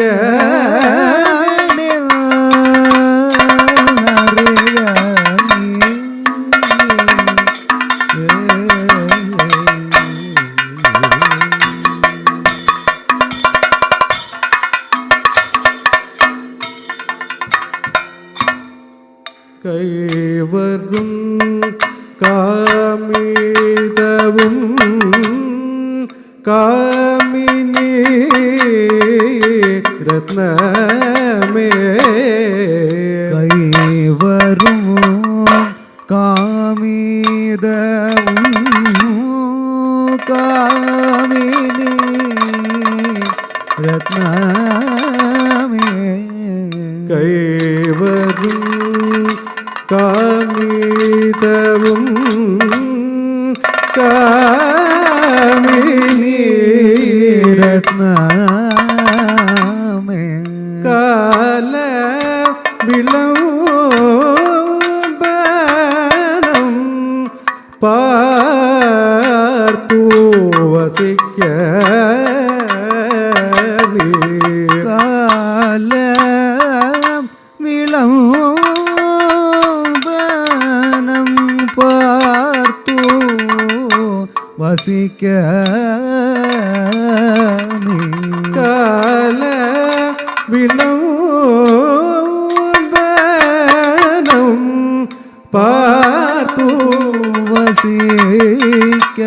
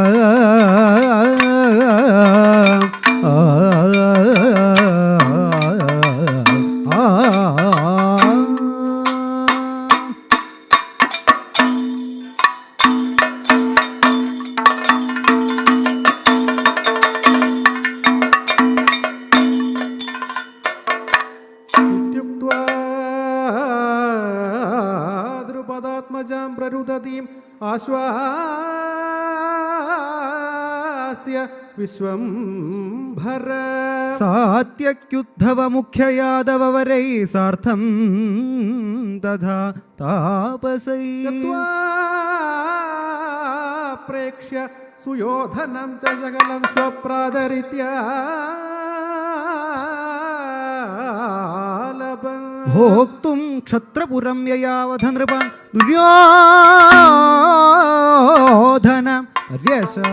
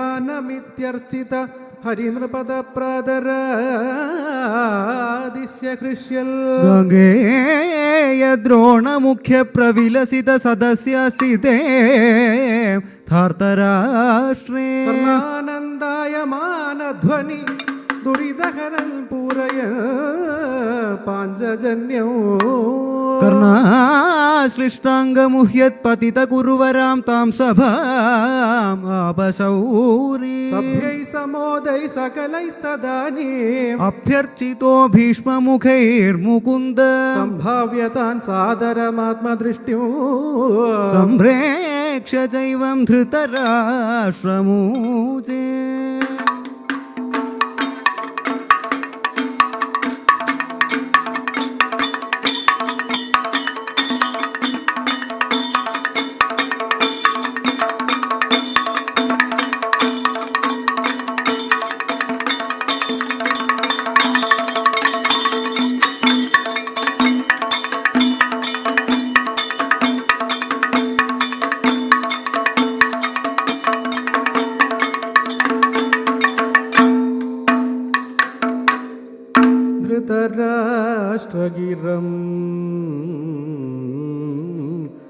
रस्य कुन्दी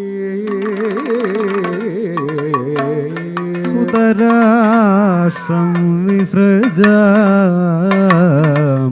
नैव चैवं धृतनिश्चयमेष नागकेतु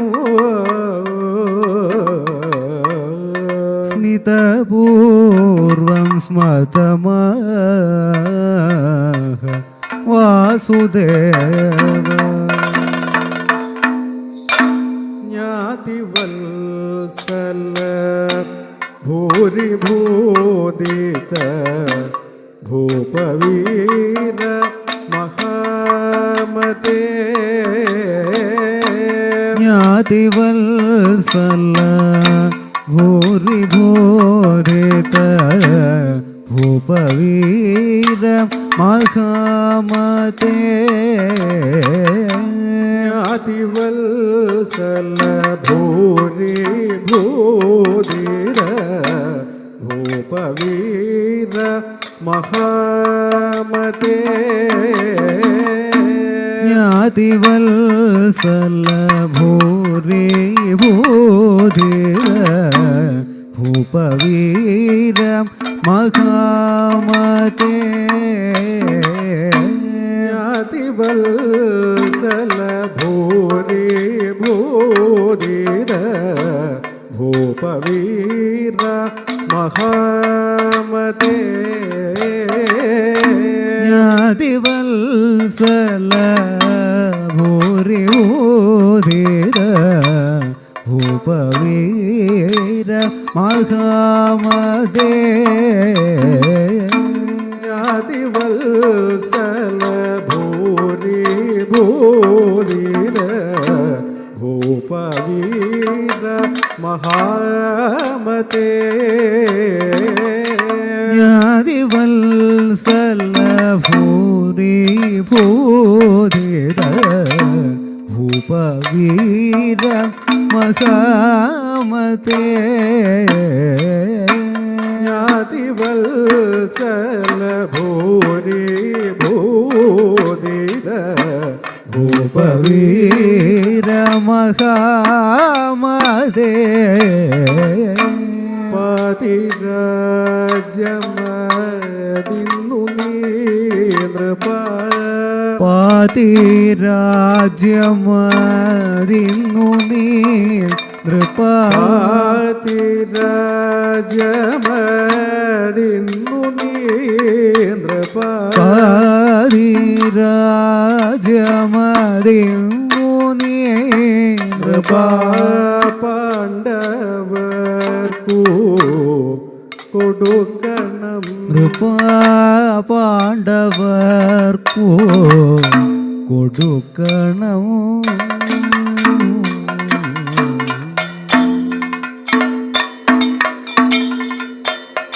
യാതിയല്ല നമുക്കഹോയമജാതനെന്നു ധരിക്ക നീ ജ്ഞാതിയല്ല നമുക്കഹോയമജാതനെന്നു ധരിക്ക നീ യാതിയല്ല നമുക്കഹോയമജാതനെന്നു ധരിക്ക നീ ജ്ഞാതിയല്ല നമുക്കഹോയമജാതനെന്നു ധരിക്ക നീ യാതിയല്ല നമുക്കഹോയമജാതനെന്നു ധരിക്ക നീ ജ്ഞാതിയല്ല നമുക്കഹോയമജാതനെന്നു ധരിക്ക നീ പാതിരാജ്യവുമിന്നു യാദവ പാതിരാജ്യവുമിന്നു യാദവ പാതിരാജ്യവുമിന്നു യാദവ പാതിരാജ്യവുമിന്നു യാദവ പാണ്ഡവർക്കു കൊടുത്തിടാ പാണ്ഡവർക്കു കൊടുത്തിടാ പാണ്ഡവർക്കു കൊടുത്തിടാ പാണ്ഡവർക്കു കൊടുത്തിടാ കൊടുത്തിടാ കൊടുത്തിടാ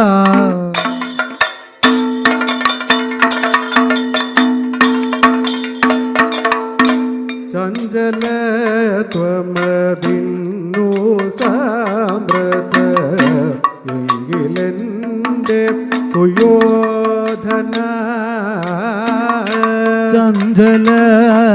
ചഞ്ചലത്വമതിന്നു സാമ്രത എങ്കിലെന്റെ സുയോധന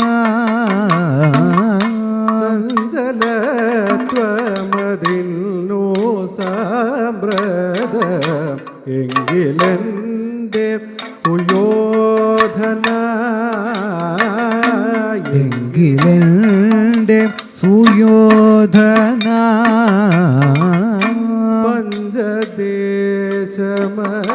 പഞ്ചദേശമതെങ്കിലും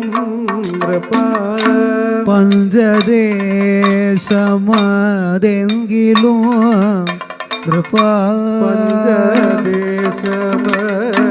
പഞ്ചദേശമതെങ്കിലും പാണ്ഡവർക്കു കൊടുക്കണം പാണ്ഡവർക്കു കൊടുക്കണം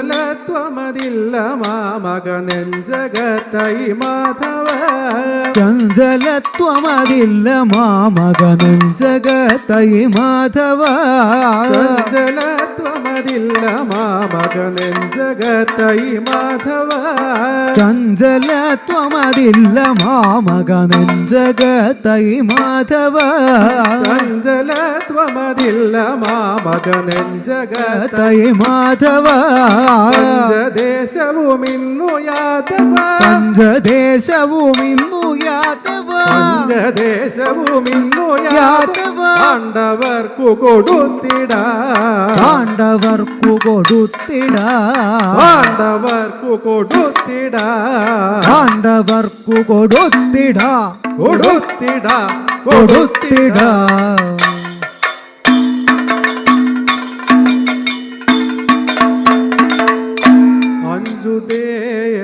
അഞ്ചുദേശമതങ്ങു നൽകുവതിന്നു സംശയമെങ്കിലോ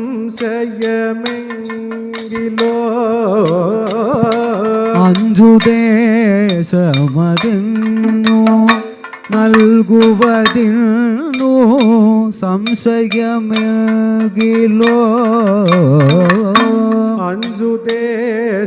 അഞ്ചുദേശമതങ്ങു നൽകുവതിന്നു സംശയമെങ്കിലോ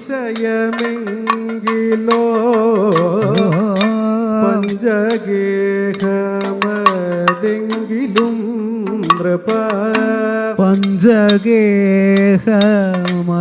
പഞ്ചഗേഹമതെങ്കിലും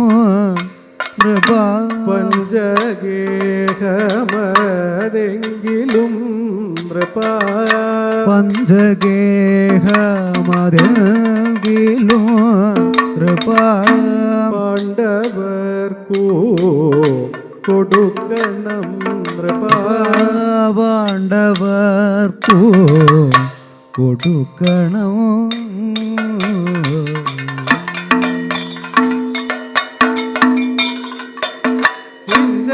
കിഞ്ചനാഭിവിചാരവും നഹി കച്ഛ കേശവ കേവല കിഞ്ചനാഭിവിചാരവും നഹി കച്ഛ കേശവ കേവല കിഞ്ചനാഭിവിചാരവും നഹി കച്ഛ കേശവ കേവല കിഞ്ചനാഭിവിചാരവും നഹി ഗച്ഛ കേശവ കേവലം ഗച്ഛ കേശവ കേവല ഗച്ഛ കേശവ കേവല ഗച്ഛ കേശവ കേവലം പഞ്ചഗേഹവുമിന്നു യാദവ പഞ്ചഗേഹവുമിന്നു യാദവ പഞ്ചഗേഹവുമിന്നു യാദവ പഞ്ചഗേഹവുമിന്നു യാദവ പാണ്ഡവർക്കു കൊടുത്തിടാ പാണ്ഡവർക്കു കൊടുത്തിടാ പാണ്ഡവർക്കു കൊടുത്തിടാ കൊടുത്തിടാ കൊടുത്തിടാ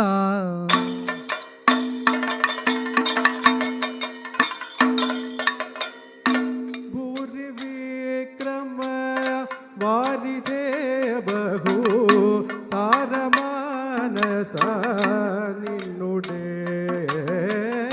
ഭൂരിവിക്രമ വാരിധേ ബഹു സാരമാനസ നിന്നുടേ ഭൂരിവിക്രമ വാരിധേ ബഹു സാരമാനസ നിന്നുടേ ഭൂരിവിക്രമ വാരിധേ ബഹു സാരമാനസ നിന്നുടേ പാരിലിന്നൊരു മന്ദിരം നിന്നുടെ പാരിലിന്നൊരു പാരിലിന്നൊരു മന്ദിരം നിന്നുടെ പാരിലിന്നൊരു മന്ദിരം നിന്നുടെ പാരിലിന്നൊരു മന്ദിരം ഒരു മന്ദിരം ഒരു മന്ദിരം ഒരു മന്ദിരം ഒരു മന്ദിരം ഒരു മന്ദിരം നൃപ പാണ്ഡവർക്കു കൊടുക്കണം നൃപ പാണ്ഡവർക്കു കൊടുക്കണം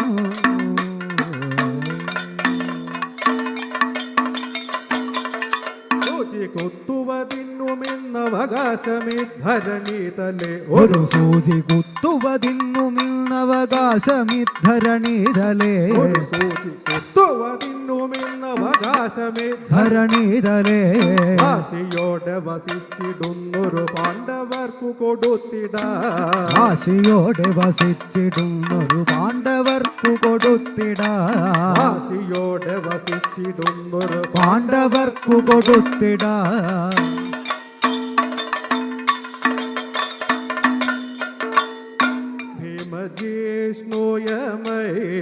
ഭീമജിഷ്ണുയമയവസാ ഭീമജിഷ്ണുയമയവസാ ഭീമജിഷ്ണുയമയവസാ കോപമേഷ്യത്തി ധർമ്മജ കോപമേഷ്യത്തി ധർമ്മജ ഭൂമി ബാലക ഭാഗമുള്ളതോ ഭൂമി പാലക ഭാഗമുള്ളതോ പാണ്ഡവർക്കു കൊടുക്കണം പാണ്ഡവർക്കു കൊടുക്കണം പാണ്ഡുനന്ദനരല്ല വൈരികൾ അന്യജാതരതല്ലയോ പാണ്ഡുനന്ദനരല്ല വൈരികൾ അന്യജാതരതല്ലയോ ഖണ്ഡിതം ക്ഷിതിമണ്ഡലം പര പാണ്ഡവർക്കു കൊടുത്തിടാ ഖണ്ഡിതം ക്ഷിതിമണ്ഡലം പര പാണ്ഡവർക്കു കൊടുത്തിടാ ചിത്രമത്ര വിചിത്ര വീരജനല്ല നിന്നുടെ താതനു ചിത്രമത്ര വിചിത്ര വീര്യജനല്ല നിന്നുടെ താതനു അത്ര നീ വിധവാത്മജനുടെ പുത്രനെന്നു ധരിക്കണ അത്ര നീ വിധവാത്മജനുടെ പുത്രനെന്നു ധരിക്കണം ആശമോട് കൊണ്ടുവാ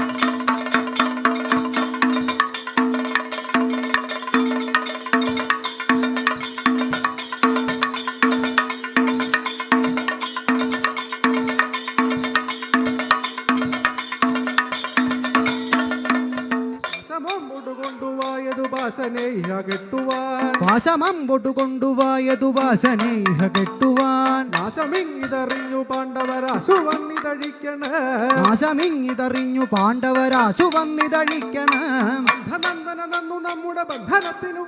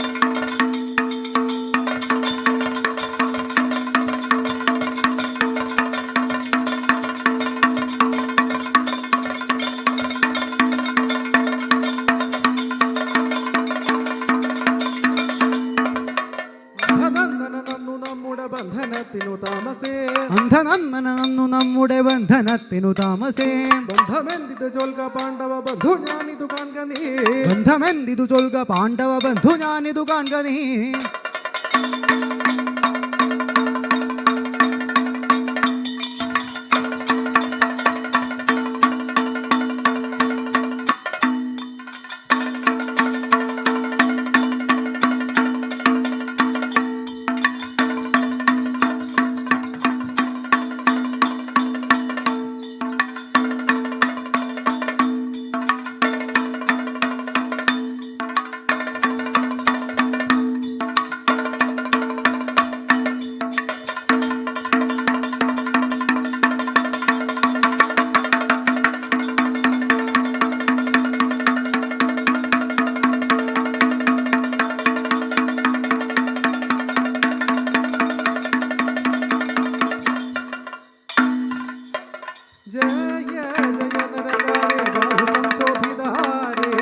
സലിലപൂരേ ദുഃഖയാദോ ഗഭീരേ മമ ബസാരേ മോഹ സിന്ധാവപാരേ മയന ബഹുഘോരേ തേ നമോ ദേവസഹൂരേ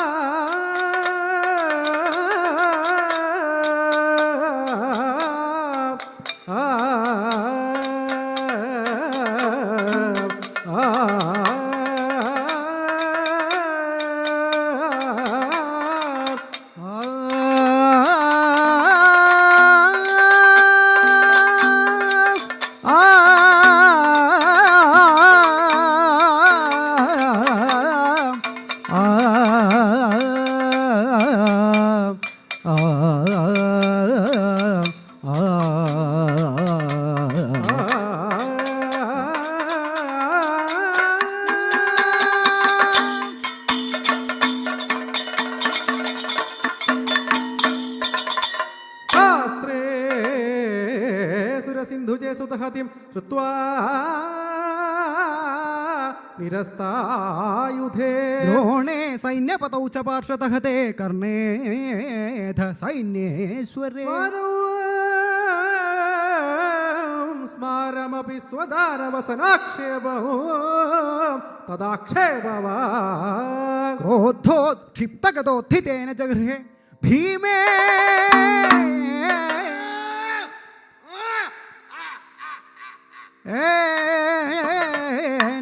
शासन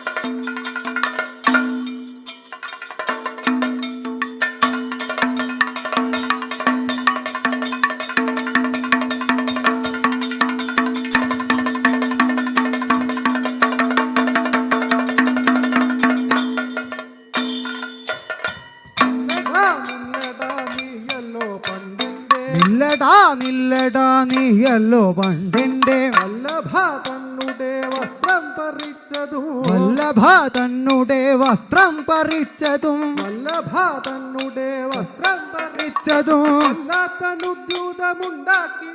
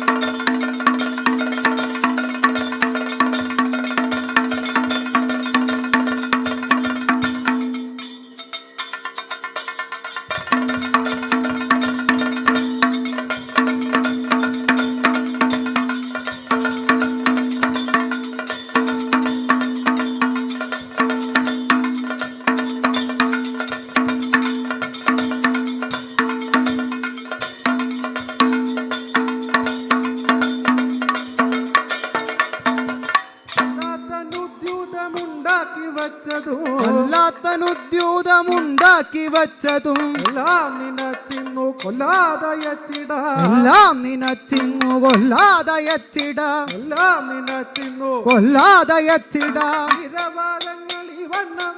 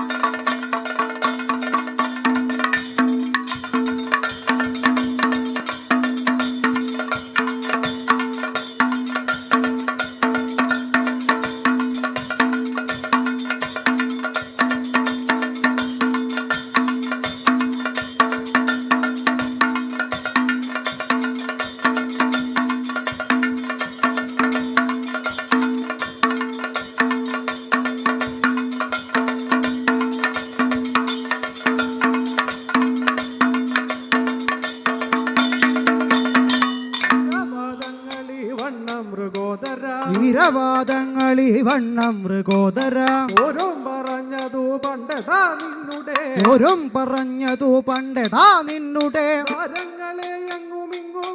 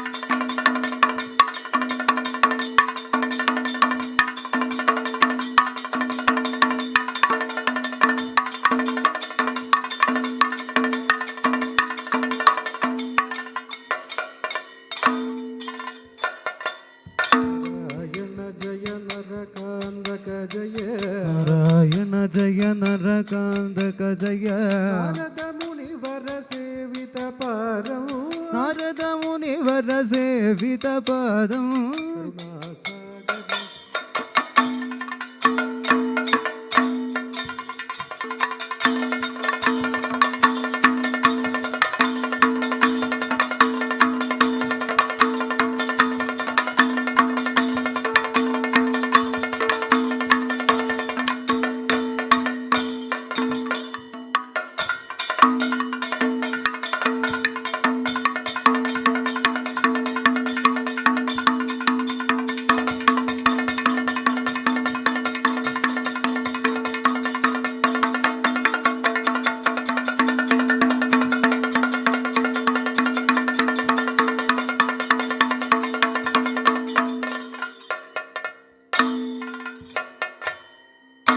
कृष्णाय वासुदेवाय Devaki नन्दनाय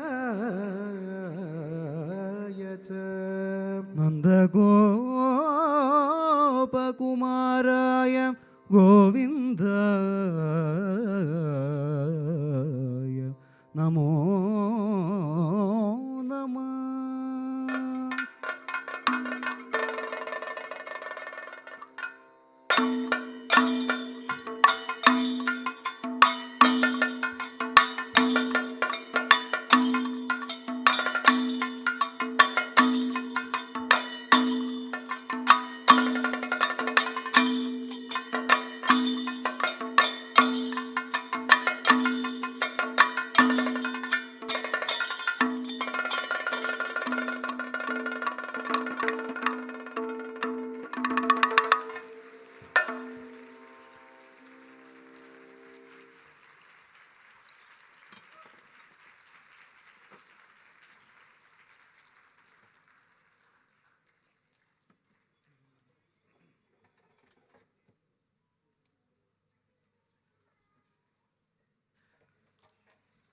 How was that? Duryodhana Vadham? Yes, of course, right? You won't believe they started their preparation by shop 3 or 3:30 in between. One thing is getting the makeup and be in that costumes and the makeup is a big deal, and performing with that on the stage is second deal. Come on, once again. Big round of applause to all the artists, to the entire team once again. Thank you so much. Thanks a lot. And now I'm request from the team, Gauri Parvati, to introduce the artist with the characters they are in. Please.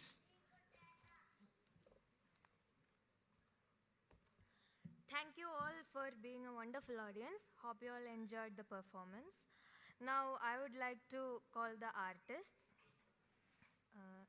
Kalamandalam Rajashekharan as Panchali.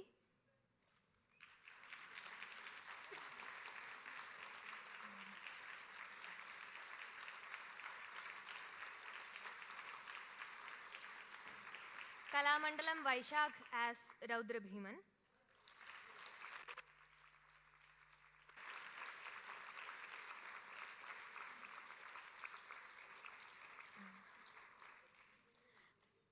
Kalamandalam Harimohan as Dushasanan.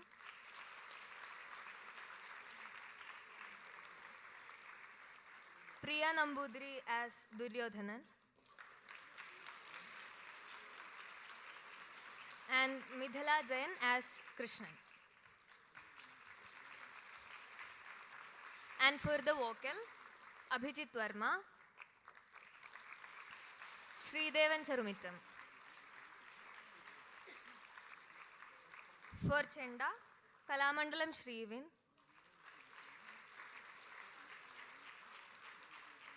And for Maddalam, Kalamandalam Srijit.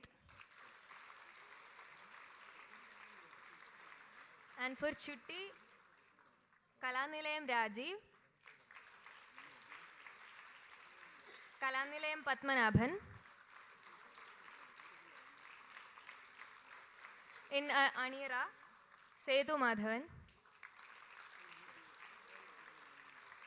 And for costumes, Srirangam Bellineri. Hope you all enjoyed the performance. Thank you.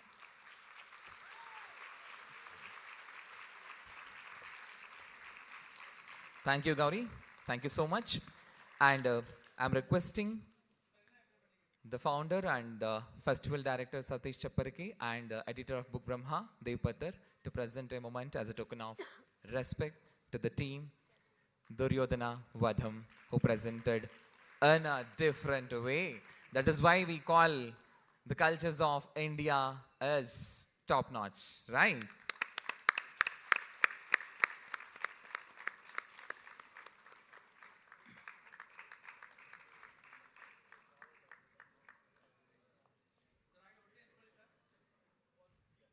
Yes, that was the session presented by Ramki Group.